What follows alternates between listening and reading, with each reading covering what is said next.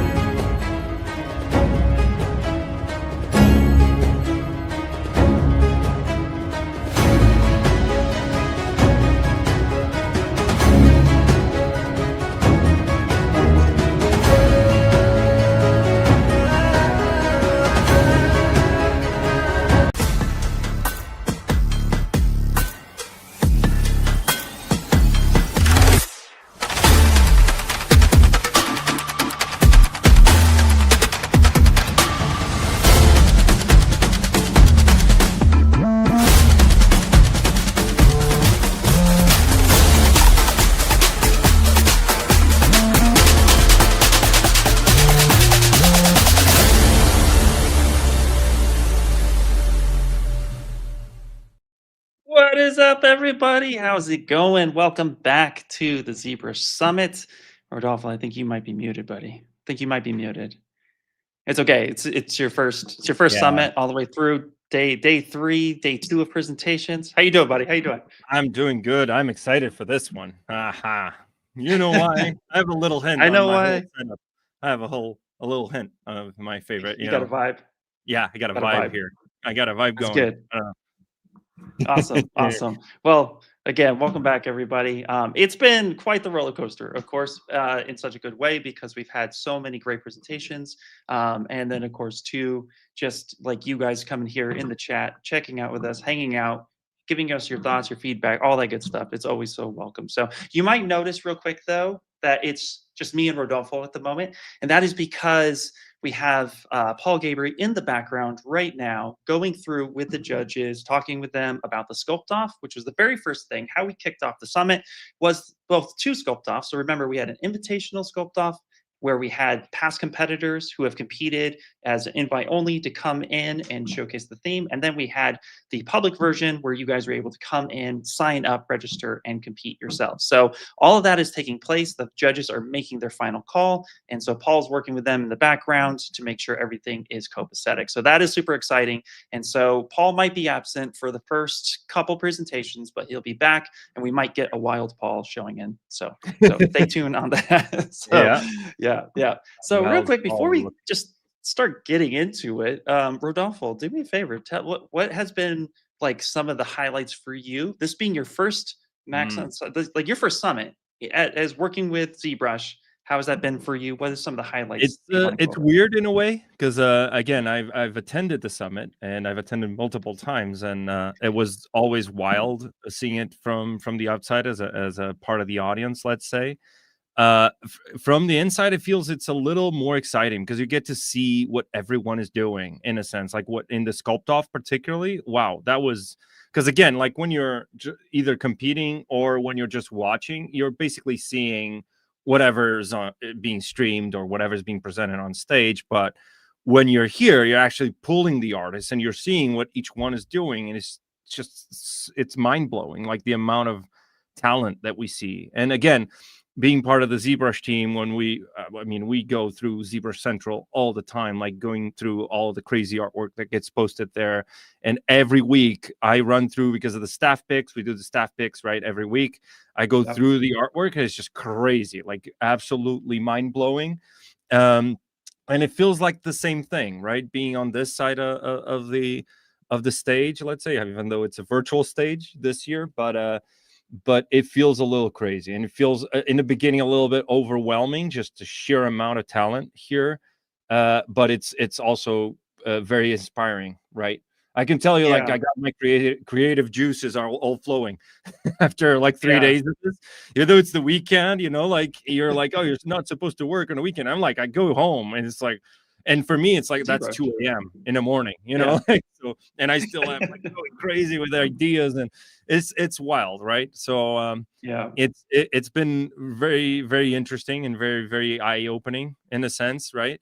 Of how much love that this application and instills into the creative community, right? So how much passion is involved in the actual community, which is great, right? And something I always felt on that side when I was in the chat and I was there for the 2023 ZBrush Summit as well.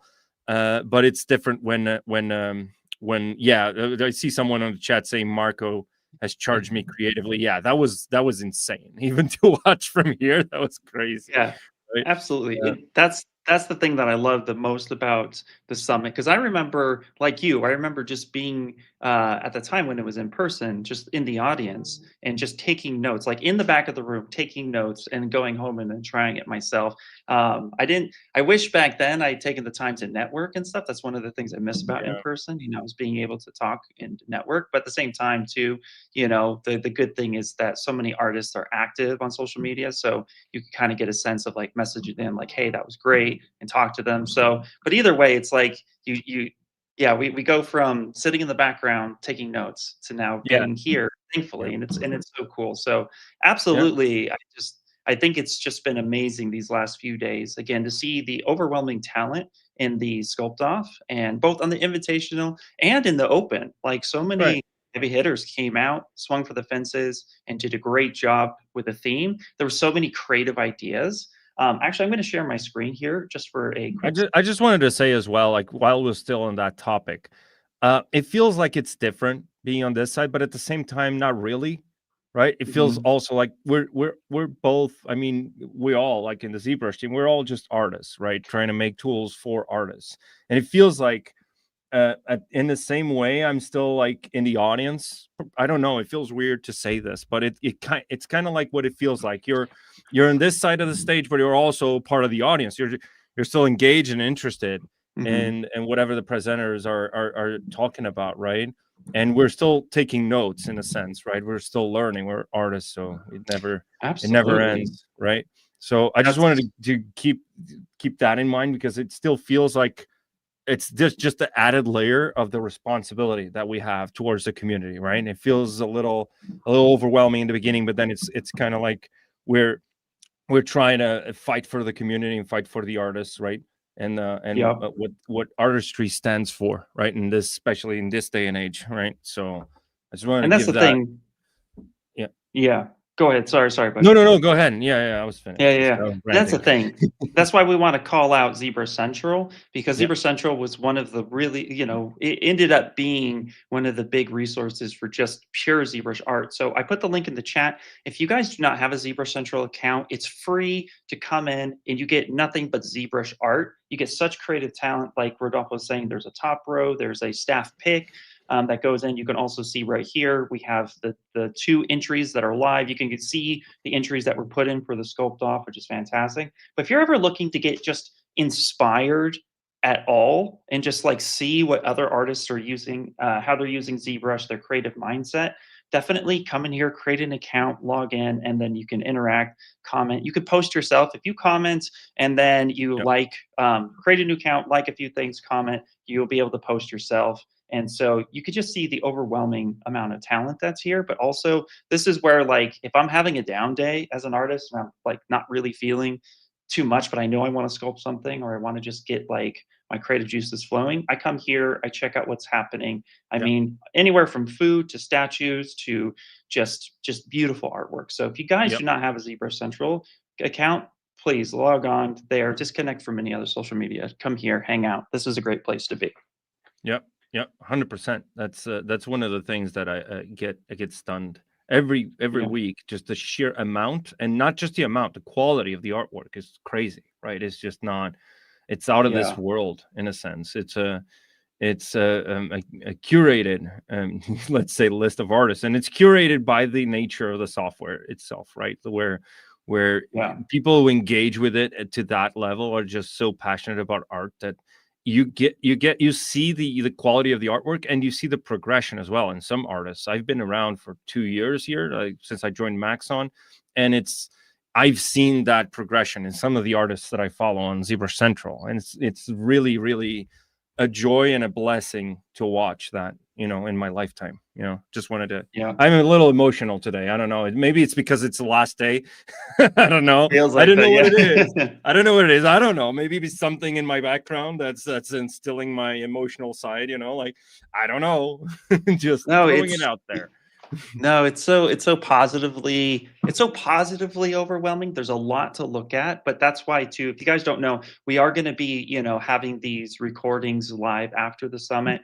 We usually, take the full session, break them up into more bite-sized sections. So every section gets its own presentation video, and then they go live on our YouTube. So you'll definitely be able to come back and take a look at it. We usually also leave the full broadcast up as well, so you guys can see that. So these things are recorded and they will stay up there for future viewing. So don't think, oh well, VFX yesterday had this whole presentation about bugs and spiders and hands, and it's like, well, there's a lot there. So you want to go back and be able to check some of that out. So that will all be available for sure.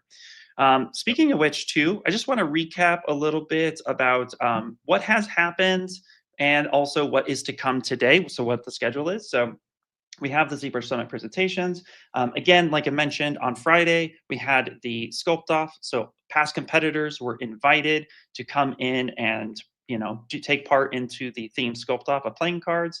And then we had a public Sculpt-off as well. And again, so many great people came out and joined. So if you competed, great job for you. Seriously, I mean this as full sincerity as an artist myself. If you competed, you already are a winner in my book, because Yeah. it's hard sometimes, especially Yep. when you only got like a 3-hour window. It can be very intimidating. And I always encourage new artists or artists who are trying to get known to enter these types of competitions, because it's so good for you to just get the experience of putting your work out there and competing at a level in which, will help push you in the end. So if Yep. you are thinking about it or whatnot, anytime this type of competition comes up, I encourage you, go ahead, jump on. Win or lose, it's such a great experience. Yep. And also helps you, like, in my opinion, just really push yourself to that next level. So great stuff. And then on Saturday, we had great presentations from Loot Studios. We had Robson come in and talk about the storytelling of 3D print miniatures. I'm sure there's a bunch of you that love playing board games or has miniatures of your own, or just like sculpting miniatures. So it was a great presentation and a breakdown. It has some really cool tips and tricks about how to work within the constraints of miniatures, because you're kind of locked to certain sizes. So that was a great presentation. And then we definitely had Ryan Kingsley come in and talk about anatomy, which was fantastic, by the way. And if you're visiting this page, you can also click the little zoom in button, and then that will show you what their work looks like. So really cool stuff. So we come back up here to Robson. You can get a lot of their profile and you can see their work. And this was a really great presentation. Again, if you're thinking about improving your anatomy, he had a lot of good tips and tricks. So really good section. And then we had Daniel come in from Daytona, behind the scenes, working with toys and hard surface and all that good jazz. Really fun stuff. And then we had the speed demon himself, Marco Laszlo, come in and showcase what it means to sculpt something in 46 minutes, which was crazy. We had Daisuke actually clock it 46 minutes, so not even a full hour. And Yeah. wow, just like truly impressive to see that type of work. And hint, hint, wink, wink, a little nod to one of the presentations that is to come that Rodolfo and I may or may not be excited with. And then we also had Shamat come in and talk about tattoos in 3D and how he uses ZBrush for that, which to me was super unique, because the tattoo world is, as far as I'm aware of, as somebody who wears tattoos, it is a very unique industry to get into. It is probably one of the more difficult industries to get into. But just to see how somebody is taking ZBrush and being able to work within, a 3D software, and then push that to become an actual tattoo, and how he works with his clients and how he tells a story with each one of his clients, because that's really what a lot of tattoo artists try to do, is like get something that is meaningful to the client so that they are happy client, happy artist. That's usually how it works. So it was really cool to see his take, and there was a lot of really good like conceptual 2D sketches he was doing before going into 3D and talking about that journey. So that was fantastic. And then we closed off yesterday with WeFX. Again, fantastic presentation. If you at all are trying to get into the film industry, animation, props, whatever, it was great to see this breakdown, because they covered a lot of the challenges and what it takes to actually work on a show like Wednesday. So, and it was also really great, by the way, that Netflix and WeFX were able to come and showcase that. So really fantastic. Yep. And then now today, what's happening today? Of course, you get to listen to Rodolfo and I talk about all the fun stuff for the next 15 minutes. So you're welcome. But we're going to start off with Jordi. Jordi's coming in here and talking about all sorts of really cool stuff, from shoes to cars. Everything apparently here is 100% done in ZBrush, except for the render, of course. But all of this is done in ZBrush. So we're going to be talking about all of this good stuff as his freelance career using ZBrush and what that looks like. And then we're going to have Doom show up and really break down what's going on. Doom has always been one of my favorite video games growing up as a kid. I remember playing on a 486 IBM computer. If you guys know what that is, I might be dating myself. But geez, this was super cool to see the progress of where Doom is coming. And then we're going to get into Hasbro. This is where Paul should be back. Hopefully, he should be back here. He doesn't want to miss it, but we're going to be talking about G.I. Joe and the figures and how ZBrush is used in the toy industry. So if you're like me, I started in toys, and this was like it's going to be such a near and dear presentation, because ZBrush is, not just my opinion, but also what I've seen in the toy industry. I used to work at Funko. We used nothing but ZBrush. ZBrush for 99.9% of the work, except for rendering. So ZBrush is really big in the toy industry. And then we're going to have some storytelling through photography, more specifically toy photography. Now, this is cool because, as I understand it, he doesn't use ZBrush, but it's the way in which he's showcasing his work And this is really good tips and tricks for like you trying to story tell your models or your work. But apparently too, I think if Paul might have said it yesterday, but he works with somebody who does use ZBrush pretty well. But just how funny is his work? It's really cool. So, but I learned a lot of rendering tips through photography, and so I love looking at photography's work and just the joy that they have. And I guess he does this all in his backyard, which is even more impressive. So, toy photography, fantastic, love it. Like, look at this one, like the claw. Yeah. It's great. I love it. It's literally a claw. Oh, Yeah, and then we're gonna have a video from Patrick 4D. Again, he's somebody who uses ZBrush for food products. If you've walked into a grocery store and you've seen any one of these things, he's so big in the food industry, and he actually uses he'll use ZBrush and Cinema to get these types of renders coming in, and it's just amazing. So he's going to talk about his journey and what that looks like.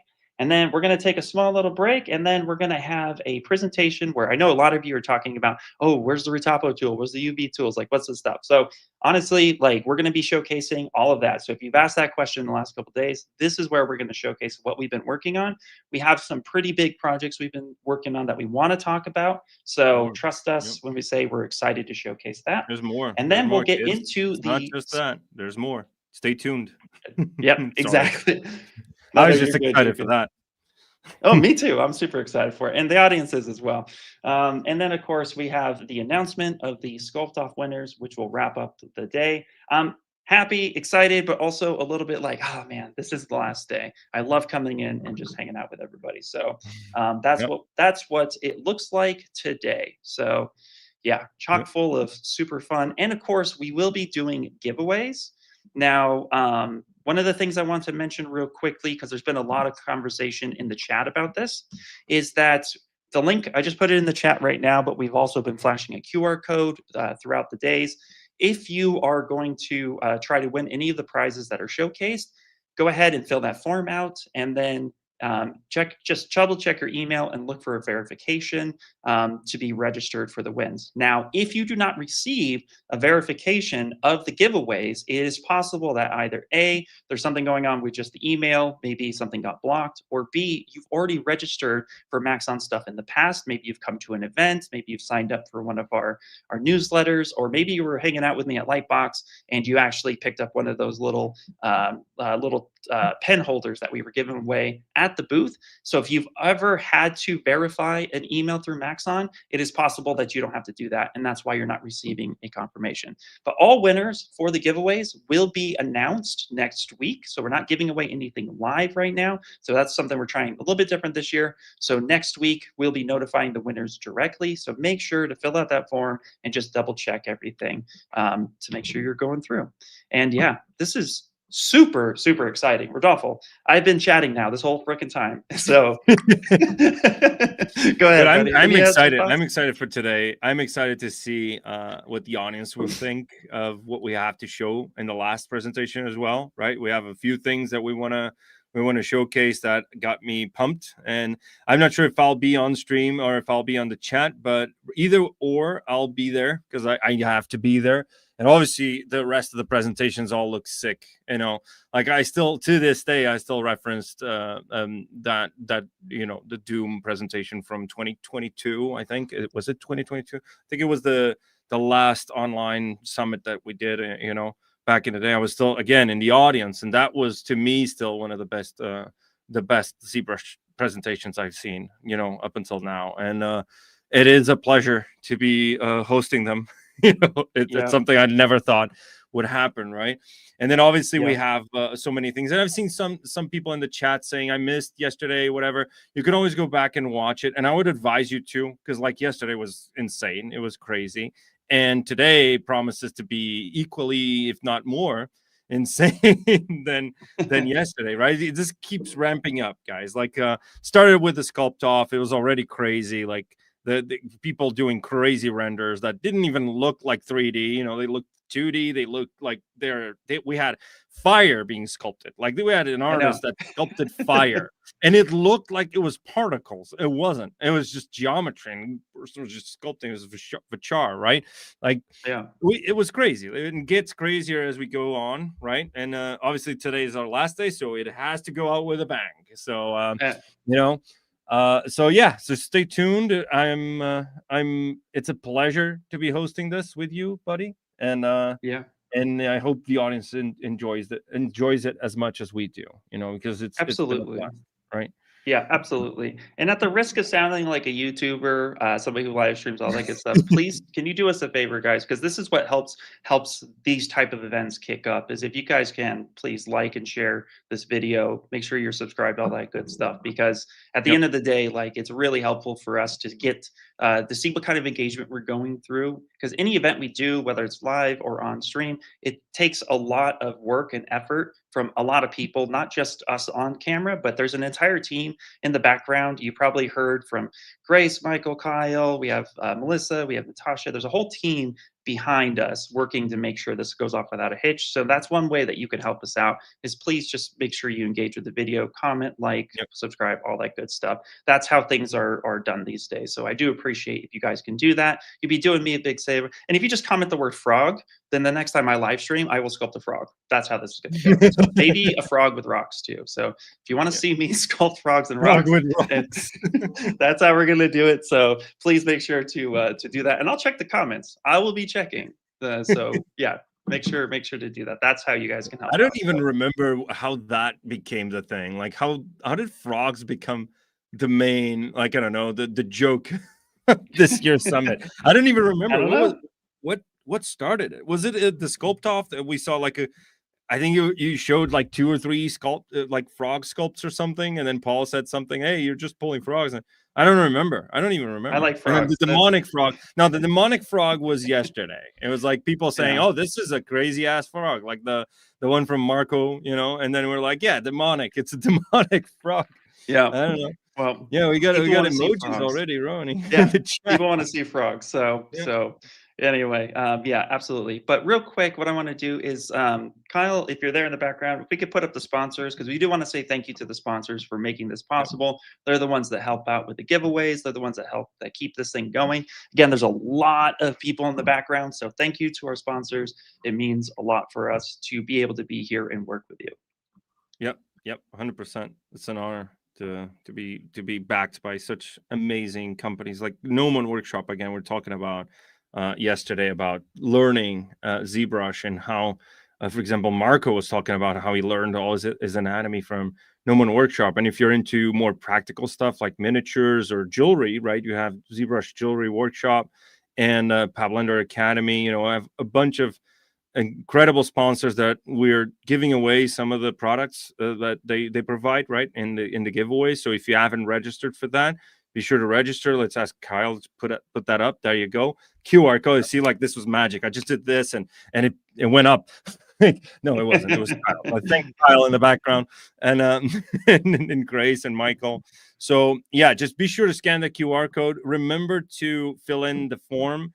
And if you haven't accepted like there's a little thing that you have to accept so we can send you an email if you win, right, the giveaway. So you have to accept that in case you want to get the prices. And then you should get an email confirming that you're registered to the Maxon. Yeah. You know, you're whitelisted, let's say, to get emails from Maxon. Yeah. So and like I mentioned, there's a possibility that you've already accepted that. So if you've ever done anything in the past with Maxon, you may not actually see that come through. Or again, it could just, check your email, check your spam, your junk, sometimes promotional. Just make sure you check. And like I said, if you don't get it, there's a great chance. Just think like, oh yeah, I actually had been at a Maxon event before I signed this before, because it's all the same system. So we just want to make sure that you are in the entry. So I know it's been a little confusing, so just wanted to try to clear that up as much as possible.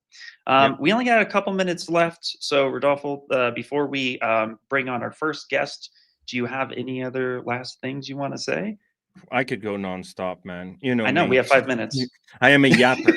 So I know I am a yapper, yeah. So again, it's going to be awesome. I can't wait for us to show you what we've been working on the last presentation.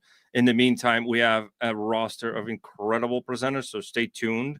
And again, I'm shouting out, I'm pushing this. It's ZBrush Central and ZBrush Live. I've seen a lot of comments yesterday. People, even on the Sculpt-off, right? That we had a few ZBrush Live artists that were competing, and people were like, oh, this is cool, whatever. Like they haven't seen them before. If you haven't checked, we have a list of ZBrush Live artists that stream here every week throughout, the year. So we have some of them in the chat already, seen like some of them already in the chat. If you want to check out how these artists think and work and what is their process, just be sure to tune into this channel and you'll see them from time to time here streaming, right? So I just wanted to give a shout out to the ZBrush Live artists. I know some of them are in the audience. I've seen Ash already get around there.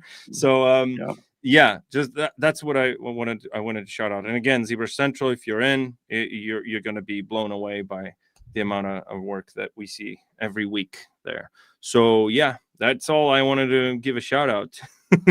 And thank you for having me. This has been a blast. First ZBrush Summit, that I have been a host, and it's crazy. Unbelievable experience. Yep, absolutely. Well, awesome. Well, that's really cool. So yeah, again, everything you've said, Rodolfo, and like I said, there's definitely, check out the calendar, check out everything. Actually, here real quick, I'm going to put it in the chat for anybody who has been wondering about ZBrush Live as a whole, all that good stuff. Here's actually the link for that. So you guys can go and check out the link and make sure that you follow all that. Then that's also the other reason why we're like, make sure you're subscribed to the Maxon ZBrush channel, because you'll get notified when those artists go through. I put and up it's really the ZBrush Central as well, by the way, just in case. Yeah. Awesome. Very good. You're gonna say something. Well, honestly, I'm just excited. I'm excited to get this. I'm excited to get this rolling. So, yeah. So again, thank you all for being here. We got a great show. We're going to be live all day. So stay tuned. We got our first guest. I'd say if our first guest is ready, Kyle, go ahead and give a signal. Like we can start that next segment very, very soon. I'm excited. You excited? Oh, I am. 100%. Let's do it. Let's see. Let's do it. Let's do it.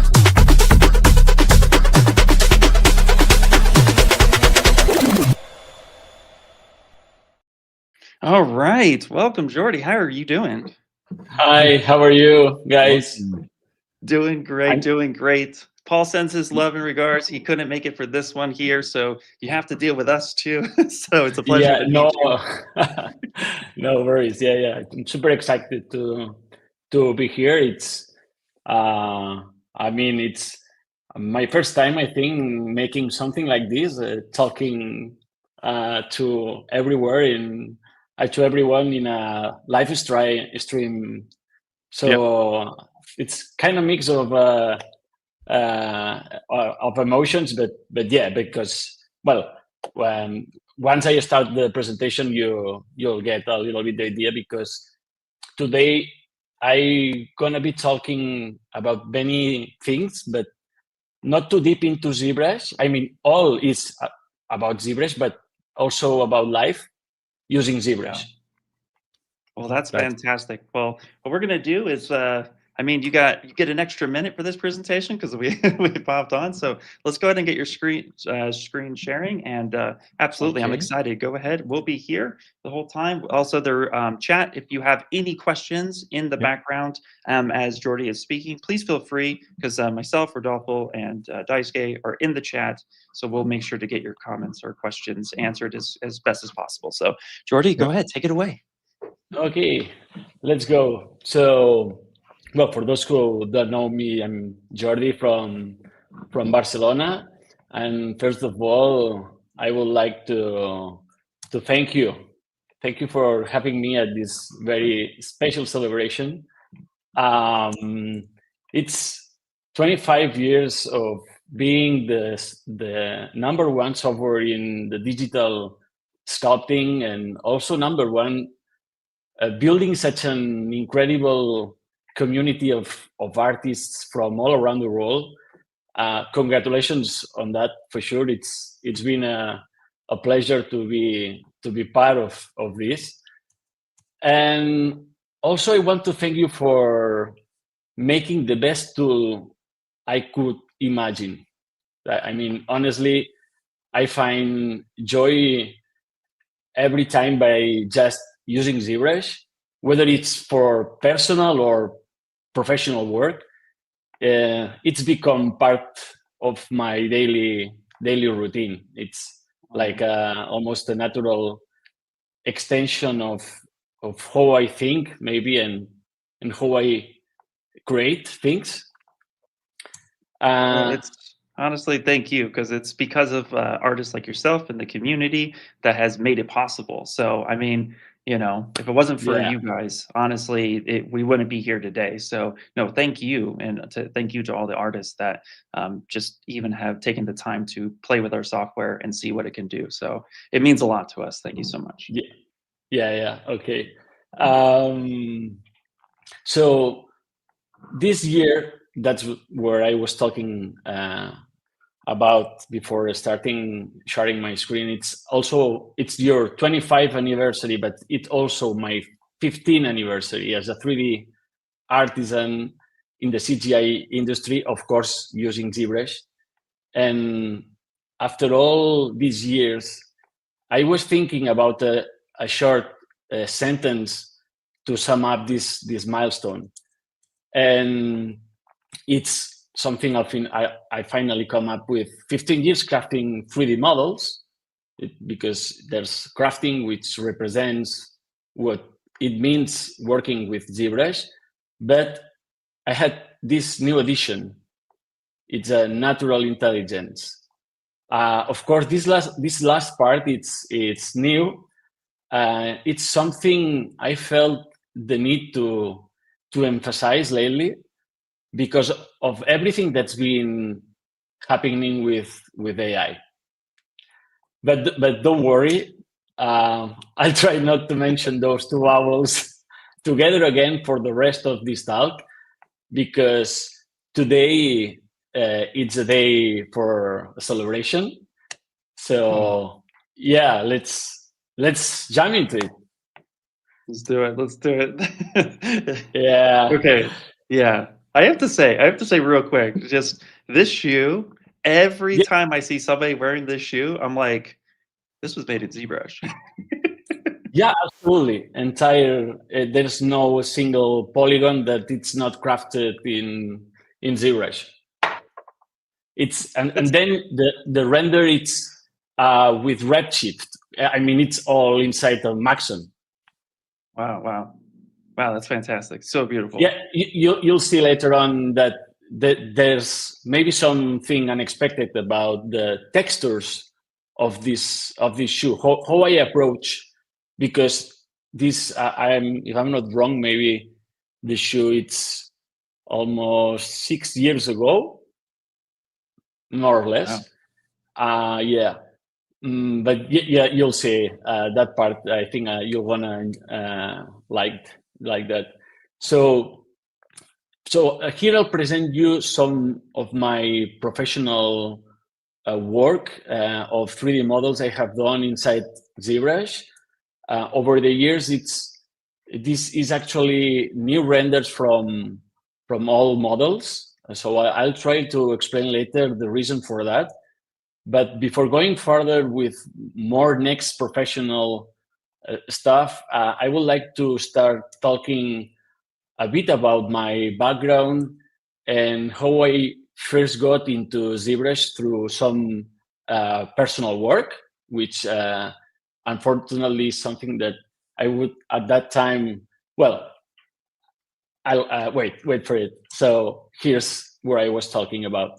That was actually very different from what I do professionally. I think that's a good starting point for you to understand maybe why I haven't continued with this, and I eventually changed my direction completely until I finally became a professional and made a living by just using ZBrush.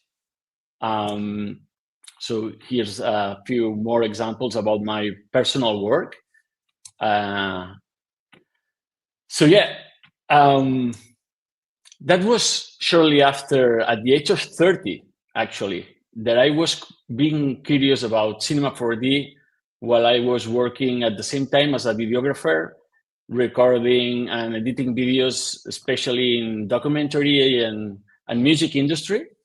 So before that, I didn't know so much about 3D really, but at that time I thought that 3D world was far away from what I enjoyed the most, like crafting things with my hands without any purpose at all, just for having fun. And I realized then afterwards that all of these were excuses to avoid facing the complex world of 3D. So that's something that I wanted also to show you guys. That all of this content is just before I got into ZBrush. And it was until then, after being blown away by the possibilities of 3D, that I decided to leave my job as a videographer. As you can see here, I'm a little bit exhausted, especially after being told that I wouldn't be going on tour filming David Bisbal. I'm not sure if you know him, but it's a very well-known singer here in Spain. It might sound a bit unexpected, but I'm actually glad things didn't go as planned, because otherwise I might never have discovered ZBrush. So yeah, I decided to dedicate a whole year learning Cinema 4D with all the money I got from selling my studio equipment. Those were different times with very little online material for self-learning. So I started out with a book by Artborn Koningsmark. Yeah.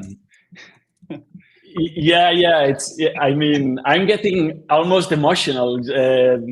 It's amazing that I had to experience of learning Cinema 4D with just a book, but yeah, I wanted to also share this with you. And then before continuing, I would like to finish my story as a videographer in this kind of background presentation by sharing something that represents what I consider my very first big happy accident. So, as many of you already know, in the world of digital sculpting and others, of course, these kind of unexpected moments happen from time to time, and they are truly wonderful when they do. So in this case, I need to shoot a person, a friend of mine. In this case, it's Eric Meyer. Say hi, man, if you are watching this. Inside the soap bubble. So the reason how and why isn't really important here, but thanks to that silly idea, I ended up taking some photos of the bubble, which was something I hadn't planned at all. So it was honestly amazing to experience that unexpected moment of movement, interacting with the bubble. Here you can see the result of gently blowing on it, and watching that unleashed festival of colors and movement. So yeah, I'll always remember it, and I also wanted to share it with you because in the ZBrushers community, it's happy accident. It's something that we used to talk about. And then, getting back to where we were, this was a project I did at the UPC University about 16 years ago, where I had to integrate a 3D model into a photographic image. In this case, myself. And I also would like to say thanks to Danny Virgili for the picture and making me feel like a star in the photo shoot. Although we didn't receive any training in ZBrush, really. I decided to create this character for first time, I hesitate a lot before showing this image to you guys, because it was made many years ago, and I can spot flaws everywhere. In fact, I no longer have the 3D file. At some point, I thought it was terrible, and I absolutely deleted it. It's okay, though, 'cause, like, you know, like we all start somewhere, right? And so it's cool to see some of the older stuff. You know, I'm actually shocked on how many new artists want to see, like, where did you start from? And so it's cool that you have something like that, so we can, so you can showcase, like, yeah, look, you know, this model may not be perfect, but it is where I started. So there you go. Exactly. It's the first model. So it's been an experience making this presentation to see it. It allows, it's kind of, you can see the whole progression through the years and watching the first thing you did. So yeah. And then so from the beginning, and I wanted to share also this video with you. I knew I wanted to focus on 3D modeling, and I've always enjoyed, as I said, making objects with my hands, and given the level of the burden of self-demand, I would say, that always have been following me. I knew I couldn't cover the whole spectrum of the 3D world. It's like trying to be a director, camera operator, scenographer, a costume designer, all at the same time. So it was impossible. And if you are really, you're that kind of person that you are very obsessed with details and everything, you have to choose just one thing. And then soon after, I started working in Garrigosa Studio, a major studio in Barcelona, that needed to incorporate 3D into their workflow. It was very challenging because I was the only one in charge of 3D. So I had to handle not only modeling, but rendering and compositing. By then, I was comfortable enough with Cinema 4D and ZBrush, creating assets and supporting the studio in building models that will later be integrated into photographic images, as you see here. But unfortunately, after a year, we came to the conclusion that the workflow required by 3D to achieve optimal results at that time was incompatible with timing and pace of advertising agencies. So even though the projects were very exciting and I gave my best to each one, in many cases, it simply didn't make sense to invest such an effort in modeling and texturing for just a single image. So here you can see where I was through this example, this side by side, you can get the idea of the kind of result I would love to achieve. The one on the left, it's the final one. I don't remember exactly how much time I had, maybe a day or even less than that. So I had to make the mask the only CGI part of this image, but with a little bit more time, I could achieve a much more richer level of detail. So often what takes the most is the initial planning, I think, deciding which process to follow, science in ZBrush, even more at that time. You can reach the same result using different tools. Once all the primary shapes are well defined, adding more detail, I think it can be relatively quick. So I, in a way, I believe that everyone who creates something from the scratch develops a special bond with the final piece. So because you shaped every part of it with your own brush. And in some professional projects, honestly, the timing and production costs, I've been left with the frustration of not being able to take things as far as I would like.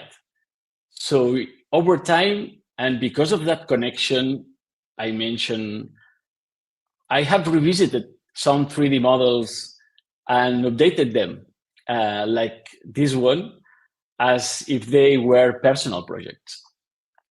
Yeah. So was that image, real quick, going back to the Rhino for a second, was that image like that mask was 3D, but everything else was like a photo, and then it was photo bashed in the end? Exactly.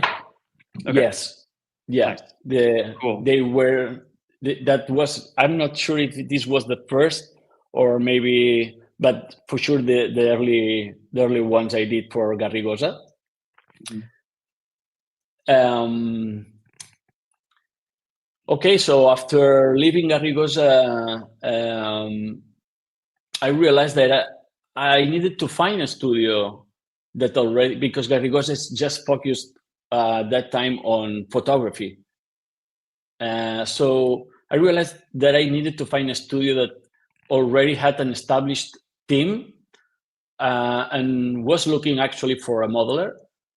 So luckily, I got a call from Enrique, the CEO of EGM at that time.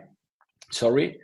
The company was and still is a key visual content provider for automotive brand SEAT.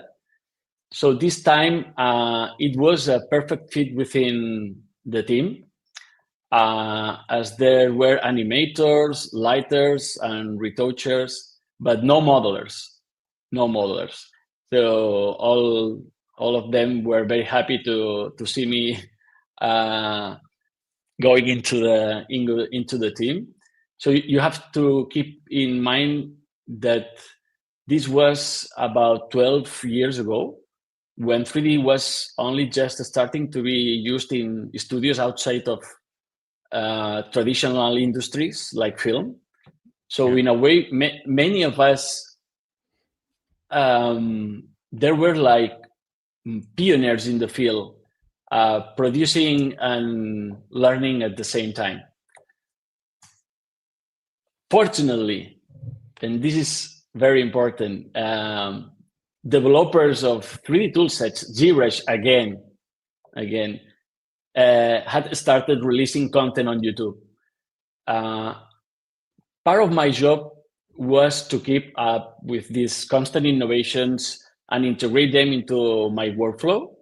So today, that's completely a normal thing, watching YouTube tutorials. But believe me, back then, sitting on your workstation, watching YouTube tutorials wasn't always easy to justify to upper management.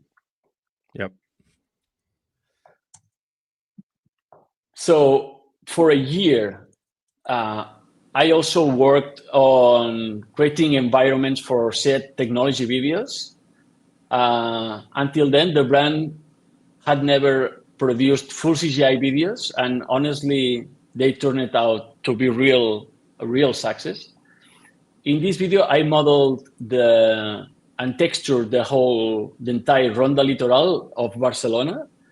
This is actually a recording with my phone, I remember, where we got into tears to see all the effort of the team in this first animation. Okay. Render. Yeah. And it. Oh, sorry, I'm sharing the original audio too. No, that's okay. That's cool. That's cool. That's just talking about our first impression about. Oh man, that's incredible. I'm getting emotional. So it was a massive challenge. There were several other environments as well, but it helped me to realize one thing, that environments wasn't really my thing, because I just didn't enjoy it. And for me, from that moment has been always a red line to work with. I guess for the workflow, you have to keep in mind that to build that entire Ronda Litoral, the only references was Google Maps, nothing more. So the process was crazy.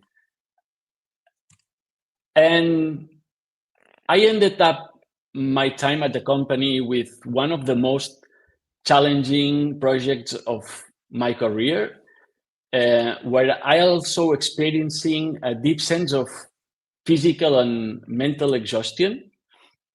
The task was to model set historic cars from the scratch. Science, the brand had no 3D references. Also, scanning the car wasn't an option, and eventually we should them. So I took on challenge, knowing that afterwards I would never. I would need to step away and take a long break to recover. It was an enormous amount of work with no qualified modelers available at that time, and so there was no option but to take the entire workload myself. So it's here you can see with this material, so you can evaluate a little bit better without all the shaders and reflections. It was at that point that I began modeling cars entirely in ZBrush and ZModeler, whereas previously I had used Cinema 4D.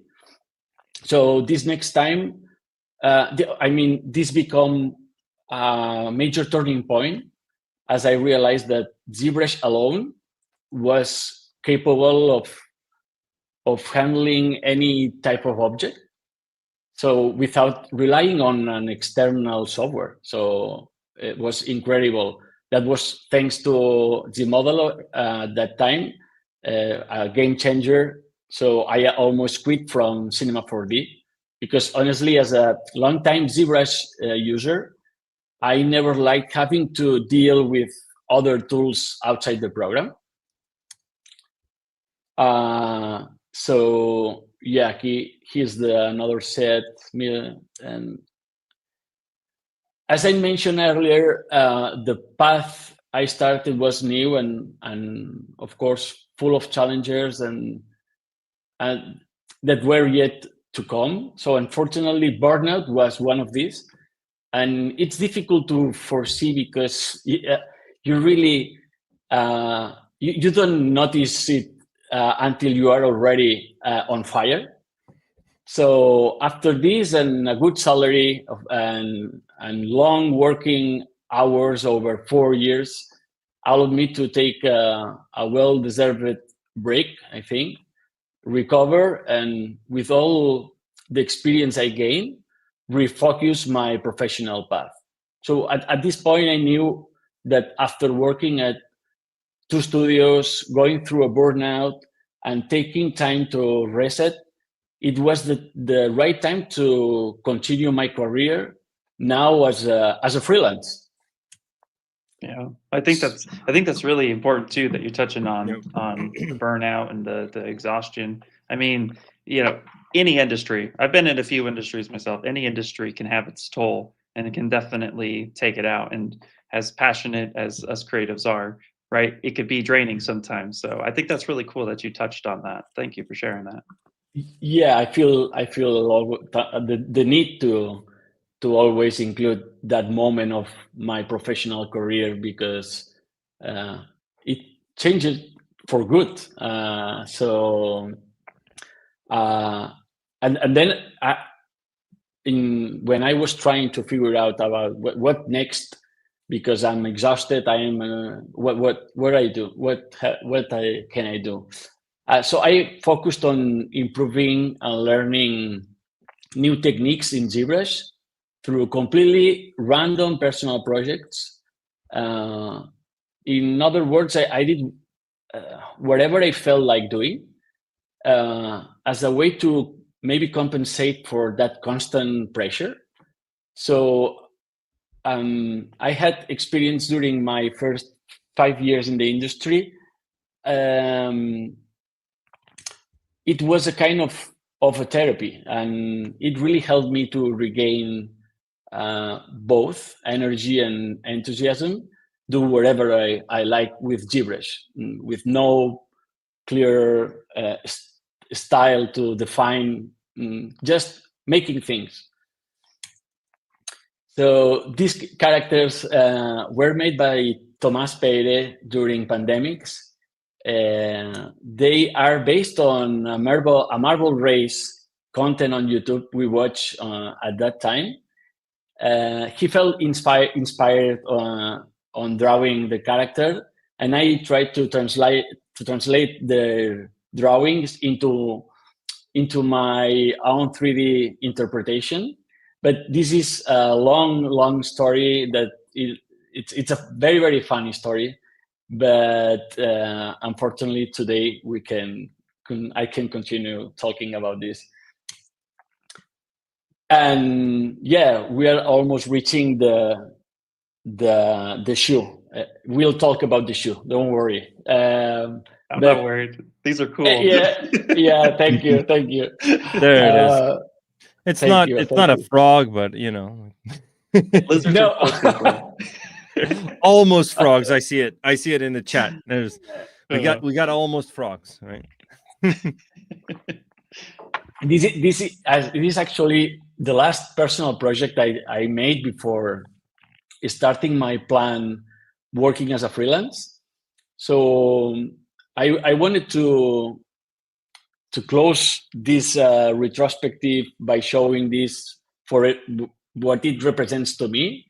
But at the same time, I think it reflects that moment when it's time to leave the nest and saying goodbye to mom and start relying on yourself, for better or worse, without anyone's umbrella.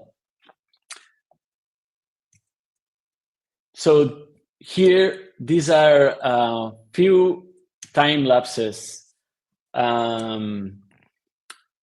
This is very important for me to show that behind a single image, there's actually a lot of work that sometimes people are not aware of.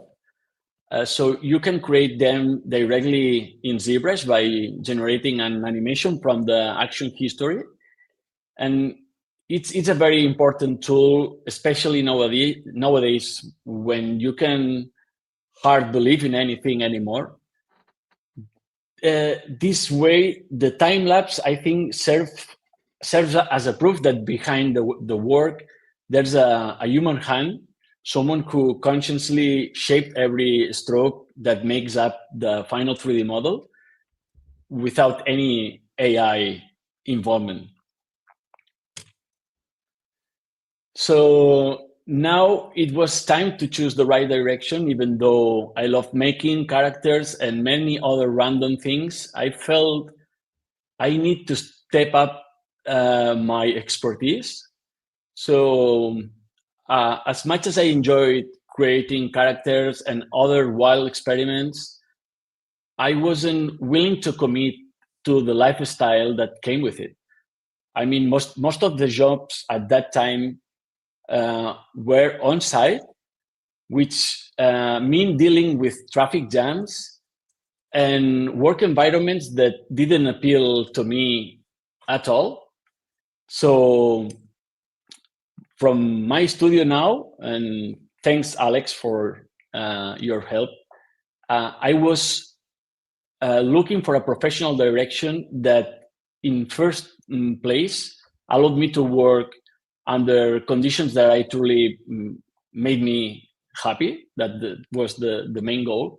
So at that turning point, with those priorities in mind, I was excited to finally come up with the idea of creating 3D product replicas, allowing brands to produce content with all the advantages of the CGI.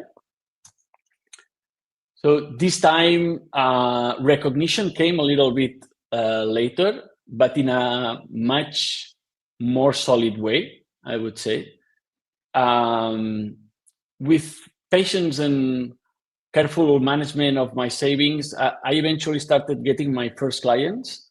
Most of them were from the animation studios and animation graphic that needed high quality 3D models, allowing them to create any kind of shot while maintaining the level of fidelity and realism that the clients were expecting. So I wanted to give a special, I wanted to give a special thanks to 6M5 and particularly to Ezequiel, who was one of the first to trust me back in 2017 during this new professional chapter with a very challenging project. And it's about the back you are seeing right now. The task was to model two Givenchy handbags for an Instagram advertisement. Of course, I didn't hesitate a second to accept the job, but my only condition was to have access to the real models. So I could capture every nuance by myself. So I still remember Ezequiel himself brought them to my studio. But if I'm not wrong, it was about 12,000 euros worth of handbags, which made me felt even more under more pressure. Yeah. Anything luxurious, I'm like, handle with care. Yes. Yeah, that can be nerve-wracking. Yeah.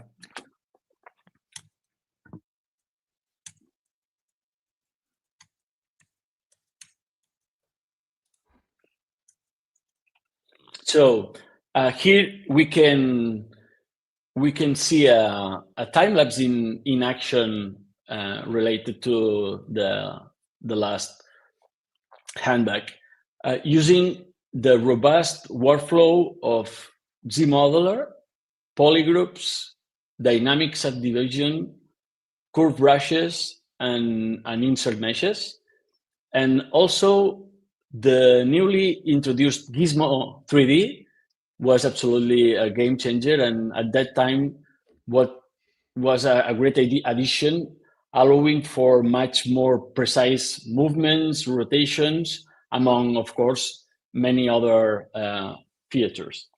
So yeah, he's the 360 of the back. Wow.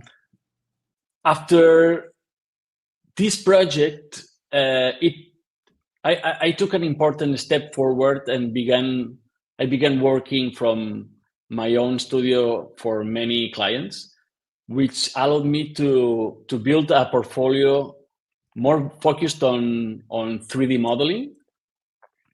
It feels like after going through so many changes, I finally found what I have been looking for since the very beginning of this journey. At first, I started by rendering and applying the colors, textures, and materials of each product, even though in some cases the assignment was only the 3D model itself. And here I even made things more complicated for myself by creating an animated reel to showcase some of the 3D models. And that turned out not to be such a great idea, honestly, because clients started asking for animations and complex renders, assuming that I handled the entire process. And I had to explain each time that those animations were only meant to present my modeling work. So yeah, maybe I pushed myself too far making this, and I project a wrong idea about my specific work. So let me share a small part of this because it always comes along a soundtrack that Thomas Peyre did. So let's go.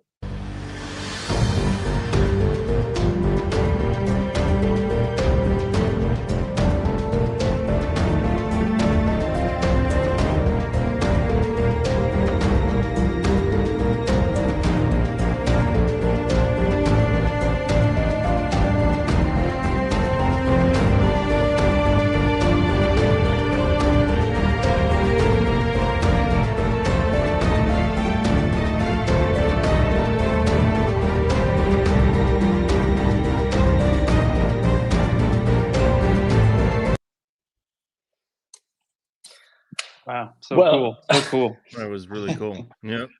We're seeing a lot of praise in the chat as well for your texturing, like the way you use ZModeler and all that. Incredible work. Awesome. Thank you. Of course, that's the reason why I wanted to show the video with the audio, because I also wanted to thank to Thomas Peyre for the great music hit, especially for my demo reel, and also to his brother Lucas Peyre and Frank Montesell from Moicano Studios for mixing and mastering the soundtrack. And then with these images, I wanted to briefly walk you through my work before I realized these were not working anymore. So to avoid further misunderstandings with clients about what I do or what I really do, I decided to present them all with a custom unified grade material. So in order to highlight every detail and subtlety of the sculpting without being distracted by colors, textures, shiny materials, etc. So to sum up, I would say that as you specialize, you realize that what once defined you no longer represent you, and you have to keep updating it.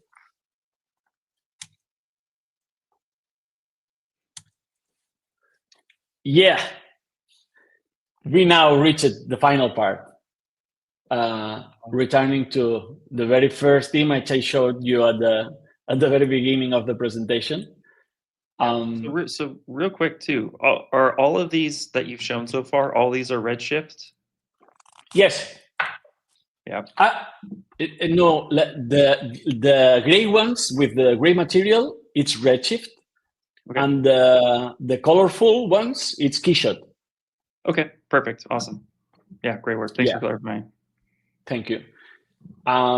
So through this project, I'll try to walk you through the essential steps involved in making a high-end 3D model. I won't dive too deep into the technical details, because the goal is to help those who may not be familiar with the process truly understand and appreciate the amount of experience required and work behind. So the idea of the so-called magic button, as some clients like to call it, simply doesn't exist for this and right now. So this was a commission. See, yeah, go ahead. Good question. Did you use nanomesh for those details that you see on the shoe? Like, that's what I'm assuming. We're getting that in the chat. Yeah. Question. Okay. Nanomesh about, you mean the textile parts? I don't know what they meant. They are actually asking, are those details captured using nanomesh? So I'm assuming yes. Maybe the No. I'll explain. I'll explain this later.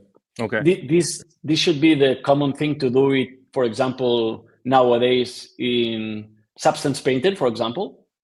Yep. But as I said, because I don't like to to go outside ZBrush. If I can do it inside, I make it inside ZBrush. So yeah, let me. As I was saying, this was a commission from Future Deluxe to model the running sneaker for the full CGI advertisement.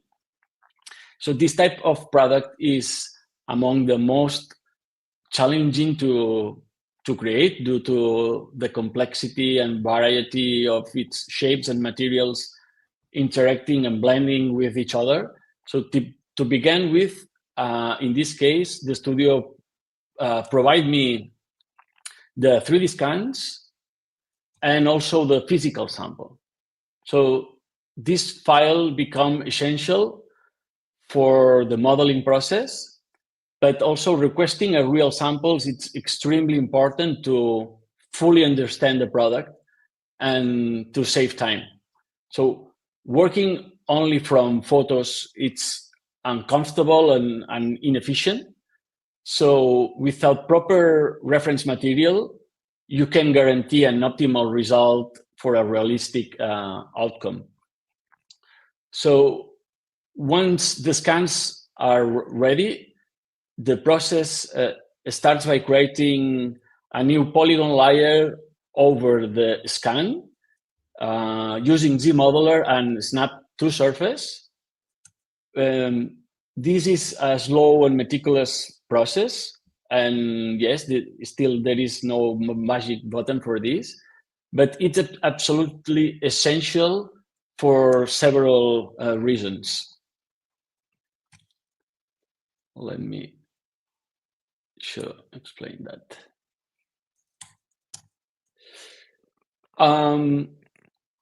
The one is to separate each material, like the laces, the sole, the logos, into individual parts.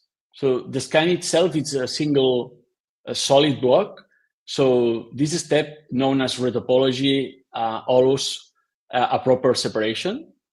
The number two would be to drastically reduce the polygon count, making the file lighter, easier to manipulate in 3D environments, and fully optimized for animation and other production needs.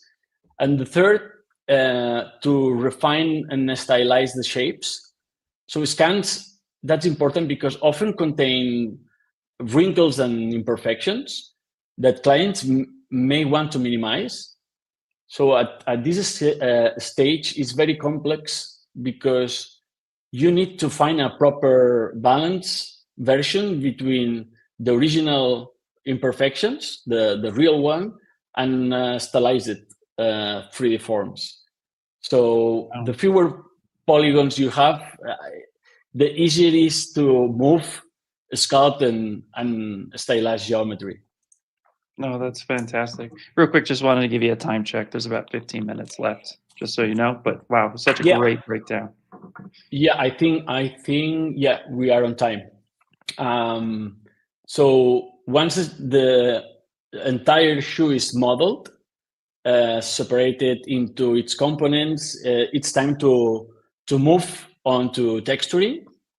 So in this project, I had to reproduce every fabric of the sneaker as a 3D pattern. So now I'll explain, maybe was the in the chat we're asking about the details. So it's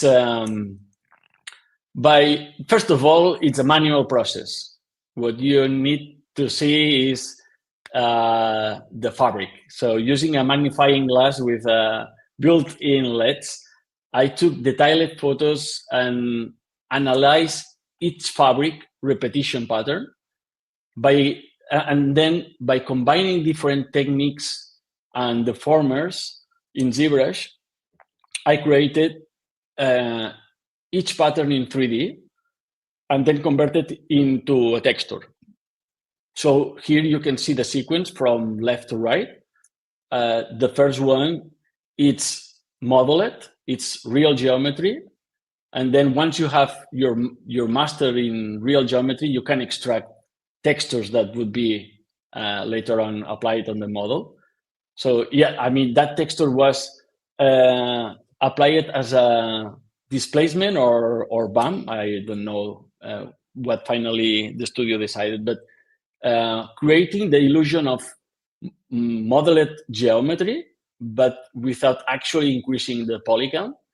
So this is very important for keeping the model optimized in all those fabrics where real 3D geometry, if it's were real 2 geometry, the model would be far too heavy to handle in a production scene. And finally, digging for the presentation through my project folders, I found this short comparison video I made. Often I do this to see how close I get to the real object. And in this case, it was very rewarding after the amount of work I did with the shoe. And yeah, that's it. I mean, this brings us to the end of my presentation. I really hope you enjoyed. It's actually my first time, as I said, I ever accepted to do something like this, since I'm not really used to speak in public. But I simply couldn't say no to this opportunity, and even more at your 25th anniversary. So yeah, I truly enjoyed preparing this presentation. It made me relive so many memories from these past 15 years. So thank you for that. Yeah, and that's it. Yeah. No, thank you so much. And also, too, just the audience had noticed great use of the mannequins and expressing yourself through the mannequins. Yeah. It's fantastic. We did have a couple questions come in. One of them was you mentioned that you did a lot of the gray renders in Redshift, but they're asking what DCC. So was it Cinema 4D, or did you use another application? Sorry for I couldn't hear the last part. Oh, for Redshift, were you in Cinema 4D or were you in another DCC? No, in Cinema 4D. Cinema 4D, perfect. Yeah. Oh, that's fantastic. And then they are wondering how many subtools was the shoe, and what was the total polygon count that you ultimately turned in? Can't remember. That's okay. It looked pretty light because production stuff needs to be light enough, right? Exactly. Yeah. I mean, it's very, very low polygons, because that was a requirement from the studio about, hey, this has to be very, very light. Maybe the low poly version, because the beauty of the retopology is that then you can send them the Cinema 4D, and then if they are wanted to be more close to the shoe, they can subdivide once more without any artifacts, and even maintaining the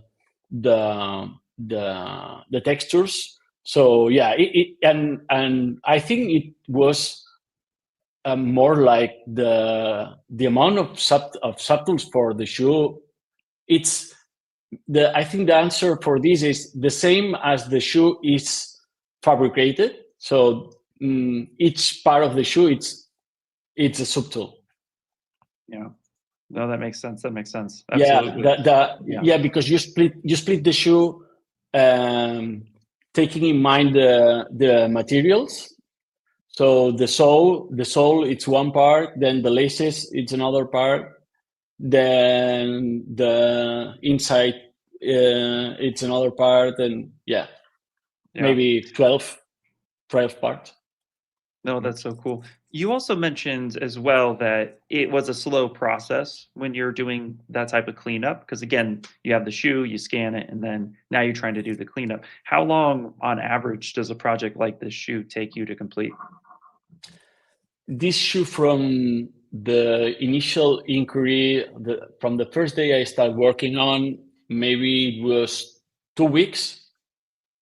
Okay, nice. 3 weeks.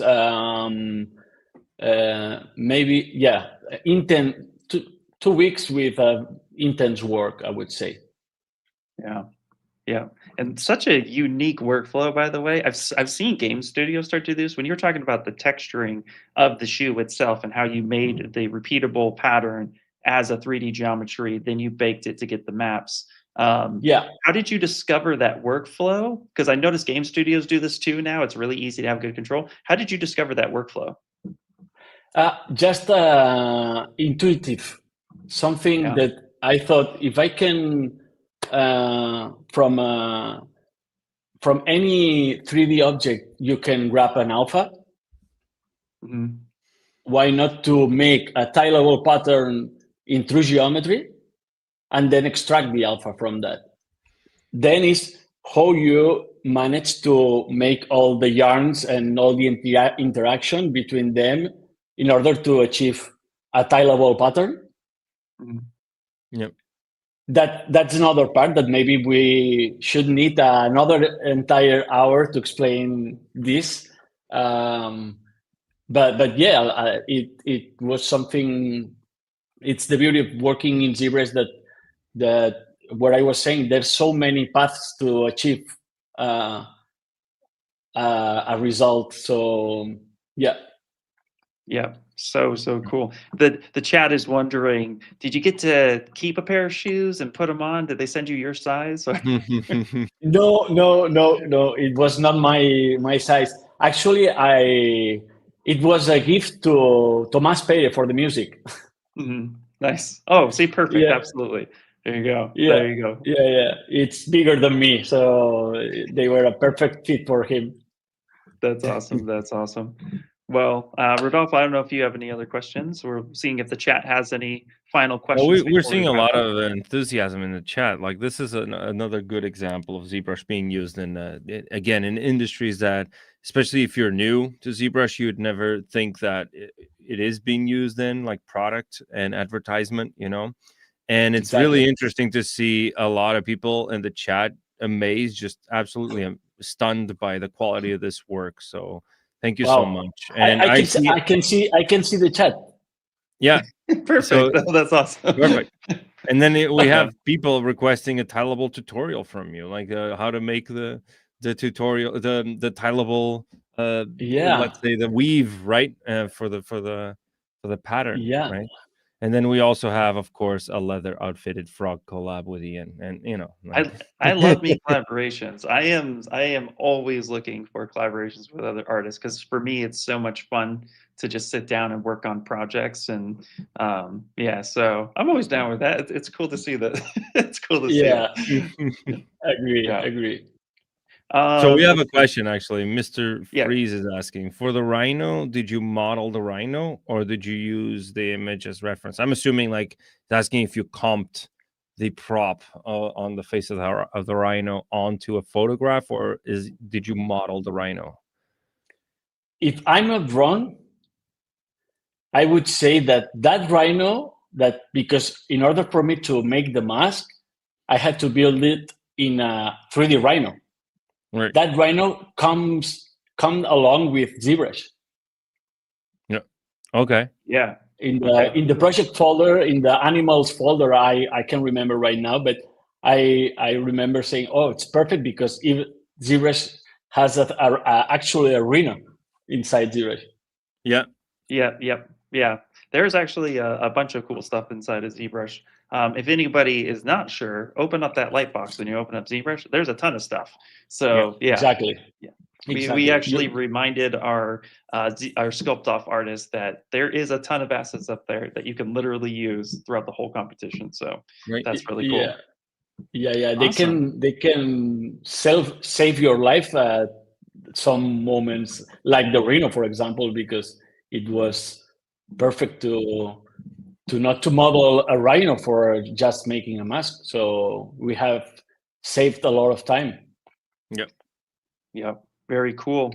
Well, again, thank you so much for coming on the air, being with us. This was a pleasure. The entire chat really loved everything that you showcased. So Yep. again, thank you Thank so you. much, Jordi. This was such a pleasure to have you here. And for this being your first presentation, awesome. You knocked it out of the park, buddy. This Yep. great Oh, stuff. wow. Yeah. 100%. Thank you. Yeah. Thank you so much. for being with us. Yeah, thank you. Yeah. Absolutely a pleasure.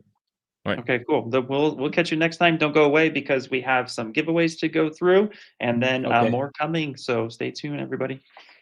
Okay.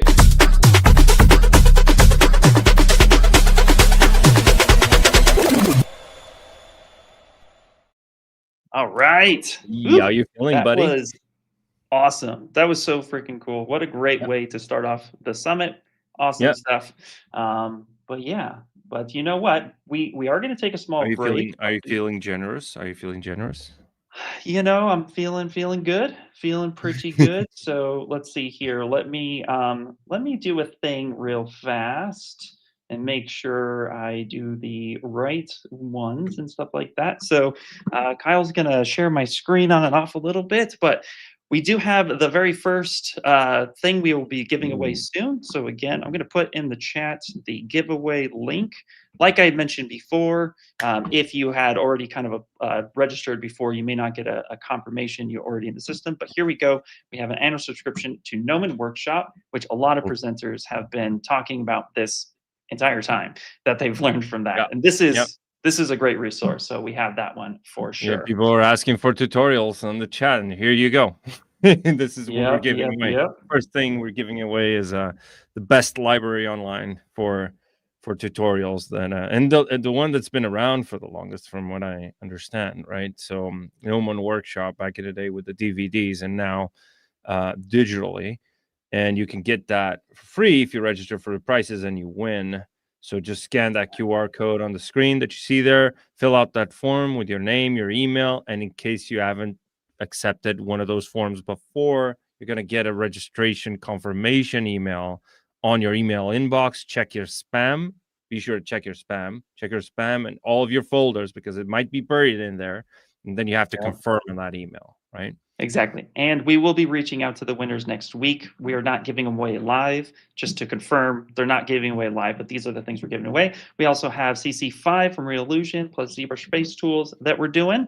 So this is another one that's really great, really awesome stuff. Let's see. I think feeling kind of generous today to pop things up here. So let's see. Let's do another one. Let me make sure I'm pulling up the right ones. What are we giving away? Show them. Great. That's a great one. Okay, here we go. Here's another one too. That's going to be in the mix. The Gnomon digital class. Gnomon being one of the most notorious schools for just anything in the film and game world. This is a great way to learn. So their classes are some of the best. So absolutely. Yep. Now, digital class, does this mean it's an actual class, right, with an instructor and all that, right? Yes. Like the online courses. So I have to tell you right now, like in case you haven't registered, dude, I learned ZBrush from one of those classes. Like my background, I was Paul's student in one of those classes during COVID. So in case you're wondering if that's worth registering, it is. Okay. So yeah, just go ahead and register for that, because that's an invaluable prize right there. So there's another one. Speaking of which, Blander Academy, the Extra Mile course, that's a great course as well. Pablo is such a great artist, and he's a great teacher. So definitely really cool. The Extra Mile takes you pretty much from start to finish, beginner level of ZBrush, all the way to portfolios and all that great stuff. So another great one here.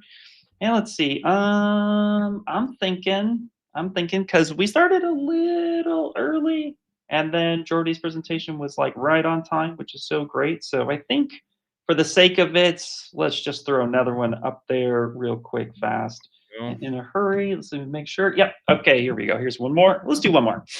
Ooh, one more. Come on. One more. This one will be, of course, from Tamal, the lifetime membership of the ZBrush Jewelry Workshop. I actually have taken this as well. This is fantastic. It's great. It's not Yeah. only it's great for jewelry, but also if you're into characters and you want to get more realistic jewelry designs or anything for your character, this is great. So, but then again, like we said, we are in so many industries, and jewelry is such a high-end industry to be a part of. So this one is also great as well. So yeah, he was in the chat a few moments ago. yeah, I think he's still in the Wow, chat. but Shout he was out in to the chat. Tom. Yeah. Okay, cool. Wigglebot.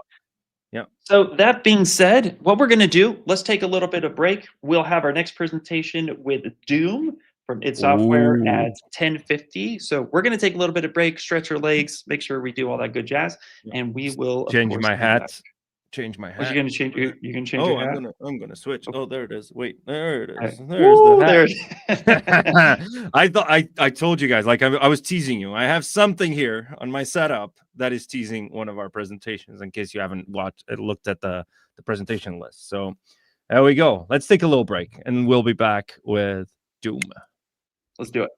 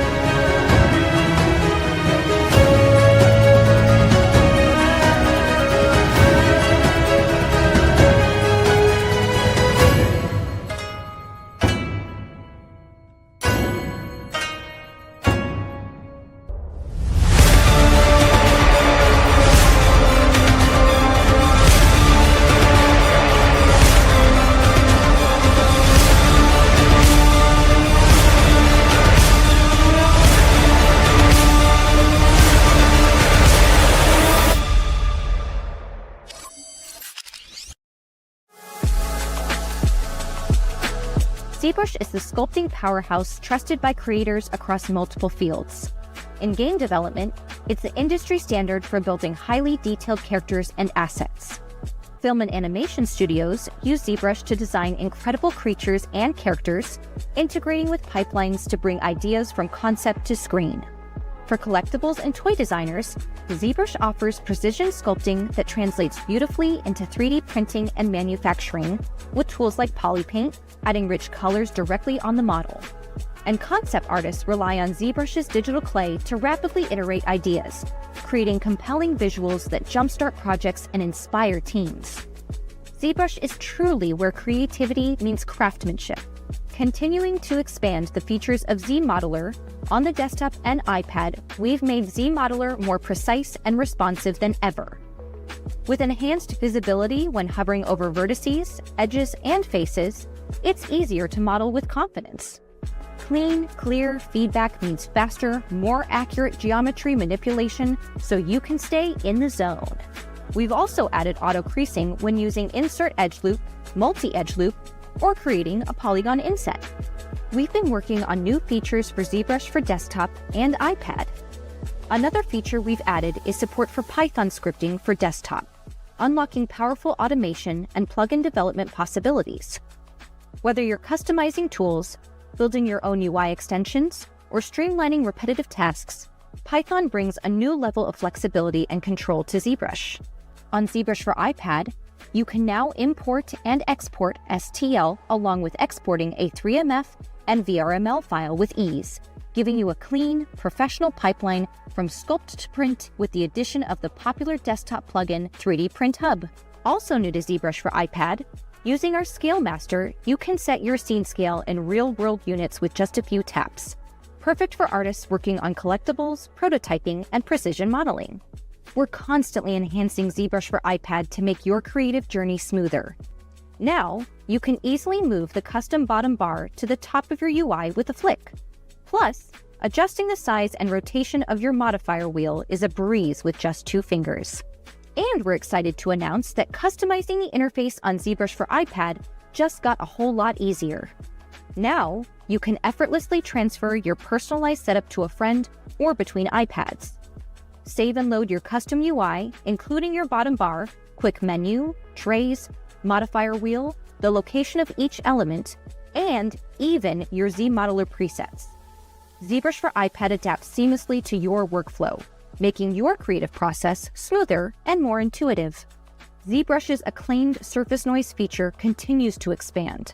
The ZBrush for iPad version has received another UI update, ensuring seamless interaction across all iPad sizes, along with individual noise resets and a reset all option.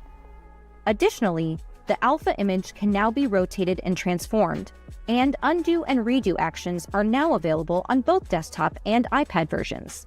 The Pro Project series keeps growing with a brand new addition to spark your creativity. Now, with the ZBrush for iPad version hosting all Pro projects in the cloud, expanding our library will be a breeze, and you won't have to worry about lengthy download times.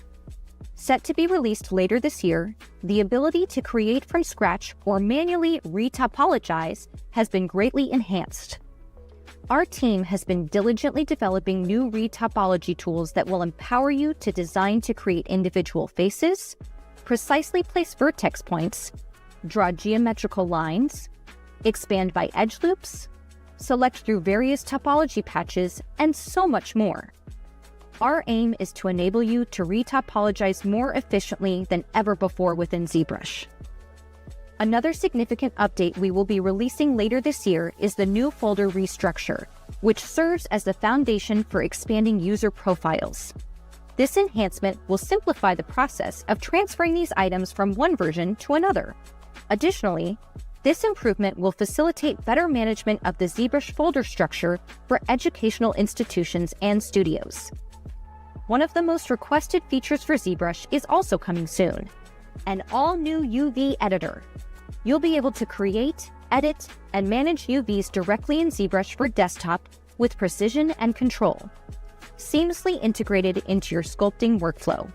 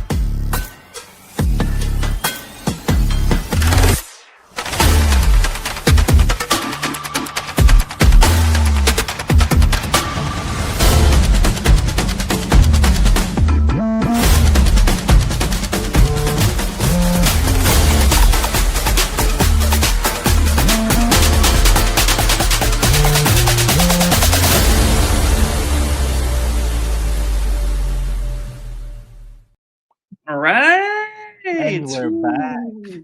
And we're back. We're back. What's Attire. going on, You like everybody? the attire here, like Casey. I do. It's a nice look. It's nice. I like it. It's good. Welcome back, everybody. That was we had Jordi on before, but we have a new guest coming up really soon. It's software from Doom. So real quick, I do want to point out. So Paul and I, we have these beautiful statues in the back.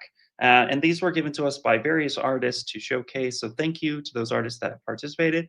There was one statue, unfortunately, that kind of like had a bit of a incident, and so during shipping, and it was unfortunate. And we always wanted to try our best to get it back on. So I thought this would be a great presentation to introduce this last piece that we had to get re-glued back together, but it's so beautiful. So shout out to the artists that made that happen. I'm gonna quickly put it here in the background as part of it to help showcase all of that good stuff. So hopefully that will make it on camera. So again, thank you to all those artists that shared that. Paul is going to be back on momentarily, but that's not necessarily a Doom piece, but it is. I was like, oh, this is a good one because it's kind of has that vibe to it. So yeah. cool. I'm excited. Are you excited? I don't know if you could tell. Yeah, I am super more than excited because again, I've played every version of Doom. I have not played this newest one. That's the only one that I haven't played yet. Yeah. But I'm super excited for it because it's on my wish list to get. Christmas is coming. So I'm excited.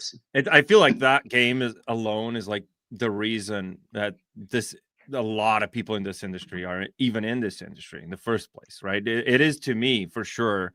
The first couple, like Doom 1, Doom 2, my dad showed me for the first time when I was a kid. I know he shouldn't do that because I was very, very young, but he was a video game aficionado, and obviously Doom 3 was like one of the key pivoting moments to me growing up when I started to wonder, what the heck is this? How do you make stuff like this in video games, right? It was Doom 3 and Halo 2 actually at the time. Wow, that's cool. And so having the honor to host its software is like a lifetime achievement for me here.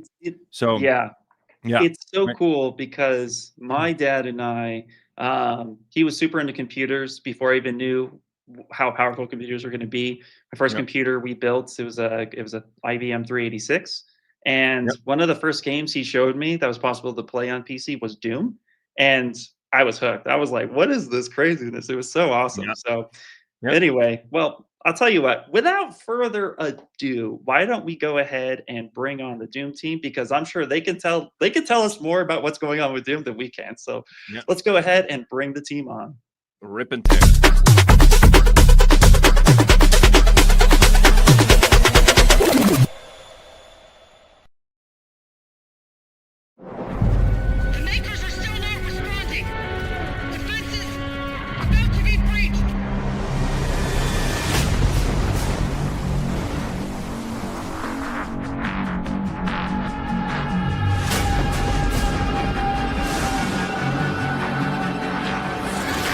Targets identified.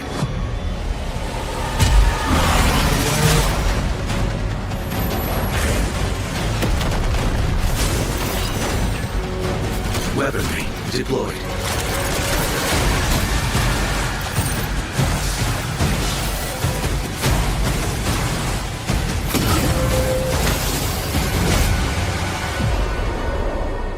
Impact confirmed.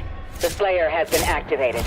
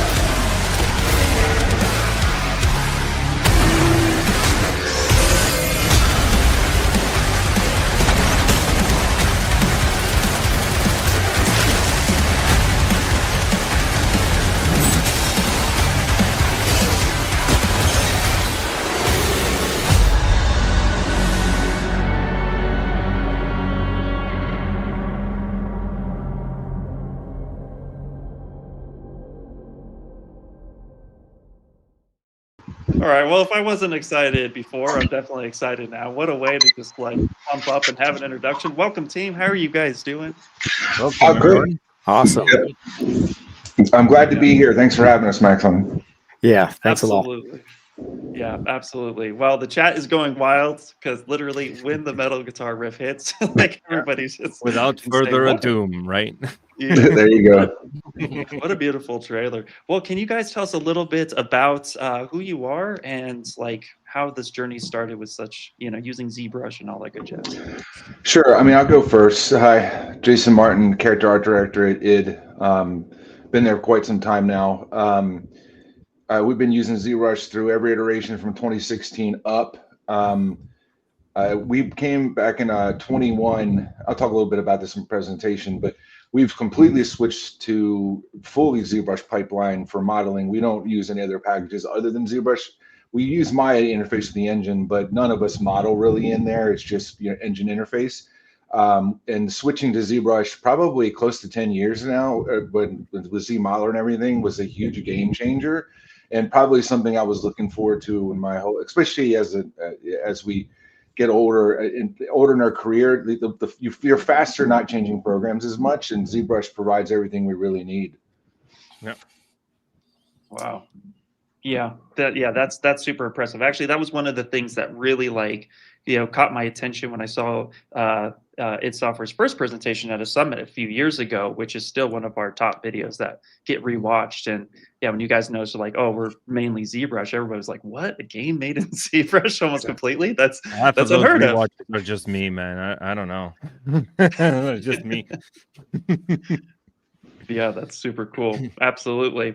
Well, I know you guys have some things you wanted to showcase and share, so we can get your screen up and have you guys take it away. Of course, we'll be looking at the chat for any questions and stuff like that as they come up. But yeah. Yeah, we absolutely welcome questions. I like the organicness of that and where that can go. So, feel free to pipe in wherever. I'll start off. I want to keep this short, and then I want to pass it off to Solomon and Denz. They're going to show you the meat of it. I'm going to preface what they're going to do with the presentation, and then they'll get into like all the nuts and bolts of it and really kind of show you actually put to practice. So welcome to Doing the Dark Ages, a behind the scenes look at the use of ZBrush in the creation of iconic character designs. We basically distilled this down into like 3 parts just to be quick about it: the design philosophy on Dark Ages, the ZBrush tools for success, and 3, keeping your toolbox light. And I'll get through all these here in a moment and explain them thoroughly. Starting off, the design philosophy: less is sometimes more.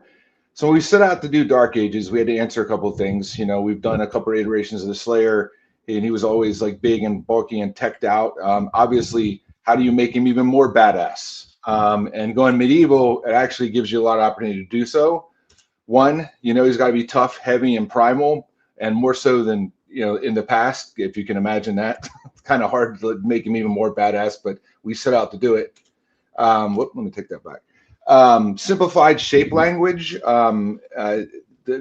Because you're going medieval, things got to be a little more simple. You can't be like super USC teched out. I realize that there's still spaceships and stuff, and you got to, it's crazy. It's a Doom universe, but we just wanted the armor to be a little bit pulled back than it was in the past. So bold, strong forms with just more rest areas, and that provides you a little bit more to do more with texturing and weathering, which leads to like basically less cut lines and details. Leave room for the texture to tell the story. You can certainly texture and detail stuff up on a more teched out character, but what you can get into trouble with is you don't have enough room to do real heavy damage because it just gets visual noise. So less is always more. Doesn't mean there's not details there. Just don't be scared of rest areas. And then obviously, lastly, is larger rivets, bolts, old tech that conveys strength and durability, and just make it overall tough. The evolution of the Slayer from 2016 to Dark Ages. This gives me a moment to touch on where we were in 2016 to where we are now, and just talk about the design evolution. So here we are on the left. This is a 2016 Slayer concept by Hugo Martin. Yeah, believe it or not, he one time was blue like this. We changed that because we felt like it was taking too much away from the original Doom Marine. But this is again designed by Hugo Martin. It has more of the Machine Krieger look, but it's covered in details. I was fortunate enough to model this back in the day, and which is a little long in the tooth these days, but we'll talk about that in a minute. Beautiful design, awesome highlight of my career. A big highlight of my career is a chance to do that. And then as we migrate over to Doom Eternal, this is an Alex Palma design. This was modeled by Denzel, who was here today last time he did this. And as you can see, he's getting even bigger and bulkier. I mean, his arms are the size of like bodybuilder's thighs, which is the way it should be, correct? But again, the suit is still barely heavily detailed, a lot of fine stuff. Machined, UAC built, future tech. Then we get to Dark Ages, we're going back, and you can see it's detailed plenty, but bolder, simpler designs, and just generally easier to viewing angles. It's more rest areas, more places for textures. It gives you for bolder shapes. Still has a little bit of Machine Krieger look to it, but the trim is thicker. The design is just more simple overall. But it's tricky, right? Because there's plenty of detail in that. It's just like where you put it, and we'll discuss that on like the next slide here. So on the left is a 2016 Slayer resurrecting this bad boy, probably modeled in 2012.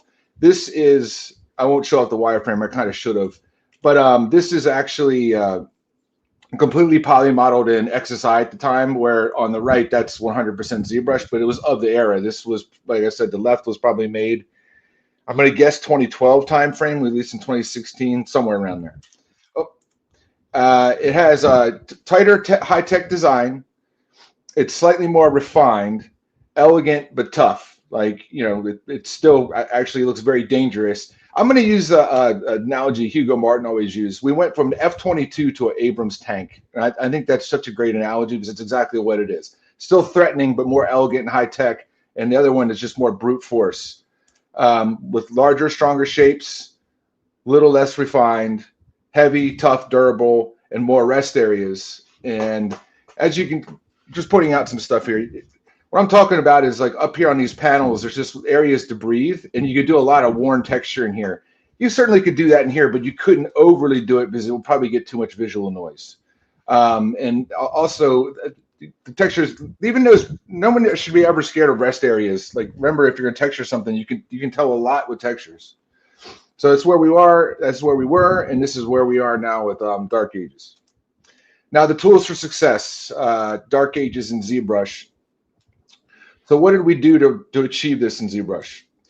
I'll start with the ZBrush hard surface stuff. Now, anybody that's returning back from 2021, we covered this there. I won't go in great depth about it, but for all the newcomers, I will still call out the bullet points. And this will give a chance also, you'll see all this in action. Solomon will be covering the organic side, hard surface side will be dens. So a couple of things we use. We use ZModeler for block out and finding forms. It's no different than our 21 presentation. It's still there. If anything, we're just a little bit more efficient with this now. I think we've learned how to be quicker about it. We use a crease tolerance of 35, a value of 2 across everything. Now, the crease tolerance of 35, I think that's the default. You can go up and down on that. That's just helping you find your creases for free, so you're not clicking, individually on everything to find it all. 35 is just a general good one, but we always use a value of 2, and that leads to the next slide here. Is we also use it with a dynamic subdiv set to 4. Now, we always use a crease value of 2 because we're merging and breaking apart pieces all the time. So if we have multiple crease values, you'll lose them or they'll inherit. It kind of gets in the way. So we found that with a dynamic subdiv set to 4 and a crease level 2, if you took if you went into Maya and just put a cube and put holding edges on the edge like the old school method, that would basically, a crease value 2 sub 4 would be equivalent of doing that and subdividing it like twice. So it was a good transition because most of us, actually all of us in here at it, except the newer, younger generation, all came from hardcore poly modeling. And that's kind of where that comes from, the 2 and the dynamic subdiv set to 4. Again, Dens will definitely touch on this stuff. And then also using holding edges for broader curve radius. what that means is like level 2 doesn't always catch each edge, and you can't have every edge creased the same, or else it'll just look boring. So there'll be plenty of times where we'll just throw a holding edge to get more of a rounder edge instead of like a real tight curve. So it's some of the typical polymodeling stuff still comes into play. Here's a quick example of this is just Slayer's thumb armor, just the top of it. It's just a quick demo just explaining, you know, crease 35.2, you run that. It'll find most of your creases. Now, it's not going to be perfect. It's going to crease some things you don't want, and you have to go through and hand pick what you want creased and not creased. It's funny to note this is actually an earlier iteration. This crease right here shouldn't be there, like, but it gives me a chance to kind of talk about why this should be a softer curve where you want a radius, because this gets a little too rectilinear. You want that nice round highlight where it comes across here, and I'll touch on this in a render in a bit. But I like leaving that in here just for a discussion piece. But yeah, 35 crease level 2. This is kind of the basic setup of how we do hard surface, ZModeler, crease it, dynamic subdiv over here. It's also important to note, like in our trees, in our folder, sorry, we always, whenever we're done a piece like this, we're like, okay, cool, we like this. We will actually merge all this together because it's all crease level 2, put it to subdiv 4, and we'll usually label it dynamic off and put it on top of our folder tree. And then we'll duplicate it. That way we know in each final ZBrush folder we have an asset without that's not we're not committing to the subdivision for detailing, because eventually you'll collapse it. So like each piece is up there so you can have like reusability. Like you can jump into another old file and be like, oh, I need that piece of armor, but I don't need it all banged up and committed subdivision. So we always have this at the top of our folder tree. It's a really clean way to work, and it provides a lot of freedom. Nice, nice. I know you said this was a thumb example, but a question that came in the chat was, Sure. Is this the actual like game engine mesh? Like, is would this be the lowest level you go, or? No, well, close to it. No. This would actually be just, well, now I will take, what we do is we take this and delete edge. Like for instance, like depending on what we're doing, we would probably clean this up and bake that area down. But like we always start with our mesh. Like we don't just retopologize from scratch. We take the mesh from ZBrush, the one before it's subdivision at the top of the stack, and we use that and edit it where we out for the game mesh. So it's partly used for it, but not wholesale, no. Okay, cool, very cool. Next, I'll touch briefly on the organic side of things, because they're a little bit different, right? Hard surface organics, they have different kind of things that flow. You always want to keep it fast and loose, right? In the beginning, you want to be moving quick. You don't want to like, bog yourself down. Make quick, fail fast, basically, when you're trying to find forms. We avoid C curves and favor accelerated curves. Now, a lot of people are going to be like, what's that mean? And I'll touch on that briefly, but the guys will actually show you through that in our design philosophy at the studio. We also follow a lot of George Bridgman drawing size. That's what, just the chunkiness in the radius of edges. Instead of having like nice smooth C curves, what an accelerated curve is, instead of having a perfect C, the height of it is at the top of it, we just move that over. So it's like 70-30. It just gives you an interesting shape language. That's kind of why everything in Doom looks chunky. We really focus on that. Chunky in a good way, not fat, but like just interesting edges that they're not super curved all the time. Yeah, chunky's good. Chunky's good. By the way, real quick, it's okay to have C curves. Like there's plenty of places in design to have that, but just sometimes you can you want to break it up when you can. Work in lower subdivisions to find forms. Avoid the urge to add more polygons. What this is just, I can't express this enough. Always sculpt like a lower resolution so you can you're faster that way, and you're not bogged down with pushing more polygons. So I stay really low when I'm sculpting just to find where everything is. And plus, once you work through that, that means afterwards everything will be faster. Like it just makes it easier. If you don't work that way, I suggest practicing it because it'll make you quicker. Store morph target and morph brush are your friends, equally valuable for hard surface third reads. Absolutely. And we get towards when the model's more refined, we'll actually store a morph target, and then we'll use that to either use it with noisemaker and other stuff to find anything to break up. For instance, like the armor on the Slayer, I might get really wild with it and make it dirty, but then I'll morph it all back in. It gives you the ability to be sloppy and then pull it back, or loose. Sloppy is a bad word. Utilize layers to break out detail paths. That's kind of self-explanatory. We'll actually have everything on a layer that you can turn on and off. Again, Solomon was going to touch on all of these on his presentation. Keep your toolbox light. So let's talk about that real quick. So you have your toolbox on the left and you have your toolbox on the right. The one on the left is ZBrush and all its tools. The one on the right is what you're taking into battle with you. You want to keep this light. I think it's a big boon for your speed. And what this means is like don't overcloud, don't overdo your UI. If you have, I generally set like a brush palette up that has like 5 or 6, like a handful of brushes, like maybe 8 to 12, and I even have one that's smaller with like 4. That I can just be quick and fast about it. Like if you ever need anything, well, I keep your toolbox light. I kind of jumped ahead a little bit here. It's speed. You want to go fast. And in all seriousness, it keeps this thing simple, and simple keeps you moving quickly. And I think that's the name of the game.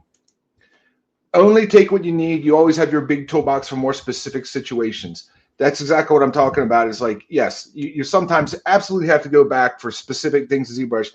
But if you're just sculpting a creature and you're being quick, just take what you need. You don't want to, and it's going to lead into my next slide, is, well, 2 ahead. Less brushes and alphas will keep you nimble and quick on your toes.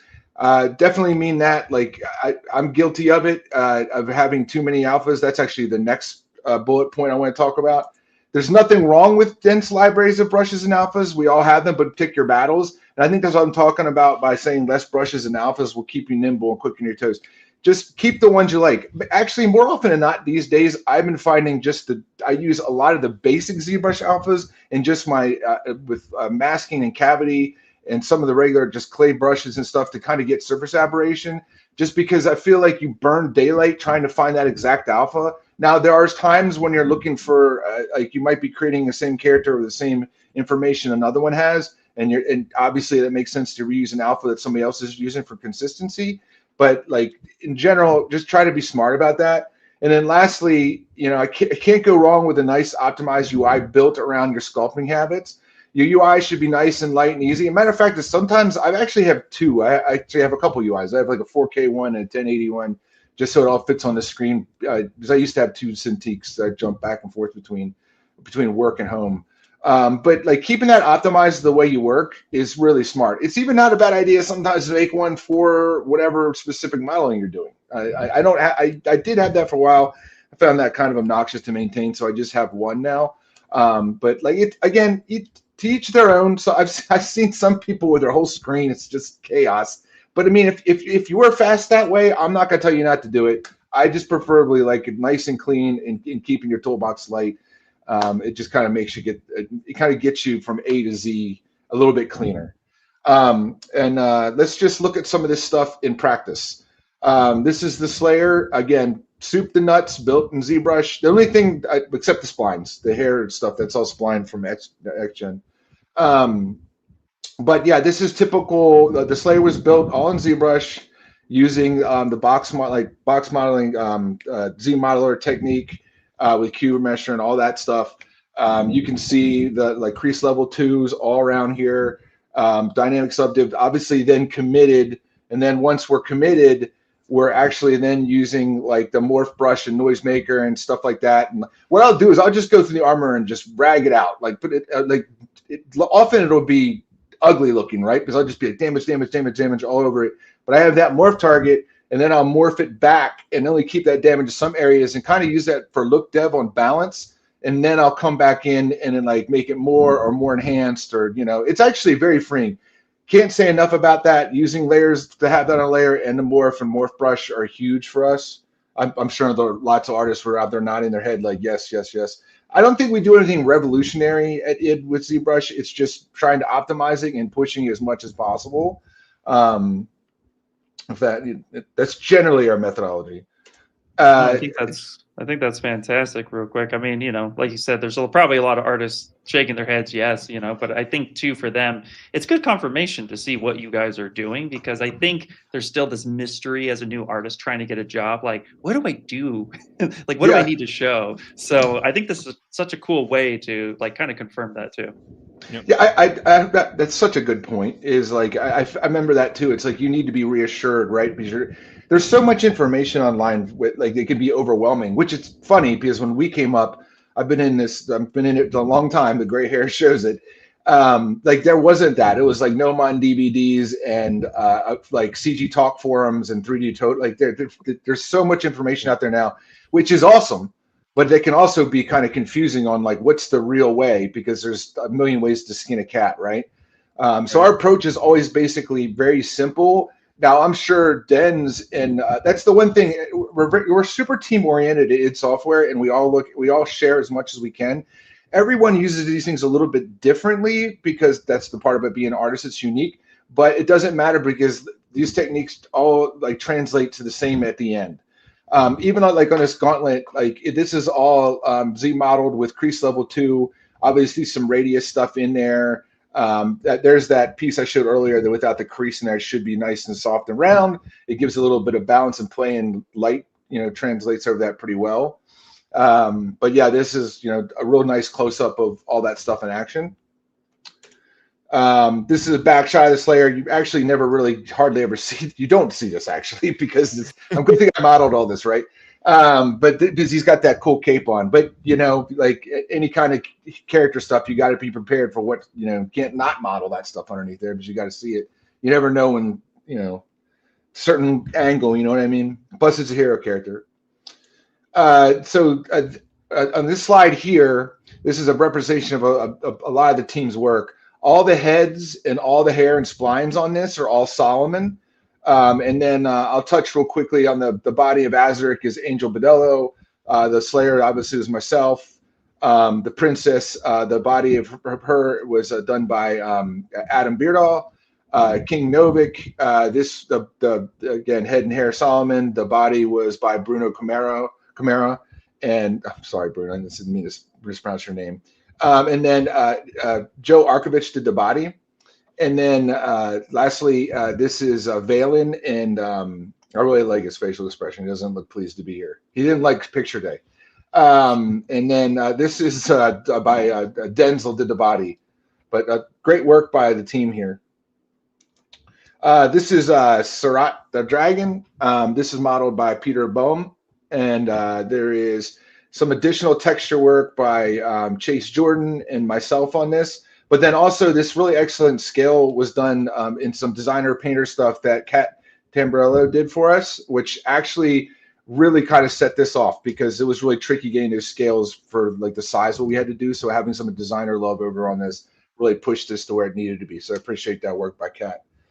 And then look at this big bad boy. So this is Denzel doing the Atlan, which is, in my humble opinion, the coolest fucking thing in the game. Sorry to curse, but it's just that cool. Is that cool? Yeah. I mean, look at that thing. That's that cool. Yeah. That's Yeah. awesome. It's really wild. And what's really impressive about this, I'll let Denz talk more on it, but because of this is scaled so large, it's very common that we use the ZModeler stuff we talked about in there, crease level 2, but then we'll commit and do panel lines and stuff like that.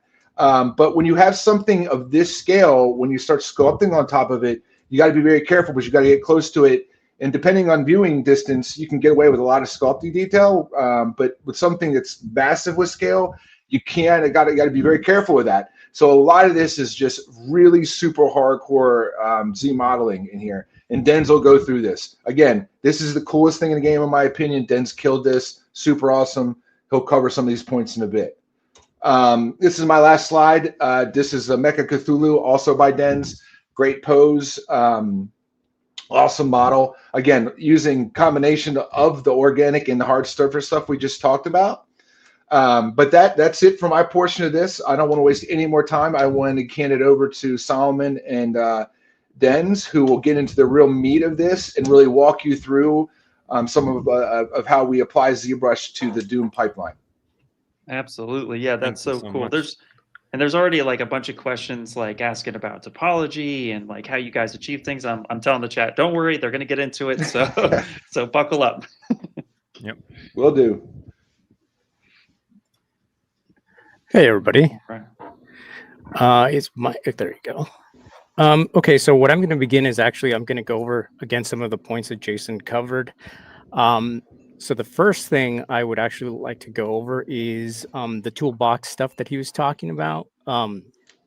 So I'm going to just kind of point out a few brushes that I use that uh, basically work with what I'm about to do. Like Jason said, there are a bunch of brushes here, and I do use a whole slew of these along the way, but these come much later when I do details. But at the very beginning, the initial parts of my sculpt, I try to keep it as simple as possible because, as Jason mentioned, if you keep it simple, you move fast, and that's what you want to do. So I use the standard brush is actually a new addition to my toolbox, thanks to Den's, with the alpha number 18. I use the move brush. That's actually what you're going to see initially me use a lot of. At the very beginning, I use this to block out shapes. I know that some people prefer using like clay tubes or the clay brush to sculpt shapes. I like to use the move brush for that, and you'll see in a second how. And then I use the dam standard to chisel out. This actually works in tangent with the standard brush with the alpha 18. It complements that brush, and again you'll see later on how I use that. And then what's my other brush? Oh, and then the final brush that I kind of use sort of in the transitioning stage to detail stuff is the clay buildup, and I use that with alpha 49. And this is really for more muscle stuff. So that said, I'm going to switch over to a quick video. So this is a time lapse of how I begin essentially base bodies. Now we have here at ID, we have a library that is already set and is already done. But essentially, if I were to create a base body from scratch, which has happened, basically I would start it really simple, low poly, and I will use the move brush to block out the major forms. And what I'm doing here is essentially trying to get the gestural shapes of the body. I'm not looking to get this anatomically correct in the terms of muscles. Like I'm not looking to figure out early on where the three heads of the deltoid go, and the different heads of the bicep, and and the pectoral muscles. That's not important right now. What I want to get is basically just the shapes, the interesting shapes of the body, the elegant shapes that come here. And so once I get beyond this, then I start moving into landmarks. So I basically started looking at all the different parts of the body that kind of give me clues of where I need to position things. Again, I'm not looking to establish details yet, especially anatomical details yet. But I'm looking at this stuff in different areas, kind of as a guide to let me know, okay, this is where you should put the arm, and this is where the elbow should end, and this is where the hand should start, and this is where your back should end, and whatnot. And so I'm using both the gestural forms and the landmarks to kind of establish my way through the blockout of the base body. Again, avoiding trying to overcomplicate this and just really flying through this, and mostly, like as you're seeing here, just using the move brush initially and a little bit of the dam standard to kind of pull shapes and again just get going. A lot of other things that come into play here as well is proportions. So initially I start with a character that is about 7.5 heads tall, which is kind of like the basic, human height. And then for our game, obviously it's a more idealized more superhero type of, kind of physique. And so then we start going there and adjusting limbs like arms and legs to adjust the height of this character and determine, what are the interesting focal points based on design that make this character whatever they are. So in the case of the Slayer, he has this very tankish, thick, robust form. And so you start playing around with different shapes. So all the armor and everything that gets added on top of it, is complementary to that. And you can express whether this character is a villain, or a hero by all these simple shapes. And so that ties into, other aspects of organics like counterbalancing forms, that are actually all over the place in the human body because of the muscle. Like you're going to get, an ankle that swoops this way, and then you're going to get a counterbalanced, angle up here. And then also things like shape language. Again, is this a villain? Is this a hero? Do you want more round shapes, more triangular shapes, more squarish shapes? And then as you progress further and further down, this whole thing, you'll start getting again to your end goal, whatever this character is supposed to be. And then I start worrying about now adding secondary details, not going into things like pores or veins or any of that stuff, but just secondary reads on forms. And again, still using the initial principles of landmarks, and shape language to get this stuff in there. And also what Jason mentioned earlier about C curves and the 30-70 rules, and applying that also to the base body.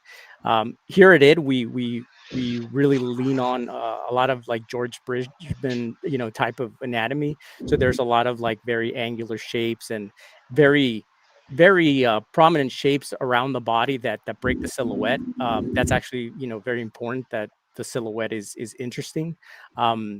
I don't do much here in this video, but as I'm sculpting, I am at times distancing the character away from me to determine, hey, does this read well? Does he look interesting? And so as you can see, I'm also here adjusting the positioning of limbs. And again, one of the things that I'd like to actually touch about this with the positioning of certain limbs, at the very beginning, like I said, I'm looking at the gestural shapes of the human body, but as I progress further and further, I will make adjustments due to technical issues like rigging, where limbs have to be very straight at times for them to be deform better in animations. And so that becomes a challenge in itself of trying to balance the interesting shapes that exist in the body, and then also trying to work with whatever limitations that are set for all characters.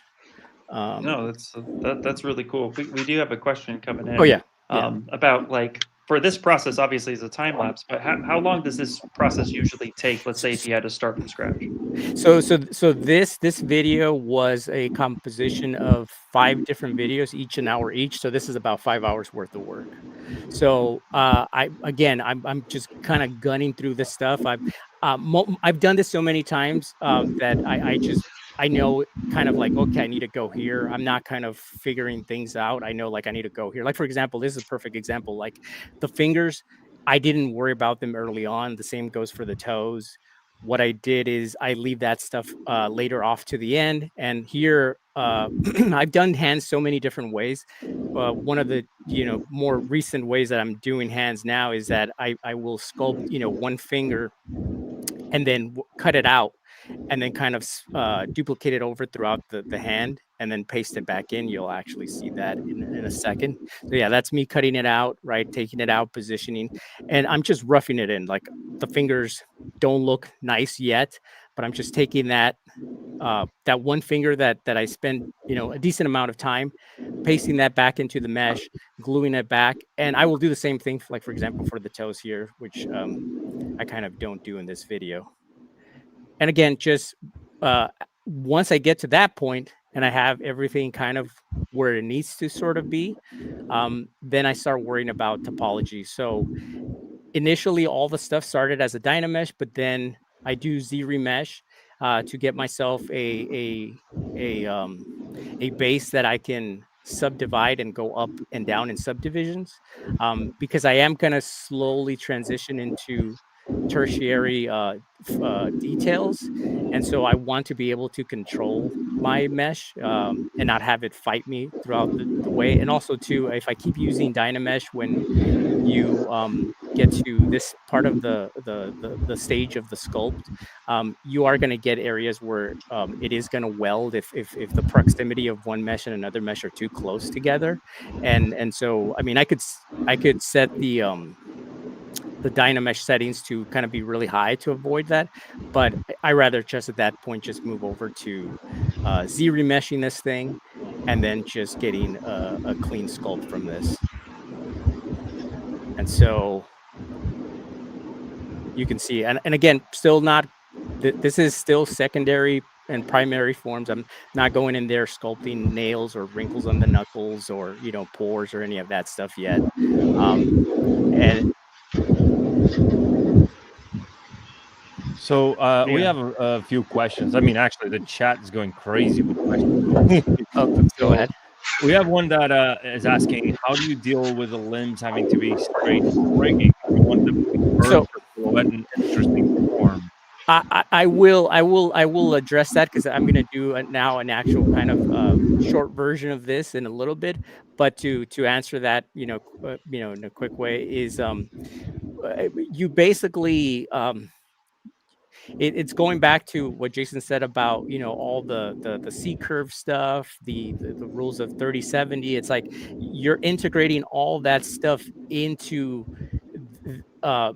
It's kind of like you're trying to force it into this rigid kind of structure that we have for rigging. So you're trying to balance that off, because obviously I can't go in here and just make all his limbs into tubes so they could work really well with rigging, because then the character is not going to look interesting. So there's a little bit of balancing and actually talking with the rigging team and deciding, hey, where can we add these things back so this performs well and it doesn't it still looks appealing.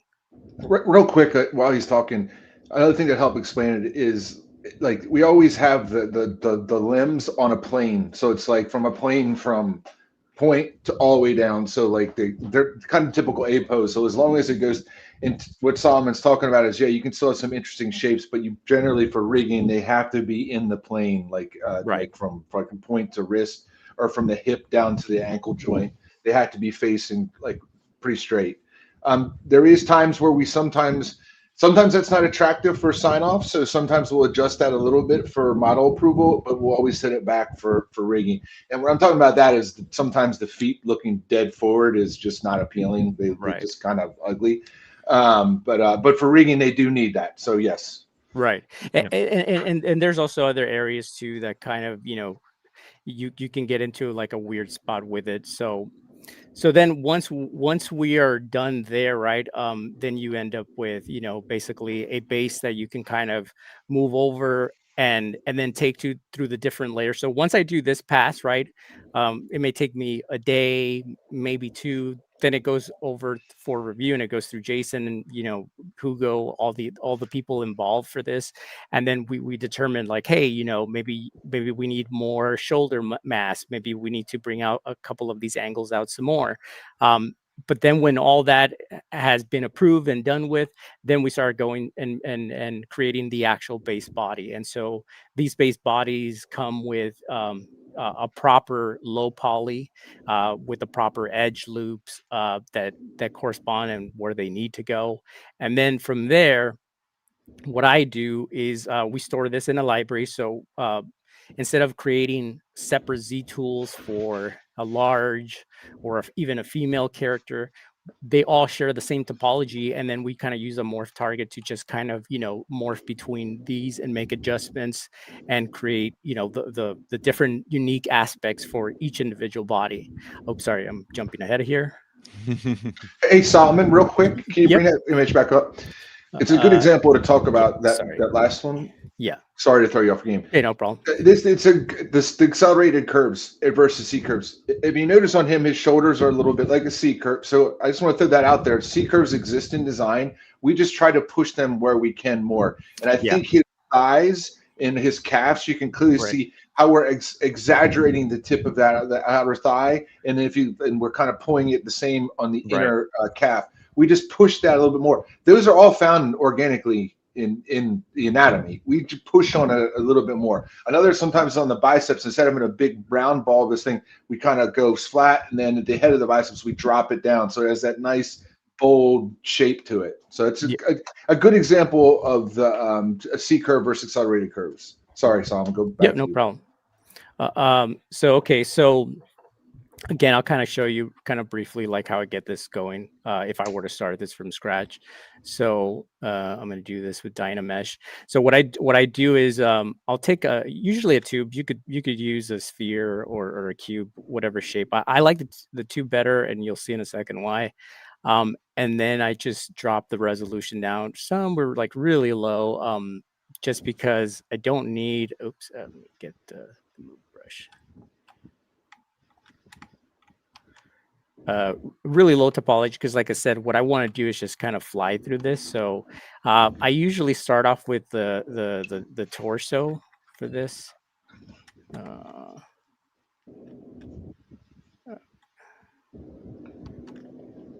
And while you're doing that too, one of the questions was coming back in about measuring the body. It's like, are you measuring the length and height of the body by head size proportions? Like yes, you mentioned earlier. I am using head size proportions, basically the head of the character, which again, that all ties down with the design of the characters. You're going to see after I move on to the next portion of this, I'm going to show you like an actual character that we did, and his portions proportions demanded that he have very elongated, elegant features.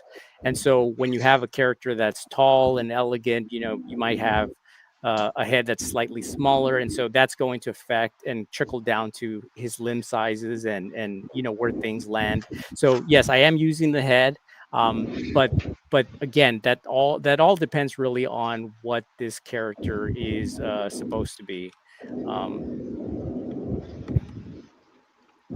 So again, it's kind of everything that I'm doing here is gestural shapes, right? And so if I were to do, like, for example, the entire arm,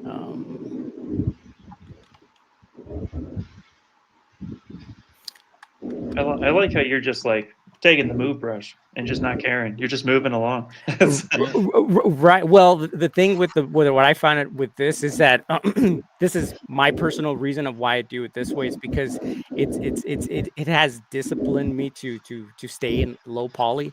Because when I used to do it the other way and use brushes to sculpt, I would be tempted to like run up subdivisions or divide the mesh. But with the move, if you have a really dense mesh, you really can't use the move brush because you're really gonna hurt yourself. So I use the move brush because it forces me to stay in a low subdivision, and I don't have to go. I'm not tempted to try to sculpt this with subdivisions. It's important to note that, like, what I call back to what I was in one of my slides like this.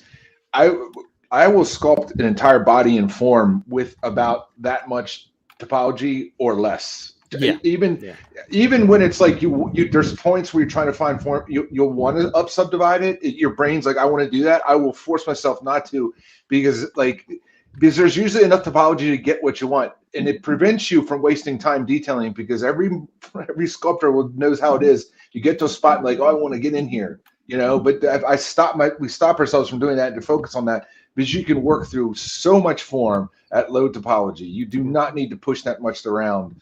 I think the discipline of keeping yourself from going there, at first it might frustrate people, but like at the end, it's really freeing.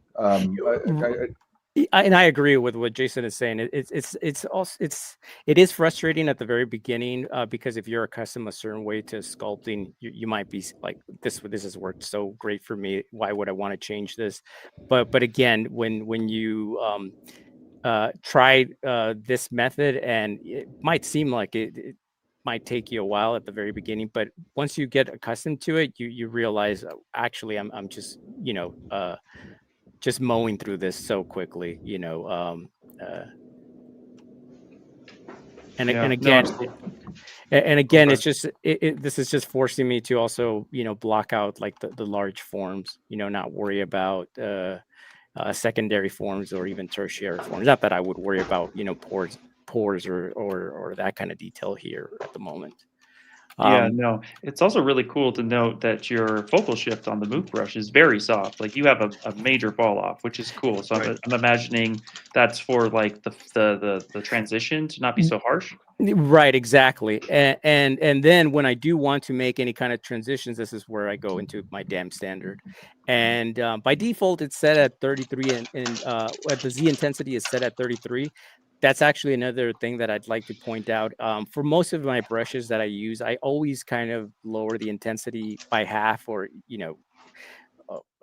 just really low, just because I like to build up slowly, when it comes to that kind of detail, because when you're laying down muscle stuff, it's at least for me, it's never been a good idea to just like harshly just like carve into things. Because I feel like if you avoid that, you can really methodically start thinking about like where you want to put certain things, and what ends up happening in the long run is that all your muscles feel naturally laid out over the body. Nice. By the way, how much time do I have? We still have. Check. Yeah, we got to do a time check. I don't want to eat into Denz's time. Sorry. No, you're good. You're good. Looks like, I mean, in total, as far as like the total time, it looks like we got about probably about 40 minutes. 40 minutes. As we go until 12:20. So yeah, we have some time. I've got 20 minutes on you, Solomon. So still good.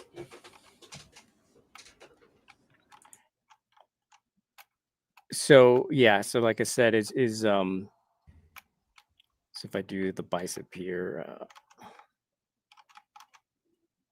right, it's just adding big shapes, and then just kind of going in here with the move brush, and then just refining and going back to that counterbalancing shapes, right? It's kind of like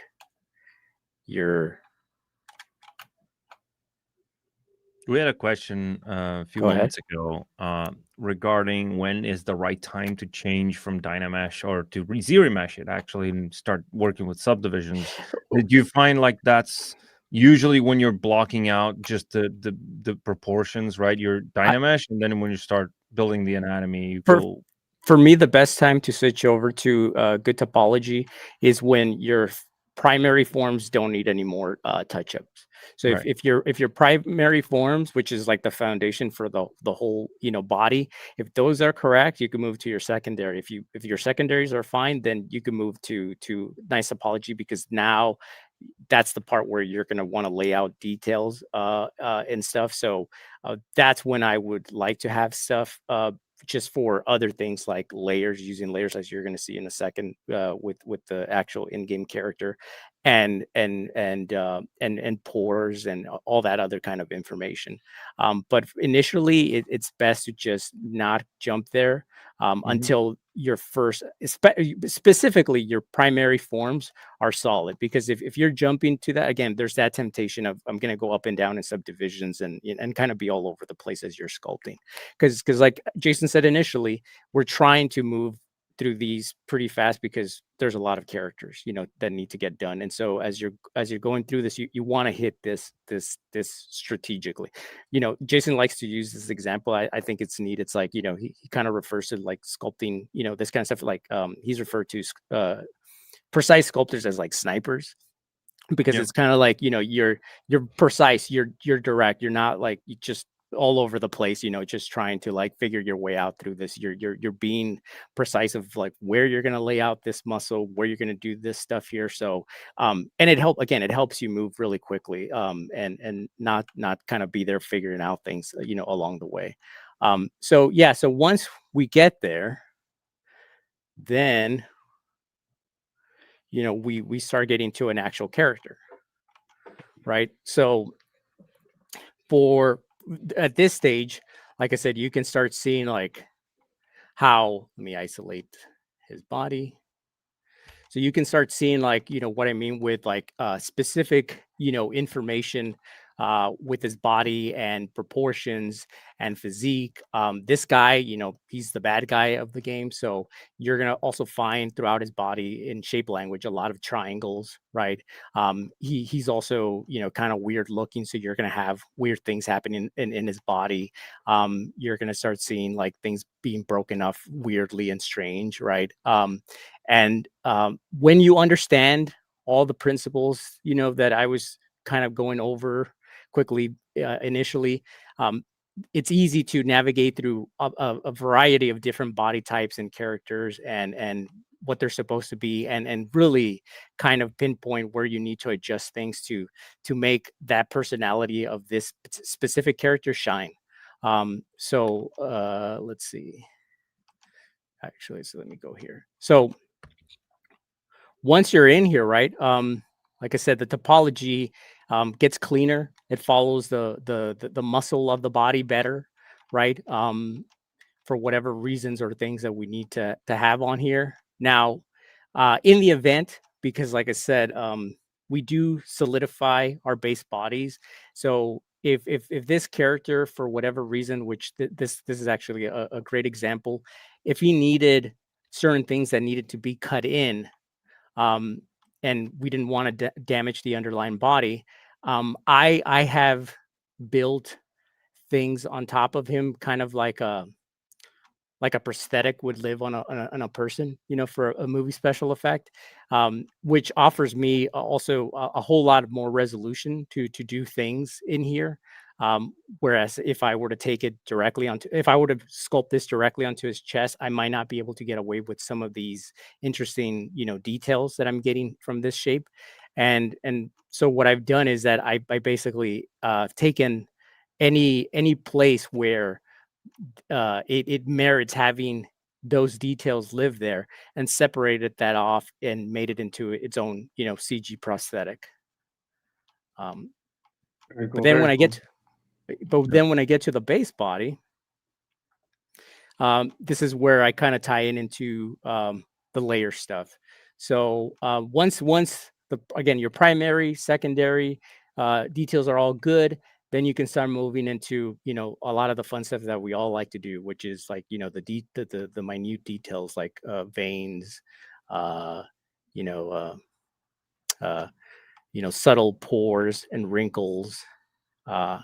And this is also not getting very like microscopic details, because again, this is a video game character. So the likelihood that anybody's going to get this close, right, or that he's going to be on screen this time a lot, is not a thing that happens often. So most of the details that's placed throughout the body is enough to give the skin breakup, and then also, we kind of lean into our game engine to do the heavier push, So let me see. There's other stuff here. It's for the kneecaps, because he has these like weird things on there. Yeah, speaking of details too, like you're talking about it being a game, one of the questions they had is like, what's your total poly count that you're trying to adhere to towards each character? I'll let Jason answer that one. Yeah, it's super specific. For instance, like he's mostly, well, it really varies. If it's an AI in gameplay space, they're relatively low. A matter of fact, lower than even Eternal, because we put more on the screen. Not with everybody. Right. Funny thing, the Hell Knight in Dark Ages is like 5,000 triangles less than Eternal. Just because we were a little in the beginning, it was like as much on the screen as possible. So we were a little bit conservative there.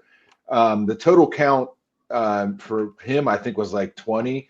That's a little aggressive, honestly. Most of them are a little bit higher than that. Our LOD in our optimized system in engine got much better towards the end, like insanely better. So it could really like crunch through a lot. But setting out for it's different these days because we're creating for like the lowest version of the Xbox up, and then there's also the handhelds. So having these cross-platform everything, the numbers aren't as high as you think. So, but when it comes to cinematics, they go higher. So well over like the Slayer, I think it's like 150, 170,000 triangles. This character, Solomon, I forget, but it's probably 100, 150. He's got those huge wings. So we have to count for that. Yeah. But the cinematic stuff can go way higher because there's less on the screen. Or if it's a boss, for example, some bosses spawn in a bunch of characters, so you have to worry about that. But if it's like a more, one-on-one situation, which is rarely the case, but if it is, the numbers can go higher. And it also depends, like, is it a teched out character? Because that's going to be more triangles. So when you go to like the AI on the battlefield, they're 20 to 50. It depends on how many there. It's hard to put it in the size. Usually it's like small, medium, and large. But you can have like a heavy, like a really important, strong character be the size of a human. Just the Marauder comes example for Eternal. That's considered a super. We usually call them fodder heavy, super heavy bosses and titans. So a super heavy, sometimes it goes by size, but not always. So it depends on the use of the character. If it's AI and there's going to be a lot of them, their triangle count's going to be low. If it's a super heavy, there's only going to be 2 on the screen, but like a ton of soldiers and imps, then it can be a little bit higher. So there's kind of 3 categories. 1, cinematics. 2, AI edge use case. How many is on the screen? That's what dictates everything. Now for the wing for this guy, I'm gonna kind of run you down a little bit. So we generally like create a type of proxy that gets shot over, so people can kind of test things out. But as I'm also creating this stuff, I'm also creating it in a way where I can kind of iterate on this really quickly. So obviously, if there's changes to a wing that's like final this, and let's say, for example, they're like, punch another hole here or do this stuff here, it can get problematic when you have to go back and forwards and, change stuff that, took you maybe a couple of hours to generate. So I try to work smart with that kind of situation. So in the case of his wings, I broke it off into several pieces, and this allows me also to kind of show Jason and kind of go over with him and figure out, like, again, like hey, the 30-70 rule, right? It's like, do you want me to push this more out here, this more out here, do you want this to live maybe here, and this is where we kind of figure out, like, is the shape language, are the C curves and all that other stuff, the design stuff, are they solid? And then, once we establish that stuff, then I start basically just adding in all the other details in here that correspond to this. We start figuring those out. And then all this gets merged together into a piece like this, right? And then we'd look at this and we start to determine, like, no, this doesn't look right. Let's go back to, moving these other shapes around until we get to essentially, the final version of this, which is, this, right? Where everybody's happy, where the details live, the eye socket placements, and we can move forward and, start texturing this guy. Now, layers, like I said, really come in handy because as well for this process, because it also allows me to iterate really fast on changes. So I can turn off layers, move this layers around. And this is especially true for faces. So for example, for faces, this guy kind of went through different styles just because he's the villain. And so we're trying to, figure out, like, how do we make him more evil, more monstrous, more, whatever he was supposed to look like. And so I can show you like a different version of his face. So this was a more different features, thinner lips, more angular shapes, right? And again, this allows me to go in here and just kind of just start editing details to, like, also, facial details, like, do we want to move these scars in a different position? Is he going to have ears? No ears, right? And the same also goes for this guy had horns. Is he going to have large horns? Is he going to have little horns? Right. And so all this stuff allows me to iterate on this really, really, really fast. And the same goes too for facial expressions, because, if we're like, we want to see what this guy's going to look, when, he gets angry, or he has a weird transformation. It's like, let's block that out, see what that looks like. No, we don't like it. Okay. We can do something different. And all this stuff, if I go to, give me a second. Ooh. Right. It's in a layer. So you can really just kind of block this stuff out, and then also determine transformation wise, if things are also transforming correctly. This has also been super helpful for me when, having discussions with animation or rigging about certain things. And they're like, we don't know what this is going to look like. And it's easy to, kind of iterate with them and just show them like, hey, look, like this is what it may look like. Oh,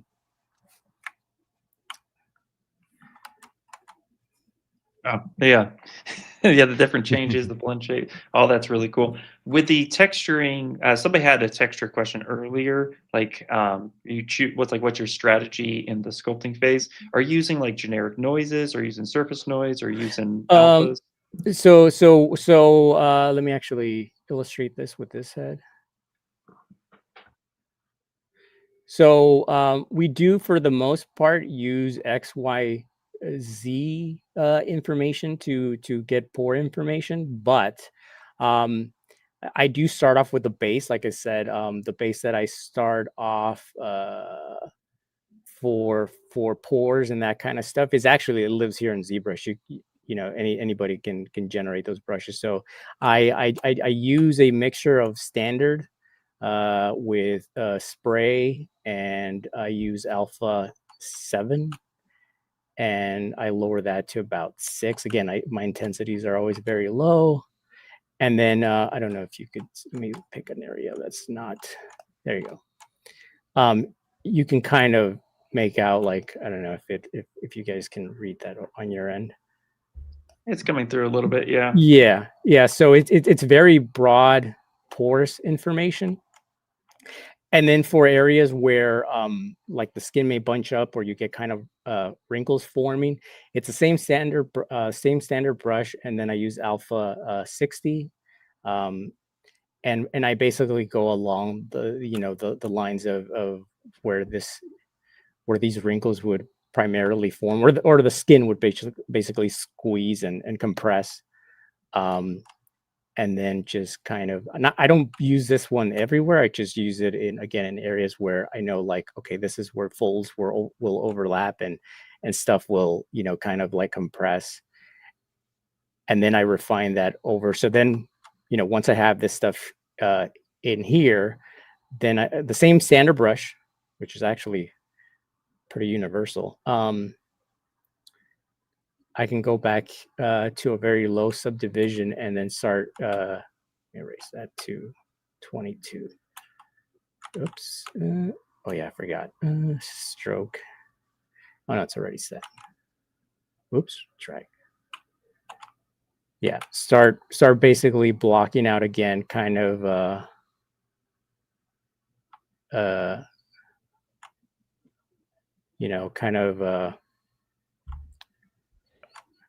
larger, or I guess secondary forms to the wrinkles, right? And then just go back and forth between this, and just really, like, if I wanted to give him bags under the eyes, obviously this guy would not have any, but if I needed that, that's what I would do. And I would use this brush to kind of also bring out important wrinkles. That's actually another thing that I actually enjoy doing with this phase of the modeling with details, is that sometimes when I use some of these brushes to add details in here, when I go to a lower subdivision, there's some interesting information in here that kind of opens up the door for like interesting wrinkles or things that I could add in there that I got for free when I use that brush. And so I usually take advantage of those and just kind of like lay them in here. No, that's super cool. Yeah, just real quick, just giving you guys a time check. We got about 25 minutes left, but Okay.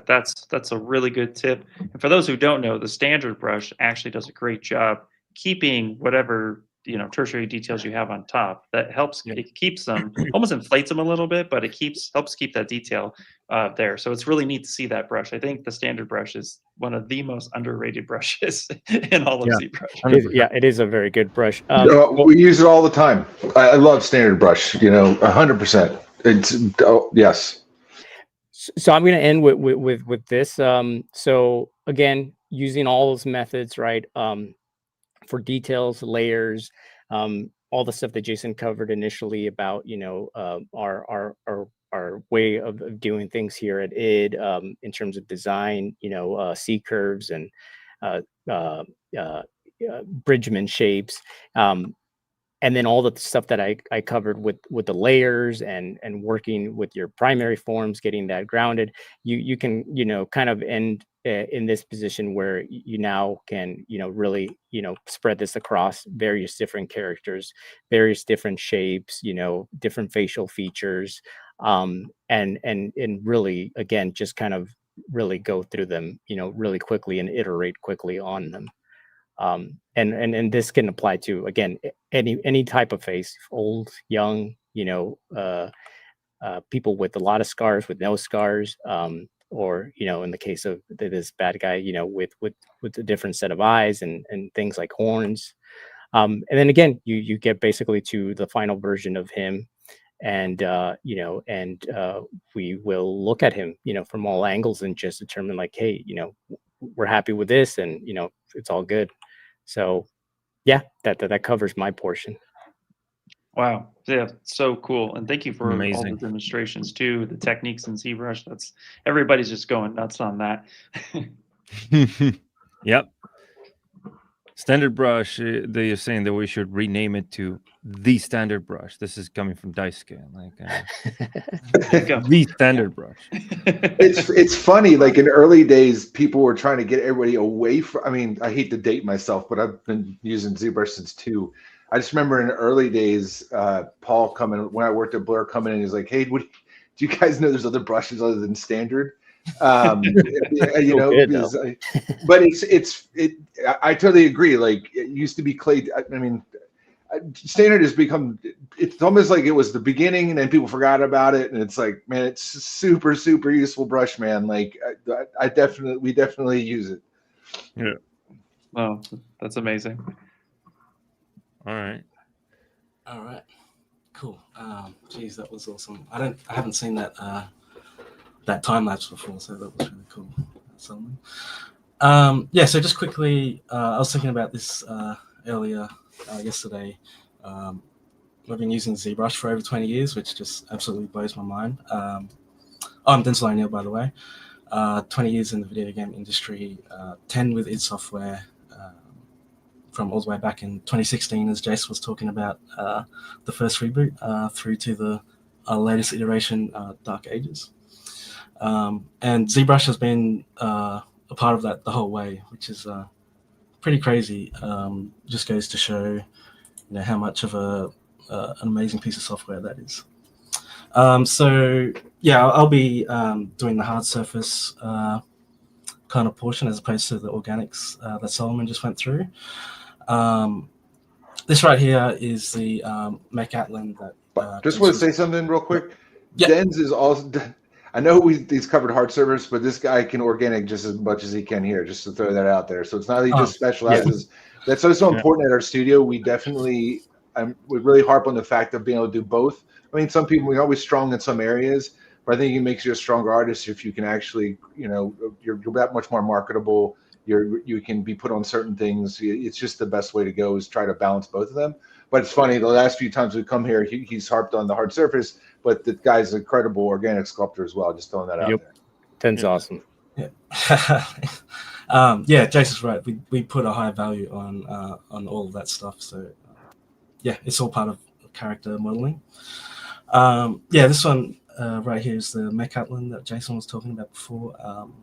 It's one of the big guys in the Dark Ages, and he was 100% ZBrush, and a little bit further than that, he was 100% ZModeler. So I'll kind of go into the reasoning why we went that route with this asset. So ZModeler hard surface. Yeah, so one of the things we had to kind of think about is I feel like we always use ZModeler at some stage in the hard surface, but with this asset, we decided to take it all the way with ZModeler. There's some pros with ZModeler, just in general. You get a clean, precise result. It's just the nature of sub-D modeling. It's always been like that. Compared to sculpting, you might get a little bit warblies here or there. The file itself is very light to work with and to turn around. This one right here is actually decimated just for the pose, so it's a bit heavier, but the actual asset, this whole thing is like 200 megs, so loading it up and spinning it around is like super easy. And yeah, a lot of the changes, like notes, easy to fix because nothing's like baked down. We can just work with the mesh that's there. And the main reason we went with ZModeler with this asset was the size. So Jason alluded to this before about how close up we're going to get in this thing. So the Allen is a big boy. I think the Slayer comes like somewhere up here, if you can see my cursor, on his toe. So we definitely know you're going to be getting up on the surfaces. And one thing that having a sub-div model approach allows you is to have clean cut lines that really stand up when you bake the model down to low poly. So definitely like sculpting, that stuff is fine as well. It was just really the size of this thing and getting up close onto it that we didn't want to see kind of jaggies coming through in the bake. And of course, with ZModeler, you can mix and match all the approaches with sculpting. I think at ID, we've gone through the whole gamut, Jace, back in the day, like pure sculpting and then different kind of iterations of mixing and matching to where we are today. Yeah, me and Denz have worked together for a very long time, pretty much close to 14 years around that. Yeah. So yeah, it's kind of like yin to the yang, I kind of know where Denz is going, but like it's weird. That's what you get when you work with like artists for that long, which we pride ourselves with that. We try to keep this team together. You make games better and stronger and faster and more and better looking the more you stay together as a revolving door. We try to really harp on that at software. We're old, is what Jace is trying to. Yeah, there's that too. We've been around a minute. We've definitely been around a minute. Yeah, so that's the outline in a whole. I was just going to break out a few pieces to show just kind of some of the methodologies that go into making our assets. So the first one I was going to show was the shoulder piece. So one of the great additions to ZBrush was folders, actually. Because it allows us to organize things and just keep everything organized in our head. So usually each kind of piece or part will be broken out into its own folder. And then within that, I'd have a structure of, we would have the main mesh here. So that's generally kind of the level of topology I'm getting with these pieces.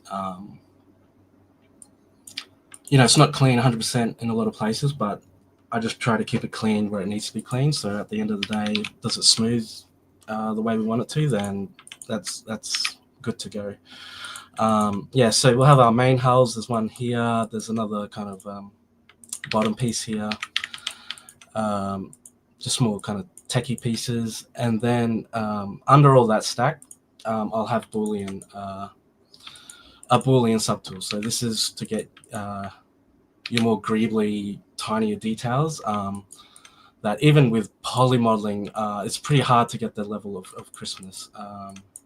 Definitely with just a sculptor mesh, it's even harder again. So with that turned off, you can see how it just kind of adds a level of detail to what was there before. And then under that, I'd usually have a Boolean 2. So a Boolean 2 allows you to nest Booleans within your Booleans. So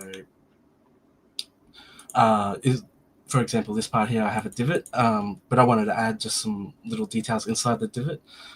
If you put another Boolean subtool under that, you can keep digging into the mesh. So you can just keep going and going, Boolean, and then under that, I would have an additive layer.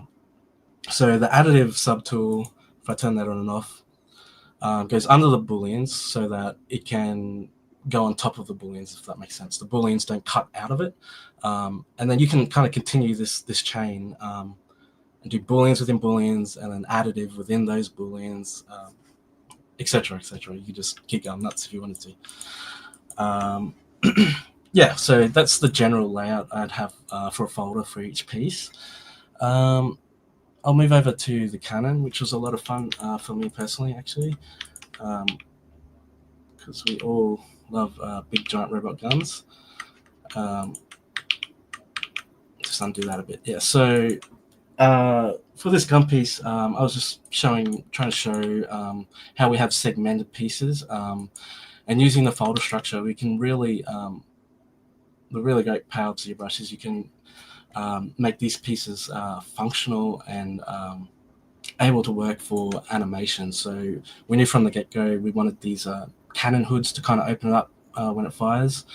And with ZBrush we can do that, and we can, you know, get into real nerdy details and model things on the inside of the gun and underneath that you wouldn't normally see when the hoods aren't open. So just quickly, so we have our model and we want to test how this looks open. So if we come to the folder, we can just transpose the set, and that will do the transpose all pizza box thing. And we wanted this up and out the bottom. We want to transpose set down and out. And then this piece was made to, is just an individual piece. Flip around and turn out. So we can kind of see how that looks. And then also we can do things like test tolerances for how this thing might animate. So these cannons sit on his backpack, on his back, I should say, sorry. So it was pretty important to make sure that the tolerances worked when the cannon swiveled up and down and around. So there was, you know, minimize the clipping when that kind of action happens. So we'll use the transpose set again as well, but this time we'll just kind of select them manually. So just get rid of the arm. And then, yeah, we can move that around. Super easy to test, like the back of this gun doesn't clip through the arm, and all that kind of stuff. And then if we want to remove the hoods, we can get into all the details and all the nerdy stuff all us artists love to kick out over. Yeah, and that was a lot of fun, that piece. Yeah, that's such a cool tip. I'm glad you showed that, because the chat's going wild. They're like, we didn't know you can transpose the set like that, especially with Boolean stuff. That's cool. And just for the chat too, you can also in movie time record that. You can set those and then record an animation, so he could also animate that whole thing as a movie if he wanted to. Oh, that's cool. Yeah, I'll have to keep that in mind. That's cool. Yeah, I got the pizza box thing. I think that's a throwback to one of Paul's, how we used to call that, was pizza boxes. Yeah, Where's Paul, by the way? He didn't show up. Yeah. He's handling the Sculpt-off stuff in the back, and Dress cool. We Trust was also pizza box was called out a lot between those two. Yeah, maybe that was Dress. Yeah. But Paul missed. Yeah, Paul is bummed that he couldn't be here. So yeah, he's dealing with the Sculpt-off stuff. There are some questions there are some questions too, and also, Yeah. I mean, I know there's. Yeah, I sure. wish we could have you guys on longer, but there's a 10-minute check here. One of the questions, which isn't super relevant to what you're talking about, just a quick question, is that, like, do you change the camera angle in engine when you're switching modes between, when you're changing to like Dragon Rider mode versus the others? Oh, Like just, if you scale the characters down to give the illusion of the change in focal shift in focal, not focal shift, focal length, sorry. If there's a change in focal length and if you scale characters down to sell that illusion or not. That was, I think, Carmichael, right? No, the camera angle, I mean, outside of cinematics, is always the same. It's what you set it as in gameplay. We definitely have assets, like, for instance, like, to your point, when the Slayer is on the back of the dragon, the LOD system handles a lot of that. But there is versions, like, for instance, we use splines for hair almost on all the cinematic characters. But when the character is really small, font on the back of the dragon, that's just like a really like lower end card variation where his cape's flapping. So there is variance to the characters, but most, like, honestly, that is kind of like the only case. There's not like we build specific LODs. The engine handles that. But in some situations, you might want something specific, and the guy on the back of the dragon is one of them. But we didn't create. That's the cool thing about the topology these days is, like, we use the exact same topology on the because the cinematic characters can have a dense topology, like first person hands. That's the exact same topology that's on the actual base layer. The only thing difference is the UVs and texture sizes, but the topology is exactly the same because we just set out to be like, hey, let's just do this one time because I don't feel like doing it twice for a topology. So we just spent a little bit more on the actual cinematic version because, because the Slayer is only seen in cinematics. The only thing you see in gameplay is the first person hands and then the legs, front of the leg, basically the front torso of the body.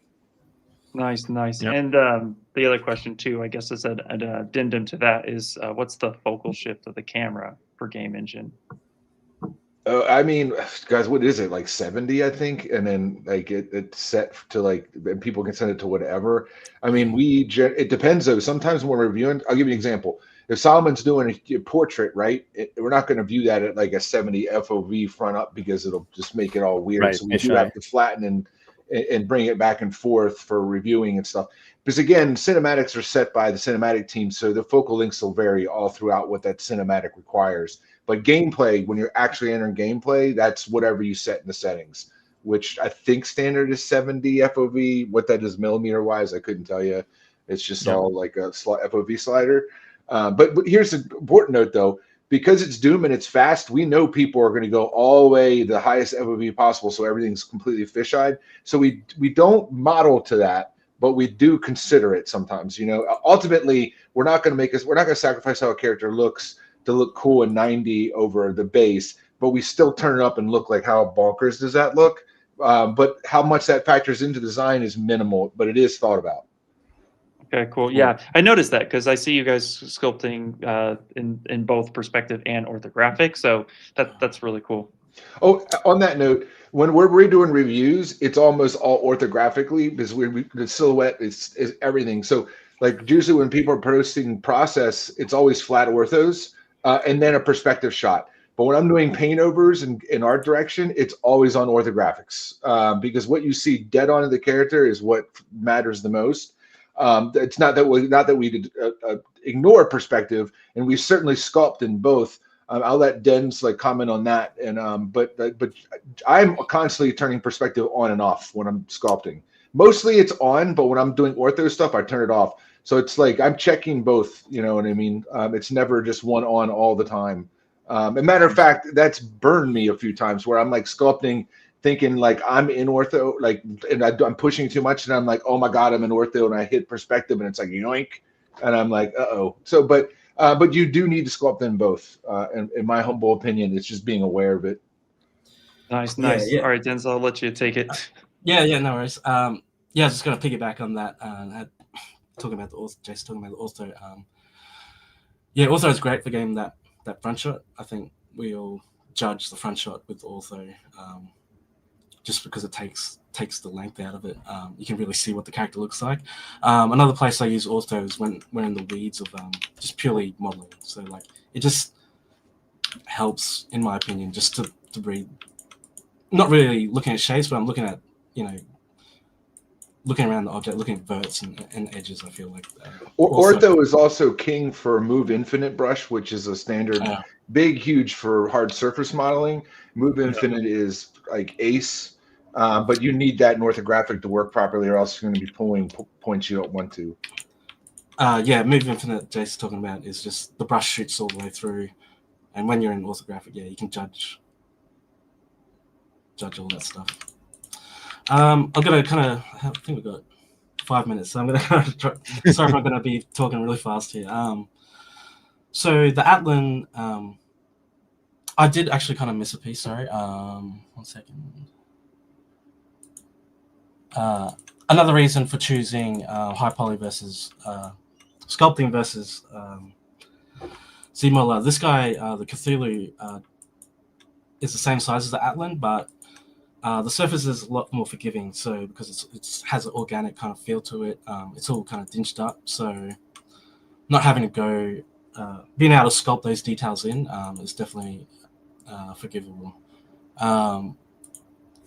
So on the Atlan head, I just want to show how we kind of break pieces off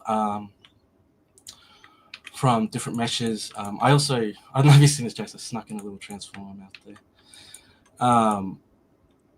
Cool. And and versus leaving pieces on. Generally, the way I work, I like to keep things modeled together as long as possible during the process, just because you're always moving things around. And when things are modeled together, so this piece is all together, keeping verts and edges like in the same region, they all move together. Whereas if they're different objects, you kind of have to go back to this one and move each one, and then they're not going to line up exactly. And then at a later stage, we can start breaking pieces off where we see fit. We do use transpose master, but sometimes depends on complexity. It's just, you have to go through the whole process, and you obviously know if you have a lot of subtools that can get in the way. So don't think we don't use that, but sometimes when it gets heavy, like to Denz's point, there's a real reason why keeping it all together kind of makes a little bit more sense. But both options are always viable. But I've been where Denz is before. It just because transpose master has to walk through everything in there, and trust me, that thing's got a lot of subtools. Yeah, definitely. So cool. That was the Allen pieces. I did have a little demo piece set up. I'm kind of just going to run through it because only a couple of minutes here. But so this is a little fuel tank with just using all the same processes that we just talked about, like a motorcycle fuel tank, I should say. I think it's based on a Ducati. Just kind of sci-fi'd up. So I have the whole history here. So we start. I love that ZBrush has the history. Starting with blocking. Usually we'll start with a primitive that most closely resembles the shape that we want to make. So a box, shoulder pad, you might start with a sphere to get the round shape. Cylinders for longer pieces, etc. And then just using the ZBrush ZModeler suite, just basically moving things around, cutting things, just to get closer to the shape that we want to have. At this stage, actually, at most of the stages, I also love to use the sculpting brushes in ZBrush, which is really, in my opinion, what sets ZBrush apart from other polymodeling packages, is that you have the full suite of the time-tested organic brushes to use it like at will. So if I clone this off, just your clay standard pinch, what have I got here? H polish. The trick with these is I like to keep them pretty low intensity, so it just helps keep the mesh more organized without getting out of control. So say if I want to push this piece up here, just give it a little rub, and then I use Alt-1 for, I'm not sure if that's the actual shortcut, but repeat last. And then you can kind of step through and you can kind of see where you want it to get to. You got to keep the camera still because it takes into account the camera, but you can kind of just step through it. And I find that pretty efficient. So same with the pinch brush. It's great for getting edges closer together, which makes the edge tighter. So that's too much intensity. So just kind of gets things wacky. Just a little bit, and then you can step it, and you can get really precise. So I want it just a little bit more. And yeah, so using that in conjunction with the ZModeler brushes to get, to the shape we want to get. ZModeler brushes, I like to have a couple on hand. So it just makes cycling through the different brushes a little bit faster. So I'll have just the classic ZModeler brush, which is what the catch-all for just generally using. And then I'll have a mask. So I've just used a shortcut, basically. So this is all about masking. So every vert, every edge is just masking stuff. And then I have a slide. So if I'm just modeling, I just want to slide stuff, I'll go to my slide brush, can slide edges around, just handy for keeping things nice and straight. And I did have another one here, slice. Yeah, slice is probably actually the most important. Always, I mean, that's just polymodeling 101. You're just always cutting stuff in. Yeah, so currently at this stage, still no subdivisions. We're just doing block-in. Yeah. Okay. Sorry, I think I've actually pushed it over. Are we? What are we doing? That's okay. Why don't you go for like another minute or two? Finish your thought, because I think this is really good. Yeah, go ahead. Yeah, cool. Yeah, I didn't want to push everyone else out. So still got the history. Yeah, just doing all this stuff, and then I'll start adding. So refining the shape. So I've gone ahead of myself here.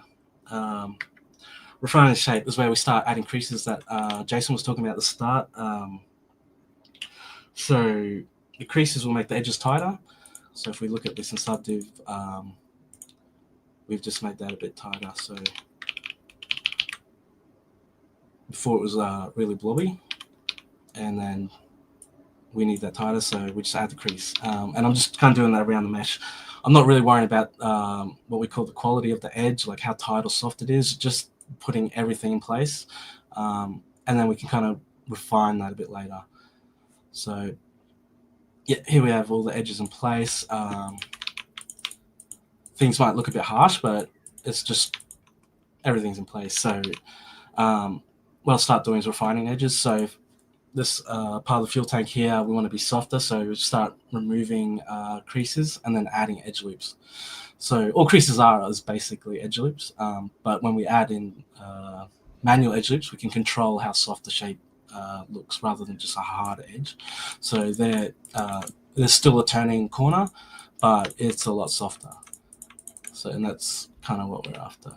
And then just, a lot more of this. And then just one more thing I just want to, is kind of the more important parts. Just 1 second, sorry. Go ahead. When adding detail, there's a method where we collapse the dynamic subdivision. And what this does, it allows you to add a lot more details to your mesh whilst retaining the overall shape that you worked hard to get. So if I started adding all kind of little details in here with this current mesh, there might not be enough supporting geo, and I'm going to kind of start fighting the surface. But when we apply the dynamic subdivision, which is in the dynamic subdivision tab, it kind of bakes in all that shape for us. So when we start working in here, yeah, you're gonna get rid of the undo history. Yeah, I just made sure. I've done that during practice 1,000 times. So I went to a clone. When we start adding details, the surface is a lot less disturbed with the extra geo we add. But if I was doing that kind of shape on here, it's just going to be fighting a lot more. You can get there, but I think just makes your life a lot harder. Yeah, I'll just kind of run this through. Just more of the same modeling, all the geos in there. So adding the panel lines is like really easy. Don't have to worry too much about the surface. IMM brushes. And then Nice. the icing on the cake is just booleans, so cut lines and booleans. Yep. And yeah, Wow. that's it. No, that's Sorry about that. fantastic. I know we run out of time, and everybody's super excited about it. But I just thank you so much. Yeah. I know we could talk. I about it I all could day have long. stayed here all day just watching you doing your thing on hard surface, man. Like that was, Yeah. One No, thing it's real cool. quick. I want to add one thing real quick, just to be sure, because credit's really important to me, and I want to make sure people got it. I cannot be positive I said it, so I want to call it out. I know I mentioned Hugo originally was the concept designer of the 2016 Slayer. Alex Palma did the Eternal one, and to be clear, Emerson Tong did the Dark Ages concept. Can't be positive I said that, but I want to throw it out there that Emerson did that. I think he also concepted Azric the Prince, and then Ben's mentioned it, but he also did the Emerson Yes. the Atlan. So Yes. I just want to make sure that I give our design team props, because they're the best I've worked with in the industry, and I appreciate those guys. They kick ass, and congrats to all them and the work they've done. Yeah. Everybody, it is awesome. yeah. Well, congrats Yeah. to you guys. Like the game is amazing, and Doom is one of my all-time favorites, both artistically and visually, and gameplay-wise as well, right? And I'm pretty sure Ian is with me on this one as well. Oh no, 100% with you. And I'm pretty sure most of the audience is also with me on this. Otherwise, they wouldn't have stuck around for a lot of this. And this has been awesome, amazing presentation, guys. Thank you so much for having you. us. We love to give back. I mean, it's always a pleasure. We're always here. We'll always answer everything. We're open book. We don't hide anything. We're just a bunch of guys trying to make cool stuff and try to push ourselves each day. Yeah.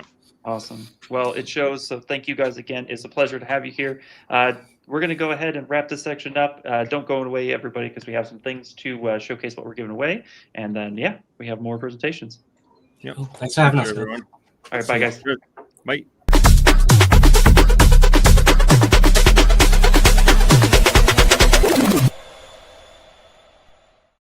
All right. Well, we could have. Right. See, I could have stayed there the whole time. Yeah. It's crazy. Like- Each presentation is just so amazing, and I literally just like want to give our presenters an entire day every single time if we had.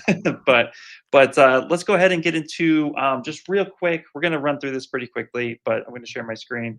We're going to go ahead and start by giving again, all the giveaways. Please, if you needed to fill out the giveaway form, because we're giving away these next week. We'll be reaching out.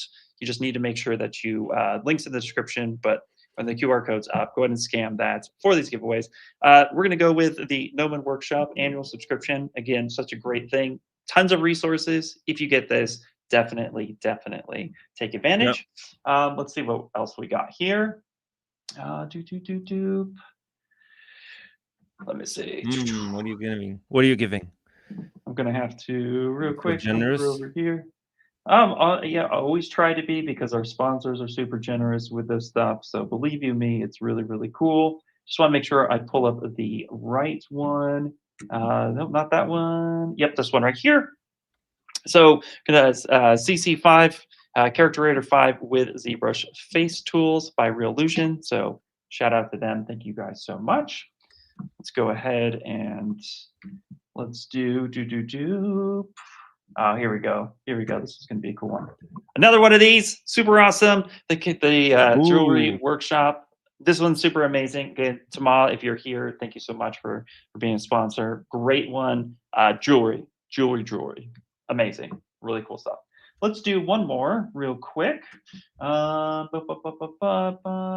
Let's see.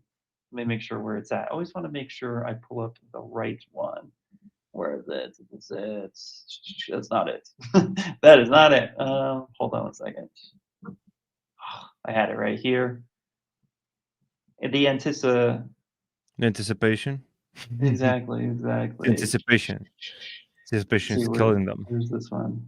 Hold on. Uh, Here we go. Right here. Boom. The Ultimate You ZBrush Guide by Plumlander Academy. Thank you so Ooh. much. Yeah, this one's That's a super good cool. one. That's a good one. Yep. For Yep. frog And it- jewelry, I see a lot of people in the chat saying, "Oh, I'm gonna make my own frog jewelry with that one, Yeah. with the jewelry." Exactly. And to the question in the chat, yes, all you have to do is take that link, register, make sure you, if you get a confirmation email because you've never registered with us before, make sure you fill that out and you are a part of that. If you've already filled out a registration form in the past, then you may not get one, but just make sure to check your junk mail, promotional emails, all that Yep. good stuff. Yep. Okay, that being said, we're going to just take a quick break. We'll be back in just a couple minutes because we do have another amazing presentation with Hasbro and G.I. Yep. Joe by G.I. Matt Hilton. Joe. So stay tuned, guys. Yo. Stay tuned. All right. Bye.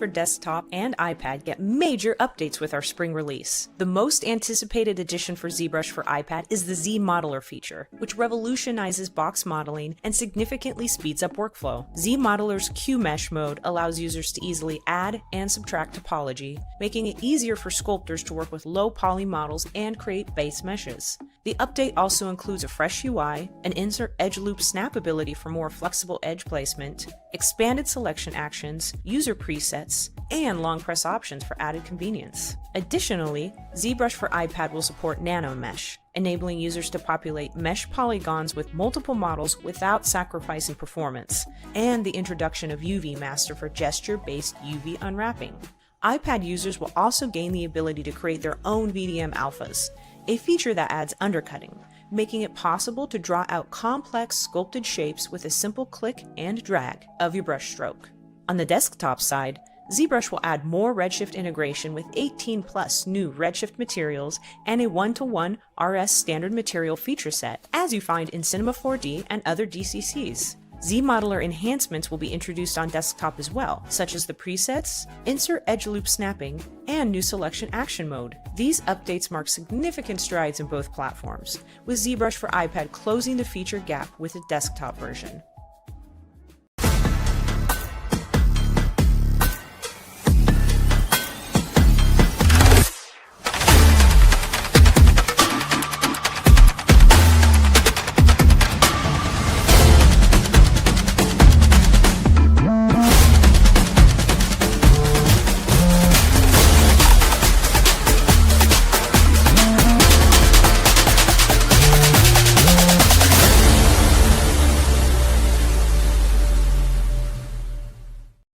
Right, welcome back. Well, that was a much more quicker break. Much more quicker break. But anyway, my name is Ian Robinson again. This is Rodolfo Silva. We're back here with more presentations. Id Software was super amazing, as every other presentation has been so far over the last couple of days. So if you're just tuning in, don't worry, because we have some more fun things to get into, and we're not even going to waste our time much more. I'm not even going to crack a joke on this one, because we have an amazing presentation by Hasbro, by Matt Hilton. Let's go ahead and bring Matt onto the stage.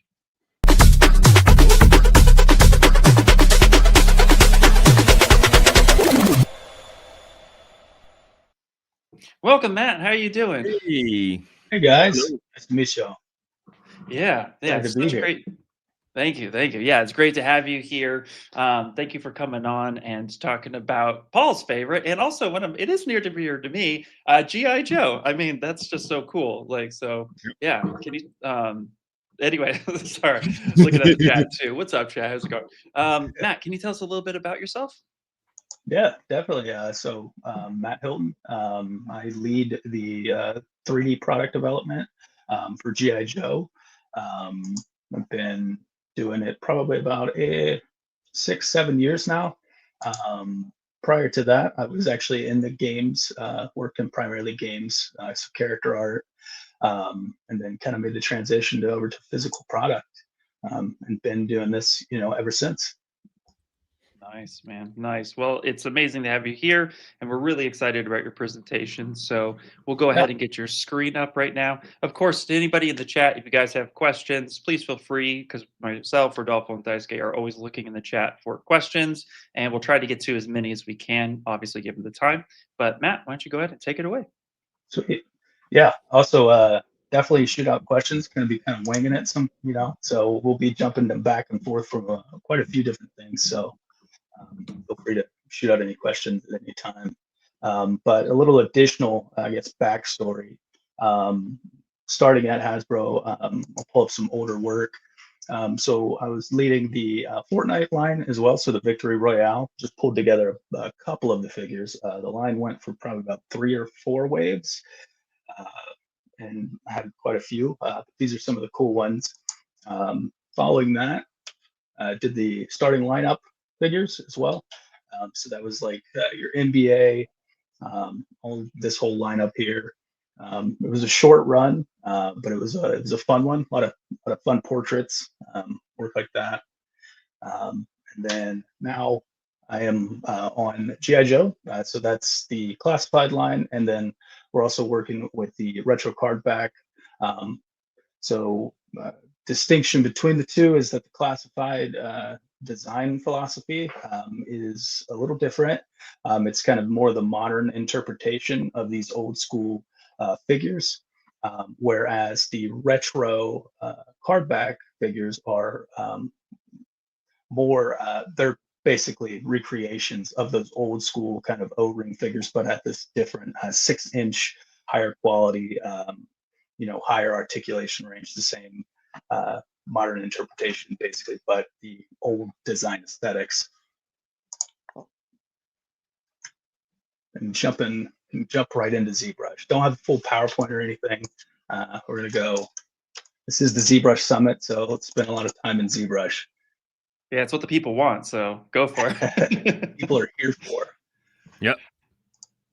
All right. So that was the cylinder, primitive cylinder. This is just a basic lineup of a couple figures. It's kind of a scale reference, but it helps to kind of show some of the diversity that we're trying to achieve on the classified line.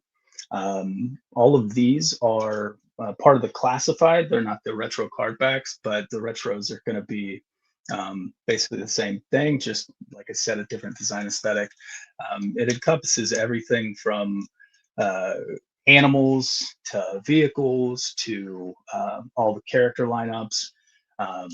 We also have a ton of gear that comes with these guys, which is another aspect of the line.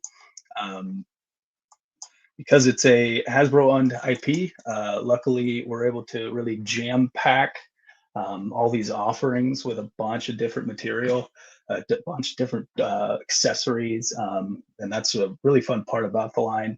Is a lot of times we'll build it to where this web gear will come off, it'll key in, you'll be able to swap it across different figures of similar scales.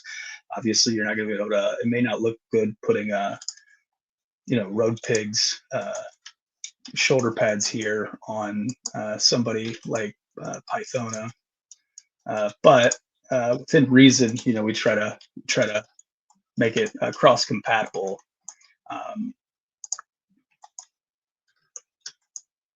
Yeah, and so we have a whole bunch of different stuff in here. Yeah, that's super cool that, like you were saying, you guys have the IP, so you're able to do a lot more. You're able to really dive in and go nuts with that. And I think that's super cool, especially with this type of lineup.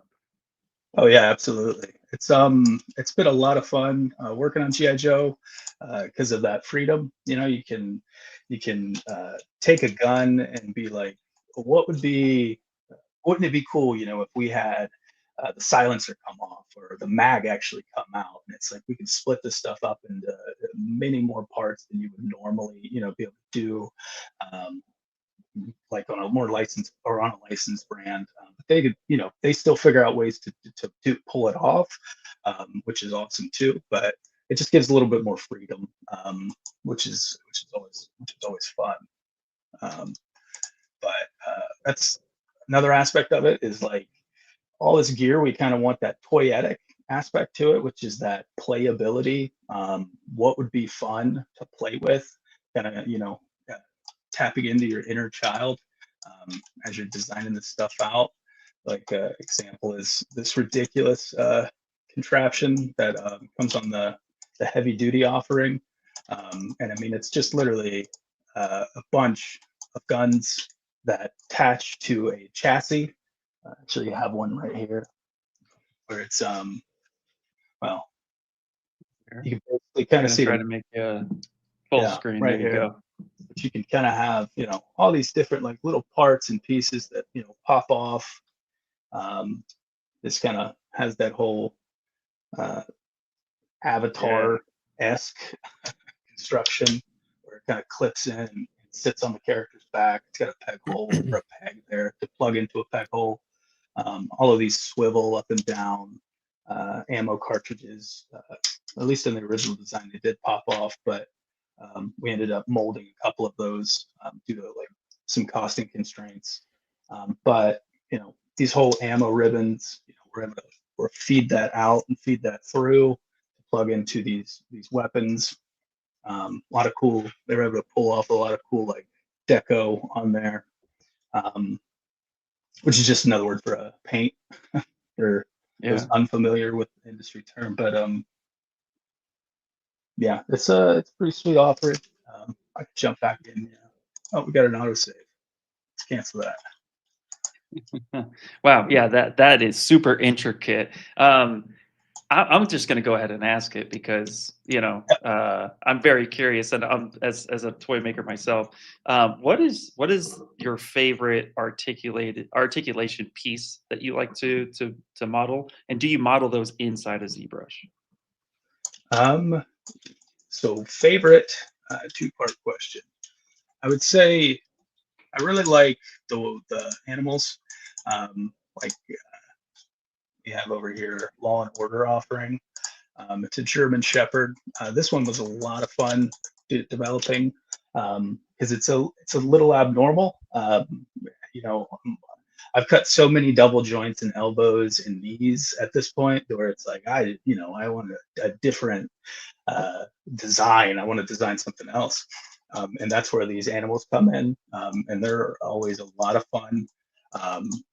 Especially trying to make him highly articulated is kind of a challenge at this scale, especially 6 inches, and then you got a dog that's maybe only 3 inches tall, which then now you're adding additional constraints. And then what was the second part of your question? It was yeah. Do you model all your articulation pieces in Yeah. ZBrush? Absolutely. Yeah. Yep. The whole process takes. We do the whole thing in ZBrush. So typically it starts off with your traditional high poly sculpt, high density. Everything's kind of split off into sub tools. But once we get into the engineering phase, that's typically basically a massive Boolean hierarchy that will start sizing things out, chopping like the arms off, and then start working through that chain of just that arm. We'll do that through different Boolean hierarchies. Once it gets to there, at a certain point, we're going to send it off to be tooled in steel because this is all plastic injection molded. So at that point, our partners over at the factory will take those engineered files and they'll probably pull it into some sort of CAD software like SolidWorks or something like that to create those inner wells, like hollowing out parts and creating putting on those final mushroom caps. Little things like that to really get it ready for tooling. But a vast majority of the actual figure development does occur in ZBrush, yeah. Nice. I might be this guy. It's okay. You could tell me no. You could be like, Ian, stop asking questions. But if there's time, maybe if you have time to do a small demo of how you approach joints, that is a really big question. A lot of artists ask. No one's asked that here. I'm asking because I'm selfishly curious. Yeah, absolutely. We can build that in for sure. Okay, cool. And we do have a question from the chat, so I'll let the chat. Most of the ligaments? Yeah, are most of the ligaments of animals and figures hollow inside? And do you sculpt? And do you sculpt that in ZBrush?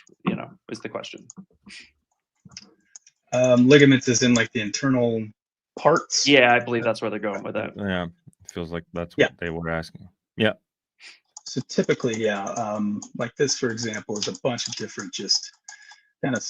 I've cut it in a little sloppy in some areas, but it's going to.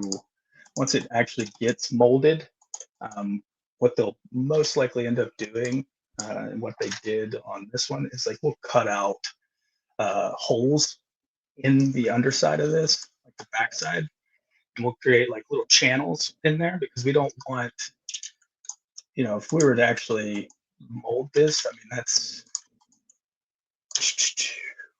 12 millimeters of plastic thickness that you have in there just from one measurement. That's not accounting for width as well. So it would be from a plastic weight perspective, it would get pretty hefty. And it's also any familiarity with injection molding when plastic it's hot and molten plastic. So when it's molded into there, if you have too much wall thickness, like in this scenario, all of that plastic is going to cool at a different rate. And so you're going to end up with pockets that may, trap air, may create bubbles, it may, dry unevenly. You'll get sink issues where the outside of your sculpt may start to like kind of sink inwards, which is never good because that's fundamentally changing the primary forms. But so yeah, we would end up like coring out a lot of this stuff while maintaining, you know, this engineering that's already cut in there to showcase like this is the desired functionality, and so then we'll go and refine by coring stuff out. Nice. Yeah, Yeah, good question. super cool.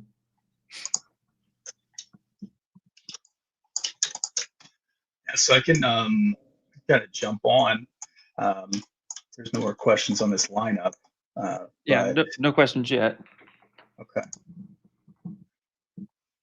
So kind of just jumping into the general anatomy of a G.I. Joe classified figure. You know, we start off with this kind of a base body sculpt for the latest wetsuit. It's always fun to be able to generate a new base body because that generates new opportunities for potential, you know, reuse later in the line. You know, we might want to paint it differently or change up a couple things, but it creates an opportunity to create some of those tooling standards, like the diameter of you know, certain mushrooms, which is sweet. But this is kind of a clean base body. And then moving on, you know, we have pins, which I've kind of grouped all in here together. And so a typical G.I. Joe classified figure is made up with a double barbell head, a ball joint lower neck, butterflies that are capturing shoulder discs, double discs, you got your wrist discs. We'll sometimes cut those, depending on the character, you might cut those front to back.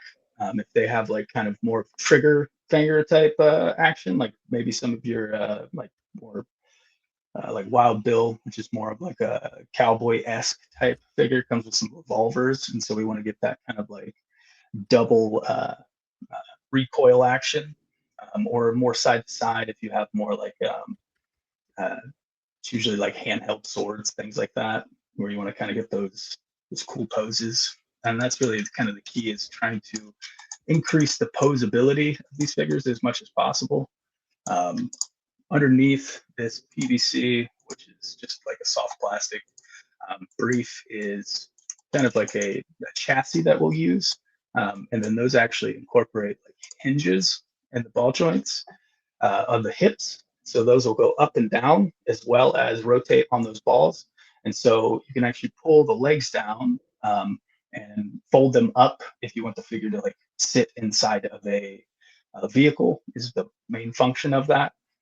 And then you can also push the hip hinges back up into the body of the figure at a more neutral pose to get a more natural, neutral position that looks, you know, more pleasing on your shelf. And then of course we have, you know, those double knees and then ankle discs.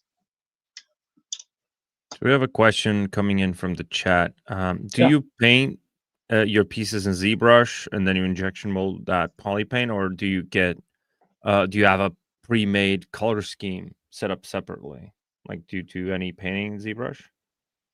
Yeah, so I'm in the sculpting department, so we don't actually do any of the painting of these figures, but our model shop, it will go over to them and they will do a decent amount of, some of them are using mostly ZBrush for that, so they're poly painting, poly grouping.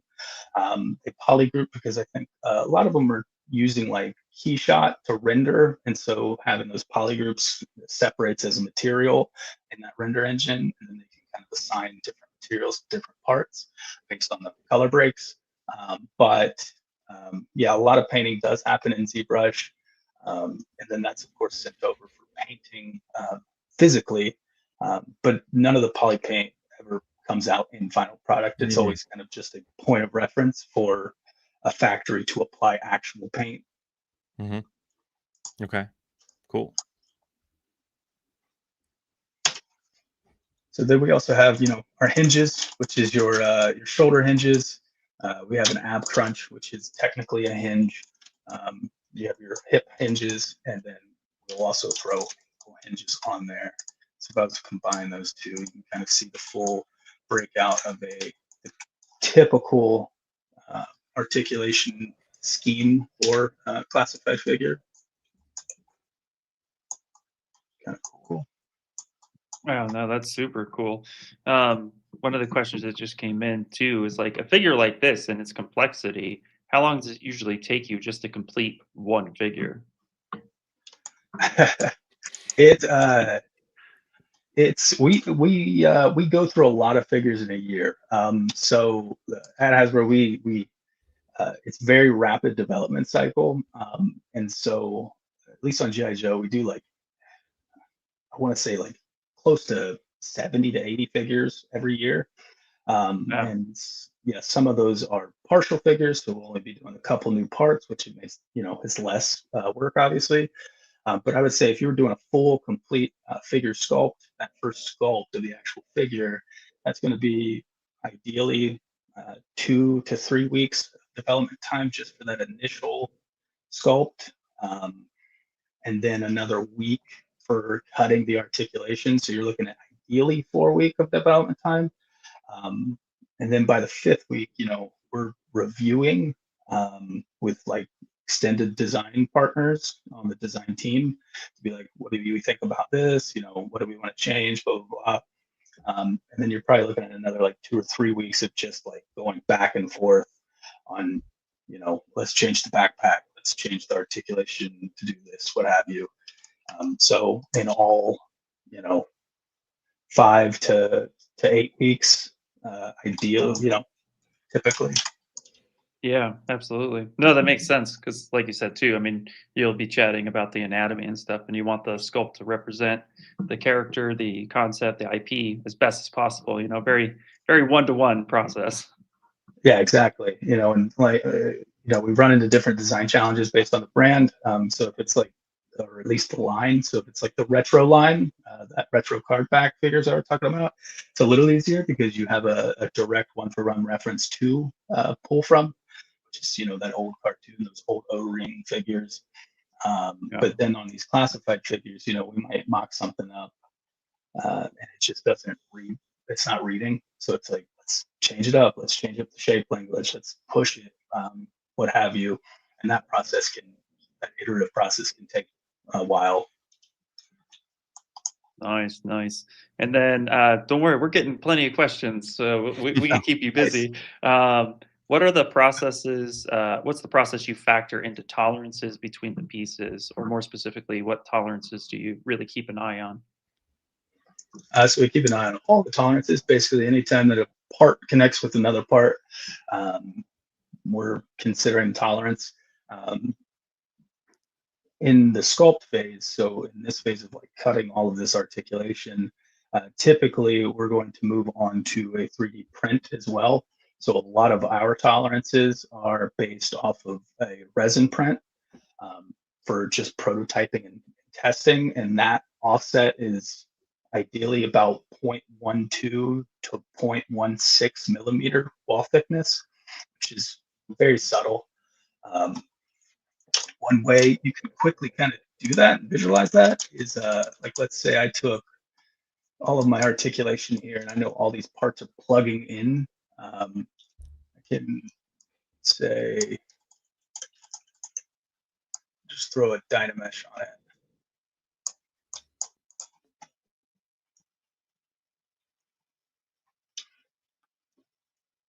All right. So I'll Dynamesh it, and then I'll just like, typically if I'm creating offsets, I'll just run like a subtle inflate, which is under the deformer. You hold control over the button. I'm always holding that control button over these because I have this custom UI. Yeah. So I'm like, where is that at again? It's under tool deformation inflate. So, and then I'll just inflate it a little bit. I should actually probably make a duplicate with the history rolled back.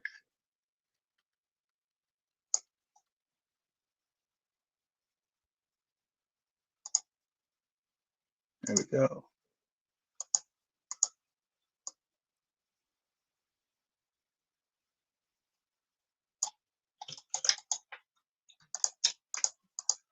And then with both of those turned on, I can use transparency to kind of see that offset,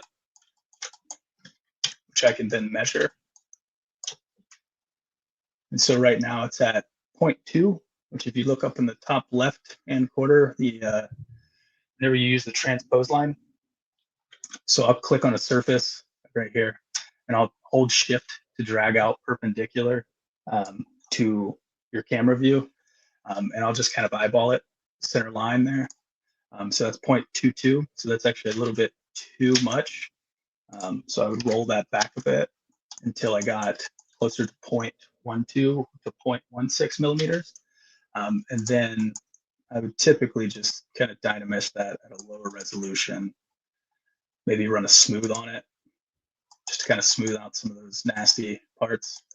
And then I could actually use that as a Boolean for my offsets.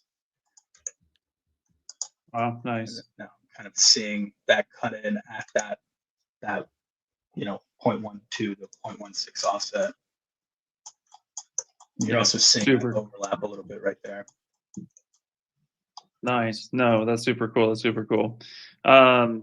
Another question that came in too is if somebody creates a portfolio trying to get into toys, should they include images of their 3D prints as to showcase that they can manufacture something from ZBrush to the real world? Yeah, absolutely. Always, yeah. I mean, we're always looking for like high quality sculpts first and foremost, but after that point to kind of stand out, it is showcasing if you have something tangible that you've actually taken into some level of physical production, whether that be 3D printing, what have you, that's always super valuable to show because that shows familiarity with the process. It shows a familiarity somewhat with like engineering parts to fit and work together. And articulation is an even added bonus if you go in and actually cut in joints. A little tip you can do like for action figures, and then I'll sometimes do for prototyping is like on these joints in the center of that pivot, you'll see kind of a hole here that I have. That's for injection molding. That's for the plastic to actually go through, and it solidifies, which allows it to naturally capture that joint. But we'll even put it in there for our print samples because I'll take that as a Boolean and I'll extend it out to come out the actual forearms or wherever that joint is. And then I'll actually use like a hand drill or something when we 3D print those, and you can put like we'll do it to the point of it's the same diameter of a like a styrene rod. I'll sometimes use like toothpicks, things like that, and I'll just punch it in there, clip off the ends, and then you can actually like test your articulation joint on a physical product and play around with it and see if it works. So that's also a great thing to add if you want to start pinning figures and testing that out. Oh yeah, that's super fun. More questions? We're good. We're doing good. How do you keep everything in scale for the required measurements throughout the process of creating the figure, or do you worry about scale after? Ideally, you're going to focus on scale from the very get-go. You're going to create, typically what I'll do, start with like a buck. I'll start with something kind of like primitive, say nothing much 3D.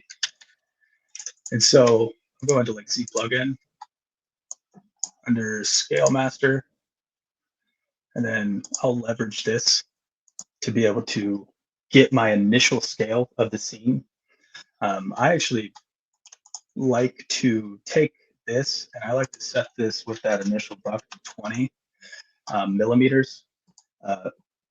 I'll tell you why in a second. So if I hit that and I make it 20 millimeters, you'll now see the XYZ size of this scene is 20. That's kind of like ZBrush is like arbitrary internal scale in relation to real world. And this scale also influences all of the other sliders I've found. So like all of your deformers, your Dynamesh, that resolution. And so the reason I set it to 20 millimeters is so that I can then unify the scene back to a scale of 2 at a real world scale of 20 millimeters. And what that gives me, at least in the 6-inch scale, is it gives me a little bit more reliability when I use my Dynamesh slider down here, that I know if I was to crank this up to 4K, I'm going to have this object, which is at 20 millimeters, have a higher resolution in the millions, which is what I want. Or if I crank it all the way down to 8 and hit it, I'm going to get a really low resolution. And so it just makes it a little more predictable. I know that we have this new button that you can click, but I still kind of prefer to know what I'm going to get out of what I'm doing. So, but on that, now that it's kind of unified to that, you can go back in here and say, we'll switch over to inches. Oh, crash, guys. Oh, it's okay. You're demoing. It happens. Yeah. But yeah, no, happens you're in right. life. Yeah. No, but you're right. Yeah, absolutely. The scale will definitely influence. That's something we talk about too with Dynamesh. The resolution sliders it's an arbitrary number. It doesn't really matter. It's the scale of the object itself or the scene that you're working with. So, to your point, that makes sense that you would want to set that to something that's definitely reasonable, something you can work with. And yeah, we have 100 different ways to do the same thing. So whatever works for you is perfect. Yep. I always love to have that controlled environment. I originally I play around a little bit with the Z scripting, and so was trying to kind of create bucks that you could script out to where I could create a startup Z tool very quickly through scripting and creating the little buttons that will create kind of leverages somewhat the logic behind Z scale. And it's very difficult to get Dynamesh and those tools to work correctly if you didn't create sort of that controlled environment by unifying everything to a set value to where everything kind of it had a predictable result essentially. Nice. Well, we'll definitely have to also, if you didn't know too, we just added Python, which now has the Z script body. Basically, you can code in Python instead of having to learn a whole new language. So be curious to see what kind of tools you'll develop with that as well. Super excited about the Python. I can't wait to dig in. All right, awesome. All right, we got ZBrush back too, and yep, chat still loving the show, which is good. Yep, a lot of questions pouring in.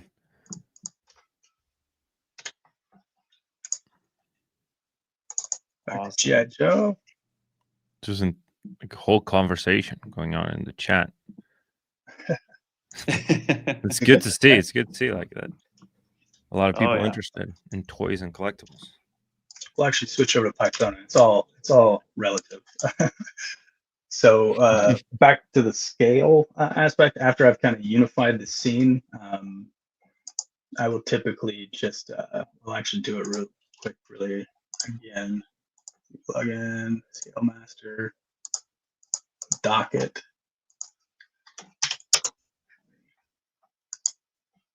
We have an interesting question while you're prepping this too. Just going to ask it. What's the most significant change in ZBrush over the last couple of years that might have improved your workflow, or a new feature where you're like, yeah, that was really cool?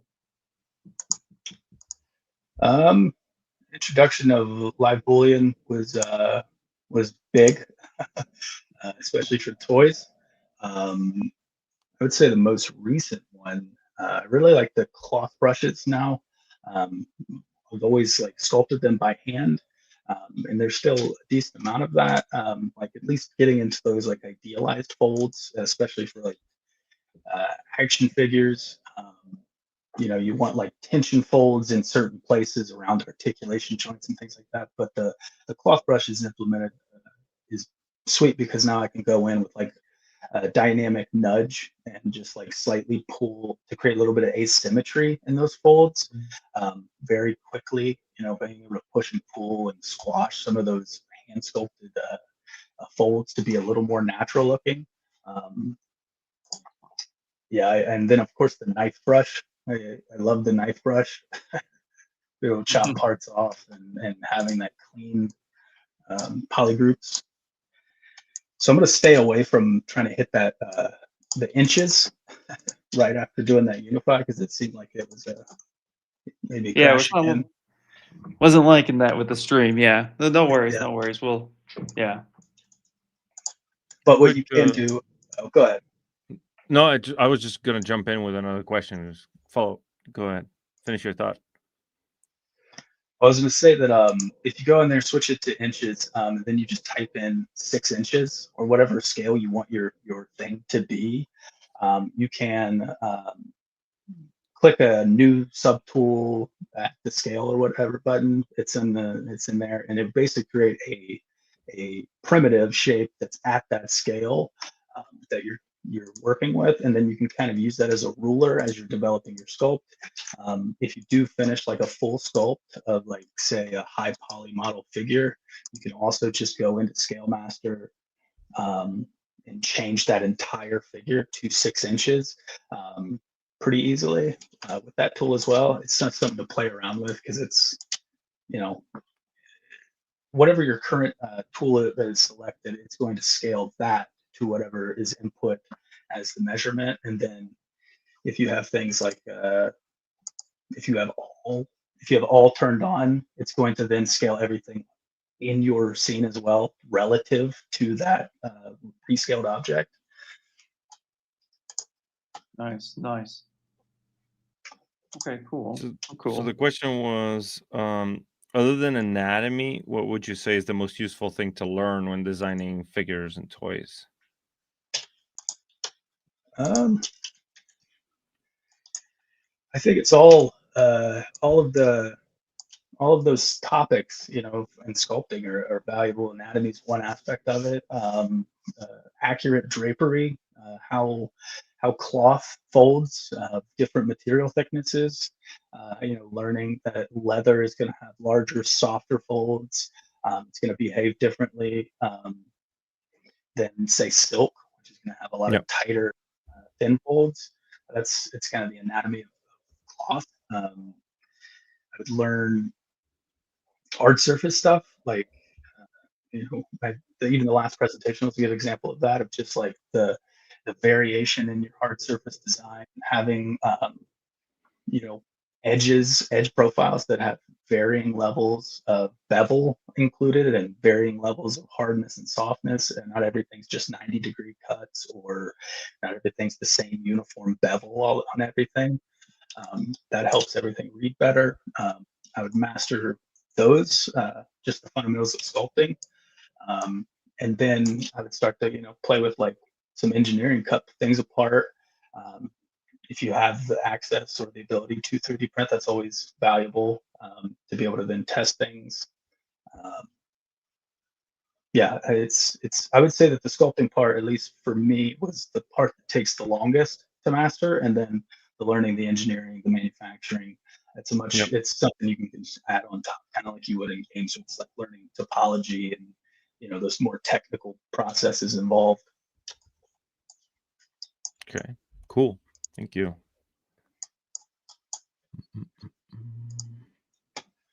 Yeah, so here I have 2 different versions of Python in here. So this is kind of the final sculpt file of this figure. You can kind of see what we also have to deal with is design for manufacturing. So areas you'll see, like in the inside here, we have a cut in the hole. But then we also have like these teeth. And typically, like in toys, what we'll do is any part that's not draftable, so it's typically from like a certain angle, or you can pull some sort of slide to be able to capture that detail.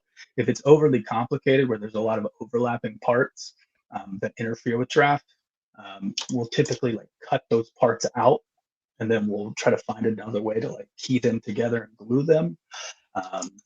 Or we'll be worried about like wall thicknesses. Like a lot of these points are too pointy.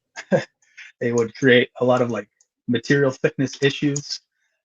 Typically, like a general rule of thumb is like 1 millimeter is kind of the golden standard of how thick your walls should be for when we 3D print something and manufacture it.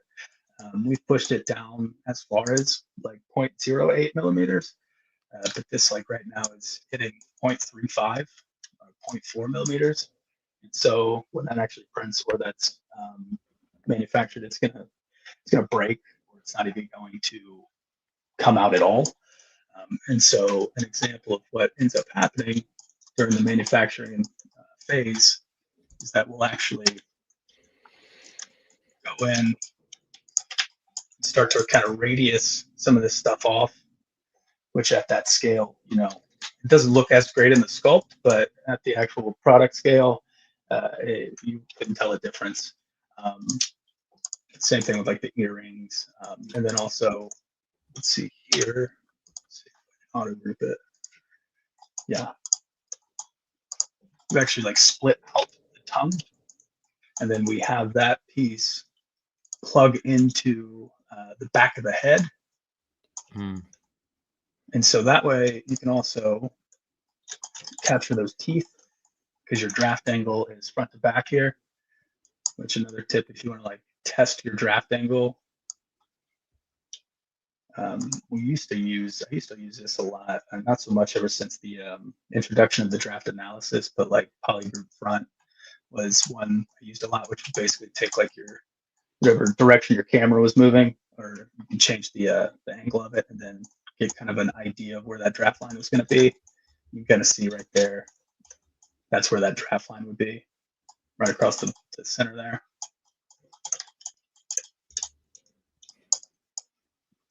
Very cool. Wow. Yeah. It's all those little tricks and little nuggets that kind of help bring it all together, Yeah, absolutely. Yeah. We had a question about just the jobs in general. Would you say there's actually a good amount of jobs in the toy industry, or do you think the toy industry is kind of a niche field? I think there's a decent chunk still. I think a lot of the work in the toy industry, it may be different at other companies, but at Hasbro specifically, we're a very small team. So there's only like 6 3D dev leads, and we're each heading a different brand. And so a lot of work that would come out of like our department would be like vendor freelance work. And so if we were to send things out, it'd be 2 vendors and freelancing, which is a lucrative opportunity. At other companies, I don't know if they have like more internal art staff that are all developing internally, but at least for Hasbro specifically, yeah, freelancers are a major force. Nice. We love to leverage. Someone was asking, how do you use the draft analysis? Can you show that real quick? Yeah. Like the new draft analysis tool. You guys might have to help me find it because I haven't used it in a minute. I thought it was under render. No, it should be under the transform menu. It's transform. Right If I here. remember correctly. Yeah. Yeah. Transform. All right. So you can basically set this on, which shows your draft analysis. You can change the actual angle. So typically we're working at a 3-degree angle for toys to pull out a mold. So I will typically set it to 30. That, and then you can also set your direction. So you can sit there and look at something with your camera. Say I want to draft it from this angle, or try to. You can set that direction, and then now it'll readjust. Or I can set it from this angle, and it'll show you the draft analysis. And then basically that yellow portion right there, this is decimated, so the topology is kind of whacked out. But basically that center yellow line right there is telling you what your draft line is currently within that 3-degree tolerance. And then the red and the yellow is obviously your front or your back side of whatever mold or draft you're going to be pulling. Nice. The one you might have been thinking of too, because you were under render, was the live Boolean option of showing the coplanars or showing issues, which you could use with live Booleans. Have you used that tool before? I have not. Oh, okay, cool. Yeah, it's just under render Booleans at the top. So if you had live Boolean turned on, any parts that are like kind of airing out or showcase it, if you click that one, that usually will showcase like any type of like issues, thin walls or something like that. So that might have been the other one you were thinking of. It's a pretty cool tool. Yeah, I'll have to play around with it after this. It might be the new go-to. Yeah. There's Paul. G.I. Hey! Joe! Wild Paul appears. There What's it up, is. Paul? What's up, Matt? Welcome to the show. Thanks for having me. Yeah, of course. Hi, Paul. Thanks for accepting Hi. our invitation. Yeah, better to be here, be late than not here at all. Yeah. Yep. Absolutely. Exactly. Just showing some general draft tips. Yeah. Very nice. Yep. Let's So see here. I can switch back to Oh, the go G.I. Joe anatomy really quick. I meant to show this as well. Just kind of on these accessories. One of the aspects that we like to build in, like I was saying about playability, toyetic nature of these, is just having parts that kind of plug into one another, like being able to kit out your own weapon at the 6-inch or the 6-inch scale. And so we'll have like portholes actually built into, like, say, the end of a silencer or something, also at the end of the barrel. So that's the same standardized port for both sides, so that you can kind of like daisy chain pieces together. And so on the end of that, we would put like sculpted fire, or like a flare effect, or a projectile, trail type FX sculpt that you can plug in. The same thing with like the silencer. And then we have like a mag, that'll actually be plugged in.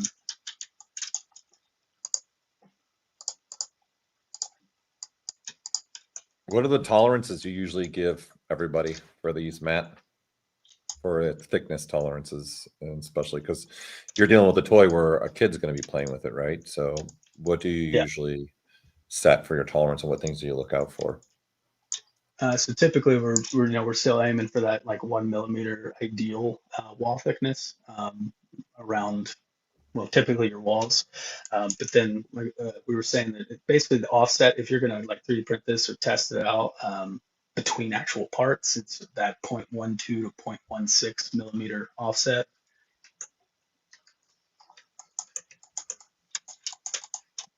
Yeah, absolutely. Cool. Okay, so My G.I. Joe didn't have this much articulation. It's not fair. Just going to do a quick time check here. We got about 15 minutes and stuff. I'm kind of curious. There are some questions in the chat still too, but I know at the beginning of this, I had mentioned if you might be willing to do like a articulation tips tricks demo, something not too complicated. I know it takes time. Do you mind going through a quick demo of how you approach articulation? Yeah, for sure. Let me load up this tool here. It's kind of big, so it might take a second. But that is okay. Cool. We have another question too while that's loading. What are the things you need to tinker with when you receive a scan of a prototype sculpture, if it was made in clay, before you change it? Do you guys do any type of photogrammetry? we do not on G.I. Joe. On other brands, we will. So like Marvel or Star Wars, sometimes you might receive like scan data from the studio of like an actor or an actress. If you're working with that, typically it's kind of low resolution, so you're going to end up, doing the typical like scan cleanup of, cutting off those stray parts, cleaning up, smoothing the surface out, and then kind of resculpting and refining the portraiture. Typically is what we're using it for. On G.I. Joe, we don't have any of that. We're just sculpting everything because these are fictional characters. Might be cool to get a couple weapons and then scan them and pull them in, but the manual sculpting of guns has worked out fine. Nice, awesome. All right, yeah. Demo seems to be a high thing, so I'll let you cook. All right. So yeah, I have a sci-fi here. So this is kind of an early iteration of sci-fi. This is just before articulation is being cut in. So I can kind of show sort of what I meant earlier about that whole Boolean structure. It gets pretty lengthy where we're going in there and cutting all these pieces out. But like we could start at, say the head. So, typically those are made up of like, separate subtools. This is all combined, but we'll actually go in there after the fact and I'll start cutting parts out. So like I'll cut out the neck, we'll resculpt things to make it, a ball joint. You'll have a ball joint there that you can actually use as a reference to kind of conform it to. Creating these like little joints.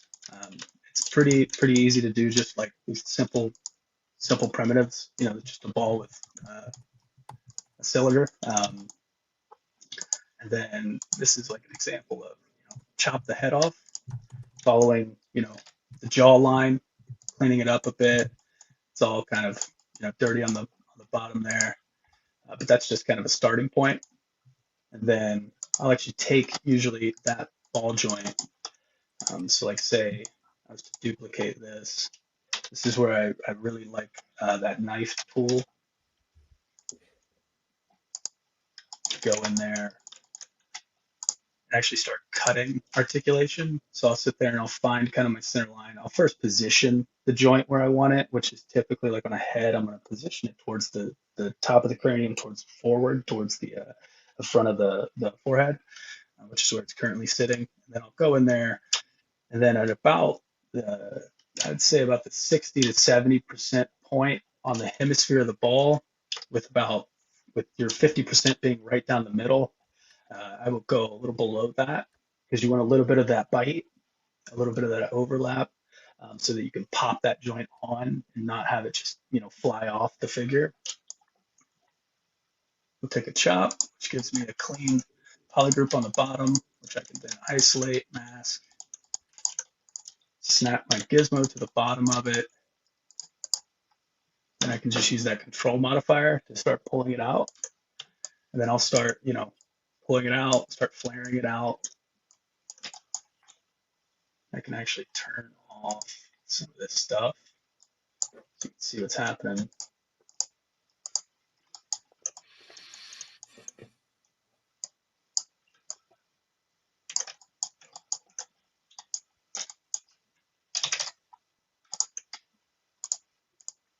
So now from that, I have a pretty basic like primitive here that I can play with. May go in and add a bevel to kind of soften some of these out, or even sometimes I'll go in and like crease, apply a crease and then just probably subdivisions to smooth all this out. But for the sake of this, we'll just add a bevel.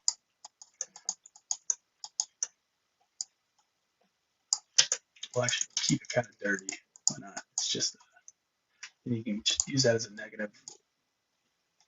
We'll pull that down under the hierarchy of the head. And now you can kind of see that cut. Let's turn all this off. See kind of that cut in there. And then I may, with this actually turned on, I'll typically like grab my move tool, turn on that symmetry and start to like kind of massage it kind of into place, those verts into place, pull them in a bit, start to get a little bit cleaner of an edge. Because like we were saying before, you have those wall thickness concerns that we now need to consider. So that 1 millimeter of wall thickness, starting to pull it in. And just to be clear too, you're messing with the actual, the joint itself, the negative. You're not messing with the head. Exactly. Yep. Cool. Yeah. And then that's another aspect that kind of I've learned through trial and error, is that no matter how complex your Boolean hierarchy is, there's always going to be a little bit of cleanup typically at the end once you pull that trigger on that Boolean for toys. So at the end of the day, like if I pull that trigger on that, we just went into the gear and hit Boolean with subdivision. It should pop it out right below it. If it doesn't, which it did, so never mind, won't have to worry about that. But I'll typically take that tool, maybe throw a Dynamesh on it.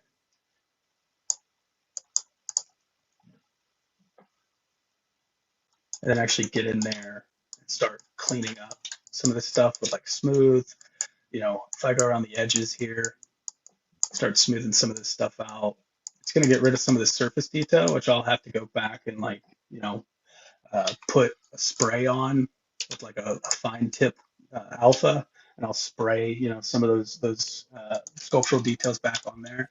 But I'm starting to like clean up stuff. One thing I really like for specifically toys is we're always going around and like thickening walls and stuff, just like little minute thick like areas of added thickness. So I really like the move tool and then turning on back face mask. And then with that, I can actually go in, find an angle, and then perpendicular to that, I can kind of start to pull a little bit of that material out. Should turn on symmetry.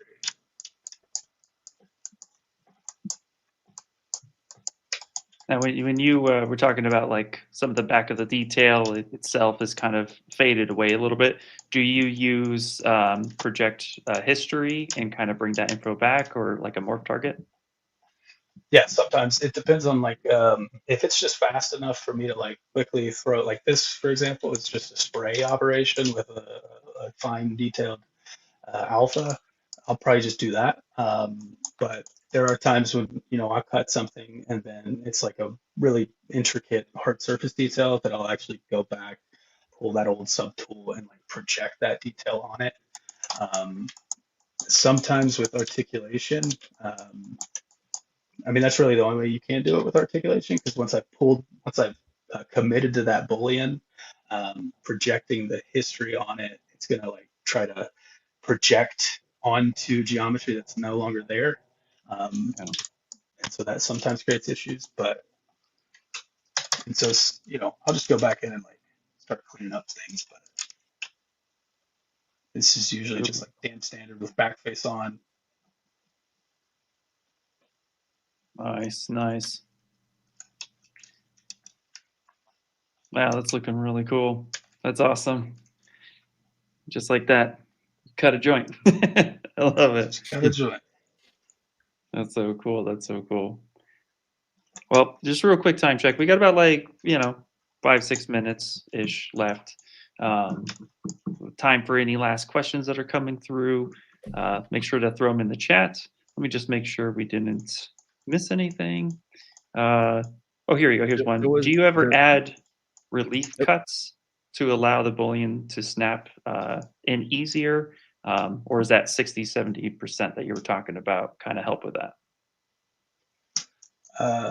You're talking about relief cuts as in like for that ball joint for the head. Like, do you factor in relief cuts, or is that just kind of take care of itself with the way you built it?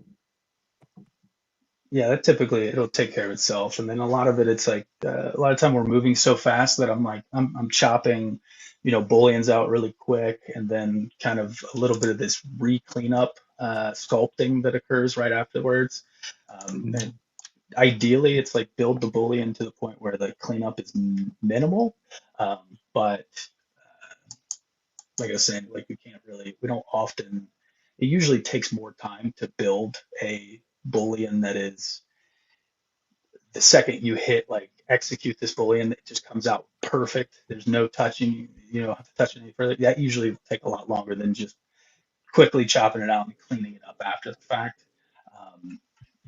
And then we also, like I was saying before, it's like we have design changes and stuff that go on for like 2 or 3 weeks. And so it's like I might be working on a part that's we've already cut, printed and tested. And so like going back into that Boolean structure and having to like finagle with the Booleans again to get this new design change implemented, it's usually easier to just work from that cut piece than it is to like finesse your old Booleans. Nice. Yeah, makes total sense. For the sculptural details, another question that came in is, how do you know how much depth to give the detail for it to read once it's gone through manufacturing? Yeah, so it's there's a standard. There's like an ideal depth. A lot of times I'm eyeballing it. Like I've done enough of them at this point to know like what's going to read well. But I would say like in general, you're looking for around like a 1.16, similar to like your offset to like a 0.2 millimeter in actual depth of a texture. So, something like this, it's just like a generic weave that we're cutting in there, but it's pretty aggressive. We also have that like stored on layers so that, if I need to punch something up for production, it's like I can just be duplicating that. It also has a morph target so that I can go back in and morph out details where I need to. So that non-destructive workflow is ideal for textures, especially. Yeah. No, it makes sense. This is also too where I would recommend anybody who's even curious in getting into toys, just get into 3D printing, print out your stuff, and see how soft something actually is when you think it's like cut in, and then you'd be like, oh, I should actually push that. Yep, absolutely. It's one of those things too where it's like, we're designing it out and it's the economy of detail, it's that only certain details are really going to show up anyway. So it's like when we get to that tertiary step, a lot of the times we're blowing out those details sculpturally it looks blown out, but then when it comes out in production, it's softened, the plastics, softened out, and those textures are more subtle. So we can't really add like all those little, I would love to really go in there and finesse all these hard surface scribe lines and everything everywhere. But at the end of the day, like a lot of that stuff's going to wash out. And so you gotta be intentional with, where you're going to put things and how deep, based on what's going to read at the end product. Right. Yeah, it makes sense. One last question from that I'm curious as well. Do you have a standardized joints across the product line, or is the articulation for each toy? Is it made for each toy individually? Yeah, so on G.I. Joe, we have more of a standardization. We're up to like close to 200 figures at this point. We will typically use standard. So it's something we built from day one. That has changed over time. Like your joints will evolve as the functionality does, and so we might start swapping parts out and then reusing those for future figures. So yeah, like diameters, things like that are pretty standard. A lot of like the butterfly connection points where they pop in, a lot of that's standard, so that we can kind of rip the arms off of one figure and try it on the torso of another figure. Maybe that would look cool with those arms, those types of things. We might kit bash and play around. Things like if you can see my screen here, like things like the heads. So like I have that sci-fi figure. This is an early engineering prototype of him. So like that head there, that's a standard joint that I can pop off. I could take somebody like a wetsuit here. I'll take his helmet off, pop his head off. Then I could take, their heads and their standard fits. We can take, wetsuit's head there, pop it onto sci-fi's body. And then there's also like a depth that they sit. We want them to be kind of at least along the same body types. We want them to have similar depths so that when they sit on the neck, they look proportionate in place. The depth of those cuts are different. Than you might have one guy that has like a giraffe neck, the other one looks like a turtle, and that's not ideal either. So yeah, so there's the level of standardization for sure. Oh, cool. Well, I hate to be the guy who has to say the next sentence, but our time is coming to an end. So, Matt, thank you so much for being here with us, and thank you to Hasbro as well for taking the time to come and answer questions and demoing an articulated piece. Thank you so much. I appreciate that. Thank you so much, Matt. Yeah, thanks for having me, guys. It was a blast. Yep. And thanks, Paul, for showing up. Hey, thanks for having me. This was really a blast. I love me some toys, Matt. G.I. Joe, American hero. Yeah, it's so awesome. Right. Yeah. Well, as they say, knowing is half the battle, right? Absolutely. There we go. It's my whole childhood. I seem like I'm battling more than knowing. All right. Well, Matt, we'll let you go. Thank you again. It's been a pleasure. And don't go anywhere, chat. We'll be right back. All right. See you guys.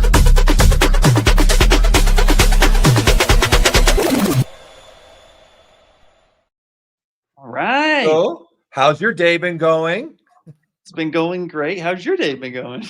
Oh, good. I see the purple dragon now. We got her on camera, eh? Behind you. That's cool. Yep, That's yep, good. yep. Right. Doing well. So, yeah, it's like I said earlier, is one we had to get on. Unfortunately, went through some shipping issues, but we got on a camera for a little bit. I think I have to readjust, but it's starting to fly again. So we'll figure that out soon. But hey, Paul, you know what? You wanna do the honors and do some? No, I'll do announcements? you do it. You do it. I will do your assistant. I'll be your assistant this time. Okay, you'll be my assistant. Okay, I want cool. to be That your sounds good. assistant this time. All right, Okay. sounds great. Sounds good. Well, of course, if you haven't signed up for the giveaways, make sure to do that, as we'll be giving these away next week. Chat is the link is in the chat, but Nomen Workshop annual subscription. That's the first one that we're going to be announcing right now. Well, it's not the first one. We've mentioned this one a lot. Great for knowledge, games, films, sculpting. All of it is there. Really cool. Let me see. Let me load up another one, and then let's do. Let's see. This the one. Yep, this is the one. Here we go. Real Illusions Character Creator 5 with ZBrush Face Tools. So again, a super awesome one. Character Creator, we've also shown the ad a couple times too. Helps you pose your characters and do all that. And then of course the face tools for ZBrush. Let's see here. One more. Come on. It's Be cool. generous. More. There's a few You know more. what's cool? Throw a few. Jewelry's Okay. cool. Just Ooh, FYI. I like Jewelry's jewelry. cool. So there you Yep. go. Yep, lifetime membership. Thank you for Tamal Whittlebach, who's gifted these over. So lifetime membership for the ZBrush Jewelry Workshop. Great if it's great for jewelry, but it's also great for just learning ZBrush and hard surface workflow. So really, really cool. Yep. Let's see here. Boop a doop a doop a doop boop. I'm thinking if you're into games or clean topology, then ZWrap might be something for you as well, with a 2-year subscription. So if you're big into games, good into topology, and needing to move quick, Faceform has given the 2-year subscription of ZWrap. Really, really cool.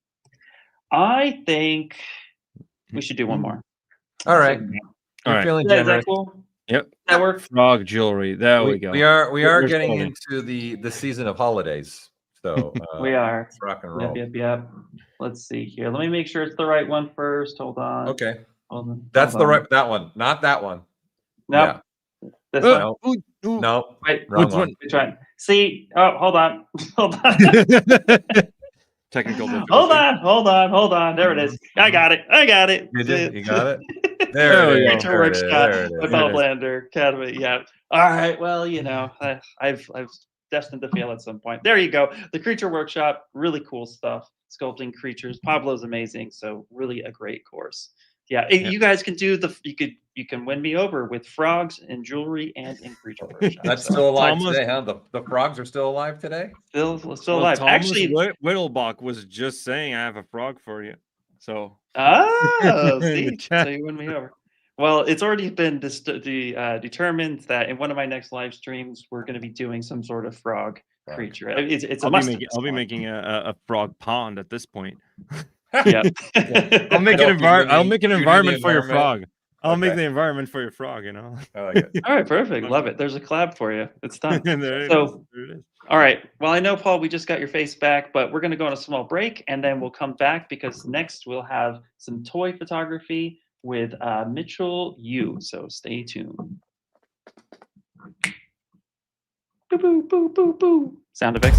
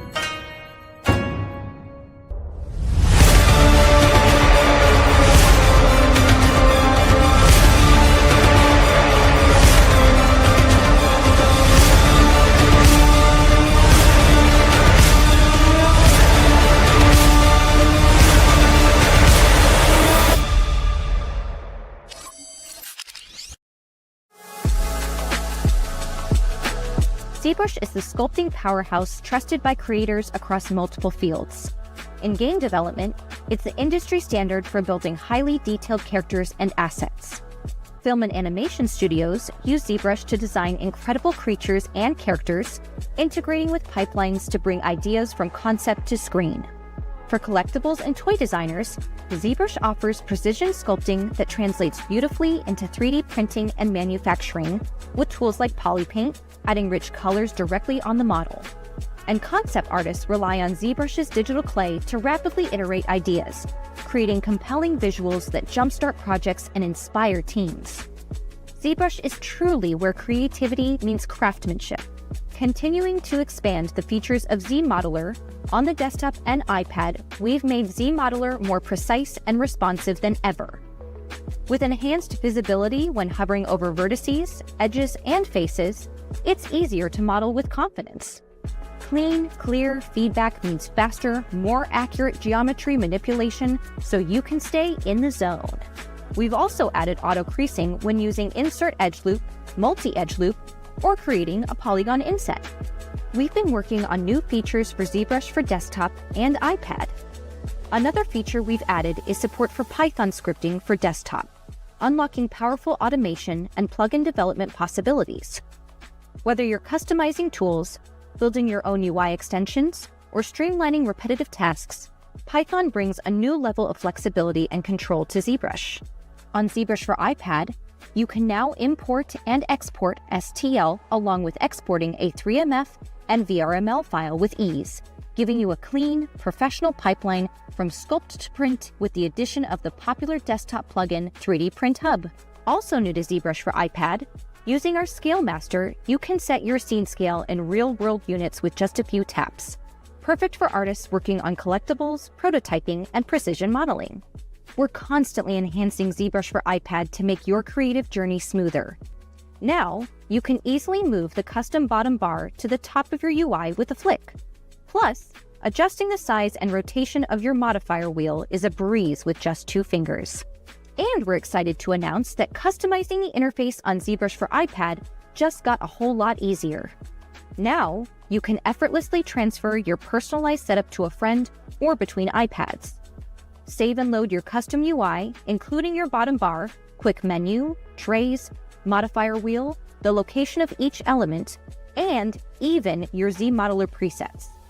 ZBrush for iPad adapts seamlessly to your workflow, making your creative process smoother and more intuitive. ZBrush's acclaimed surface noise feature continues to expand. The ZBrush for iPad version has received another UI update, ensuring seamless interaction across all iPad sizes, along with individual noise resets and a reset all option. Additionally, the alpha image can now be rotated and transformed, and undo and redo actions are now available on both desktop and iPad versions. The Pro Project series keeps growing with a brand new addition to spark your creativity. Now, with the ZBrush for iPad version hosting all Pro projects in the cloud, expanding our library will be a breeze, and you won't have to worry about lengthy download times. Set to be released later this year, the ability to create from scratch or manually retopologize has been greatly enhanced. Our team has been diligently developing new retopology tools that will empower you to design to create individual faces, precisely place vertex points, draw geometrical lines, expand by edge loops, select through various topology patches, and so much more. Our aim is to enable you to retopologize more efficiently than ever before within ZBrush. Another significant update we will be releasing later this year is the new folder restructure, which serves as the foundation for expanding user profiles. This enhancement will simplify the process of transferring these items from one version to another. Additionally, this improvement will facilitate better management of the ZBrush folder structure for educational institutions and studios. One of the most requested features for ZBrush is also coming soon, an all-new UV editor. You'll be able to create, edit, and manage UVs directly in ZBrush for desktop with precision and control, seamlessly integrated into your sculpting workflow.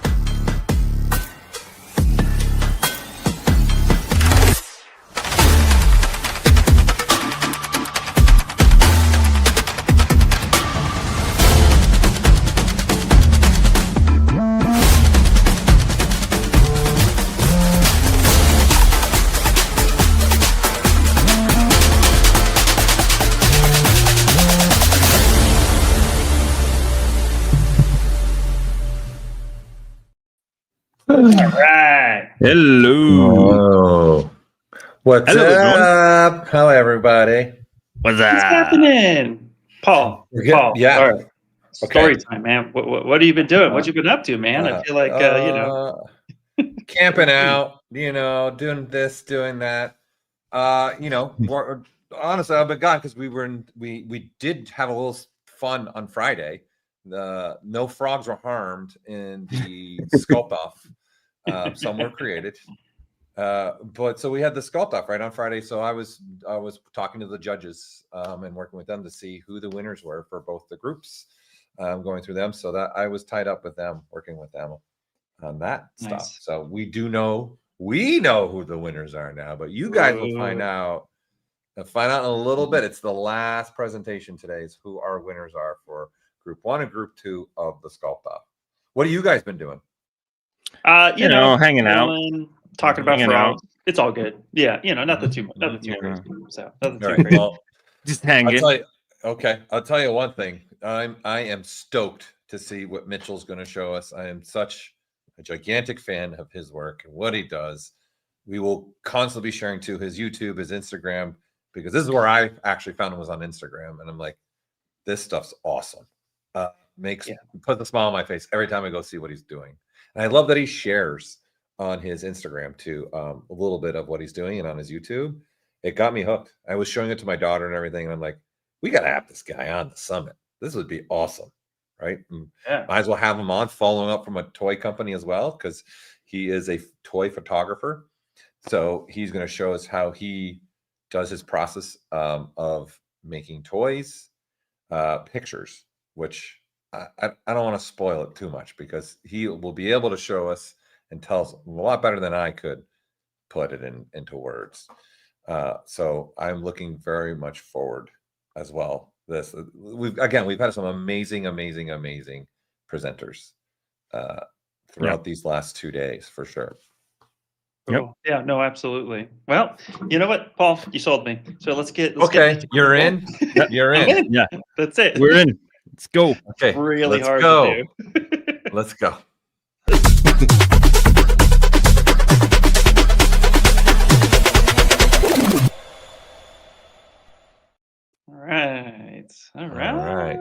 All right. Oh, wait. What? Wait. Hold on one second. Uh-oh. Maybe not just yet. Not just yet. Psych. Ha, gotcha. 1 second. We'll figuring it all out. 1 second. Wait. There we go. There he is. There he is. Hey. Is my mic on? Yes, you're good. Okay. Yes. Okay, so I was on my other camera, the one that I looked actually pretty good on with the background. That was cutting my signal out for some reason. So I don't, Oh, really? Most of this is going to be like photos and video. So screw me. I think the videos and stuff will still look good. Yeah.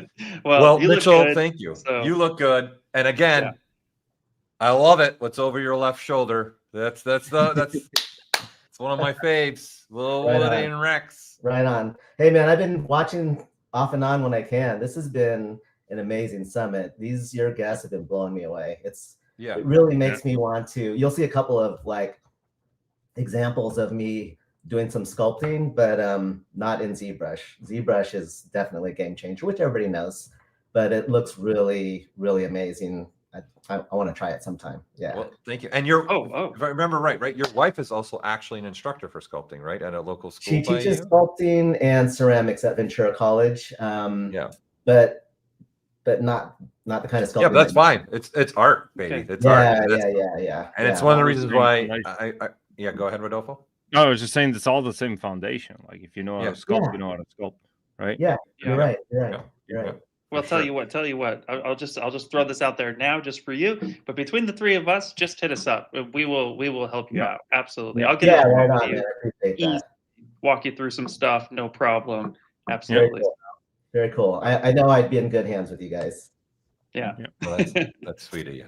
Well, let's you take it from here. So and then we'll chime in from time to time, but we'll let you go from here, and we'll be sharing your YouTube and Instagram, everyone, so you guys can follow them. Everybody follow. All right. So Mitchell, please take it away. All right. Thanks again, everyone, for taking the time out of your Sunday to tune in to this fun, lighthearted chat. I appreciate your being here. So I'm Mitchell Wu, and I create and craft stories through toy photography.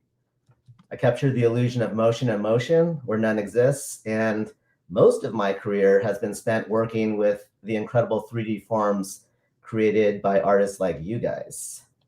So when Paul and the ZBrush team invited me to speak here today, it made me realize how much my career has been sculpture adjacent, meaning I was often working with a sculptor's 3D work in one way or another. And the first career being product design and development straight out of art school. I graduated from the California College of the Arts with a degree in illustration. And I was soon hired by a company called Willits Designs in Northern California to draw carousel horses and other things like clowns, animals, so on. And it was for the gift and collectibles market, stuff that would be sold eventually through Hallmark stores, gift shops, stuff like that.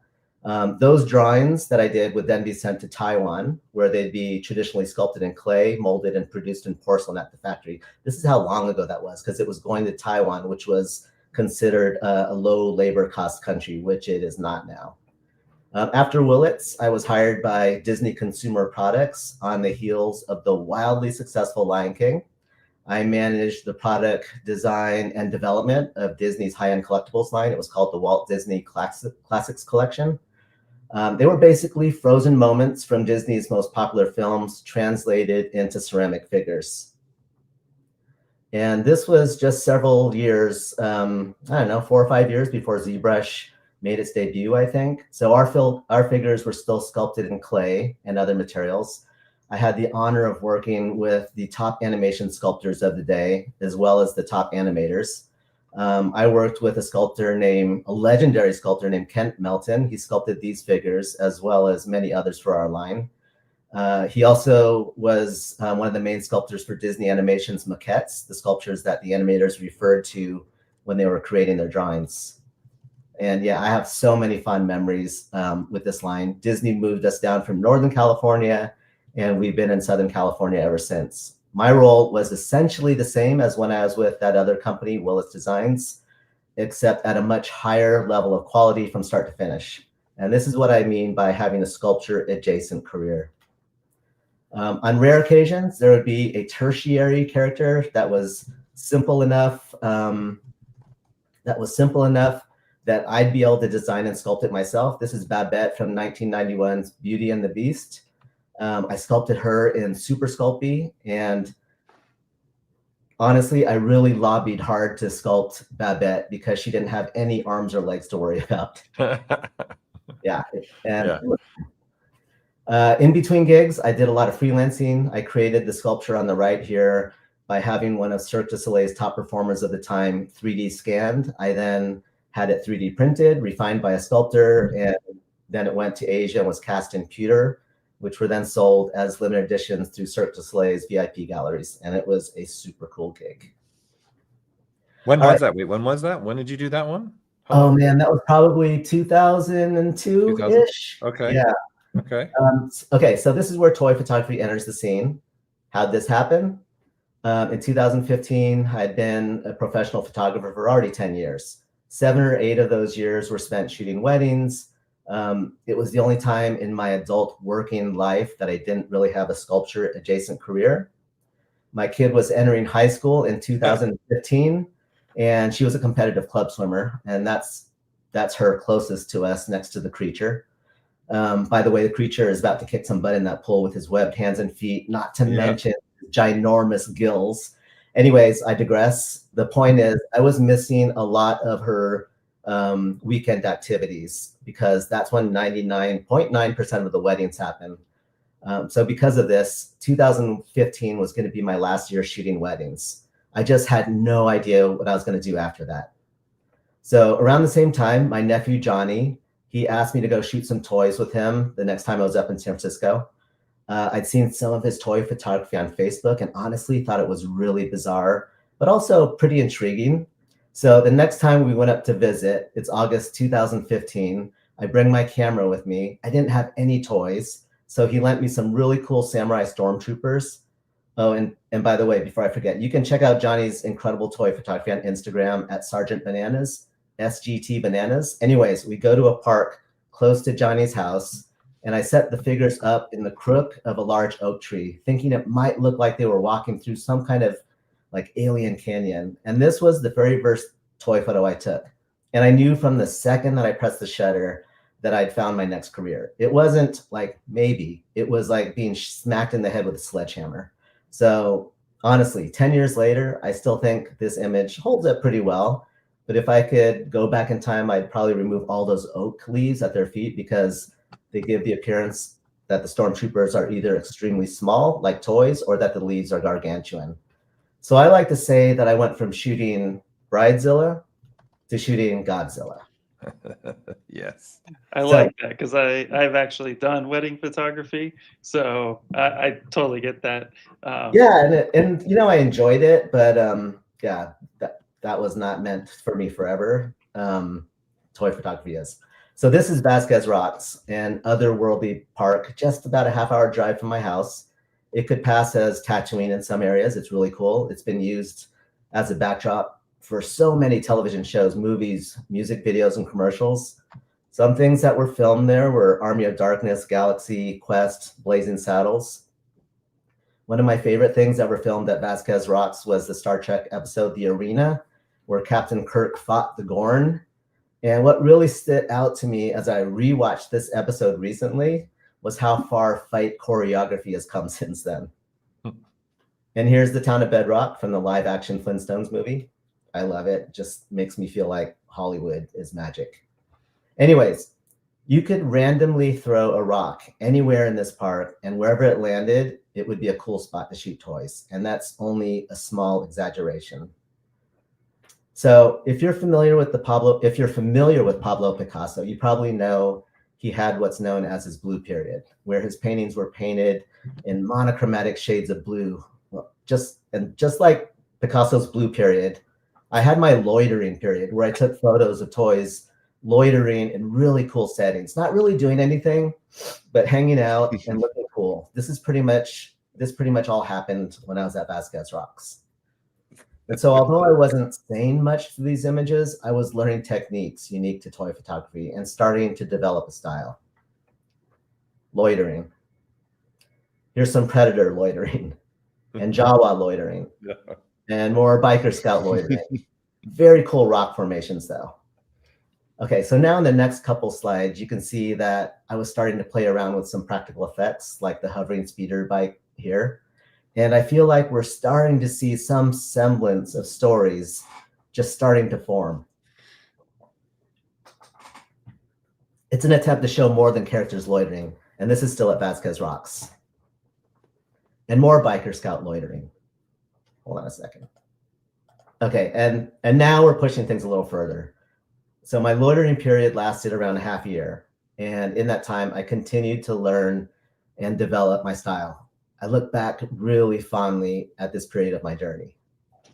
And then it happened. This was taken in March 2016. I'm sorry, I'm probably going to laugh a lot with your image because I just That's cool. That's cool. You bring me so much joy. I'm not kidding, man. Your images always make me smile. Thanks, man. I appreciate that. Yeah. So I titled this image, Gravity Really Brings Me Down. And it was a milestone image for me, one where I was telling a story as well as creating some pretty cool practical effects to help support that story. I had the falling Biker Scout suspended with wire, and just out of the camera frame, I was throwing those small rocks and pebbles into the scene to kind of give the illusion that the unlucky trooper may have slipped on some loose rocks near the cliff's edge. This is another angle of that same setup. And here's just the camera setup. If you look closely, you can see the figures in the back. But yeah, this is still at Vasquez Rocks. Okay, this is August 2016, still shooting at Vasquez Rocks. This figure was actually part of a Lion King cake topper set, so they were basically fixed posed, iconic moments with no articulation. This image showed me the importance of how story can create impact with the viewer, or not, as the case may be. So the Lion King came out in 1994, more than 20 years before I created this image. There was no story or level of discovery here that people weren't already familiar with. I personally had seen The Lion King a dozen or more times when my daughter was growing up. So although this image was, it was fine, it was unremarkable and easily forgettable. So yeah, move along, nothing to see here.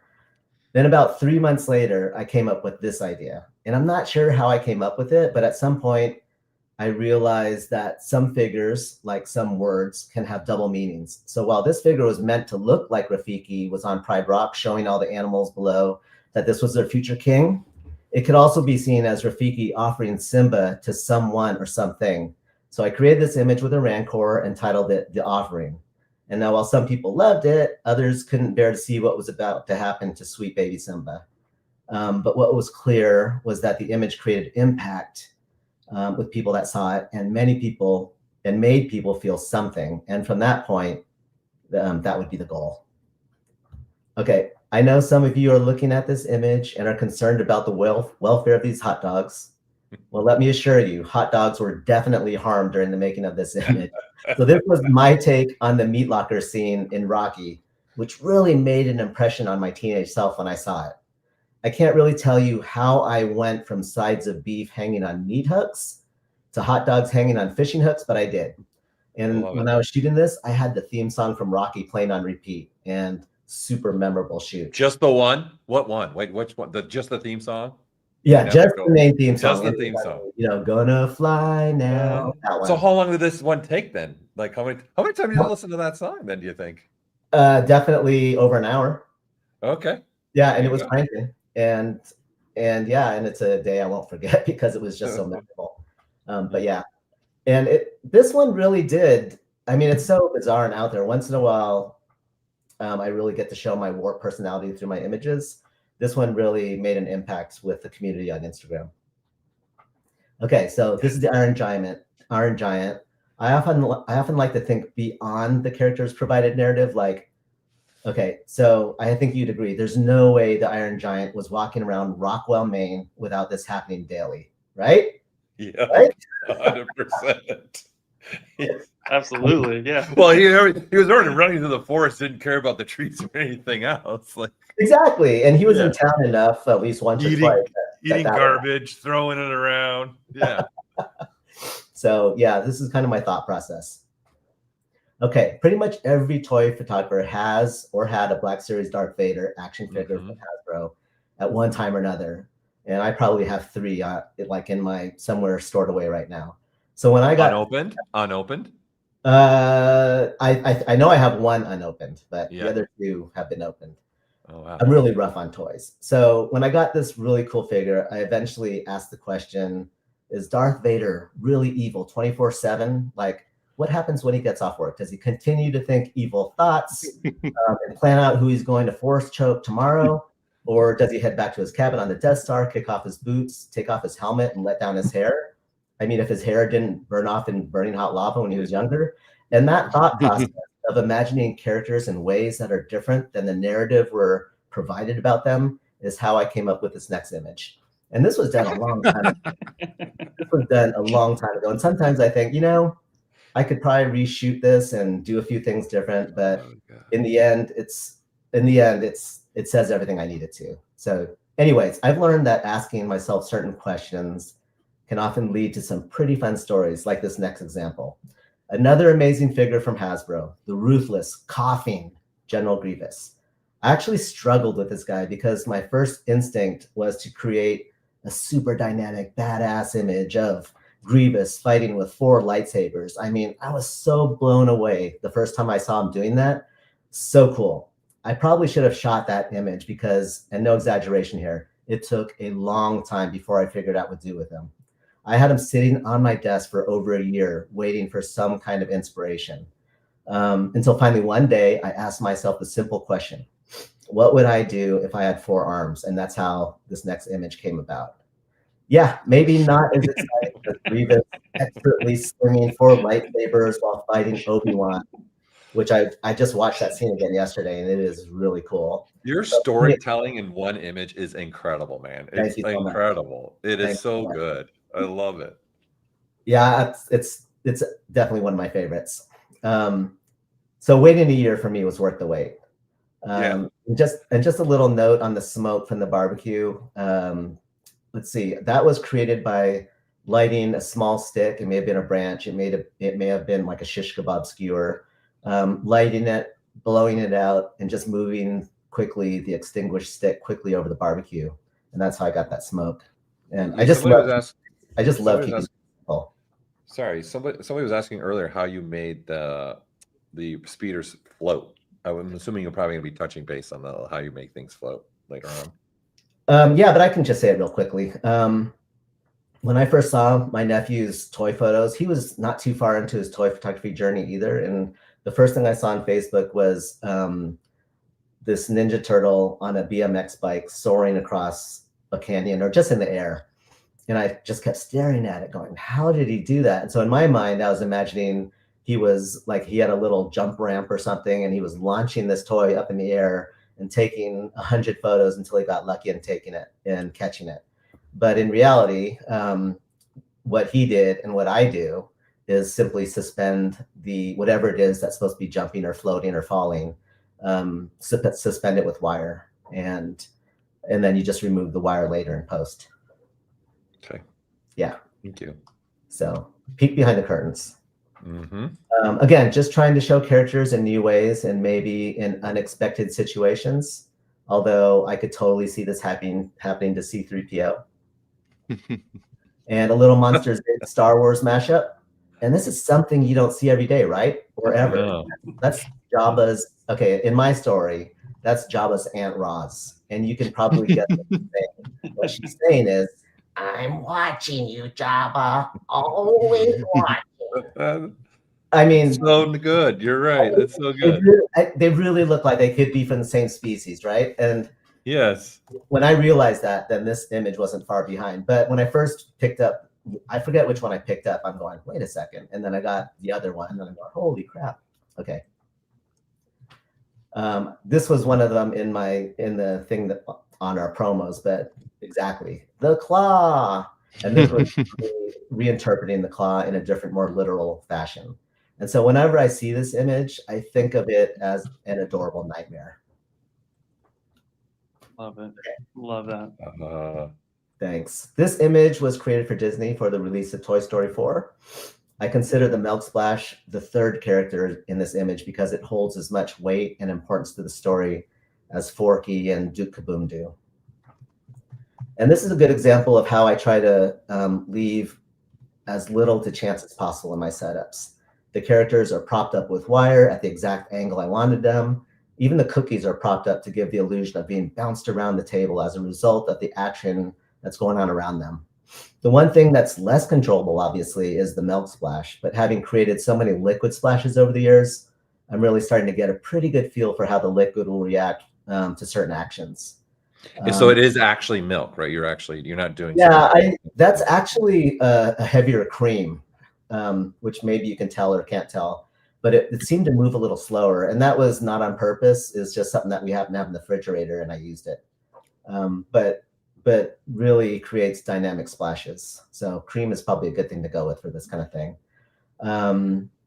So yeah, I would do a large number of takes to ensure I get the splash or splashes, and then the entirely unarguably worst part of the whole shoot is the cleanup process after the shoot is going. It's intense. There's so much milk all over the place. It's ridiculous. Okay, little Iron Giant Toy Story mashup, and this image happens to have my favorite title caption of all time. Okay, step on it, they both said. Get it? Yes. Yes. Oh, I'm with you. People, I thought that was so good. All right. Let's start looking at some fun behind the scenes videos. So whoever's manning the videos, can you play video 1, please?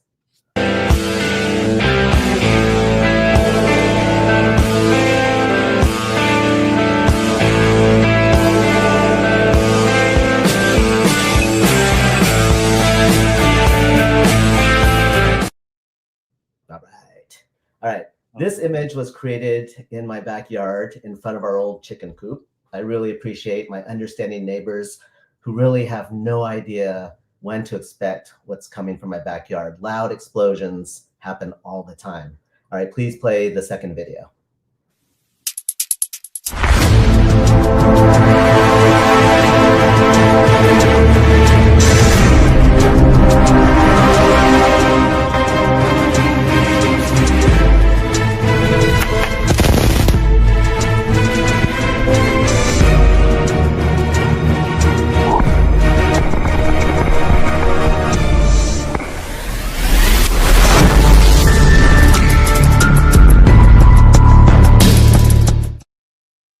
Yeah, small little comment on fireworks. They're really hard to get in California.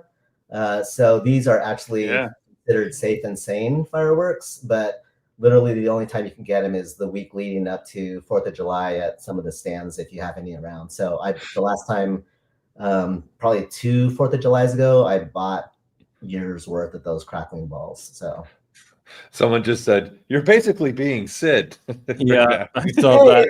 That's a really good comment. Basically, Sid in real life. Yeah, I actually have a really cool T-shirt. I should have wore it, but it's got a picture of Sid, and he's got some toys ripped up, and it just says Sid's Workshop on it. So yes. I identify with Sid for sure. Okay, this is a recent image inspired by the question, "What if?" As in, what if Marty McFly dialed in the wrong year in his DeLorean time machine and found himself in a Cretaceous period some 100 million years ago? I would watch that movie, but I'd probably wait to stream it. I shot this in the toy pond, and that's spelled TOI, like koi. So it's a toy pond. It's a waterfall, stream, and pond that I had put in my backyard several months ago, primarily for toy photography. So it's a lot of fun to shoot in there. So let's get it. You built your own pond in your backyard. I didn't build it. I had somebody else build it. You had someone build it. But you literally have a pond just to make your photos like this in your backyard. Yes, and there's going to be a few videos with it in it, so you'll get a pretty feel for what it is, but it's a game changer. All right, play video 3, please.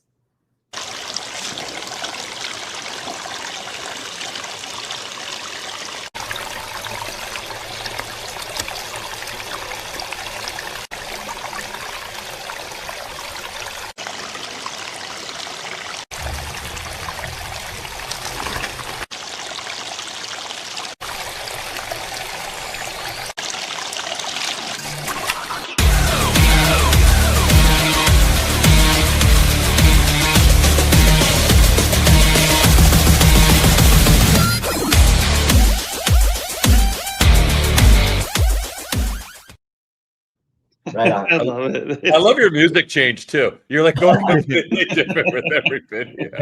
Thanks a lot. I appreciate that actually, because music takes so long to figure out the right tunes to put in these things. But you can see in the final image how you saw me dripping with the gravy, what that thing is, the bulb thing. You can see it coming down off his jaws right now. So a little splashing at the feet, just trying to convey some action to it to add to the story. Yeah.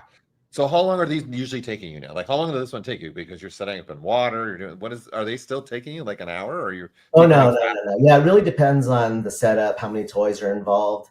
This one, I mean, I would say it took an afternoon or a morning. I forget when I shot it, but it was a good four hours maybe.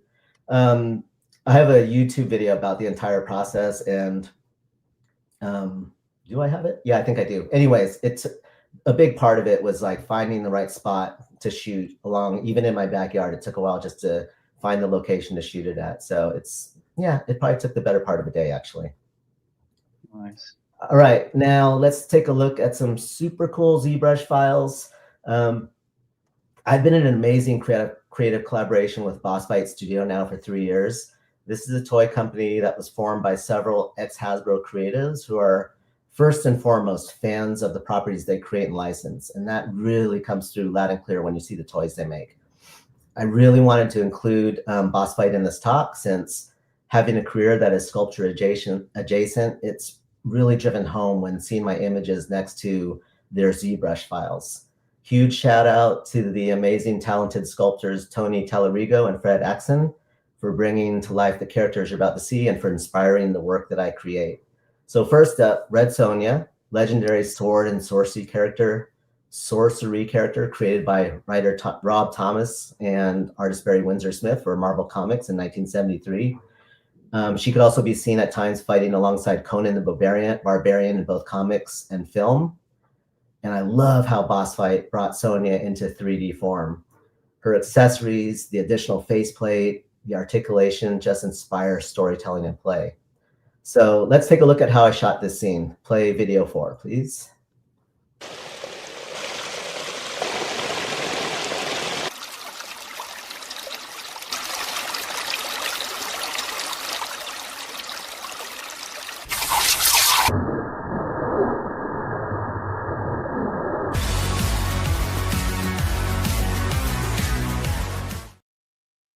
Yeah, so this was actually the very first image I shot in the toy pond, and Sonya was a dream to work with.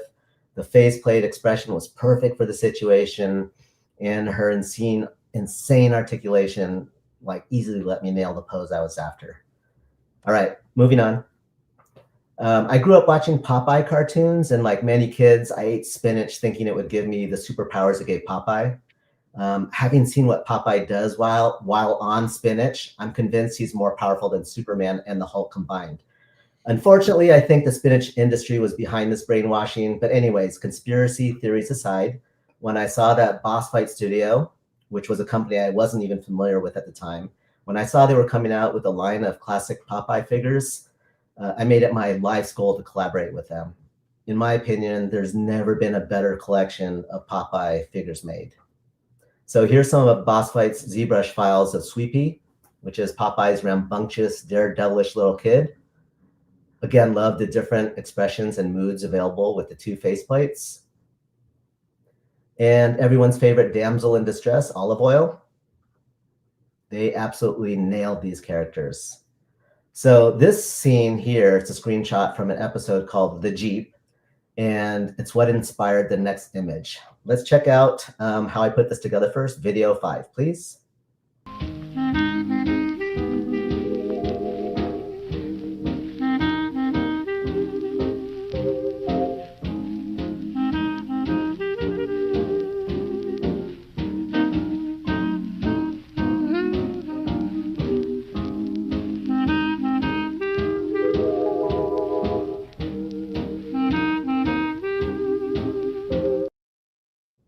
Yeah, so much fun. The beautiful brownstone house that you see, the diorama, it was built by the talented Jordan Afonso, and he goes as Euler's Workshop in Instagram.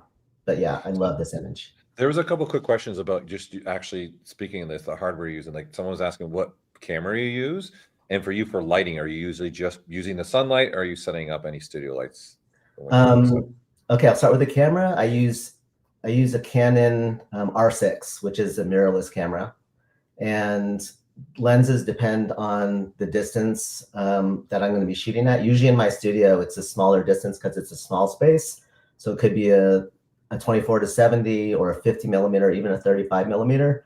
But when I'm shooting outside, and especially if I'm blowing off fireworks or making a mess with splashing water, I'll throw on a longer lens just to keep my camera back a little further from the chaos that's happening on set. And so I often shoot with a 135 millimeter f2 for some of those shots, or sometimes I'll go down to like an 85 millimeter. And then lighting. In the studio, I'm always using lighting. Sometimes colored LEDs, sometimes just white lights, LED panels. When I'm outside, I could use, I think we'll see some of them in some of these videos. I'll use lights to create some rim lighting around the characters or some fill light. But that shot that I just did of the dinosaur with the DeLorean, that was all natural light. So it really depends. If I can keep it simple, I will. Sometimes I like to, fancy it up with some colored lights. So it really depends on the environment and my mood. All right, ZBrush files of the Phantom. And a little trivia. So the Phantom is credited with being the first superhero to wear a costume. Did you guys know that? No, I didn't know that. Really? I heard that, yeah. You heard that, yeah. So I mean, we're so used to costumed superheroes at this point, but that must have been like a huge audacious move at the time. I mean, purple tights, right? Yeah. Mitchell, do you remember the movie The Phantom? Because that's when I heard it. I think Billy Zane. Yep, Yes. Billy Zane. Yes. Yeah, I mean, I don't remember a lot of it, but I remember he was in it. Yeah. Yeah, that's when I heard that, because I went to a convention when that movie was being released as a kid with my parents, and it was just wild. So I don't think a lot of people remember that movie, so you're okay there. It's just, the greatest one of them all. It was fantastic. I like guys, look, I'd like to point out Boss Fight Studio actually does Fraggle Rock, since it's been a theme at our summit this weekend. There you go. Oh, that's so awesome. That's so awesome. Yeah. So even though he had purple tights, when I was a kid, I actually had a model kit of the Phantom. It was by a model company called Revell, and they're actually still making models today. And just for fun, I found this online, and this was it. It blows my mind sometimes when you can go back a gazillion years and find stuff that you had as a kid. So this was the packaging for the exact model kit I had with the Phantom and the Voodoo Witch Doctor. Anyway, let's check out the behind the scenes for this next image. It's video 6, please.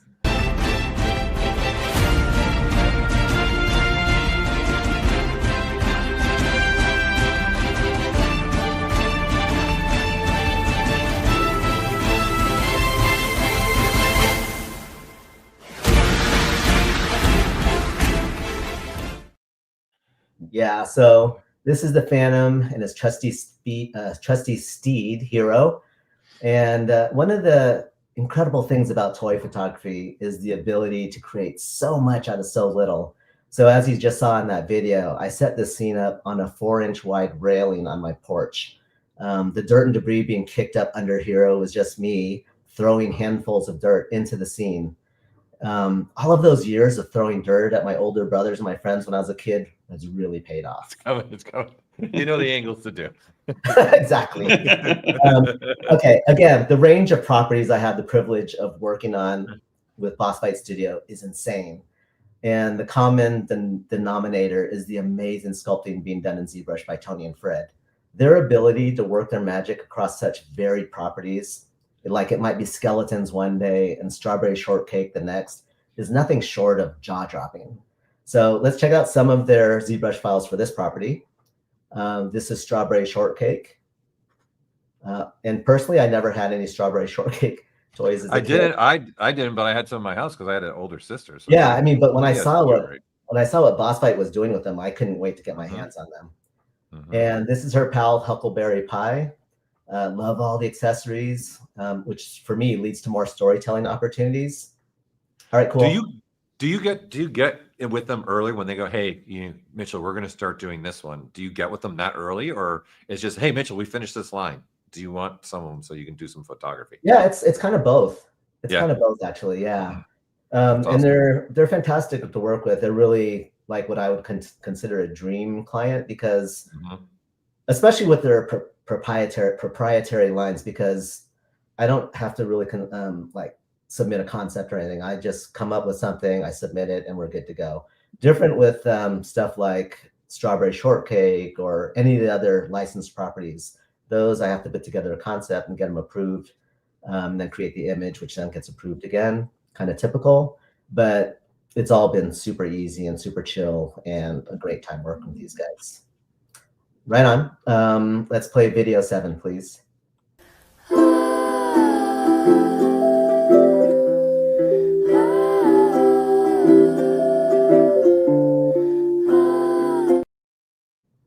Yeah, I titled this one Skipping Stones, and this is one of the rare instances where I didn't use actual water in the setup.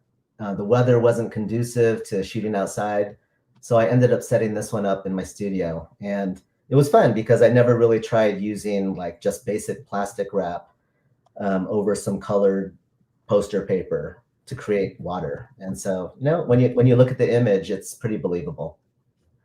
Okay, next up is Z for Zorro.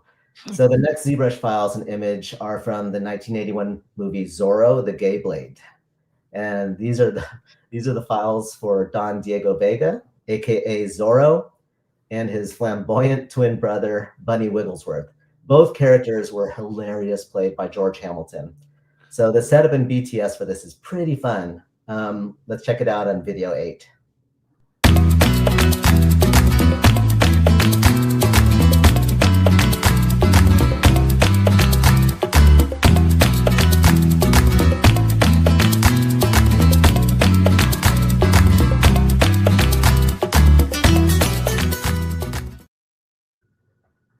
So I shot this one in my backyard. And when you just watch the BTS, you could again see how everything was planned out with as much little as possible left to chance. Like the reins of his horse propped up in that position, Bunny's hat, midair, even the flow of Bunny's cape, all very intentional. And I think that was a good example of how I use wire to suspend things, because that setup was filled with wires. And that setup actually took quite a while. Okay, moving on. And back to Popeye. So this is the sea hag, one of the villains in Popeye. And Bernard, the sea hag's vulture and partner in crime. Do you think the animator like had an in-law or a relative he didn't like, so named him Bernard? Yeah, 100%. Yeah, probably. Probably. Inspiration comes from real life all the time. So it does. Yes. Because I really wouldn't have been the first choice for me as a name for a vulture, but you know. No. Yeah.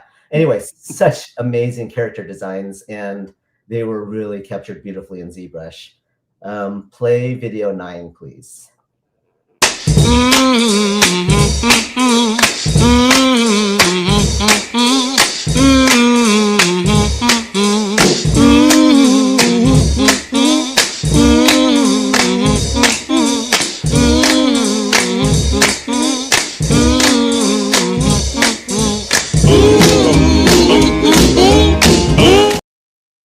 So fun. Anyway, so Yeah. I shoot a lot of my water scenes in the toy pond now, obviously, but for the last 10 years, I shot all of my water scenes either on my stone patio, like I did for this image, or in a mud puddle I'd make like in a dead spot on my lawn. What a great idea, though, just pouring a bunch of water first like that and then throwing the water. What awesome idea. Yeah, and I don't remember when I figured that out. There was a lot of experimentation through this whole process, but that was a good one. That was a good one. Okay, love these 1/18 scale, 4-inch tall skeletons. Even at their really small scale, the jaws can open and close, and their articulation is next level. Here's another behind the scenes from the toy pond. So please play video 10.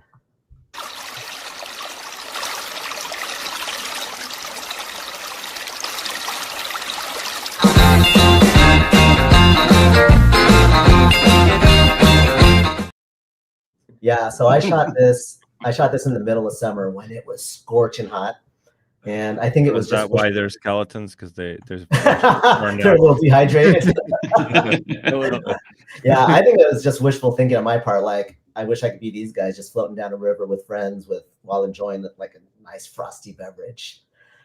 These are ZBrush files for Kit Walker, one of the disguises the Phantom used, and part of Boss Fight's King's Comic Superheroes minifigures collection.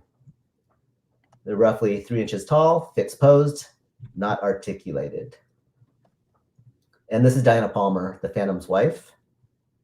Super cool sculpture. All right, check out this fun BTS video 11, please.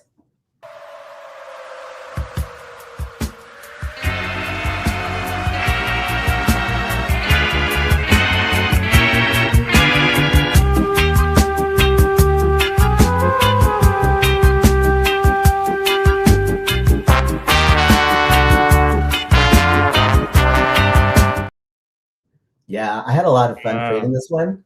Wow. Yeah, it was fun. And again, to stress how simple it could be, I just used some leftover scraps of foam to create the alley, a couple colored little LED lights, and then my mini smoke machine. And yeah, it was fun. And some more fixed posed figures from Boss Fight's Sunday Morning Comics collection, which really brought me back, way back to the days of searching the Sunday newspaper for the comics section, which were always in glorious color for one day of the week only. And Hagar the Horrible was definitely a must-read every Sunday morning. I love how Boss Fight captured this iconic, heroic pose of Hagar, clearly following a hard-won battle, and Eddie. And here's what I created with them. Play video 12, please.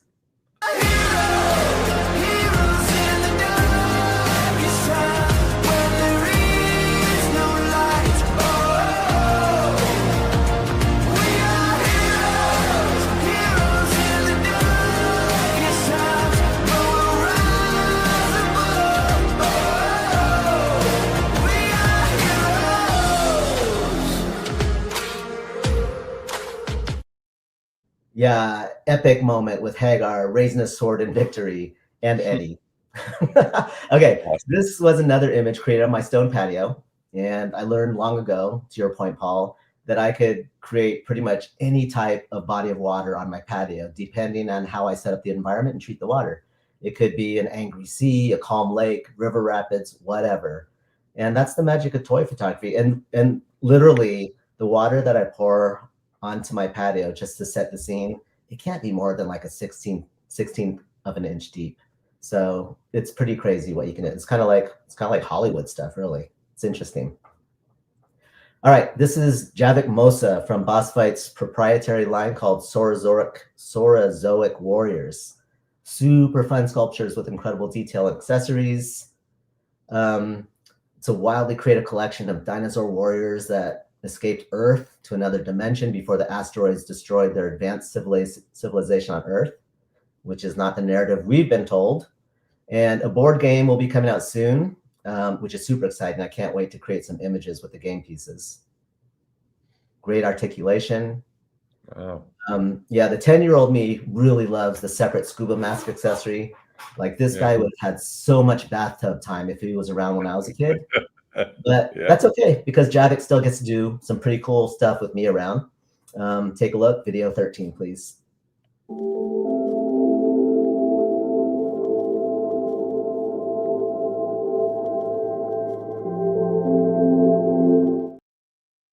Yeah, I created this image while at some tide pools at Point Lobos Marine Natural Reserve along the Central California coast. It's just south of Monterey.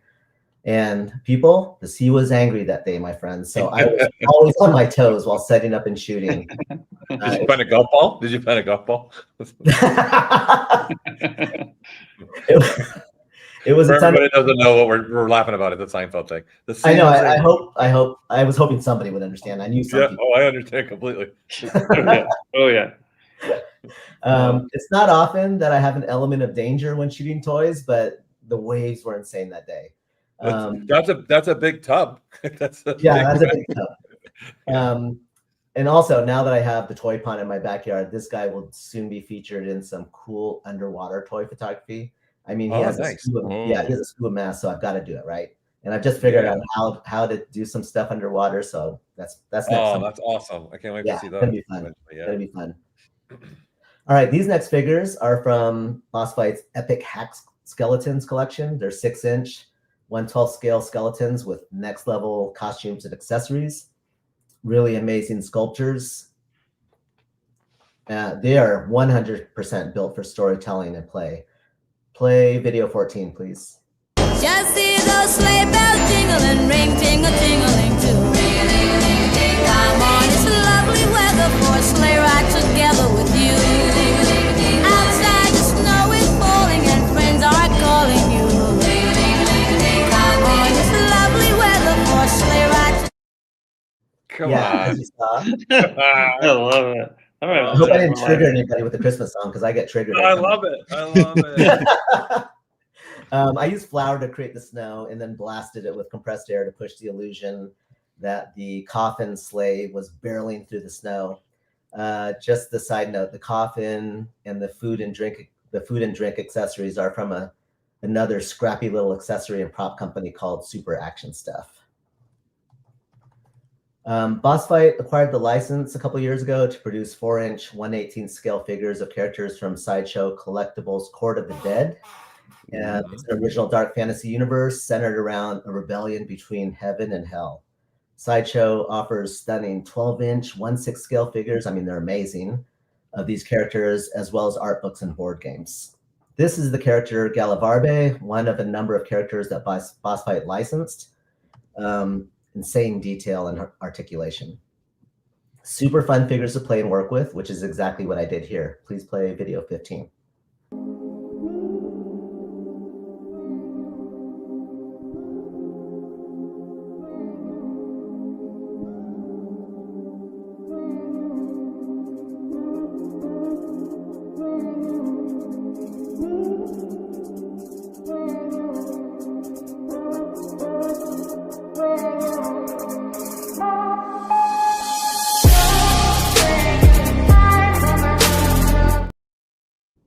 Yeah, as you just saw, I set this up and shot it in my backyard with some practical water effects to mimic the turbulent ocean. And what you don't see in that picture is just me off to the side with a watering can, basically, and just splashing water out of it to create those splashes. Sometimes if I need rougher water, I'll use a small bucket. It really depends. Anyways, love the result. Awesome. Many of my memories of Popeye center around several themes, like Popeye saving olive oil from Bluto, Wimpy's love of hamburgers, stuff happening at construction sites, train tracks, shipwrecks. I'll actually circle back to the construction site later, but not long ago, I learned about an actual shipwreck just off the central coast of California. It was near a small beach town called Cayucos. And this photo was taken at high tide in it's an old fishing trawler that ran aground in 2017. The captain couldn't afford to have it towed out, so he just abandoned it where it still sits today.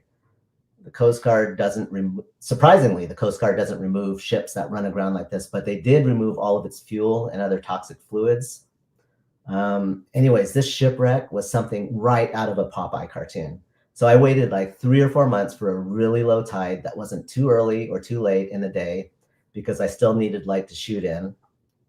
But before I get to the image I shot, here are the ZBrush files for Popeye and Bluto. I mean, they really nailed Popeye. And they nailed Bluto as well. And I wish you guys had this Bluto because he is super substantial. He's like really huge and super duper heavy. All right, let's check out this BTS on this video 16, please.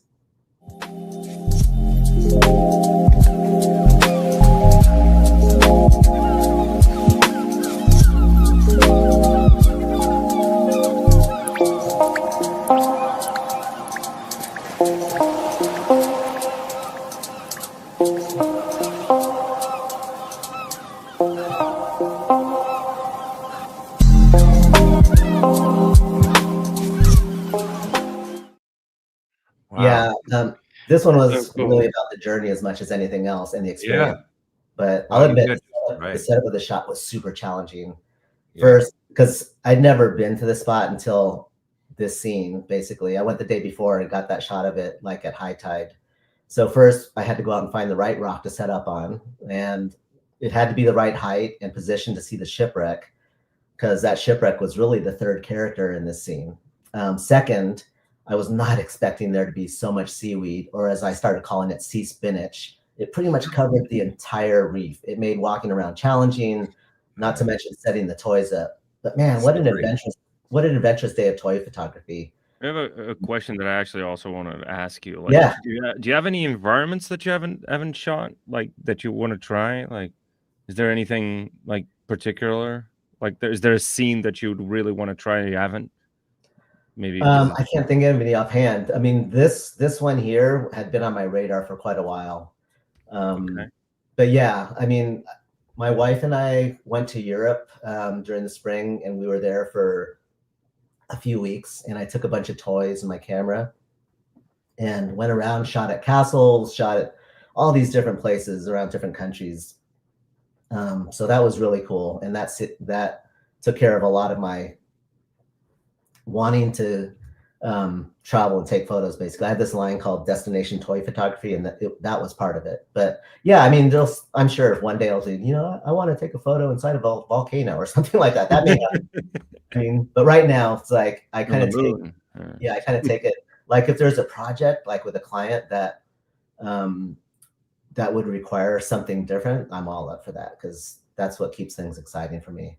But yeah, so this was an adventurous day. Shout out to my wife, Rachel, who always accompanies me when I take my toy photography on the road. She was my behind the scenes videographer on this shoot. So, and she's been that camera person on so many others too. So yeah, this was fun. I mentioned the construction site earlier. One of the most ingrained memories of Popeye for sure involves some kind of shenanigans playing out on an I-beam high above the ground. This screenshot is from an episode called Building Blockheads, and there was another one called Skyscraper Capers, and those definitely inspired me to create the next image. Okay, let's check out the BTS video 17, please.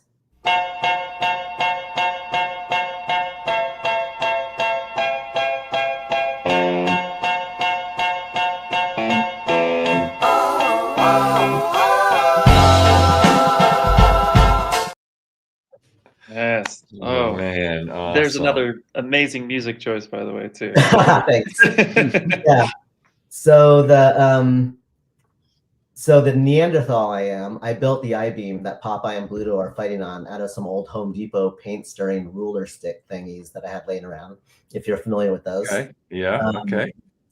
I say Neanderthal because this would have been so rad just to print out on, do a ZBrush thing and print it out and done, But anyways, the city buildings were 3D printed by a little company called iPop Designs, and they have a shop on eBay if anyone wants to check them out. And besides Popeye, Olive Oil, Bluto, and Sweet Pea, the other character that really made a strong impression on me as a kid was Wimpy, with his insane appetite for hamburgers. The next image was clearly inspired by that love for hamburgers.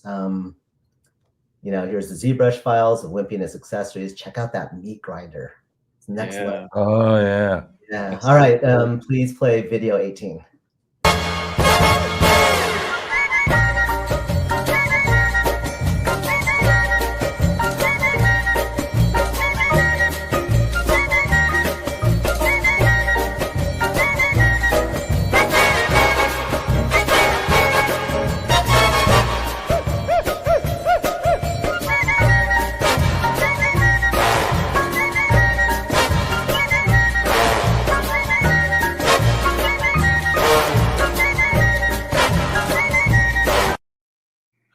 All right. Another good music choice. I saw Ian dancing in there. Heads up, I think I'm going to be able to wrap this up in like four minutes. Okay. So once in a while, I'll do some really simple sculpting for a prop, either using foam or Sculpt-off. I mean, be honest. Tell me if you've ever seen better sculpts of ketchup drips than what I did. No. I mean, I was trying to figure out what you were going to do. This is awesome. This, although, again, would have actually been super cool and faster doing ZBrush. And I think you could actually print those out in red plastic, right? Yeah, you could. Yeah. So that would that would have been the way to do it. But I think what you did was probably better, actually. Thank you. Thank you. Honestly. Yeah. It's done, and it's in my memory, and it's part of the process. All right, finally, one more image using these little skellies again. Sometimes it's hard to explain the genesis of an image or where it came from or how I came up with an idea. But for the next image, it pretty much comes down to bones. And I start thinking about bones, and somehow I get to the part where calcium is good for strong bones. So here's a quick BTS. Play video 19, please.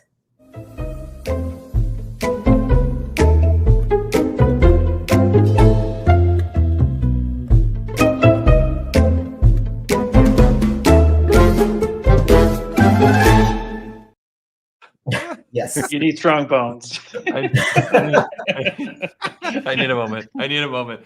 And believe me when I say I wish I could have wrangled up a sponsorship deal with Costco Kirkland for this. I was just going to ask you, was this a Costco thing? That was good. That's funny, but yeah.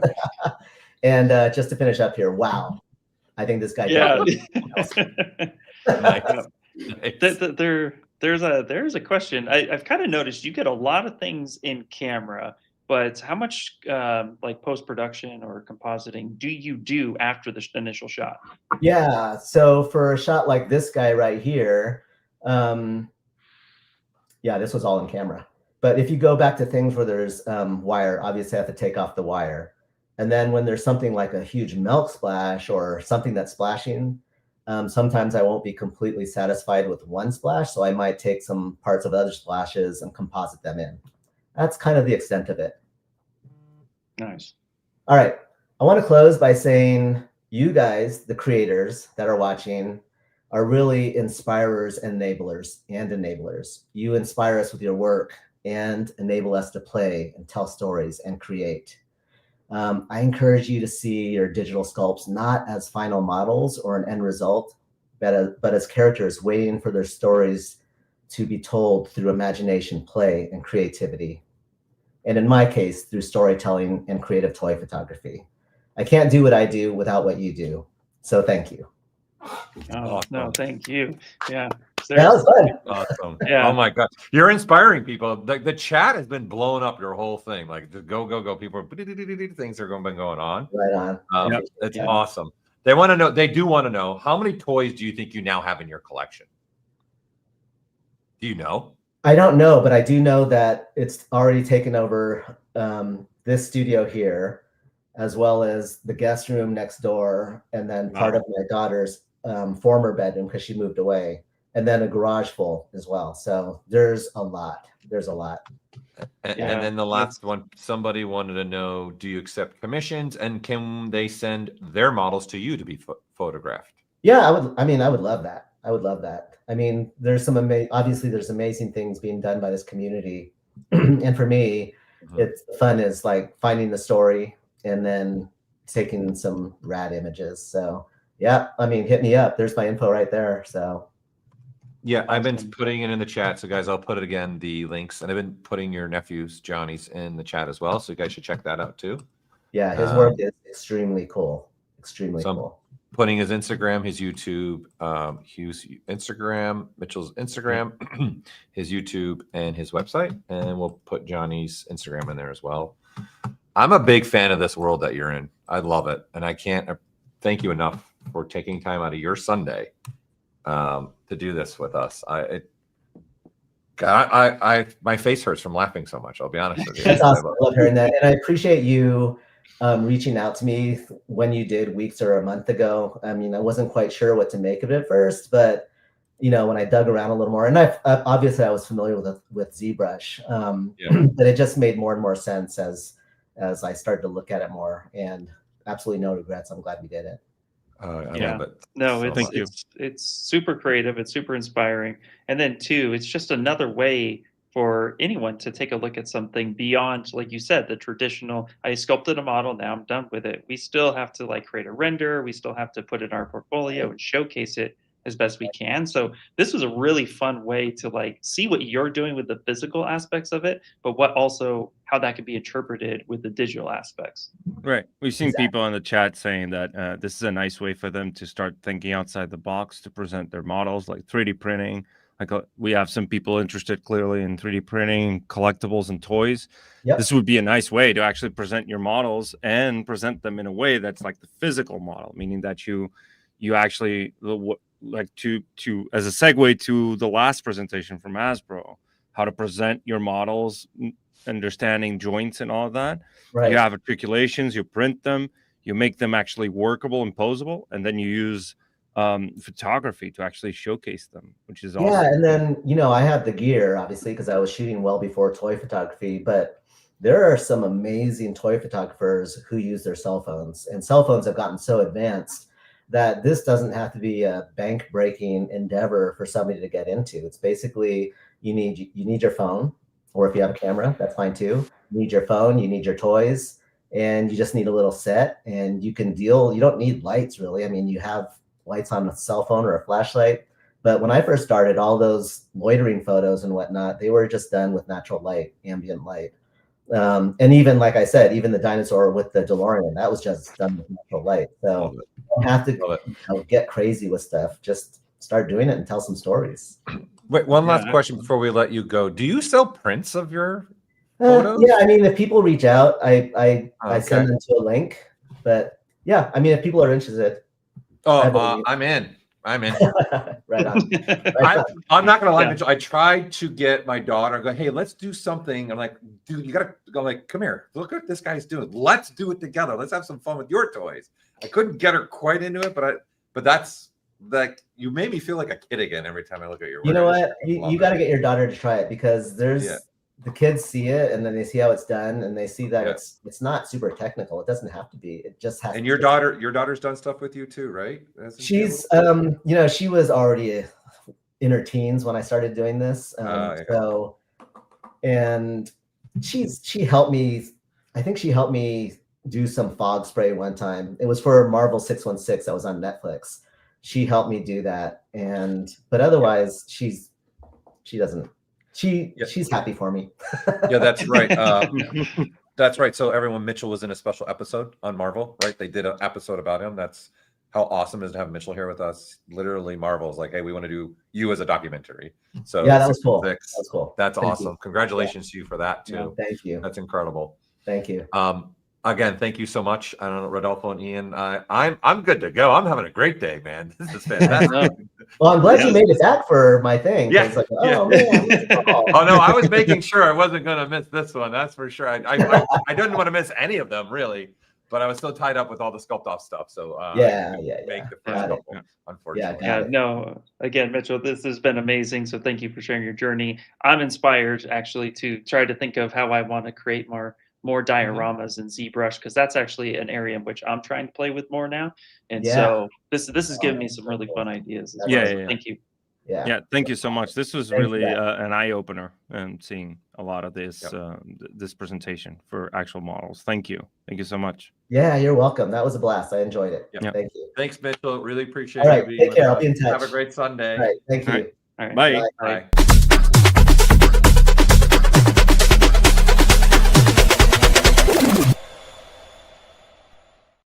Dude, I told you, I can't wait for Mitchell's. Yeah, that was super fun, really exciting. I mean, I already have ideas in my head. I was talking about, the chat has convinced me to do a frog sculpture. Now I'm thinking about what approach I could take to. I'm gonna have to do like a Mitchell Yu approach to this. I'm gonna have to like study his work for a little bit. I'm not kidding. Every time I look at his work, every time I look at his work, my wheels are, I'm like, why am I not doing this? This is just fun. Even if I suck at it, I don't care. It's just fun. Right? Yeah. And then and what's cool too, I anytime anybody asks me like, well, how do you get good at rendering? I'm like, look, I studied and my dad was a photographer. I studied photography. I did photography. And photography to me is like a direct correlation of real world rendering. And if you understand that, you could just correlate that in 3D and just literally copy paste the same methods, your light source, your shadows, getting everything in camera. So it's really cool to see such a practical way of working with things that we've created in ZBrush to then bring it into another medium that is storytelling and showcasing artistry, which is what we're all about. And I love that. So seriously, my wheels are already turning, chat. I can't wait for my stream already. Like, let's go. Well, we all know, number one, you're going to do a frog and then you're going to take a photo of it in the water. Jumping out of the water, like jumping out, grabbing a fly or something. Fantasy frog or something like that. That's battling in the water. Yeah, that was Sculpt from Marco Plouffe. He did a while ago. Frog warrior kind of thing. Oh no, they're flowing. Ideas are flowing. So, but again, this is what I love about the summit. It's just a great nod to artistry as a whole. And every time I'm at a summit, and the chat's been saying the same thing, every time they come, they watch the presentations, they get inspired. So it's so cool to be a part of it. It's one of the piers, man. It's one of the pillars for when we did this way back when, was inspiration, connection, and then learn, like educate each other, right? So that's what we've always been trying to do when we put these summits together, right? So it's art. We're just celebrating art, and we happen to be celebrating 25 years of creativity with ZBrush too. Yeah, exactly. All right. So you got some more giveaways, eh? So I'm going to be your Vanna White. You be my Vanna White here. Okay, hold on 1 second. Because I'm not prepped for it. If you want me to do it, I'd have to get the files open. It's okay. I'll do this one. You can do the next one here. So let's go ahead. First thing we'll be going and doing, of course, is announcing another Gnomon Workshop annual subscription. I can't praise this one enough. I mean, they're all amazing. Trust me, you'll learn from any of these giveaways. But make sure that you guys, again, the giveaway link is in the chat. We're giving them away next week. We'll be reaching out to the winners, so make sure to fill that out. Make sure when you get the email to click yes, you accept us to.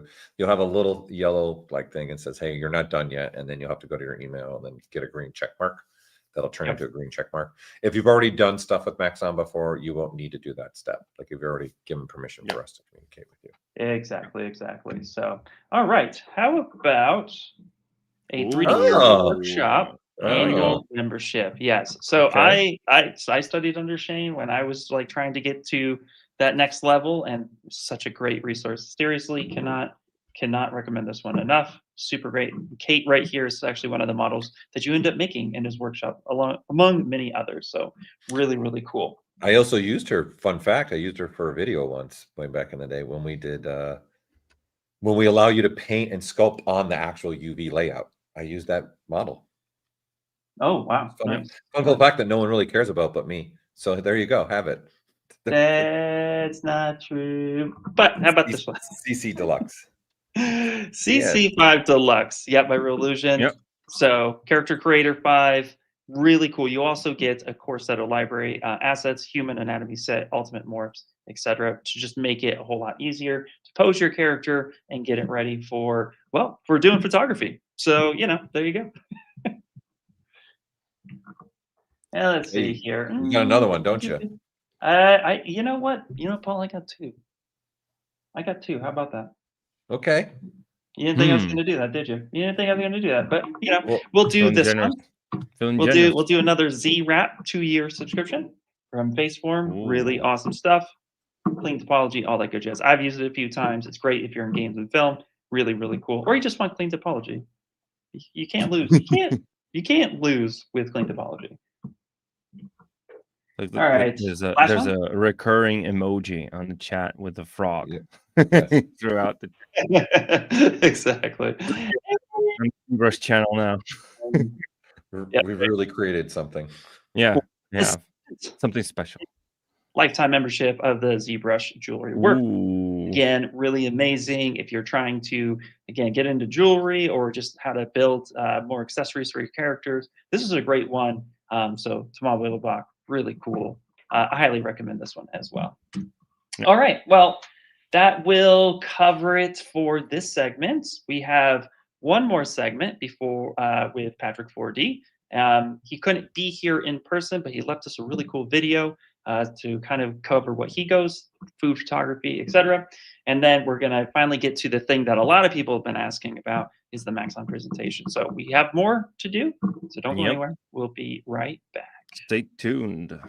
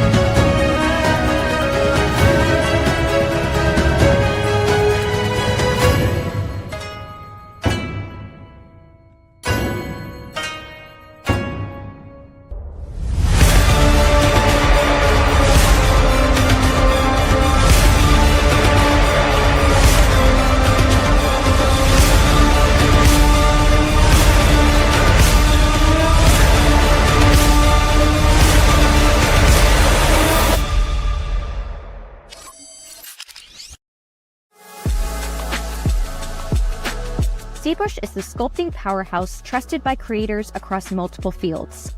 In game development, it's the industry standard for building highly detailed characters and assets. Film and animation studios use ZBrush to design incredible creatures and characters, integrating with pipelines to bring ideas from concept to screen. For collectibles and toy designers, ZBrush offers precision sculpting that translates beautifully into 3D printing and manufacturing with tools like polypaint, adding rich colors directly on the model. And concept artists rely on ZBrush's digital clay to rapidly iterate ideas, creating compelling visuals that jumpstart projects and inspire teams. ZBrush is truly where creativity meets craftsmanship, continuing to expand the features of ZModeler. On the desktop and iPad, we've made ZModeler more precise and responsive than ever. With enhanced visibility when hovering over vertices, edges, and faces, it's easier to model with confidence.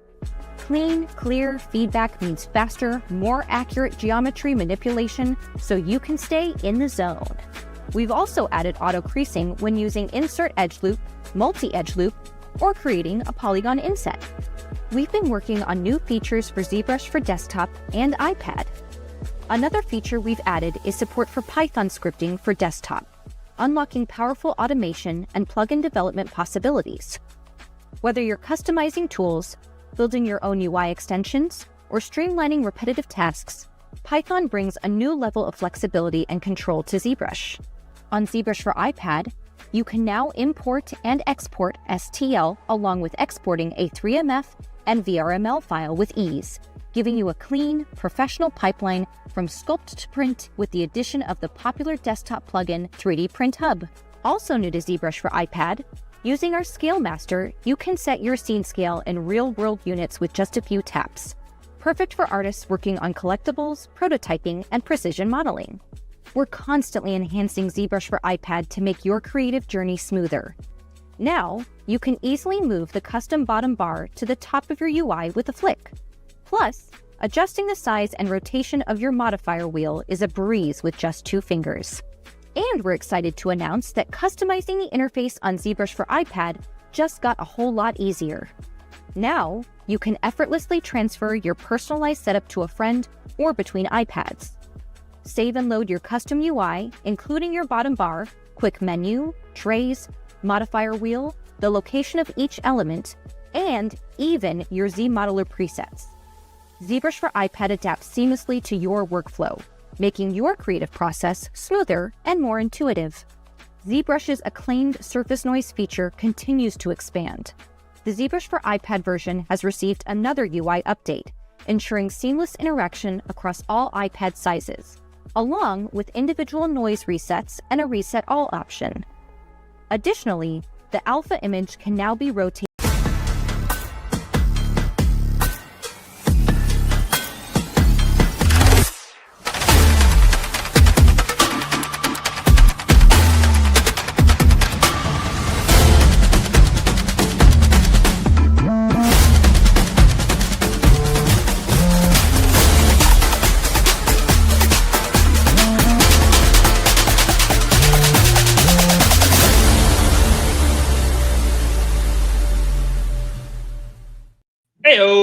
Heyo!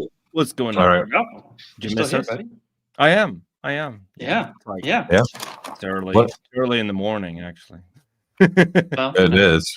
it's always It good to is. see it, so stay on as long as you want. What's going It's on? what, it's almost 12:30 p.m. there. Is that what it is? Time it is right now. Yeah. It's early. See, depends. It is early.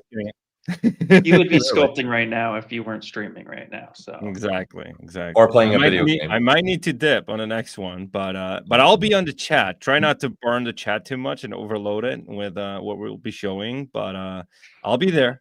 I'll be there helping with the questions and all that. And I'm assuming Okay. we're getting a lot. We're going to get a lot, right? Well, if this is the last presentation part that you're going to be on here, we'll have to ask you a few questions before you just dip in the chat. So it's a proper goodbye from the stream. So I'll Okay. let you jazz. Yeah, Okay. yeah. Okay. Cool. Wow. All Is that a rite Well- of passage or something for for being? I mean, here? it's that, or Yeah. we just kick you out. So Oh, it is okay. your it is your first summit, ZBrush Summit, being in front of the camera. So Yeah. Yep, it is. It is. There, All right. yeah. So Oh, there yeah, are people video- that video you have to make a- are up at 2 a.m. in the morning watching this. That sounds familiar. 2:20. Mhm. Just past Yep. midnight there. All right. Yeah. Well, we've still got a couple more things, right? We got, like Ian said, Patrick 4D made a video, very cool video for us. Again, the ZBrush Summit is really all about us all connecting, us learning from each other, getting inspired. And I hope from this year, you guys seen the last 2 days of the presentations that they were just all over the place at different industries, different types of artists. And Patrick is one of those people that you never would think about having a career being a foodie making food digitally to put on packaging, right? But Yeah. he's made it a career and he's killing it. Unfortunately, he's traveling, so he couldn't be on camera with us, but he then put a little video together that's kind of also just gives his journey of how he got to where he's become. I think it's another great thing to watch for you all and take in. So I know you guys have hung out with Patrick quite a bit too at our shows. So Yep. Yeah, I've had the privilege and pleasure of getting to know him pretty well on and off camera. And like you said, he's traveling. He's currently in Japan doing a showcase with his ZBrush sculpture in food photography. So yeah, it's quite insane for him. He's, like you said, he's blowing up, but he's such a great guy, super down to earth. And he's just somebody who just looked at ZBrush in a different light and how he could what could he bring to the table that was unique and different. And that's something too that we try to always instill upon. Like ZBrush, we always hear it all year long for the past however many years. Oh, ZBrush just does games and film. And it's just not true. There's so much more to it. And the summit gives us that opportunity to let you kind of take a peek behind other types of industries and their curtains that you may not have just naturally come across, because the internet's so full of information, sometimes too much. Okay, a lot of times too much, but so this is like how we can kind of help be like, oh, look at this industry, look at that. I mean, we've had a laundry list of different talents already in this summit alone, not to mention the previous summits. So in celebration of the 25 plus years that ZBrush has been now, the #1 sculpting application of choice, this is a great segment, I think, to buckle up for. Yep, true. Yep. So I'm excited. So without further ado, let's play Patrick's video so you guys can take behind the scenes of how Patrick 4D has become Patrick 4D in food. Let's play it, the video.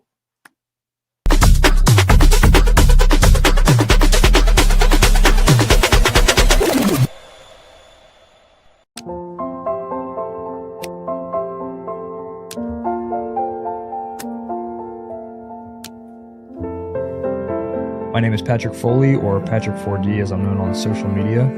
I'm a digital chef and 3D artist specializing in photorealistic renderings of food for packaging. That previously was only done for food photographers in that space. I think I had an entrepreneurial mindset before I even knew what that was.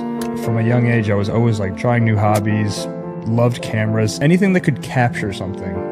What was my greatest weakness turned into be my greatest asset, because the things that I could never focus on as a kid, I still have that today, but it's like because I have the freedom to focus on the things I actually found out that I love, that's all I can focus on. And I think that's just what allows me to like outwork a lot of my counterparts. I guess what I don't have that a lot of other people have is being in like a communal environment, in like a room with other people, and you're connecting with people, you're getting lunch with people. With that time that I have to myself, I have the opportunity to go out when I want to. I play tennis every day with some buddies. I'm on Discord, so it's kind of like having these like digital coworkers in a sense. And I don't even think it was a discipline thing, like, hey, I need to like focus on work instead of do this. I was just more interested in filming these music videos and doing these productions outside of school. I think that's where some of the luck came too. Like the fact that I was exposed at a younger age to an industry that I really enjoyed and loved. Like in high school, I was ahead of my peers because I found film and photography where most kids were just going out on the weekends. That turned into, I'm at SCAD, I'm at a higher level education, and still like 4 years ahead. And that turned into, the social media, the Patrick 4D, and even when I didn't know what I was doing in 3D, I was posting like I did. And so that went from, this guy that's just testing out 3D stuff, using some of the film principles that he learned in school, into this guy's like leading this niche in a space and being recognized by the peers in the industry. you cannot go wrong with putting your work out there, especially in the format that I do where I'm posting so often. And I've come up with ways to where I don't have to reinvent the wheel. I'm able to post content very regularly. It sharpens my skills. When you think of job security, you think of like a 9-to-5. But in these times specifically, being freelance is honestly even more secure than having a 9-to-5, because if you're putting all your eggs in one basket, most people are trying to outreach to a client and cold call a client, versus kind of the way I do it. I'm making content, I'm making artworks all the time, and I'm pushing it to the world. When you hone in on a specific niche like I have, it's much easier to pick you out from a crowd versus being a generalist who works or says he works on every single thing. I think a lot of clients are looking into investing in some of the newer technologies around how to get renderings of their products versus just shooting them in-house with a camera. You know, in a client setting, there's nothing sounder to the ears than having full control over the image. Along with having quicker turnaround times, lower costs, because there's just less people working on the productions. Some of the best collaborations happen when you're mixing CG elements with natively shot production photos. Like the Capello's brand where I was doing the pizza renderings, we actually combined those with photos of some of the flavor cues and the other assets that were kind of exploding in the air to create like a really dynamic photorealistic composite. I couldn't even find any learning content on making food in ZBrush. And I think that's when the light bulb really went off for me. When I started making content and started streaming for ZBrush, I'm like, nobody's really making content surrounding food in this program. When you think of ZBrush, you think of game assets, you think of weapons, characters. I chose to use it in a way that wasn't really traditionally used. You begin to realize that this program is not to make one specific thing or 2 or 3 specific things. It's to make anything you want to bring to life.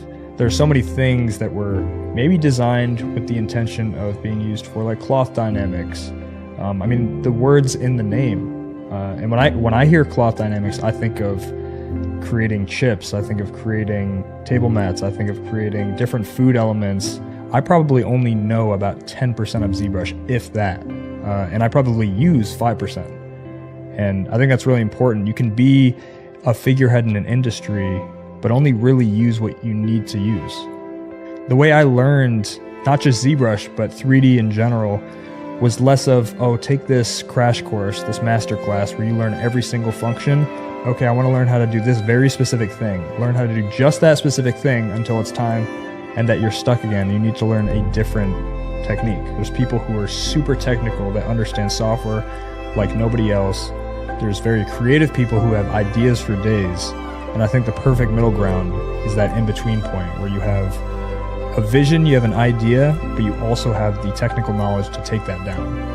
I think it's so much more important to understand which facets of the software cater to what you're trying to make than just learning the whole software. For instance, when I'm making a plantain chip for this company, taking advantage of the cloth transpose tool or the cloth dynamics to get this really organic shape, a much more organic shape than I would have created by hand. Or for Pop-Tarts, creating these little bite-sized pieces, taking advantage of things like the surface noise to create really rigid boundaries of the shape.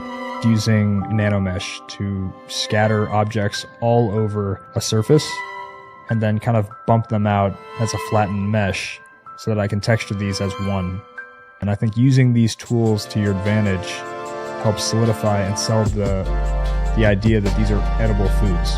I think the takeaway from this is truly the fact that I was a film student that had nothing to do with this industry, but with the help of content accessible to everyone, was able to forge a path to a self-made career. It's funny, I joke around to my friends and colleagues that the renders I'm making in the comfort of my home are ending up on packaging and mass-produced to be seen in stores globally.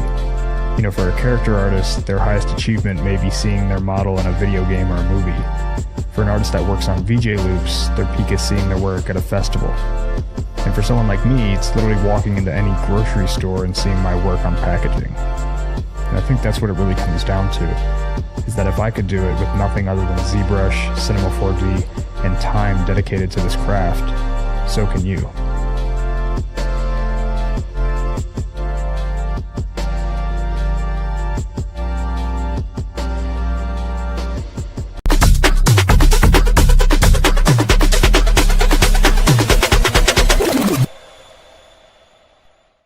I mean, like, come on, like Are you that's hungry? freaking cool, I am hungry. right? I've been hungry this whole time, dude. I'm hungry this whole time. But that was That's that was the segment for Patrick 4D. Like I said, he's an amazing friend. He's an awesome artist, and he's just somebody who just is always thinking outside the box. And he's such just a great inspiration. So hopefully that was inspiring for a lot of you guys. Again, like I'm already seeing some questions in the chat. Like, do I even need to know this program to do cloth and ZBrush, or like Marvelous, and maybe I should just stick with ZBrush? You know, like what Patrick just said in his video, he uses like maybe 5 to 10% of ZBrush to do what he does. And it's really about finding what works for your workflow and your process, and then making that repeatable so that you can stay consistent within your work. That's what's really key. That's actually like one of the things that inspired me about ZBrush when I first started learning was, I mean, once I got an understanding of how the program worked, I realized, wow, I can literally just have 5 brushes, 2 features, and get so much done. And that's what's super cool about it. So what an amazing thing. Patrick, if you're listening, wish you were here so we could chat a little bit more about your process in depth. But thank you for sending that video over. It was super amazing.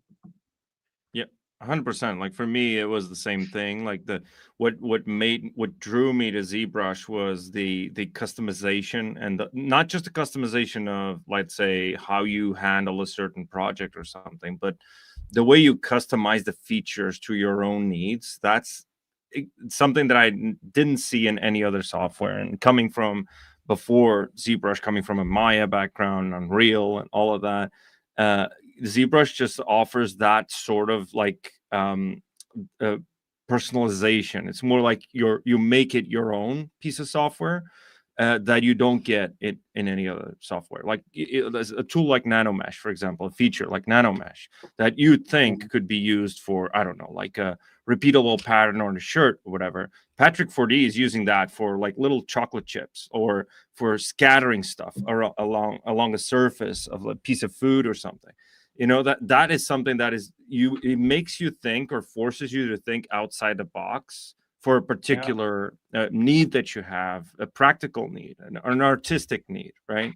And I think that's what sets it apart. And Patrick 4D is a great example of that. Someone who found a niche and uses the tool for that very specific thing. And he didn't have access to tutorials on how to make food in ZBrush because it's a niche, right? It's not something that you see a lot of people doing, right? So, yeah. That's well, what awesome. I can absolutely, and one of the things I could say real quick too is that yes, unfortunately he wasn't able to be here, but he is on our ZBrush Live team, so he actually streams on a regular basis. And for those who are wondering, he uses ZBrush and Cinema 4D for all of his work. So absolutely, his 2 main programs. Paul, is there anything you want to add? No, I think you guys nailed it. I think it's, to your point, Rodolfo, it's really nice to see, and again, this is the point of the ZBrush Summit, showing the different types of industries, the different types of way people be creative on a computer, because that's just another medium that we're all using, right? And ZBrush is our tool that we're using to get our story across, to get our imagination, get what's in our nightmares, in our dreams on the screen. So, and then now also what I love, the good part about what we live in now is just 3D printing is so affordable now, right? So you can just do that extra, like, and like we said, after Mitchell's presentation, it was like, well, I can just print off my own stuff and do some fun things with my own things if I wanted to, right?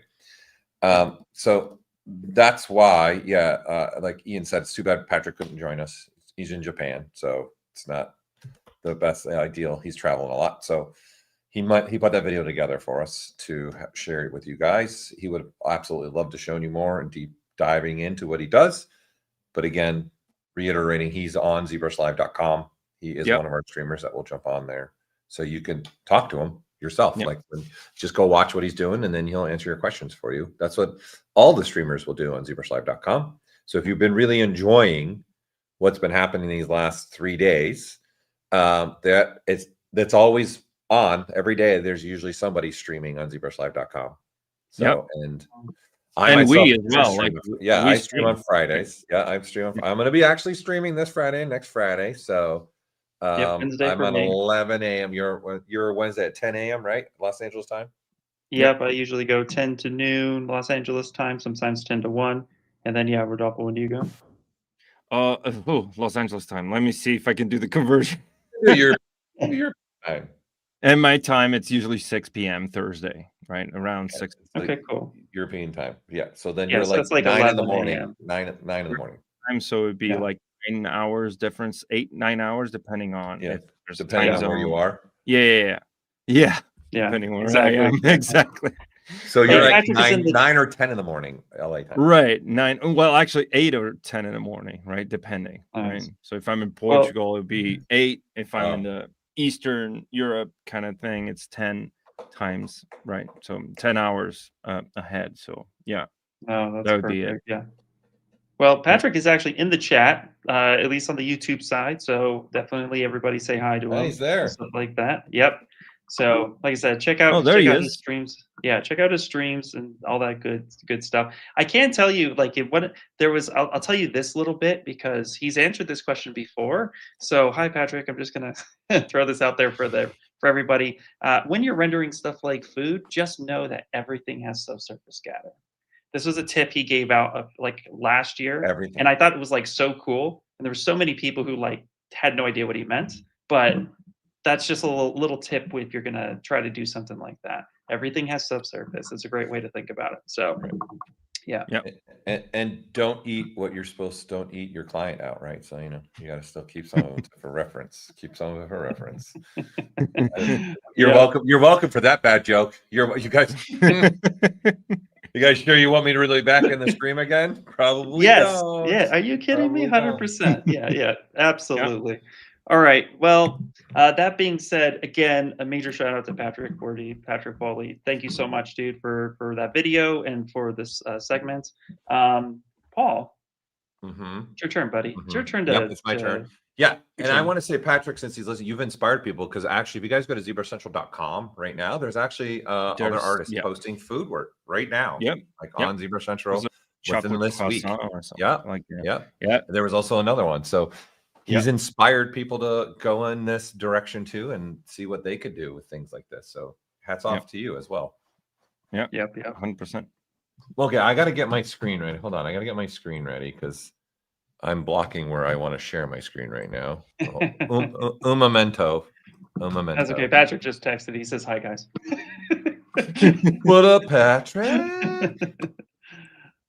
Yes, and you know what? Yeah, absolutely. right. Aura, you got a good point. Yeah, He has there's a pro project, absolutely. In the latest version of ZBrush for desktop and on iPad, he has a pro project where he ships some delicious cookies and a bit of his process. So definitely check out the pro projects. Good point. Thank you, Aura.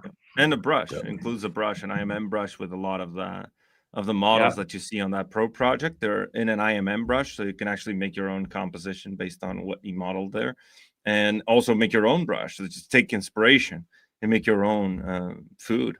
Let's say, right? Cook. Exactly. You should be able to cook with your ZBrush, literally and metaphorically. I tend to eat everything. That's why I have the belly that I have. Okay, that's why I have the belly that I have. Okay, let's see. You're going to be part for you. You're going to do okay, thank you. You're welcome. Let me share my screen now so we can see entire screen, and there we go. Share it, and boom. Well, looky. Another Gnomon workshop. What a surprise. So you've got a lot of opportunities to get a Gnomon workshop here, which thank you to them. Yeah, the sponsors are so generous. They're amazing how many licenses they're giving of this. Again, this is an annual. You get a 1-year subscription to Gnomon Workshop. For those of you really trying to dive into other industries, other things, or just ZBrush, there's a ton of information in there. So definitely take a look. If you are one of those winners, take advantage of this. Like plan out at least every month looking at some section of the videos. That would be 12 sections. You need to learn a lot in those 12 months. Okay, so that is one of the other items that we'll be giving away. So let me get the other one that we have. There you go. Another. Nice. If Shane Olson's still in the chat, thank you, sir, for also giving some of your lifetime memberships away to our viewers and being a sponsor. So there you go. Another lifetime membership to 3D Character Workshop. All right. There's that one. And you know what? I feel good about this one. Once again, boom, another C-Wrap, another face form. Just plenty of opportunities to win this one. Again, People you got to asking- fill out. Yeah, go ahead. People are asking in the chat, how can I win? Just scan that QR code that you're seeing right there on the screen, fill out the form, and you should be getting an email, and you have to accept us sending you emails, like give us permission to send you emails so you can get, notified when you actually win, right? So be sure to just scan that QR code that's over there.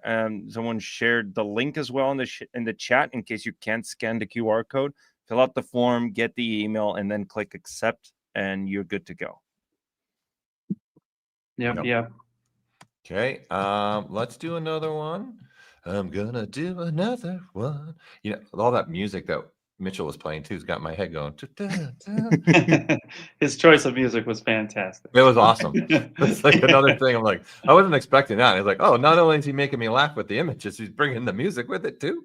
My only concern was hopefully YouTube wasn't going to shut us down. That was my only concern. I thought that too. I was like, let's well, hope it doesn't. Okay. We're still alive.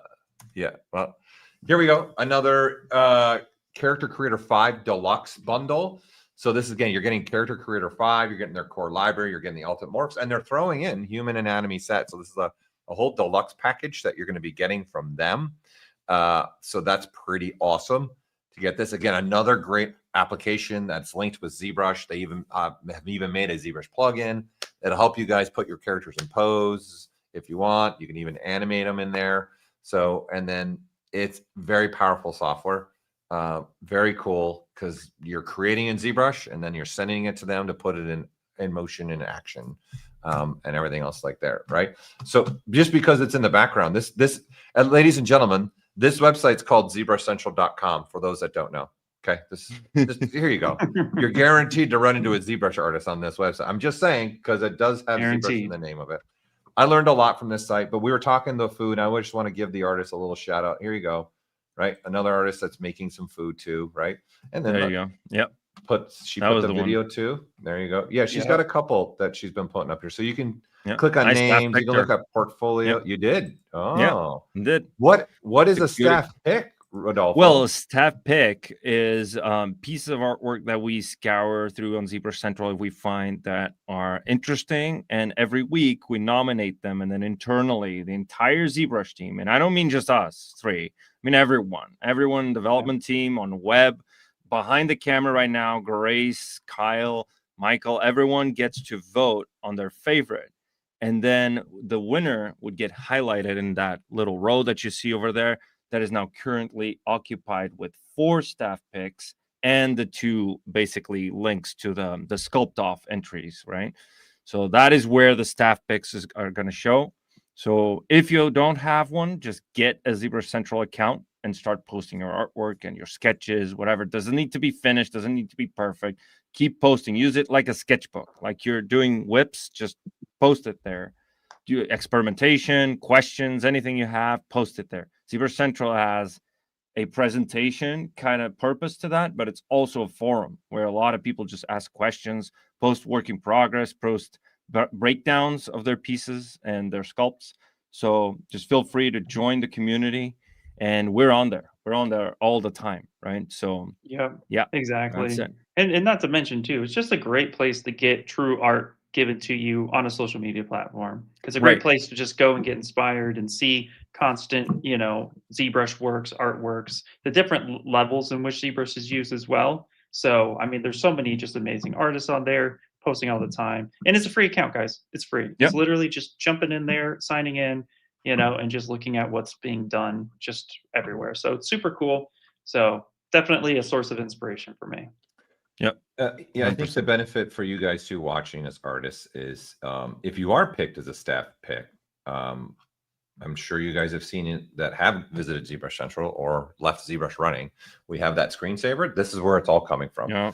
All that screensaver that's on ZBrush Central and with inside of ZBrush, it's coming from here. It's all the top row images and the staff picks and our beta tester images that are being put in there. And then you can obviously click right on the image and it'll link right to the post that we wanted to celebrate. So for you, it's a great way to get some exposure as an artist. Yep. So it's another way for you to make artwork and then get out there and hopefully people can find. I get a lot of students. I probably have some students ask like, hey, how do I get my artwork out there? This is just another way. I'm a big believer in, put it everywhere. You never know where you're going to get discovered, where you're going to be seen. And in this case, you never know. Maybe we pick you and then now you're inside ZBrush itself as part of the screensaver. So that's pretty cool. You're not there forever. The screensavers are recycling, but you're there for a long period. We have pages upon pages upon pages upon pages that the screensaver is pulling from. Yeah. So, and again, it's all ZBrush art. It's all ZBrush art. So that's what you're getting to see. So you get to pop in there and take a look, and somebody created that, and that's what's really cool. So Okay, well, we've got a little bit of a break this time, a little bit longer. I know for those of you late at night, early in the morning, I know it's going to be tough, but all that's left is we're going to give you guys little sneak peeks of some things that are coming up in ZBrush that the team is been working on, going to be starting to work on, a little bit, maybe some other things. You never know what we're going to show.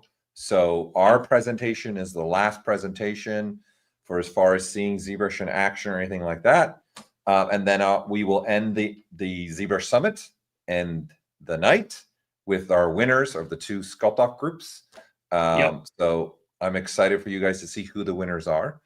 And then Rodolfo, this is your last on camera. So officially you're done on camera for the summit. I'll be in the chat though. I want to see how people react. I'll be in the chat. Rodolfo, since this is your first ever ZBrush Summit on camera, what was some of your most memorable moments for you? Since that's a hard one. I would say the Sculpt-off. The Sculpt-off definitely was a good experience. It was very interesting because even when I didn't participate, when I was in the other side, right, the other side of the stage, digital stage, during COVID, it was very different just watching, and we're seeing what you guys are showing, right? Like at the time. Here on this side, you actually see what everyone's doing because you're pulling from everyone that submitted their links or for their YouTube channel or for the Twitch channel. And you're also scouring the internet for ZBrush Live, ZBrush Summit, hashtag ZBrush Summit, and whoever's trying to participate officially or unofficially. And then you see what a lot of these artists are doing is crazy. It's really good. In 3 hours, it's unbelievable, right? And then also you feel like there's a big connection here. Even you get reminded of that because again, it's one of the reasons I kind of got into the rabbit hole of ZBrush was the community, right? And the artistic community, and you get reminded of that in the ZBrush Summit. And I think that was one of the things that I if I have to take something out of this ZBrush Summit, it's that. Even though it's online, right? It's not. I've been hearing people in the chat, reading people in the chat saying that, oh, it's not physical or whatever. Even though it's online, you still get that sense that people are here for the same reason, and it's a community because of that. They're here for surrounding this one thing that unites us all, regardless of geography, regardless of, and I think that's also one of the pros of having the event online is that you can actually participate in it regardless of where you're from. So to me, coming from Portugal, I remember that was a huge factor during COVID. It was like, okay, now I can participate in this. I can actually engage with this, right? So yeah, that's the gist of it. I can go nonstop. I can keep yapping if you guys want, but then No, it's good to it's honestly great to hear your side of it too, because a lot has changed. And yeah, I've been reading the comments as well. Oh, we wish we had an online one or in-person one. Honestly, we're always trying to bring the best of the best with what we have as far as resources and so forth. So if people are really wanting to, I would love to see more growth with the summit as well. So in a way that honestly, and I mean this full sincerity, I'm a very authentic person. If you guys are enjoying this and this is something that you want to see grow and turn into something bigger, we kind of need your help with that. So subscribe, do all that stuff, push this around, we try to put as much as we can. We are talking to artists all year long, talking to companies all year long, trying to get good new talent to showcase new industries, to showcase how ZBrush is used. So there's a lot of back end stuff. We have a whole team behind us, people you don't even see on screen that have helped out putting this whole thing together. And Yeah. so, we want to try to bring as much as we can to it. And so, it's all about balance and stuff like that. So trust me, we understand. We also too, I love physical in person. Nothing better than getting me to talk for hours on end till 4 a.m. just to do it all over. So, so again, this is how this kind of works. And so, yeah, but we appreciate the love and the attention you guys have given us during this weekend. It means a lot. And it's one of the reasons why I got into this industry in the first place. So thank you all. Thank you so much for having me. Right. This has been wonderful. Amazing. Amazing. 2 last minute things before we go to our break, before we go. Hey, I see someone's having trouble logging into ZBrush Central and their IP address isn't accepted. Make a support ticket on our support. Give them your IP address, and then we'll whitelist it. So obviously ZBrush Central has security on it, so there's probably just something there that's being seen. So please do make a support. And in fact, that's for anything, guys. When you run into something for ZBrush, it is best to actually make a support ticket. That way we get the information, we can communicate with you, we can ask you questions and things, especially when you run into anything. That's also beneficial for us to continue pushing ZBrush, making it the best application that we can for you to create artwork. So please create that support ticket there. And there was one other thing that came up that somebody was talking about that I wanted to touch base on real quick before we jump in. So again, we're going to be showing our presentation next. So it's coming up in about 40 minutes. So we'll have a little bit longer break this time. So we're gonna stretch over here a little bit and just get a minute, get some things set up before we go. So we're gonna do some changes here on our side. So don't go anywhere. We're gonna be here. We still got stuff to show to give away as well. And then we still got 2 more segments, right? So Rodolfo, thank you. Great job, man. Thank you. Great to have you be on this side for your first summit. Be safe getting home. It's late for him and many for you. I'll be on the chat. Don't worry. I'm not going anywhere. Awesome. Just my face going away, but my yapping will carry on throughout the night. So just in text form. Excellent. Yep. All right. All right, guys. Everyone. We'll see you in about 40 minutes. Just wait right there. See ya. Bye. Don't blink or you'll miss it.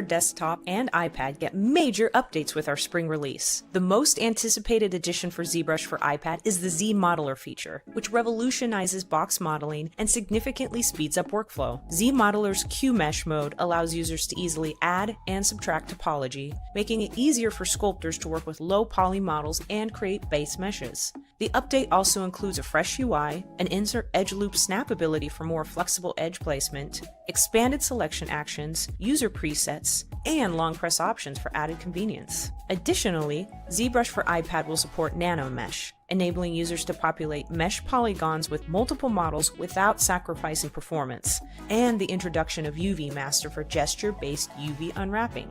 iPad users will also gain the ability to create their own VDM alphas, a feature that adds undercutting, making it possible to draw out complex sculpted shapes with a simple click and drag of your brush stroke. On the desktop side, ZBrush will add more Redshift integration with 18+ new Redshift materials and a 1-to-1 RS standard material feature set, as you find in Cinema 4D and other DCCs. ZModeler enhancements will be introduced on desktop as well, such as the presets, insert edge loop snapping, and new selection action mode. These updates mark significant strides in both platforms, with ZBrush for iPad closing the feature gap with the desktop version.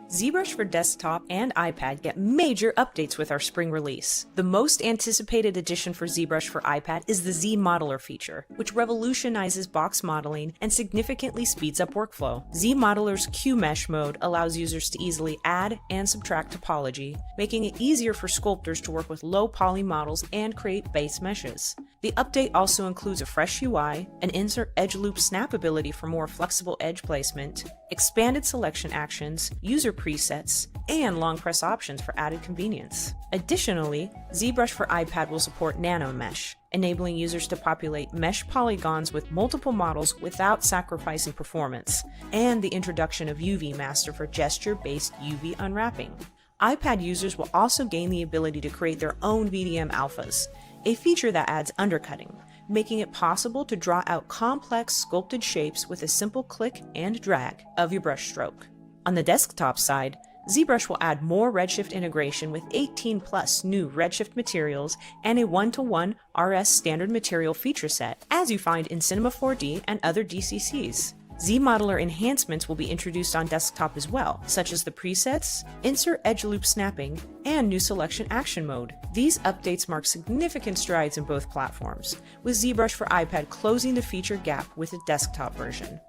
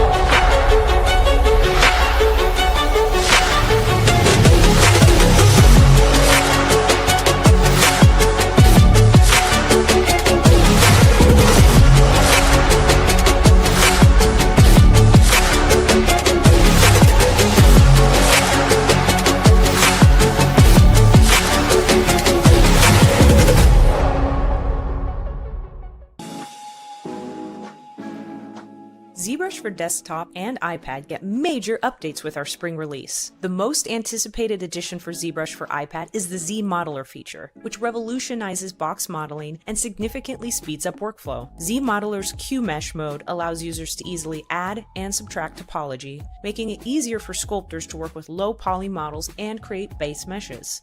The update also includes a fresh UI, an insert edge loop snap ability for more flexible edge placement, expanded selection actions, user presets, and long press options for added convenience. Additionally, ZBrush for iPad will support nano mesh, enabling users to populate mesh polygons with multiple models without sacrificing performance, and the introduction of UV Master for gesture-based UV unwrapping.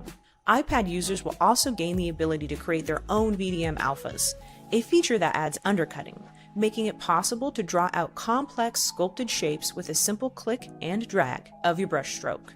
On the desktop side, ZBrush will add more Redshift integration with 18+ new Redshift materials and a 1-to-1 RS standard material feature set, as you find in Cinema 4D and other DCCs. ZModeler enhancements will be introduced on desktop as well, such as the presets, insert edge loop snapping, and new selection action mode. These updates mark significant strides in both platforms, with ZBrush for iPad closing the feature gap with the desktop version.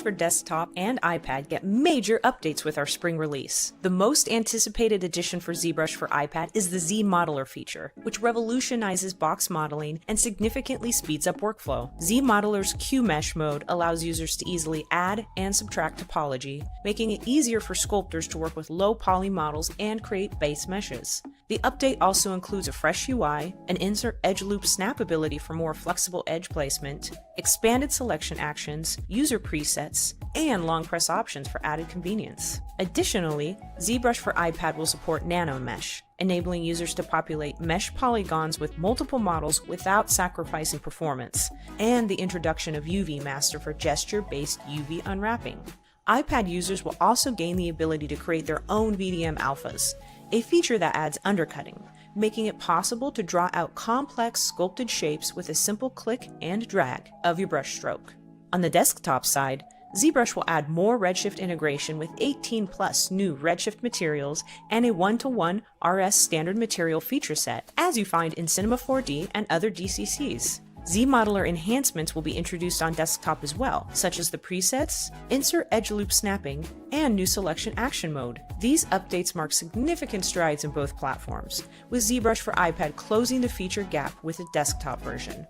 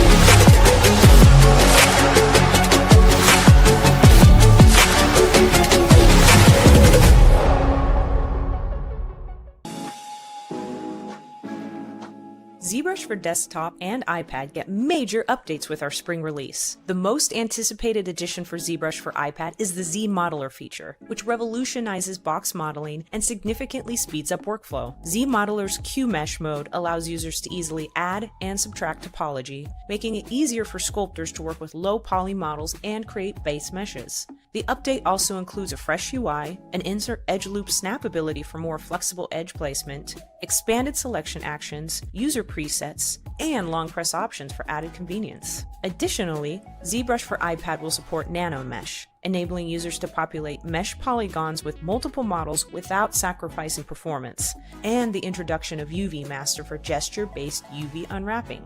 iPad users will also gain the ability to create their own VDM alphas, a feature that adds undercutting, making it possible to draw out complex sculpted shapes with a simple click and drag of your brush stroke.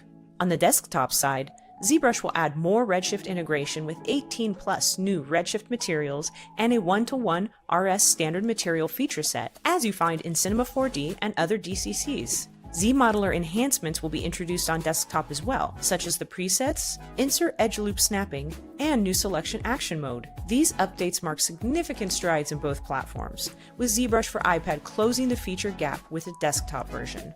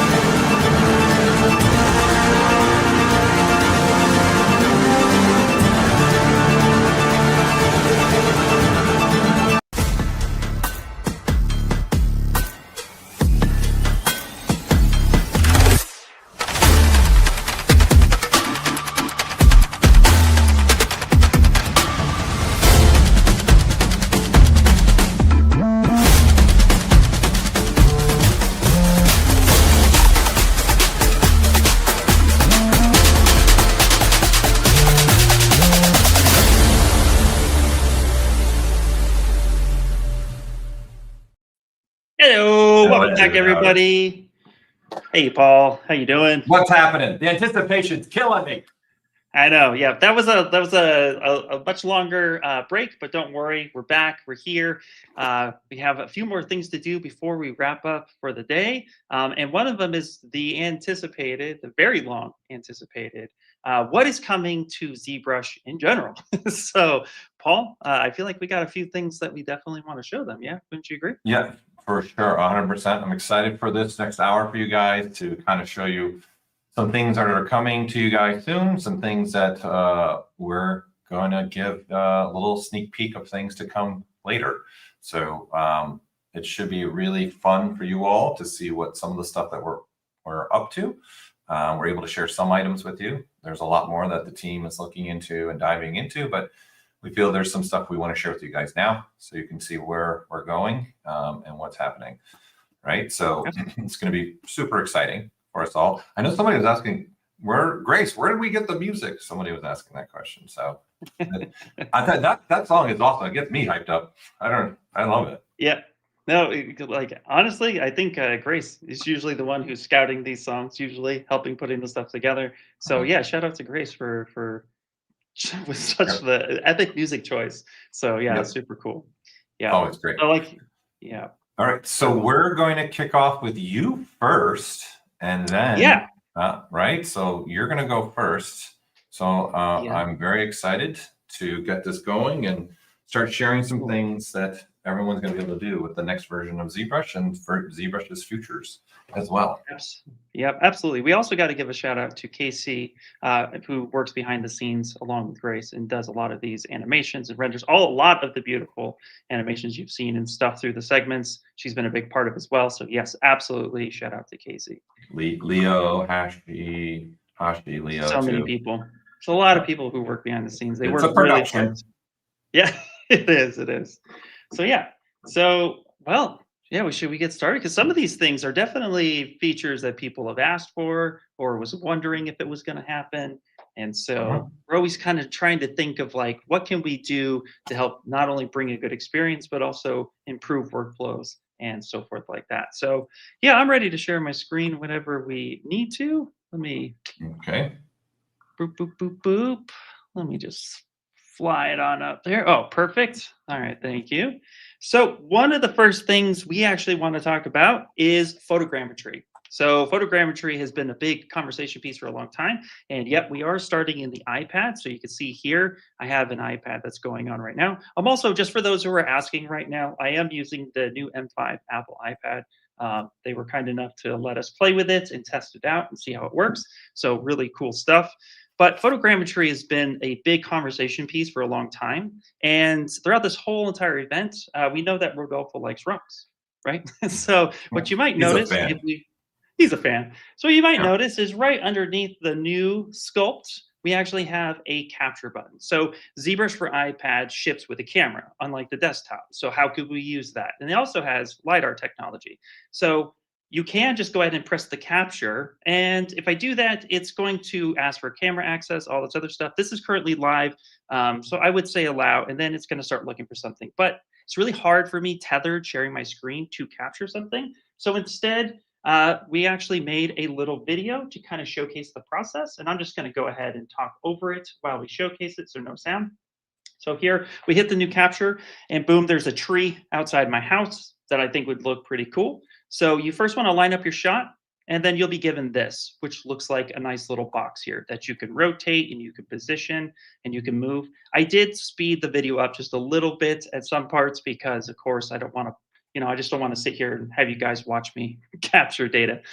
Like anything with photogrammetry, I will say this, that the more images, the more scans you have, the better. That's always how photogrammetry has worked. And we kept that into consideration when putting this feature together. So here you can see me sizing the box, kind of keeping it somewhat stationary. And then I'm going to say, okay. And now I'm going to start the scanning process. This is definitely where I speed it up because, that's life. But you could see. Well, you don't want to see you slowly walk around the tree.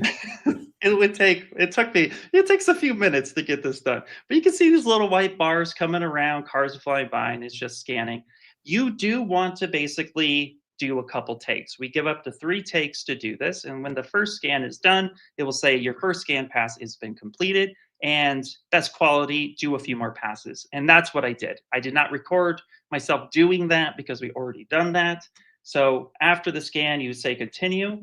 And once you get all that, then you would say, okay, let it generate the model. And it doesn't take a whole lot of time. This is sped up a little bit, but I think it only took like a couple minutes, even though it said it started at 7. It literally only took a few minutes. And then once that's done, boom, I can say open, and it's going to open up automatically inside of ZBrush.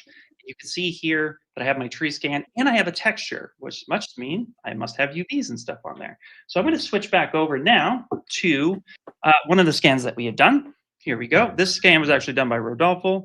And you can see here that all that information comes in. He did a nice little bark of it. And this allows me to come in here. I'm going to move my mic just a little bit. There we go.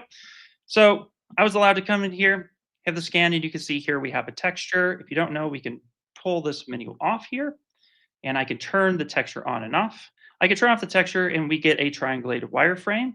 And this actually scan, even though it came in at a pretty good resolution here, came in at just 12,000 active points, but we get some really cool effects here, which is nice. And again, we have a nice texture for it. So again, this is a great way to, if you're out in the wild, you're doing stuff and you want to try to scan stuff, you absolutely can go ahead and do that. Now, I'm not going to just stop at a tree bark. We also had asked our beta testers, so what are some of the things you guys would like to scan?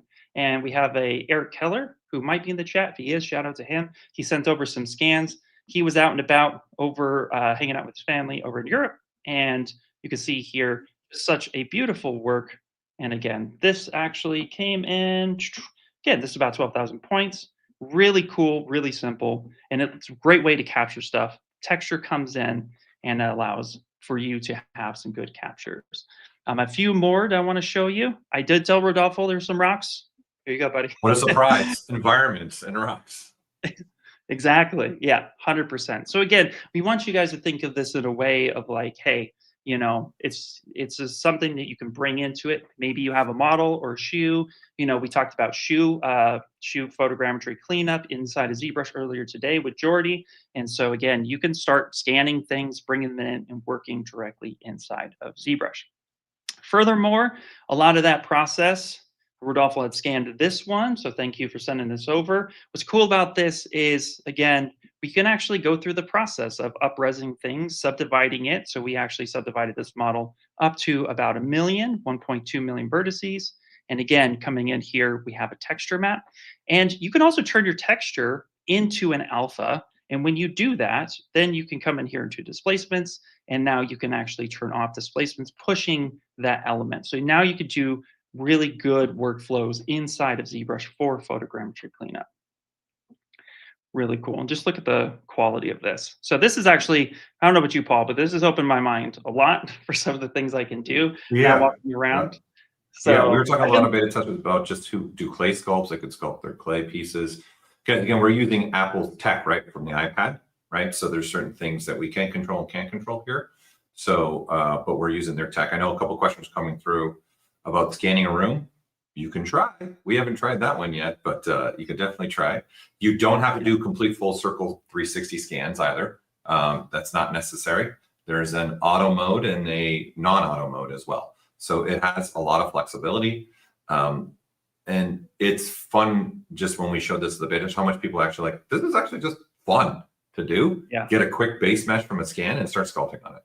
So it's been really cool to see what people have been doing with this and having fun with this as well. Nice. Absolutely. So this one has been really... The rock needs a frog. It needs a frog now. It does. Absolutely. Yes. 100% it needs a frog. So maybe that's how Rodolfo is going to build my scene for me. Maybe he's going to go scan some more rocks, and then Rodolfo and Ian collab is on the way with frogs and rocks. So 100%. Yeah. So wanted to just showcase that one really quick. This one is going to be really fun. I enjoy it a lot. So wanted to bring that up. The next thing that I wanted to bring up, I'm going to move on to another segment. That's all right with you, Paul. Sure, go ahead.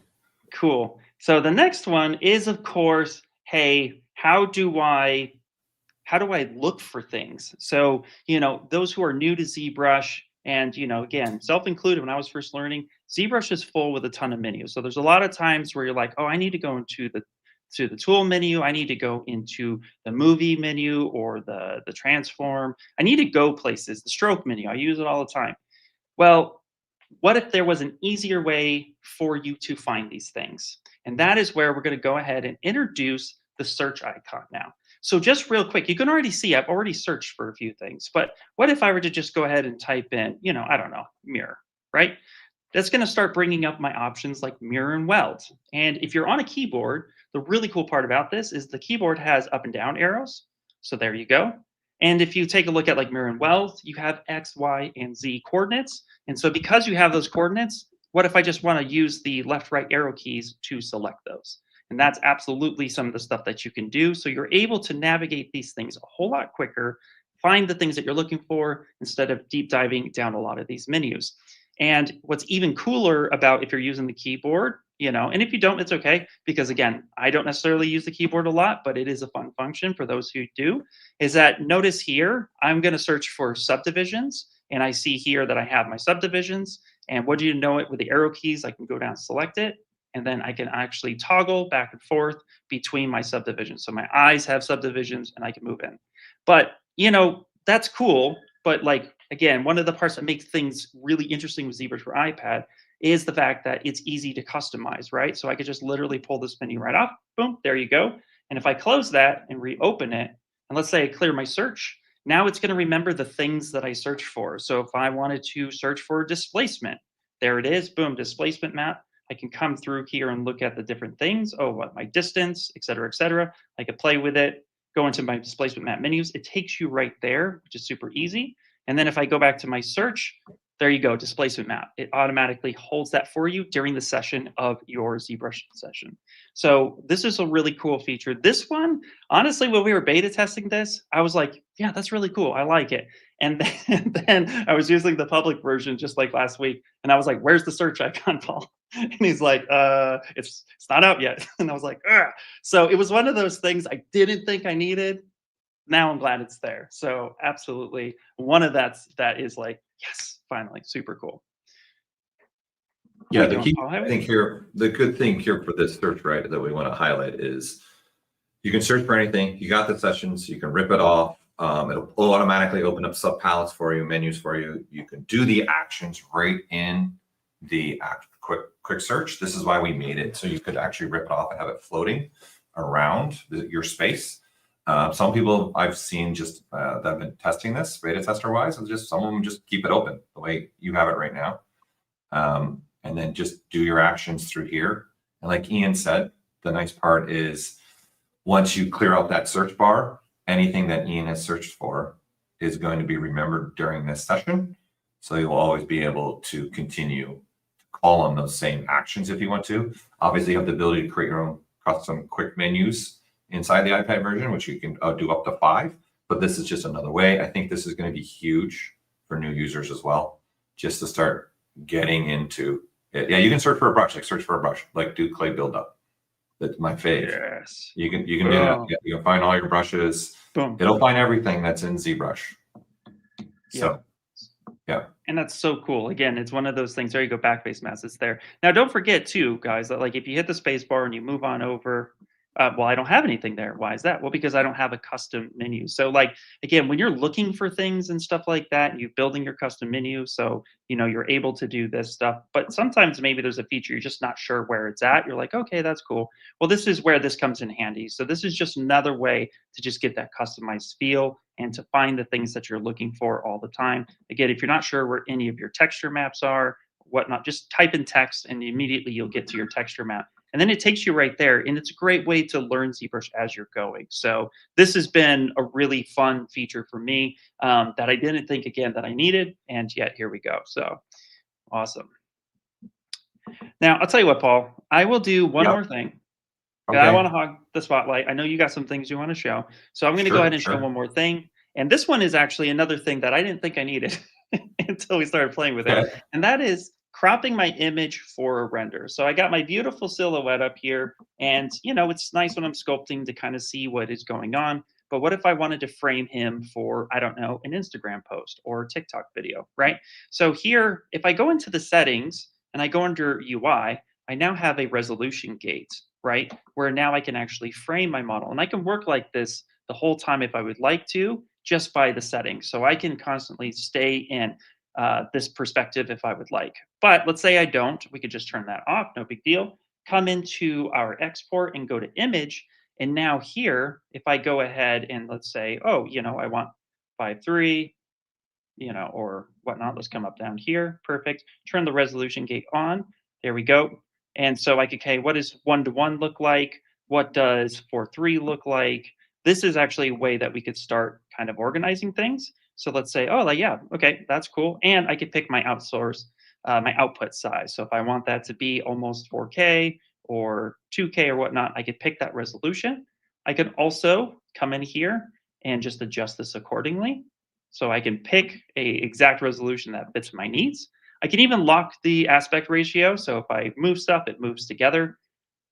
Turn that off if I need to. And then again, for the opacity, you can actually turn this to pure black or to true white, or have a little bit of a fade so that you can still see all of your ZBrush viewport and have the resolution gate on if you would like. And then to export this out, you can name it. And then of course you have PNG, JPEG, PSD, or TIFF. And then you can also export out your alphas and your BPR passes. Or here, yeah, BPR. It'll just do a BPR render. Yeah, so PNG will now have an alpha.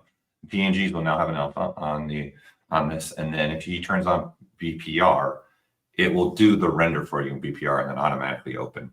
And then you just save it where you want to save it. Since you know we're on smaller devices, so now you guys will be able to render up to 4K on iPad, which previously you couldn't do that. So, and then we wanted to make it easy for you guys to have a way to crop. Just look at what we were doing with the Sculpt-off, right? On Friday, right? All those artists were figuring out cropping things to do. This is the resolution gate now that we have here can help process that and put that forward for you all. Yeah, absolutely. So again, this is really cool because this way you're not guessing anymore, and this is a great way to share your stuff. So really cool. Paul, I think it might be time for me to hand the baton over to you. Okay, I'll take it for a little bit. We'll show mine. We are going to show some desktop stuff as well, but I'm going to stay in the iPad world for a second here. So one of the things that we gave a little sneak peek to that you guys were all also asking about, we want to share a little bit more about this. So we have a new retopology brush. So we're calling it Retopo. So you're gonna have a new brush for this. You're gonna be able to have a new menu, which is actually your IMM viewer that pops up. The big thing too that's changed here for this is you have the ability to actually go through here and have folders for your IMM viewer. So this is now going to work. I'll show you a little bit of how you're going to be able to do this for your also insert mesh brushes, your VDM brushes, anything like that where you've got several types of meshes and things like this. So when the one thing that you guys have when you start working, before we dive into the Retopo brush, you guys have a lot of brushes. I saw some comments coming up about even searching for brushes and things like this. So one thing that we also changed that's coming is when you import items, right? Especially, let's just say start with an alpha. I can select the files, but what's really great is now what you're going to be able to do is I can actually select multiple alphas at once, say open, right? And then you can see there's 11 selected now. So the little blue dot is my finger. So you can see up here it says 11. I say import, it imports them. I go to my alphas. You can see in the users tabs, there are now alphas here. Right, so now I have these alphas in the alpha palette. So there's the default, but the ones I just imported are here. So not only that, because we're talking about a brush, we also did that with the brushes too now. So alpha, brushes, and textures. On the iPad, you're going to be able to import multiple versions of these. So again, here I've got some brushes in here that I actually took off the desktop. And now I just, say, okay, I want these ones down here, and I want, those two. Say open, it's got 10. Import, now they're there. So once again, I can come into my brush palette, click on the users, and then you're going to have all your brushes there. So the one thing I want to point out too is I saw this asking about the search. So the search is obviously only going to look at what stuff that's there inside of ZBrush. So if you noticed, when I was going here, we actually have an option to say copy to startup folder. So in the ZBrushes you guys have now, obviously when you import something and you close ZBrush down, it's not been placed in the folder, so ZBrush can see it the next time it launches.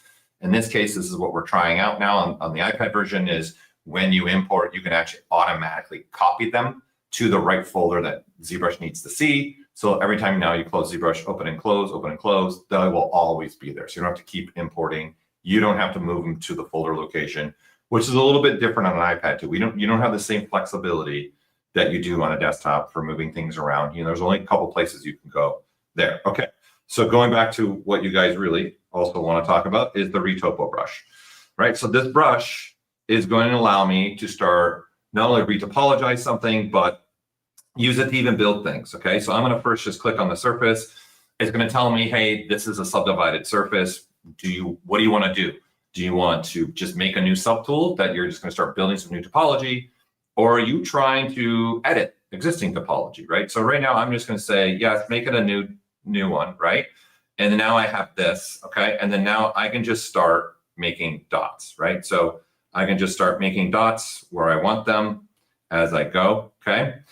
You can move the dots around. You're going to be also able to delete the dots. If I want to delete them, you can. But if I want, you can see we're giving you a preview of what topology you can actually make. And if I just click and let go, now I can actually make that topology. So I've started making some topology. So I can extrude an edge if I want to. I can extrude edges that I want in here, right? You continue to move edges. You can move faces. You can move this. And the key point with this brush system that we're developing here and what we're making here, this has a new built-in projection system. So it's constantly always projecting to the surface. And we're going to use this in a couple other places as well, right? So this is going to start giving us a little bit more flexibility in here, right? So I can even say, I want more. I can go right to the center. So now I've snapped to the center there, right? I can come down here and then say, move it. No, I want to extrude it. Okay. And then I can actually go, do I want a poly loop? What action do I want? So we're making it so you can cycle through these things, right? And have the ability to do this. And depending on my brush size, okay, I can move things around wherever I want. So obviously if I go with a larger draw size, you're going to be able to move more of the surface. It's like you're sliding now the topology along the surface because it has the ability to continually project to the surface, right? And like Ian said, I'm currently, right, using a Pencil Pro with, I got this nice thing. I'm a big fan of this with my M5. Ooh, yeah. Right? That Apple's nice. Yeah, I'm a big fan of this. So I actually have this on my lap right now. Okay. Yep. So I'm using the new M5 iPad, which is amazing. Actually, it's been really, really fun to playing with this with the Pencil Pro. Okay, so go ahead. What were you saying? I'm just curious because I think we've held the chat on this question for a little bit, but they're like, oh my God, it'd be really cool if like this was on the desktop. Yep. So good segue. So let's move to the desktop.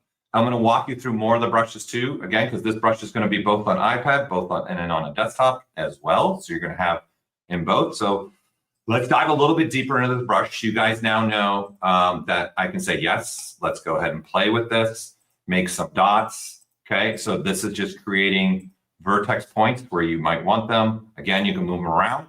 One thing I want to highlight is when I hold the space bar, you'll see that the draw size actually changes because the draw size is what's determining what we look at vertex. So any of the vertexes that live within the draw size, that's what ZBrush is going to look at to create either a quad or even triangles too. So then you just click and then boom, you have this ability. Then we want to extrude out down here from the bottom. I can extrude an edge. Okay. But what we also did is, hey, you know what? I want to add some more spans on the fly. And then now I have those spans on the fly. I can continue to also smooth things out. And you'll notice when I hold the shift key, there is a new smoothing brush that's called the Smooth Retopo as well. So we have, which we've done this to the point of we're kind of ripping this out a little bit. So you guys think about, you can now use this smoothing brush with a sculpting brush as well. So you guys could be sculpting and then use this new smoothing brush that'll project you back to the surface how you want. Okay. So let's continue this journey, right? So again, we've got this ability, okay? But I can also grow both ways. So I can grow edge loops this way, and I can grow in and out this way, right? And then you'll see obviously the other side's happening because I'm in symmetry mode right now. So whatever I'm doing on this side is happening on both sides for us. So it is symmetrical. You guys will be able to do that. If I want to delete anything, I just start to click and I start deleting. And what we decided to do is, even though you're deleting a face, maybe you just kind of want to redraw it because you want to remove some points around. So you do have the ability to keep these points, but you could obviously delete those points. Or just like we kind of do in Dynamesh, you can just clear them all out and then they're gone, right? So you have an ability to delete edges, you have the ability to delete a face and a vertex. So I'm going to start, let's get rid of, yeah, go ahead. You have something for me? Well, yeah, it's just curious, but what if I wanted to just draw a line of points and a line of points and just have it like just a bunch of faces real quick? Is that, can I do that, Paul? Yeah. Yes, your job. Yeah, yes. But I want to show something before we even get into that. Because the first thing I would want to do is I also would want to extrude a vertex, right? So you guys can actually extrude a vertex, and then now I can do this, right? And then now I need to just change my span, and then now boom, it'll snap, right? So the nice thing about this one is when you are extruding a vertex, it's automatically creating a quad for you guys. But I also could decide to create 2 triangles if I want to as well, right? Because obviously you're going to want to maybe change some flow of your topology, and it's going to create 2. So if I now extrude this vertex again close to it and do that, you'll see we've written it so it's smart and saying, hey, you already have a triangle next to this, so I'm just going to combine it and make a quad for you automatically. So you can make quads and triangles. ZBrush does not do n-gons right now, so it's still just quads and triangles, but you can extrude a vertex point, you can extrude an edge, you can change the flow of that. So to in your point 2 about another way to draw out topology is I can actually just draw out a green line, okay? And you can see it has 4 points. I'm going to knock it down to 0 points right now. And then I can just say, all right, let's go here, let's go here. So it's just another way, right, to make topology that you want. You can move it around if you want to, and then again, tap, and then you're going to get your topology. Okay, yes. So that's my favorite. I'm just going to say. You love that one? Sorry. I can't. I'm excited. So I'm I just like, that's my favorite. Like literally, that's like boop boop boop boop. It's the easiest way to like. You're overwhelmed. You're overwhelmed with joy. Yeah, you're overwhelmed with joy. I've been playing like I cannot. Yeah, I've been holding this in for a long time, so it's bleeding out. Like I just want to talk about it. Yeah. So I kind of made some really big topology here. So what I can do is say, you know what? I want to add spans somewhere else as well. Not only that, I can say, hey, you know what? I kind of want to add more than 1 span. And you'll see, because this algorithm, it is matching the shoulder. Again, this is a model done by Will Huff, by the way. Great artist, fantastic guy. He did this on the iPad version, actually. But I just thought I would have some fun kind of play with this, right? So I can add spans. And then right now you can even say, you know what, I don't want that edge loop. I don't want that edge loop anymore. And I don't want that edge loop. That's actually the only ones I did want there. Yes, go ahead, Gordon. Real quick, the chat's just wondering, because it's hard for them to see with the red poly group if what the topology looks like. Anyway, we can just turn on the wireframe and let's see what color here. We can probably here. Let's see if we turn off the poly paint, and then we'll make the color a little bit brighter for you guys. And then we'll find there. Is that better that's for everyone? Yeah, exactly. Yeah. It's like you are looking at the wireframe, guys. Like it might be a little hard to see just with the thinness, but what he's doing is putting in the edge loops right now. So that's the actual wireframe. What you see every time he puts that in. So you're looking at nice, clean topology throughout. So like a legitimate retopology tool. Right. And then again, if I switch to like the move brush, right, and then we start doing like this kind of thing where I've started moving the mesh around too much, don't forget now you can actually switch back and then boom, I'm now smoothing it back. I've messed up. Like, I think this is why we were really experimenting with this and seeing what we can do with this. We've got this new source of info here for us, right? Yes, it's Shift F, the shortcut for this. So now we've ripped out, not only do we make a retopo brush, but we've also made this work with our smoothing brushes too. To the point, just I want to call out, there is in your smooth modifiers, there's now going to be a project option, which this is using what we've been doing with the retopo brush here. So you can turn this on for any smoothing brush, regardless if you have the retopo brush selected or don't have the retopo brush selected. We also have a new menu that is now called retopology that is going to allow you guys to kind of even create your own version of this if you want to, because there's a lot of things that we're controlling and doing, right? So like if I say, hey, if I start moving a point, you can see I can start automatically welding points like this. You can actually turn that off if you want to. This is kind of why we've made this. So we have a slider here. You can control, in essence, the strength of that snapping. So if you put it to 0, obviously it's going to close off. Okay. So I want to grab another model here too, because we want to keep thinking of things a little different. I'm going to grab one of the pro projects, just also because, hey, I want to highlight the pro projects that we have that are shipping with ZBrush Desktop and iPad. So this is one done by Pablo, right? So amazing model from him. Okay, so I have this right here. Okay, so we'll turn off transparency for now so you guys can see what it really looks like. So I'm just going to look at, say, something like this leg in here, okay? And I say, look, I want to retopologize this. So the one thing, too, about this brush is it's going to work across subtools, right? So what we're doing is we're creating a new subtool that's actually called a retopo subtool. This is why we did this, is we wanted you guys to have the ability to also, it could snap to anything here in this scene, in essence, that I have turned on right now. So any points that I make, right? They're all snapping to different subtools. You got different subtools going on right here, right?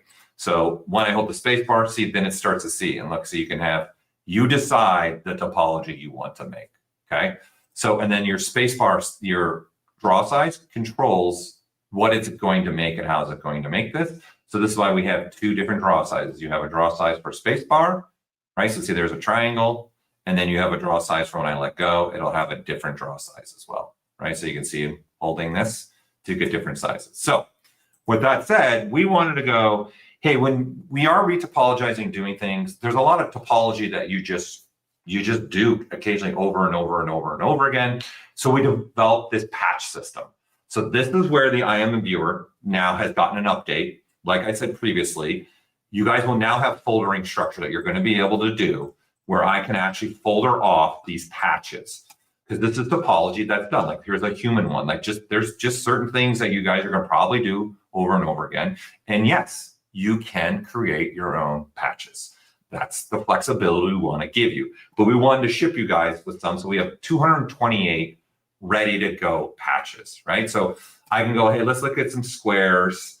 Let's grab the 3x3, okay? And so how this is going to work, I'm going to click a point. And then now I'm going to say, you know what I want? I want that to just drag out. And the beauty of this is I can still move it however I want. You see it's trying to follow the surface. And look, where do I want to go? Oh, I kind of messed that up. I can rotate it. I can resize it. I can skew it a little bit if I want to. And I'm going to show you guys something else that you can do with this in a little bit, right? And then you just tap, and then there you go. It's attached to his leg. And now we get back to, okay, well, now I just want to extrude. And then say, okay, I want to come all the way down here and then add some spans, boom. So the red is it all right with the color, or do I need to also, here, let's see, let's turn off the color as well. Is that better for everybody to see things a little bit better? A little bit. We could probably boost the if you go up to preferences and draw, we could probably boost the wireframe color a bit too, just making it more bolder. I mean, just to showcase, because it is the wireframe. It's just, yeah. Or just zoom really close up on it.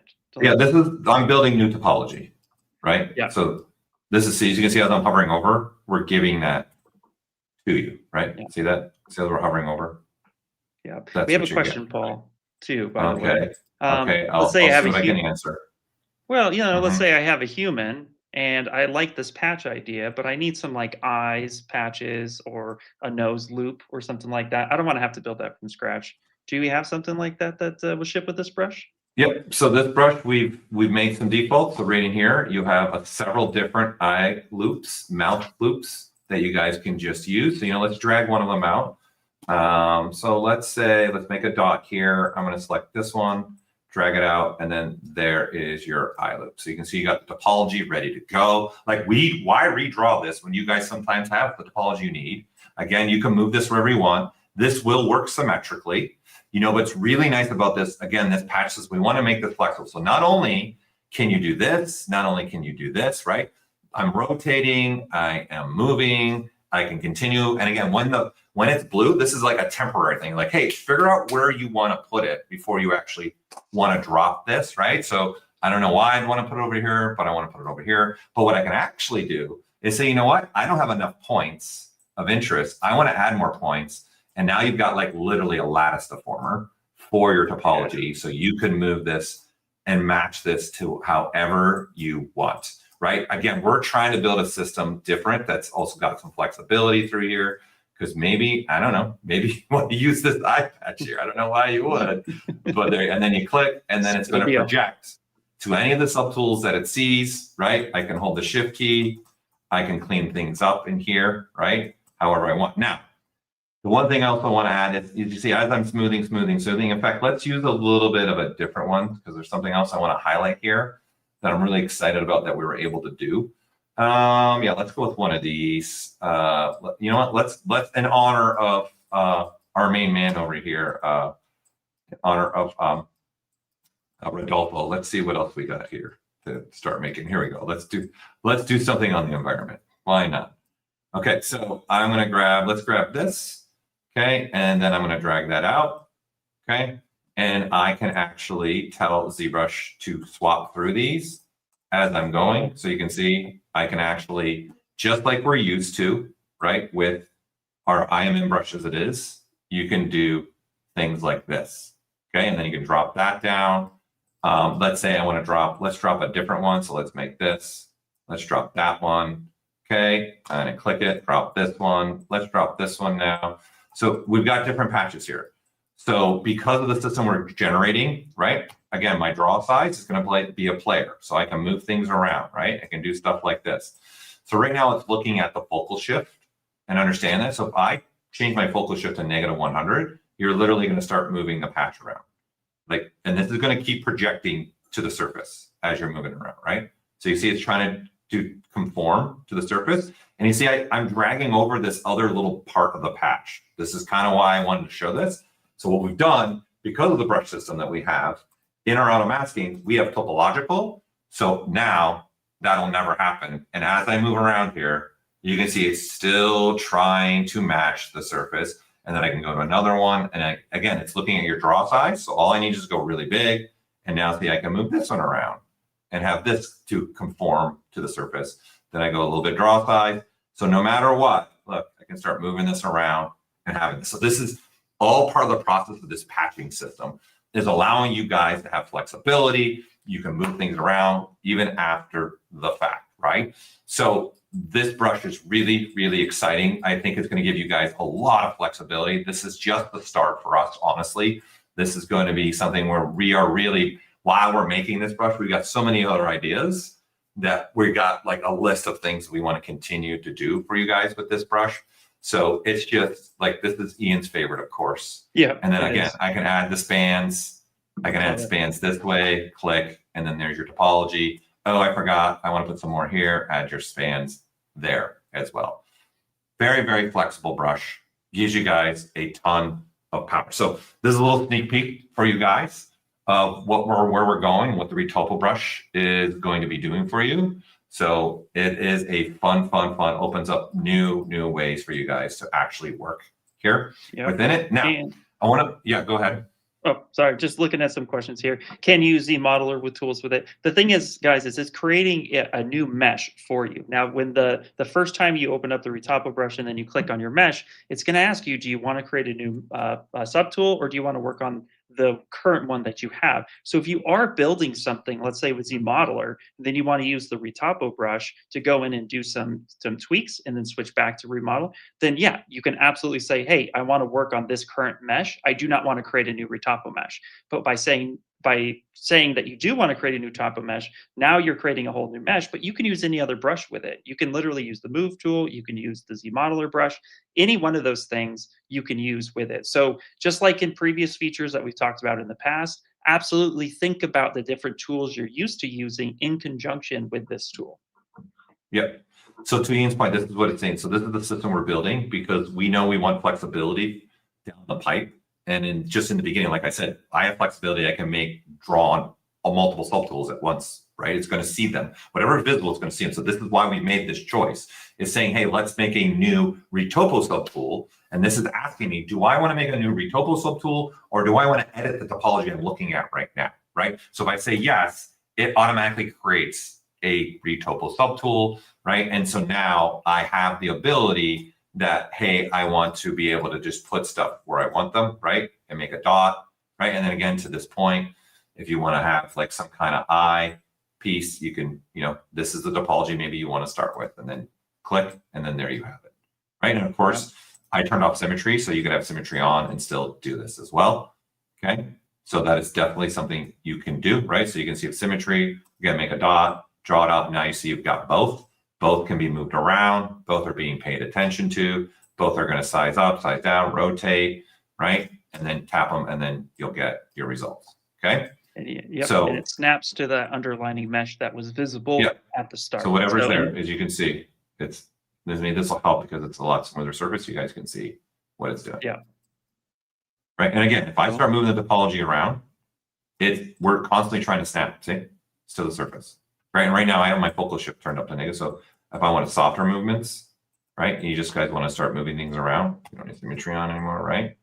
Then you can do this. So see, it's still conforming to the surface. So maybe this will help you guys a little bit understand the system and the flow that we're building here, right? And then I can hold the shift key, smooth out this. Not only that, I kind of don't like what's going on right here. So what I'm going to do is I'm actually going to turn down the Z intensity of this. And not only can I smooth this, but I can even smooth the border edges, right? So not just the internal, but the border. And we've kind of made this be really fast. So I turned down my intensity because we're dealing with really, really, really low topology. But because now we've ripped this out, I can see using on a little bit more dense mesh with more things, okay? Yes, backspace masking will work with this brush as well. All right, so that's our retopo brush. It's available. It's going to be available on desktop and iPad. So one other thing that I want to show before I'm going to hand it back to Ian is this is something that over the years that I've had a lot of conversations with people at studios, people at schools, and also you guys as just general users trying to, again, we're trying to look at things maybe too, it's just, we call quality of life stuff. It's just, we're trying to make things where we can easier and easier to use inside of ZBrush, okay? So what's going to be new is we've rebuilt the entire folder structure of ZBrush itself, okay? So you're no longer gonna have multiple folders where you guys need to store your custom items, okay? There's gonna be one folder where you guys store all your custom items, and what this is creating is a user profile for you now. This is going to help us in the future of development of ZBrush to do a lot of other things. So this is the first wave. We need to get that base. We need to create that basement of what we can do that we can then build upon for you guys.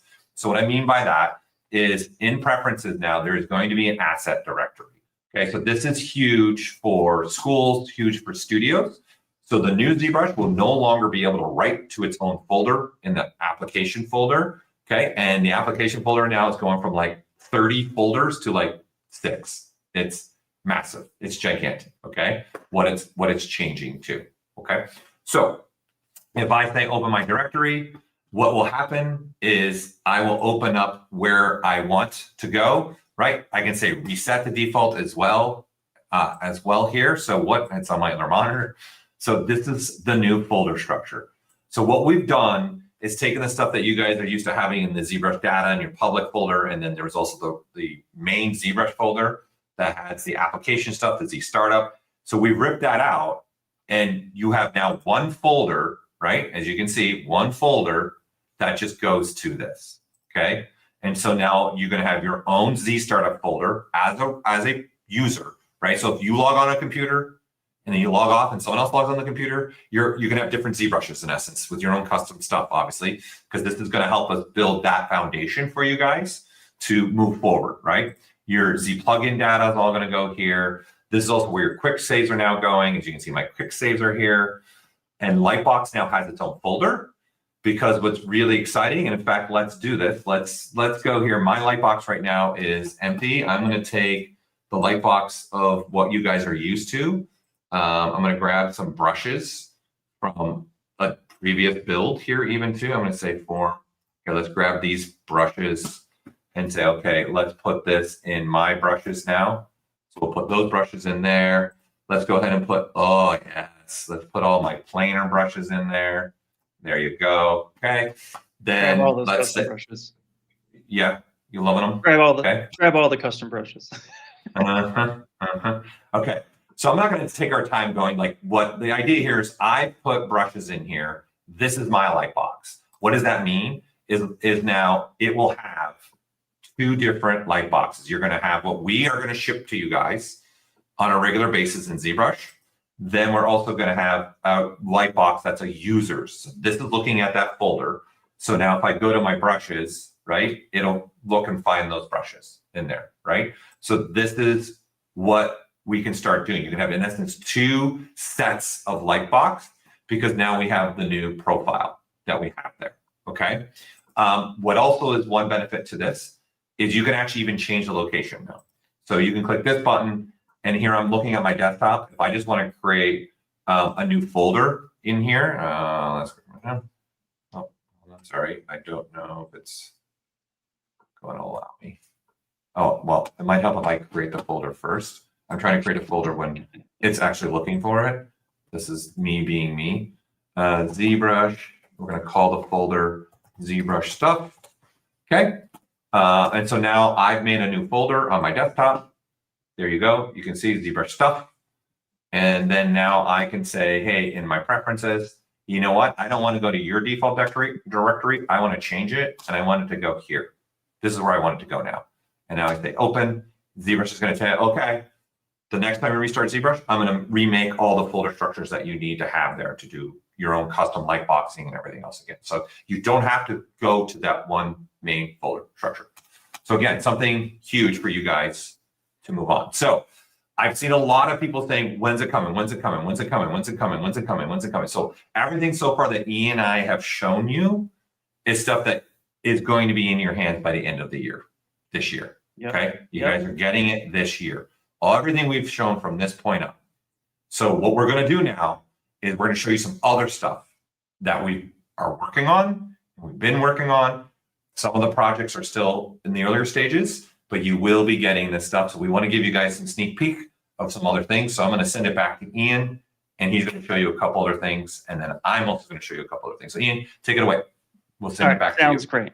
Awesome. Thank you, Paul. Absolutely. So like Paul said, everything that we showed up to this point, you're going to be able to access it before the end of the year, which is awesome. But we still have a few more things that we're working on that are work in progresses. And we really want to showcase that because I'm just as excited as you are. And it's something that's going to be very important to my workflow. So the first thing here is I'm looking at ZBrush, of course, and I have my model, and I have a few different subtools here. And you might notice that they are all kind of labeled I_low, body_low, spikes_low. In fact, here, why didn't I do this? Let me properly name that. There we go. Beautiful. Okay, cool. So I have this here inside of ZBrush, and now I need to send this to Substance Painter.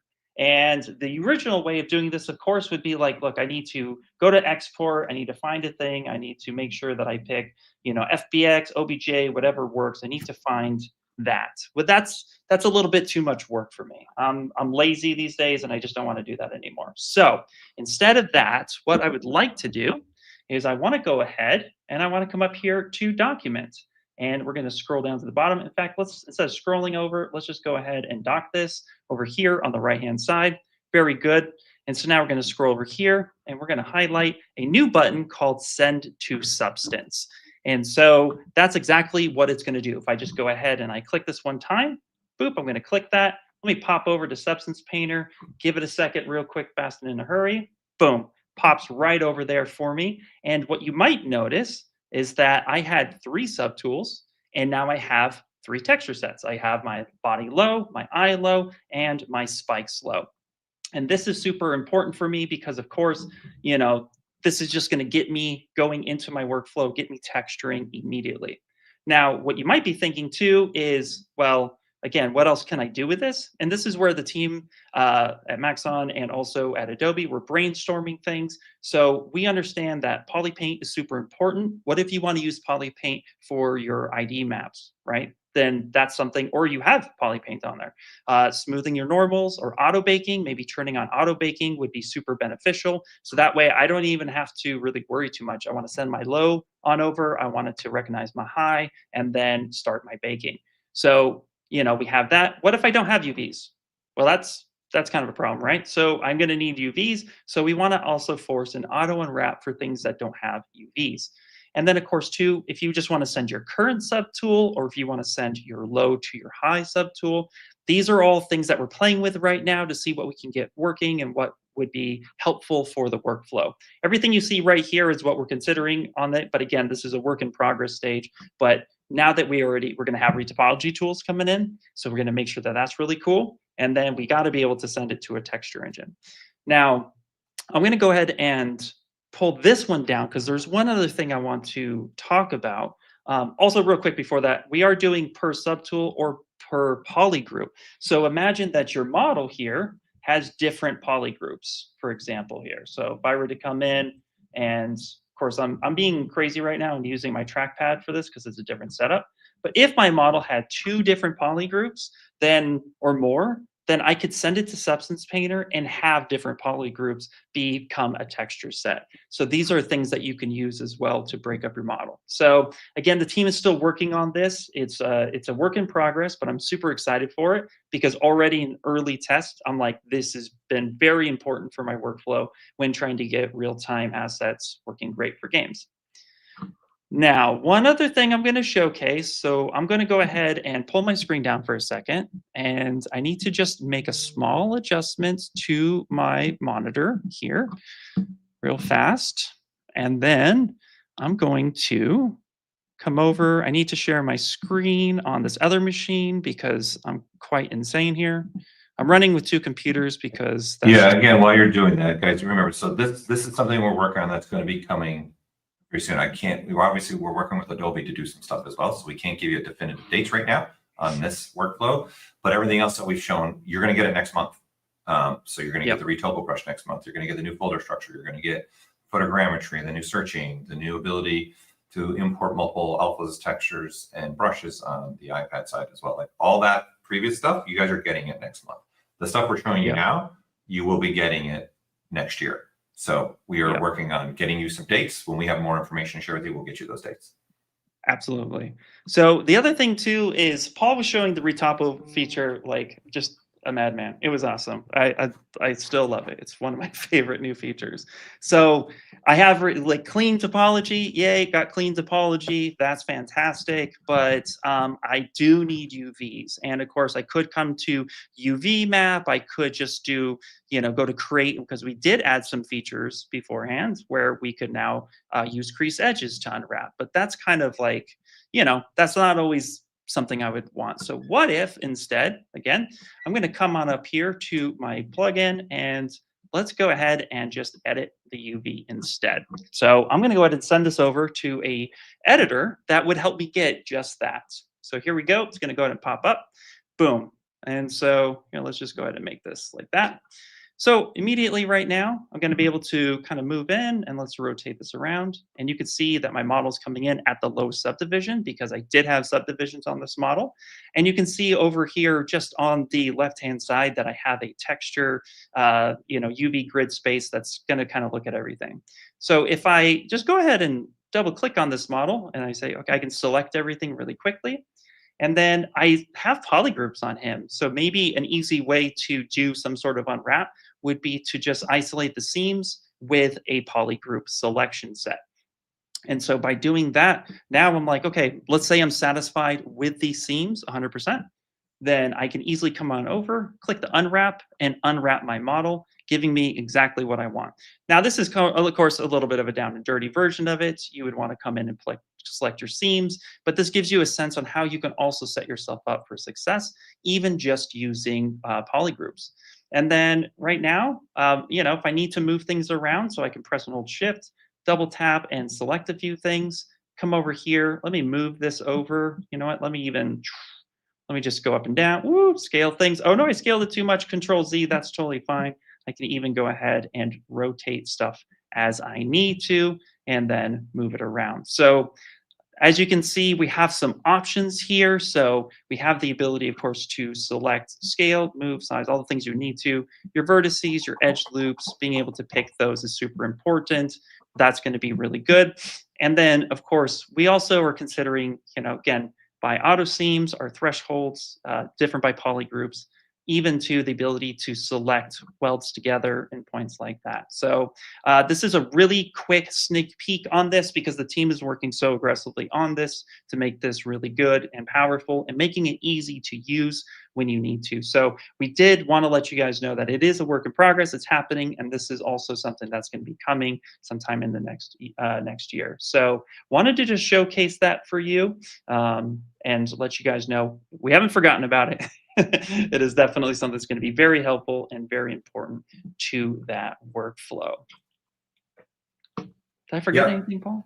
Nope, you're good. So I know something. I know people were coming through with some questions about the UV editor. Guys, we got to do this stuff in waves. Unfortunately, right? That's ZBrush has never had a UV editor, right? That is working. So the first thing is let's get a UV editor. We all know you guys want UDIMs. We understand that, but we're going to have to do this in waves. Okay, we're not going to be able to give everything right up front. Is the team's working on. As you can see, there's a lot of stuff we're working on right now, and there's a lot of stuff you guys don't know that we're working on, and that's what leading me to this. We're going to announce one of the biggest projects ever for ZBrush, probably. I would say this is up to the level of putting ZBrush on an iPad. This is a very big project for us. This is taking a lot of resources, a lot of the team. We got designing, we got things happening here for this project. We're very excited about this. And this is why some things we got to do in waves, because we have some other projects that are happening right now and then some other projects that are overlapping with each other. And this is one of them. This one's pretty big. In my opinion, it's a big one. I've been doing this for 18 years developing ZBrush, and this is a very, very large project that we're about to show you and we're about to make an announcement about right now. So I'm very excited about this. I hope you guys are excited about this.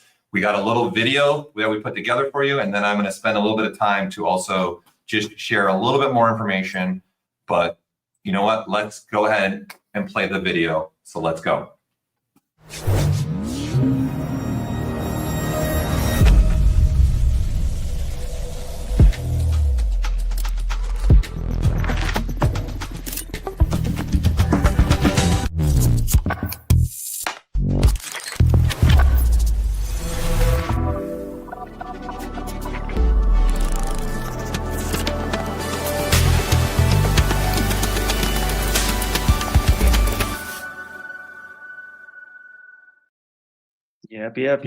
Yep. So guys, some of the reason I saw someone say, hey, we need the search thing in the desktop, 100%. But as you can see, we're building a new UI for the desktop.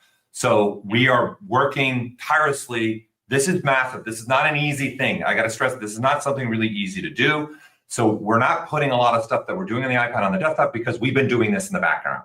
We're working on a new design for UI, for ZBrush, that is going to identical be iPad and desktop. We're taking what we've done on the iPad, the experience we've had the last year on the iPad, the things that are working, the things we want to improve also on the iPad version itself as well. So this is huge, okay? This is a gigantic project. This is why some stuff hasn't been going from iPad to desktop, because this has been happening in the background, right? So I want to spend a minute here to kind of just reiterate some of the stuff again.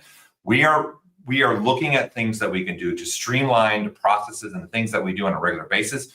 So things like modes, like thinking about there are certain actions that we all do with certain brushes. There's certain actions we do with certain features. We're looking at how can we bring that stuff forward to you guys at a better rate, both on, again, everything I'm talking about from this point on is about iPad and desktop and having a synergy, syncing these two UIs together and being the same UI regardless if you're on a desktop or you're on an iPad. We are taking pretty much what we've done on the iPad and we're putting it on the desktop with adding a couple more things. This would be one of the things that we would like to do. This is from feedback from the last year of having the new UI on an iPad. One of the big things is people, hey, it'd be really nice to have some modes to make things faster and quicker for me. So we hear you, and this is why what we've been doing. And we're starting to develop this and have some designs to share with you guys today, right? So modes is one thing. The other thing that we have is a contextual interface. And what I mean by that is we've got the same interface on both iPad and desktop. We also have an interface that updates and changes. You know, it's dynamic. That's what we're doing on the iPad. When you hold the shift key for smooth brushes, we give you all the smooth brushes. When you hold control, you get all the masking brushes. So things like this that we've seen has been working really, really well on the iPad from feedback we're also getting. We are now saying, hey, let's go. We got to get this. This is not an easy task. It's a big one for sure of getting the desktop to have its new UI. So we're looking at how do we have a contextual interface as well through here. Okay, so we all do a lot of stuff in ZBrush. We are all over the place. We're doing our own elements. So having customization is going to be really important for us. So we're going to open up the customization even more with this project. We're looking at having you can stack actual menus. You can have menus sitting next to each other and have them floating. So there is elements here that we are experimenting with. We're trying to make a better user experience for all of us to continue being creative and pushing the element forward, right? So having that, as you can see in these images, having this is the color palette and the brush palette actually stacked on top of each other in a floating major tray, right? So taking that experience that we've got, and then you still have subtool here. So really experimenting and figuring out what we can do with that, right? And again, our goal here is to take what we've learned on the iPad, really make sure that both experiences are the same, and making sure that if you are on iPad, you go to desktop, you have the same experience. If you're on desktop, you go to iPad, it's the same, right? We want to create this flow for you all to make a nice contextual dynamic UI for you, updates, right? So both will be getting an update. So the iPad's also going to get some of these things that we're hearing in our discussions, talking to artists, talking to people that have been using the iPad version. So we want to make this even a more streamlined workflow for you all. So this is one of the big projects that we are been working on, that we are still working on. And this is why some of the stuff we have to do in waves, because this is also going on at the same time that we're trying to give you also new features right now as well. And then there's some other stuff that we can't even show you right now that we have on our list of items coming down the road. So this is our big announcement for we are looking into a new UI for the desktop. And one of our goals will be hopefully that you'll be able to turn on and off the new UI. And if you prefer to be in the old UI, you can be in the old UI. If you want to be in the new UI, you can be in the new UI. This is something we're going to look into and see what can be possible for you guys as users, right? So that's our one of our big ones for you guys. Okay, so that's it for this segment. That is all the stuff. Again, the stuff that we have, the retopo and the folder structuring and the new stuff also with photogrammetry and all, you're going to either all getting that next month. Okay, and then the things that we're showing with Substance Painter and the UV editor, that stuff's coming. That is coming very soon. And the UI is going to take a little bit more time for us to get it. We'll be having beta testing at some point for all this. So and eventually too, this is also a goal for us is, look guys, I've been using ZBrush for 21 years. A lot of you have come to me and said one of the hardest things is to get into ZBrush and start learning. This is why we're also looking at a new UI. We got to make it easier also for just new users, not just us as existing users as well. So we're trying to balance this through for all of you. So absolutely. Yep. 100%. And that's the thing, like you said it, like I'm definitely an artist that, 12 years ago, I started my ZBrush journey and I turned ZBrush on 5 minutes later, turned it off, didn't touch it for like a month. And this is actually a very common experience in the ZBrush world. And so many people have said like, oh, if the UI was just slightly different, but like at the same time, we are considering everybody who's made ZBrush what it is today with how much the community has come together and showcased their love and their interest for it. So we're trying to find this balance, and that's super important to us because, again, we too want to make sure that the legacy of ZBrush continues on as being one of the most powerful sculpting applications of all time. So it's not about just gutting it. It's more about like bringing a new experience, refreshing it, and maybe even doing some things that like again will just overall bring some good improvements. So this is something that since we launched the iPad, like Paul said, we've gotten a lot of requests to just throw that UI on there. But it's not just a copy and paste. It's definitely going to be thought out. The team's working hard on it to help bring that kind of experience so that it's all just positive as well. Sure. So we have a lot of conversations about this. So, but we wanted to make this announcement because it is huge. It's one of the, I think it is the #1 most requested thing ZBrush users has asked for. So it's, but I'm excited for it. So hopefully you guys are as well. And great job, Paul. Thank you. So, yeah. So, yeah, because to Ian's point, right? The UI, we got to think about you guys are on bigger monitors, right? You're on more than one monitor too. So all these things we're experimenting and factoring in what we're going to be able to do and see what we can make happen with the updated UI that we're going to have. So it's a big one for sure, I think, for all of us. So we got one more segment left for this year's 2025 ZBrush Summit. We still have to announce our Sculpt-off winners in there, right? So, but let's see about giving away a couple more things here for everybody that have not have an opportunity to register for new prizes. Let's go ahead and start looking at that. Give me a second because I've got a lot of monitor items open now, and I got to find the one I'm looking for. Where are you? I'll scratch him. You tag him. All right, I got to find the main document. Here we go. Got it. Okay. And I'm going to close this. All right, and then, sorry guys, I just needed to get the other monitor because I was switching through monitors for us. Okay. So let's see what we got. What's the first one up we got here? And let me share my monitor again. Oh my God, so many things open right now. Okay, there we go. There's a lot of stuff going on in the background, chat. A lot of stuff. Share screen. This one, share screen. Okay, there we go. Okay, and where is my main document? There you are.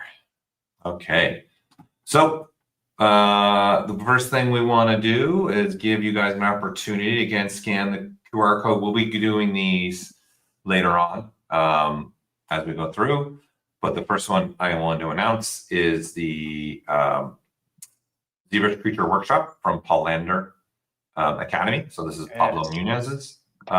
He's redone his school and it's now called Paul Lander Academy. So you guys are going to get an opportunity to take that, get your name in the hat, see if you can get one of that class. All right. So that is one item. And then let's go ahead and give out, why not? We've been giving out like candy. Let's give out another Z-Wrap. Yeah, we have. In the honor. Yeah. Well, this is just amazing by them giving us so many licenses to give away. That's incredible of them to all of our sponsors being able to do that. So another 2-year subscription to Z-Wrap for ZBrush. So it's another one that we can give away. I also have, another ZBrush Jewelry Workshop to give away. This is a lifetime membership. So once you're in there, you're getting Thomas everything he does for life and everything you want to do there, right? And just because, why not? Let's do another. Just do another Z-Wrap. Let's do another There one. you go. Let's give another one away, right? So again, this is stuff that you guys can register for, get and go in the pool. We'll be pulling all the winners and contacting the winners. So again, if you are filling out the form to be in this, make sure you'll get an email. Make sure you say, yes, you can contact me, because otherwise we can't contact you and it doesn't put you in the pool. If you're not getting that or getting any message that's saying you need to do that, that means you probably have already done that once with Maxon. And then we have that in the system and you're already there. Okay. Yeah. So again, thank you to our sponsors for making this all possible. It's been really amazing. And again, to everybody who's shown up to support in the chat, watching for the 3 days. If you guys have been here all 3 days from the Sculpt-off all the way through, can you just once again, just for me, just throw a frog emoji up there and just just the frog. Just curious. But it means a lot that you guys are here, especially all 3 days. That's why we do this, to help again, it's connecting with the community and just all that good jazz. So, but we have one more segment. Yeah. Right. Yeah. The Sculpt-off. The Sculpt-off. Look at that. We're getting some right. frogs. So we need a quick little break. We got to just get some things up. And those that like to see who the Sculpt-off winners are, again, we had 2 groups. We had an invited celebrating 25 years of ZBrush. It's our 25th anniversary that we were just having. So we wanted to celebrate that. So we invited back some of the past competitors that did the invited only Sculpt-off back in the day, and we invited some of the people that placed in the ones that we had open to the public.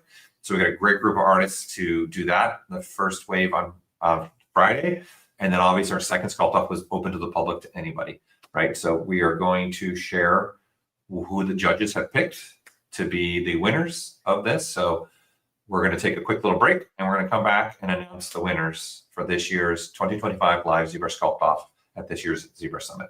We'll see you in a little bit. See you in a bit. See you in a bit.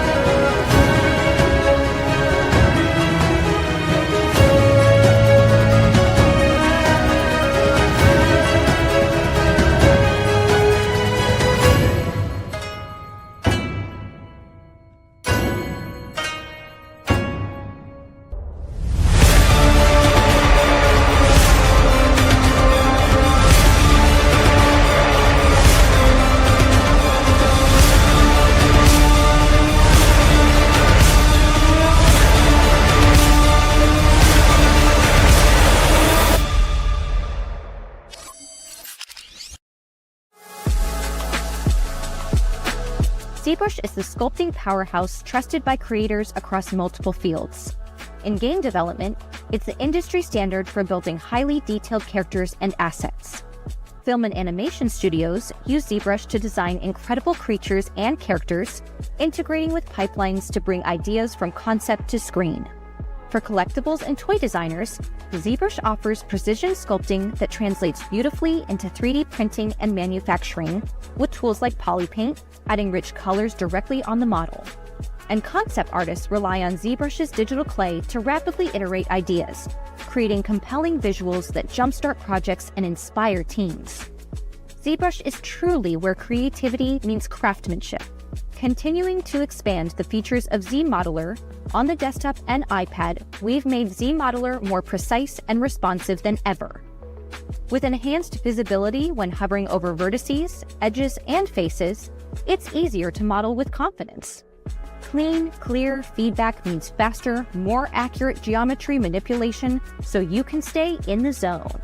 We've also added auto creasing when using insert edge loop, multi-edge loop, or creating a polygon inset. We've been working on new features for ZBrush for desktop and iPad. Another feature we've added is support for Python scripting for desktop, unlocking powerful automation and plugin development possibilities. Whether you're customizing tools, building your own UI extensions, or streamlining repetitive tasks, Python brings a new level of flexibility and control to ZBrush. On ZBrush for iPad, you can now import and export STL along with exporting a 3MF and VRML file with ease, giving you a clean, professional pipeline from Sculpt to print with the addition of the popular desktop plugin 3D Print Hub. Also new to ZBrush for iPad, using our Scale Master, you can set your scene scale in real-world units with just a few taps. Perfect for artists working on collectibles, prototyping, and precision modeling. We're constantly enhancing ZBrush for iPad to make your creative journey smoother. Now, you can easily move the custom bottom bar to the top of your UI with a flick. Plus, adjusting the size and rotation of your modifier wheel is a breeze with just 2 fingers. And we're excited to announce that customizing the interface on ZBrush for iPad just got a whole lot easier. Now, you can effortlessly transfer your personalized setup to a friend or between iPads. Save and load your custom UI, including your bottom bar, quick menu, trays, modifier wheel, the location of each element, and even your ZModeler presets. ZBrush for iPad adapts seamlessly to your workflow, making your creative process smoother and more intuitive. ZBrush's acclaimed surface noise feature continues to expand. The ZBrush for iPad version has received another UI update, ensuring seamless interaction across all iPad sizes, along with individual noise resets and a reset all option. Additionally, the alpha image can now be rotated and transformed, and undo and redo actions are now available on both desktop and iPad versions. The Pro Project series keeps growing with a brand new addition to spark your creativity. Now, with the ZBrush for iPad version hosting all Pro projects in the cloud, expanding our library will be a breeze, and you won't have to worry about lengthy download times. Set to be released later this year, the ability to create from scratch or manually retopologize has been greatly enhanced. Our team has been diligently developing new retopology tools that will empower you to design to create individual faces, precisely place vertex points, draw geometrical lines, expand by edge loops, select through various topology patches, and so much more. Our aim is to enable you to retopologize more efficiently than ever before within ZBrush. Another significant update we will be releasing later this year is the new folder restructure, which serves as the foundation for expanding user profiles. This enhancement will simplify the process of transferring these items from one version to another. Additionally, this improvement will facilitate better management of the ZBrush folder structure for educational institutions and studios. One of the most requested features for ZBrush is also coming soon, an all-new UV editor. You'll be able to create, edit, and manage UVs directly in ZBrush for desktop with precision and control, seamlessly integrated into your sculpting workflow.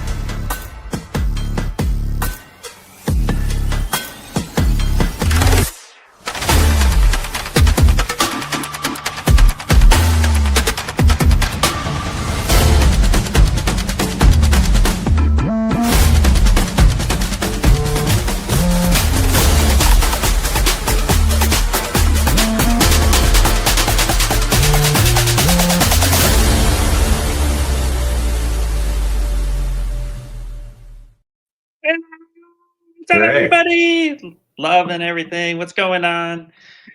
We got one more segment, and this is a really cool segment because this is the time when we find out who the judges picked for the Sculpt-off.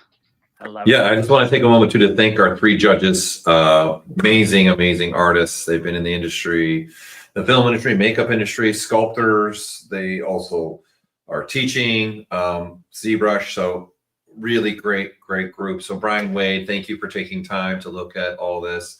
Rod Maxwell and John Neal, thank you so much for taking the time, the 3 of you, to look at what people created during the 2 live ZBrush Sculpt-offs. So we've never done 2 like this before. We've always had 2 sessions in the past, but we've never done 2 completely different ones, which was really interesting and fun to see this year, being that we're celebrating our 25 years of creativity with ZBrush. So it was great. It was great to see what people created. Yep, absolutely. And again, like you said, a big shout out to the judges, because not only did they have to go in, like, again, there's a list of rules and there's a ton of stuff that each contestant had to adhere to, and that's why we have you guys live stream. So then not only upon a submission that the judges get to pick, but then we have to go and verify each submission, make sure they're legit. So that takes time, which is why Paul couldn't join us in the first beginning of it all. So thank you, Paul, for running the behind the scenes. You were missed in the morning, but that's a lot of the reason why he was absent. So there's a lot of stuff that goes into it, but we're always excited to see you all come out and just go for it and come up with really beautiful imagery. So yeah, and with that all being said, I'll let you take it from here again. All right, thank you. So we're going to start with the order we went in with the Sculpt-off themselves. So we're going to start with the invited group. Again, I just want to show where you all can go see. It is back open. You guys can comment. You can let the artists know the pieces that you love. Let's communicate with them, right? And this is where we all can communicate with each other as ZBrushers. So this is the group that we're going to look at first. So they posted all their images in this one. This is just the past contestants or past Sculpt-off artists that used to be in the invited back in the day when we had the invited only version of the Sculpt-off. So we're going to start with that group, and then we'll move into the group that was open to the public. Anybody could have sculpted and done anything in there. So again, I just want to congratulate every artist that took part in this. It's not an easy thing, sitting there trying to sculpt for 3 hours while even people are watching. And it's not just us, like it's not just me, Rodolfo, and Ian jumping in. When you're doing that, you're streaming out. So there's just other people watching you. And, you know, when we were jumping around, there is a lot of you that had like groups of people watching you, which was amazing to see. So that just goes to show how much you guys are artists, and what you guys can do with ZBrush always gets us excited, gets us thinking, making lists of stuff we want to do and like to do as we go along through development. So thank you again for everything you've done. So we're going to start. I'm going to switch to my PowerPoint. We're going to start with 5th place for the invited Sculpt-off. And so from 5th to 1st, they're all also going to get some great prizes from our sponsors that have been nice enough, again, to give us some things to give away. So we'll start off with 5th place for the invited Sculpt-off. So this will be one of the things that this artist is going to get, would be a No One Workshop annual subscription. We've been giving opportunities for you guys to win those out in the public throughout the yesterday and today. They're also going to get a CS5, Character Creator 5, and a ZBrush Face Tools from Real Illusion. Awesome also workflow there to go from ZBrush to their products and do posing and changing your model in there, and then also kicking it back to ZBrush. So really dynamic workflow that you could have there. You know, keeping in spirit with ZWrap as well. Thank you to Faceform for also giving us a license to give to our Sculpt-off contestants. So another 2-year subscription for them. And then, you know, keeping Pablo going, the ultimate ZBrush guy. You know, that's a great course to take. I know a lot of people have taken that course and said it's been amazing. They learned a ton from it. Things that even there are people that have been using ZBrush for a long time and still took that course. So again, this is for 5th place. This is with a 5th place person is going to win. And without further ado, I will reveal who our 5th place. Hold on, my PowerPoint just, of course, right when I say that, PowerPoint said, and our winner for 5th place is Rishikesh. So this is the card that he made. Very cool. Like, it totally looks like a regular game card that you would have. So it does.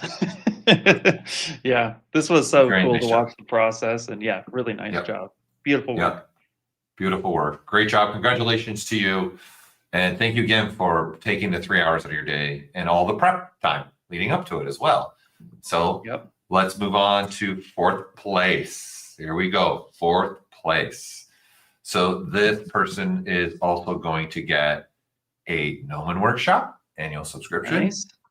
They're also going to get, again, a Real Illusion CC5 with the ZBrush Face tools is what they're also going to get. Again, a beautiful workflow there. You know what? They continually, let's give so Z-Wraps, you know, this person's going to get a Z-Wrap as well. And this will allow them to use that with ZBrush. And then they too, you know, are going to get a little Poblander Academy. They're going to get the Ultimate ZBrush Guide as well.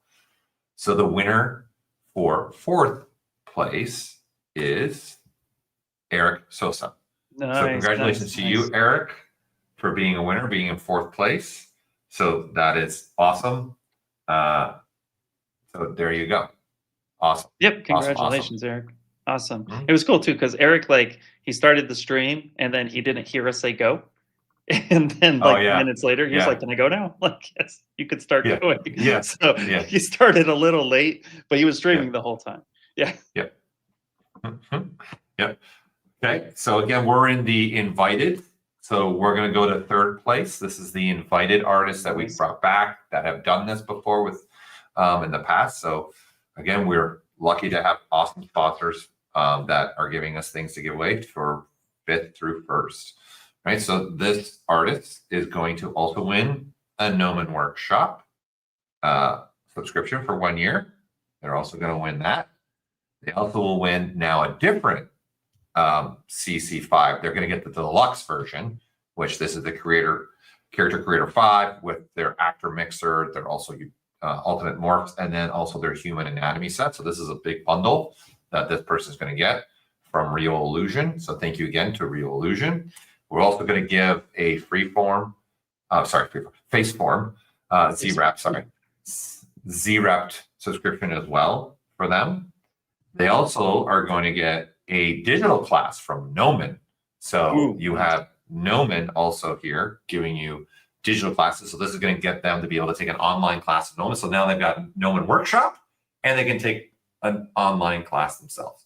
Like, for example, if you want to take a ZBrush one, usually Maddie Spencer is the one that is teaching that ZBrush class online. She's amazing. She's been using ZBrush longer than me. So I think she's like 24 years also of using ZBrush, somewhere around there. I think she's in the early days of using ZBrush. So that's exciting. They also are going to get a 6-month subscription to Maxon One, so they can get the most recent ZBrush and all the other tools that we offer too. As well, of course, this will give them activations for cinema, give them activation for Redshift. They want to start playing with Redshift, which was nice to see that there was quite a few Sculpt-off artists that were actually even using Redshift for their final render. Of course, this also gives them the iPad activation as well too. So they get all this in a nice little bundle. So that's awesome. And not done, they also are going to get the newest Intuos Pro. One thing though for this, so this is only available for North American shipping. So if this winner is not in North America, I'll reach out and we'll see what we can do. But Wacom is right now only able to ship within North America for this particular item. But I just want to make sure you're aware of that. And the 3rd place winner is Ashley Adams. So congratulations, Ashley. I know she was in here early. Oh, she's still in here. So there you go. Congrats, Ash. Congrats, Ashley. Yep. Congrats, Ashley. Absolutely. So you've got a bundle of stuff there for you to get. All right. So congratulations. Another cool piece. I really love what you did for the background and the filtering and all the stuff you did to make that background elements too. Really cool. Yeah. And again, guys, don't forget they stream this whole time, so you can go rewatch these. Very, very cool to watch again. Absolutely. Okay. Absolutely. Yeah. Super cool. Congrats. Yep. Let's move on to 2nd place. So second place is going to get a annual subscription to Noman Workshop, of course, as well. They're going to get the bundle of Real Illusions CC5 Deluxe. So again, that's the Character Creator 5, the Actor Mixer, Ultimate Morphs. I would strongly recommend if you guys have never seen this. Again, obviously, a video has been playing the whole ZBrush Summit, but take some time to go look at this. You'll see really how powerful ZBrush can work together with all of their products. And then, of course, the winner is also going to get a Z-Wrap, right? 2-year subscription. Nice. And you know what? That person's also going to get a digital class from Noman as well. So you got Noman Workshop, you got Noman. And you know what? Get also a 6-month subscription for Maxon One. Nice. Available to you as well. So that'll give you, again, everything that we make at Maxon. That's all of our products. And then, of course, it also gives you an activation with this, gives you an activation on your iPad for ZBrush as well, if you have an iPad and desktop. And you also are going to get the newest Wacom tablet. Again, this is based upon shipping only in North America. Again, the winner, if you're not in North America, we will reach out and I'll see what is possible. We'll talk to Wacom and see what's possible for you possibly to get. And then second place is Ooh, that's a cool one. Yeah. Christian. Guys, Nice. Congratulations. I don't know if Christian's here or not. Fraggle Rock, Wacom. Nice.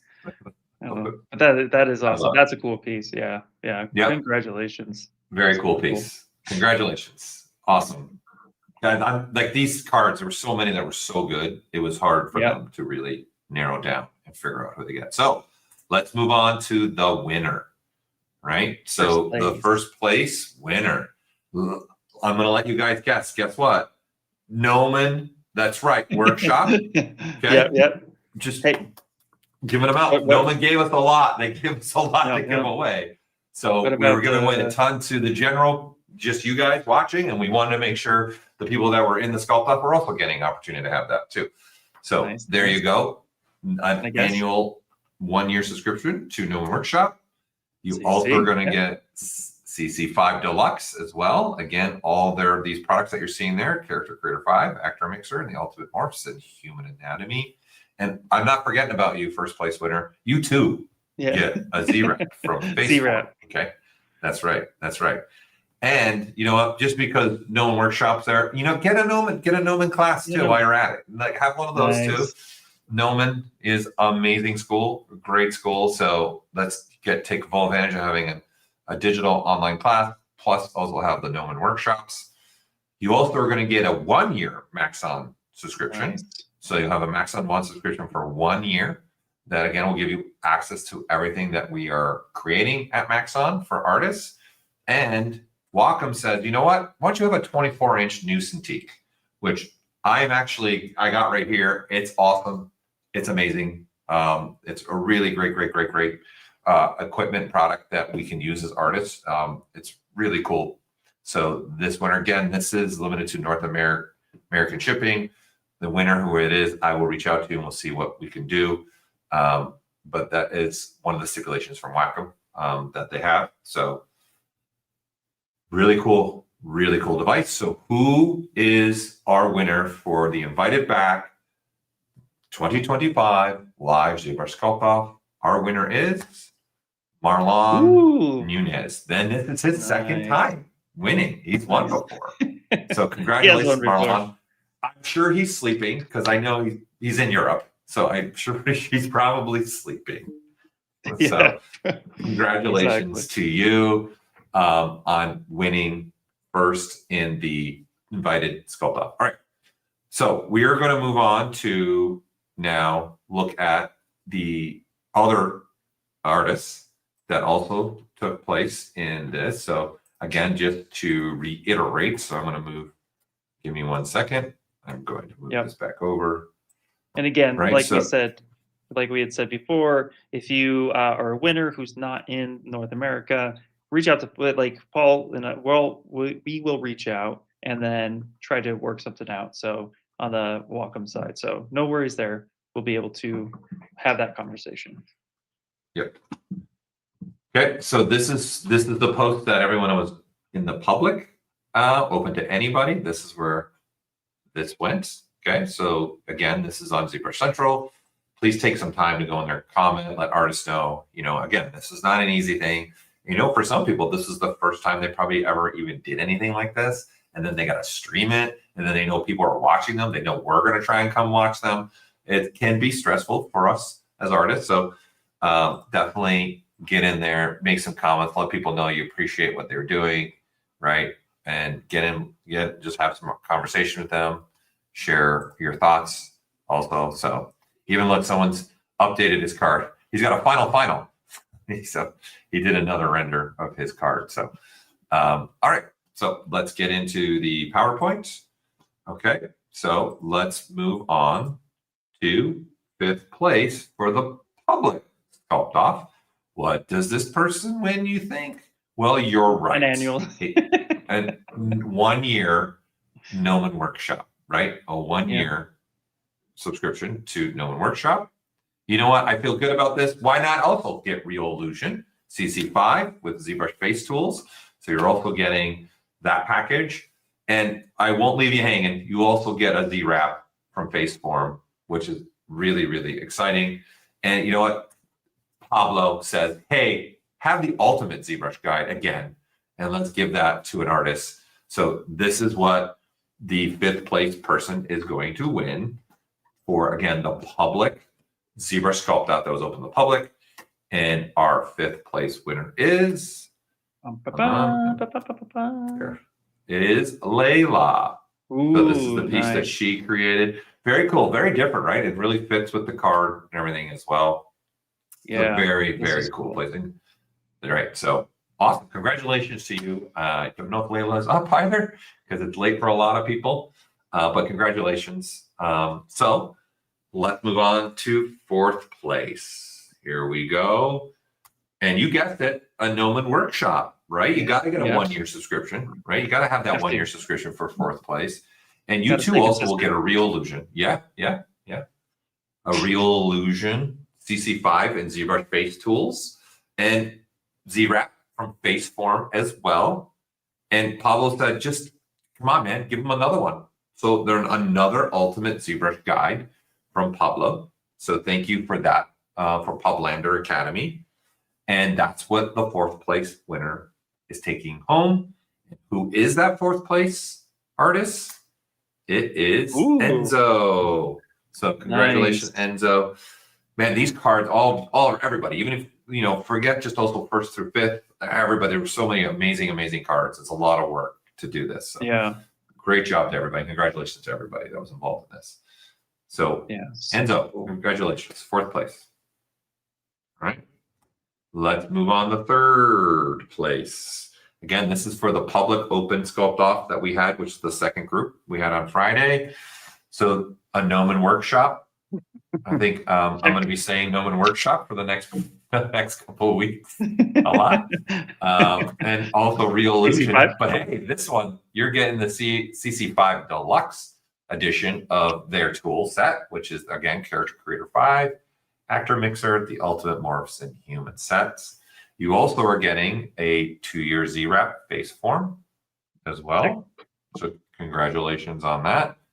And also a 6-month Maxon One subscription for you. Again, this is giving you access to everything that Maxon makes, all of our products, including obviously ZBrush for iPad. It's going to give you activation for that and give you activation. Go play with Redshift, play with Cinema if you want to, Red Giant, and of course ZBrush.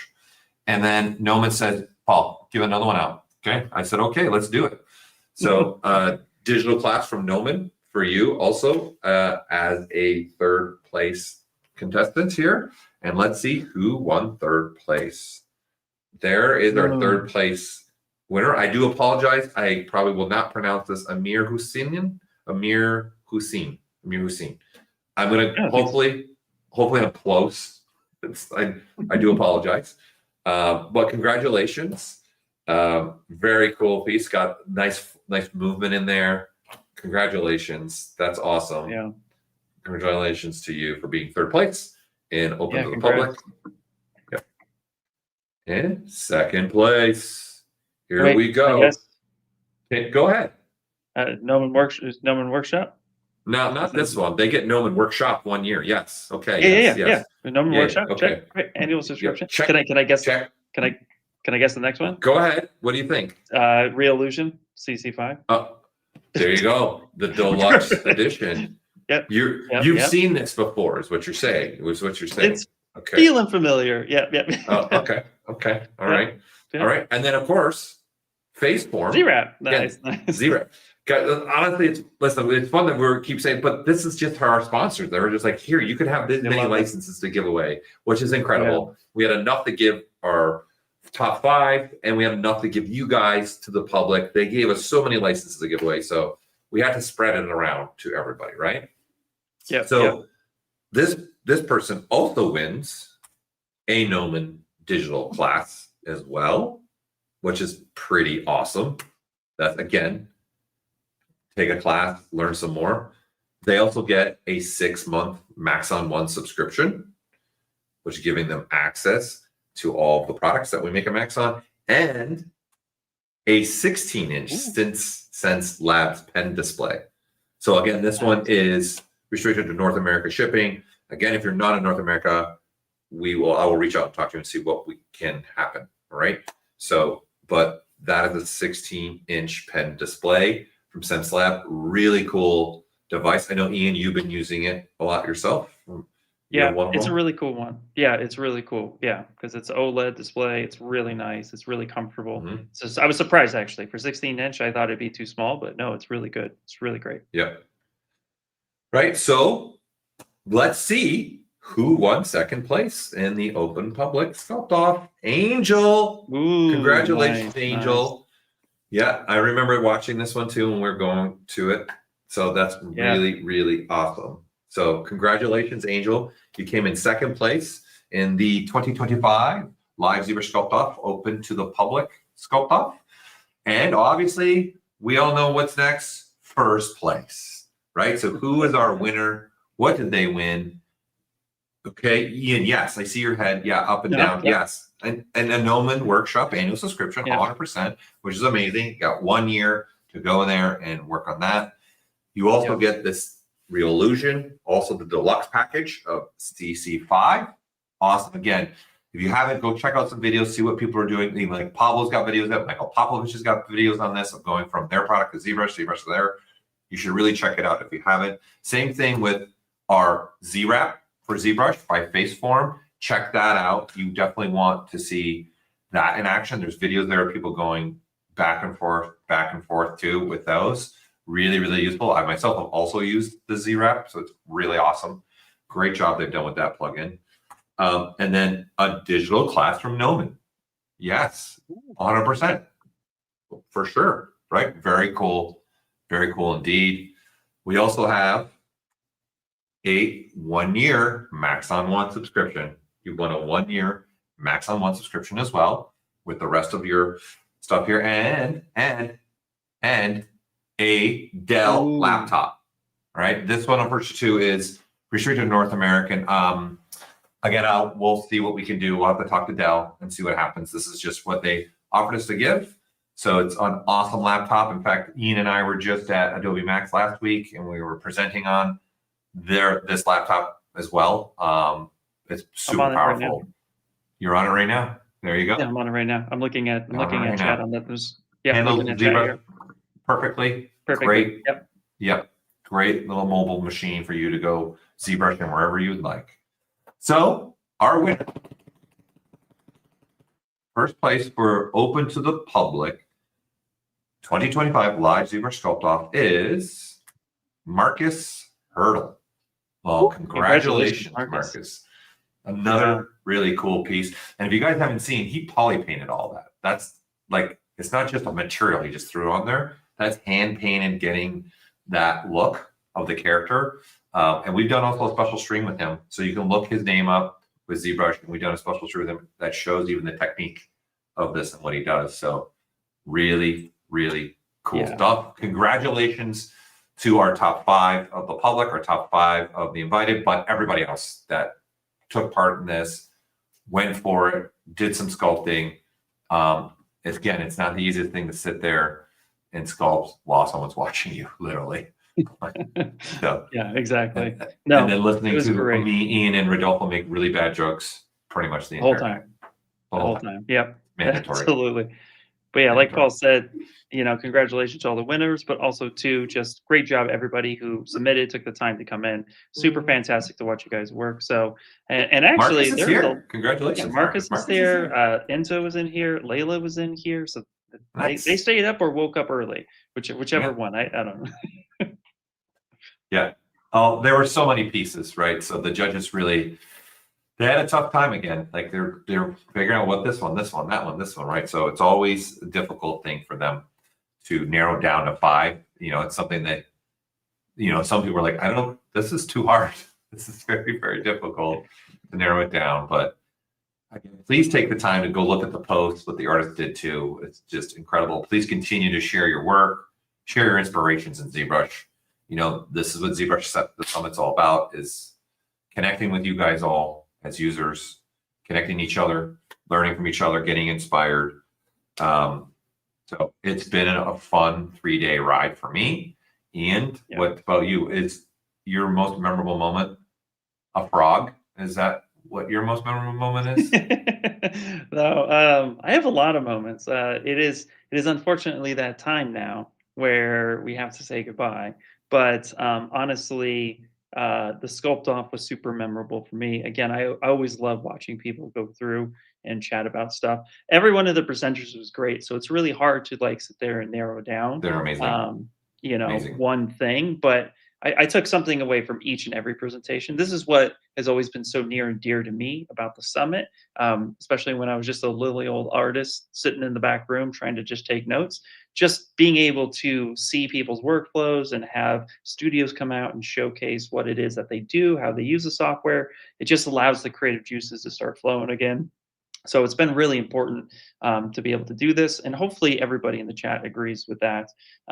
But yeah, I took something out of everything. But I will say the one I had a really fun time, it just made me laugh the whole time, was Mitchell Yu. he just kept making me laugh, and it was great to see and he got my brain thinking like, okay, I've been wanting to do diorama sculpting for a while, and because I 3D print, so I'm like, oh, this would be really cool to do this, that, and the other. And now he just got my brain fired up. So again, every presenter was awesome, but Every that presenter one we was got like the miniatures, we had Ryan the anatomy. So people were like, we're pretty much like, Paul, quiet, let him go for another hour. I know, It was, and then all the hard surface stuff from Daniel, Daytoner, and then Marco. It's never seen blazing speed. And I was still doing this with my hand after the Wednesday demo presentation by WeFX and all the stuff they were able to share, and how deep. I think that's a great presentation, how deep you got to go down into the anatomy and understanding things for a film production and really understand how detailed it is. I was unfortunately not able to get to Jordi's, but I know him. I love his work. He's amazing. I heard it was amazing. It's software. Unfortunately, wasn't able to join then. I got into the end of G.I. Joe. So again, I love me some toys. Toys. Me too. Yeah, that was awesome seeing the tail end of that. Mitchell was just always great. Was so excited to have him. And then honestly, just being able to connect with all you guys watching still. It's been a pleasure. It's been an honor to be able to do this again. This was number 11 for us for the ZBrush Summit. And it's just always a blast. Now the ZBrush team needs to recover. Yeah, exactly. But again, if everybody can do us a big favor, please, because this is how, we always look at analytics. We always look at things. If you guys can please, if you're not subscribed, do it. If you haven't liked or shared the videos, please do that, because it really helps us out and really just showcases that this is something you guys want to continue to see happen. We enjoy the summit every single time, but that helps out more than you guys know. So thank you again. I don't want to say goodbye. I just actually want to Midwestern goodbye this forever and just not do it, but I'll probably fall asleep. So yeah. I also put the link from one last time if you guys like the new shirts that Ian and I and Rodolfo have been wearing. Kyle put them up on the store. And with that said, I want to say thank you to also all the behind people that are not in front of the camera, which is a large group of people that have really put a lot of effort and time into making sure we can put the best show for you guys forward, whether it be the team from Leo's team with Grace and Casey, and then also with Kyle, and then you have Michael doing all the stuff in the background too. We've had Hashi making videos. We've had, it's all over the place. Our, you know, so many things. Our legal team, our web team, our events team. There's so many people. Our IT team has been involved. Like, there's a lot of people that have been involved to make this show happen. And I can't thank you all enough. It's tough to remember everything, but thank you all. It doesn't go unnoticed behind the camera, everything that you guys are doing, besides just me, Ian, and Rodolfo being silly in front of the camera. So thank you for everything that you've done to make this happen. And we couldn't do this show without you guys. Exactly. And as promised, my next live stream, I'm going to be doing a frog sculpt. Just there you go. There's another thank you.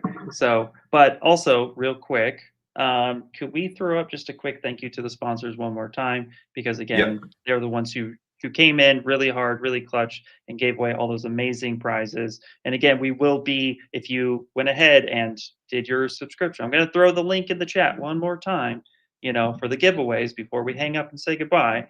Make sure that you put yourself in the lineup. So there's the link. Make sure you put yourself in the lineup. But again, thank you to all the sponsors who donated their time, effort, and all those wonderful prizes to give away. So seriously, thank you. Yeah, it looks like we've created something here with the frogs. It's really growing here. I love it. All right. Honestly, Well, I'm gonna go home and sleep frogs. Yeah, you're gonna dream about frogs. Instead of sheep, you're gonna dream about frogs jumping. That's what you're gonna do. All right. Well, guys, it's been a pleasure. I'm Paul Gavery, a member of the ZBrush team here. Ian, it's been awesome. Rodolfo, I know you're probably listening. It's been amazing to have you in front of the camera for the first time ever. Ian, it's been an honor and a pleasure to do this with you. It's been Always great a to do pleasure, that with Paul. all you guys. Yeah. Yep, always a pleasure, Paul. I'm Ian Robinson. I work on the ZBrush artist training sales team. I do stuff with ZBrush. I might know ZBrush just a little bit. Yeah. Everyone have a great night. Have a great week. We will see you online. Not if I see you first.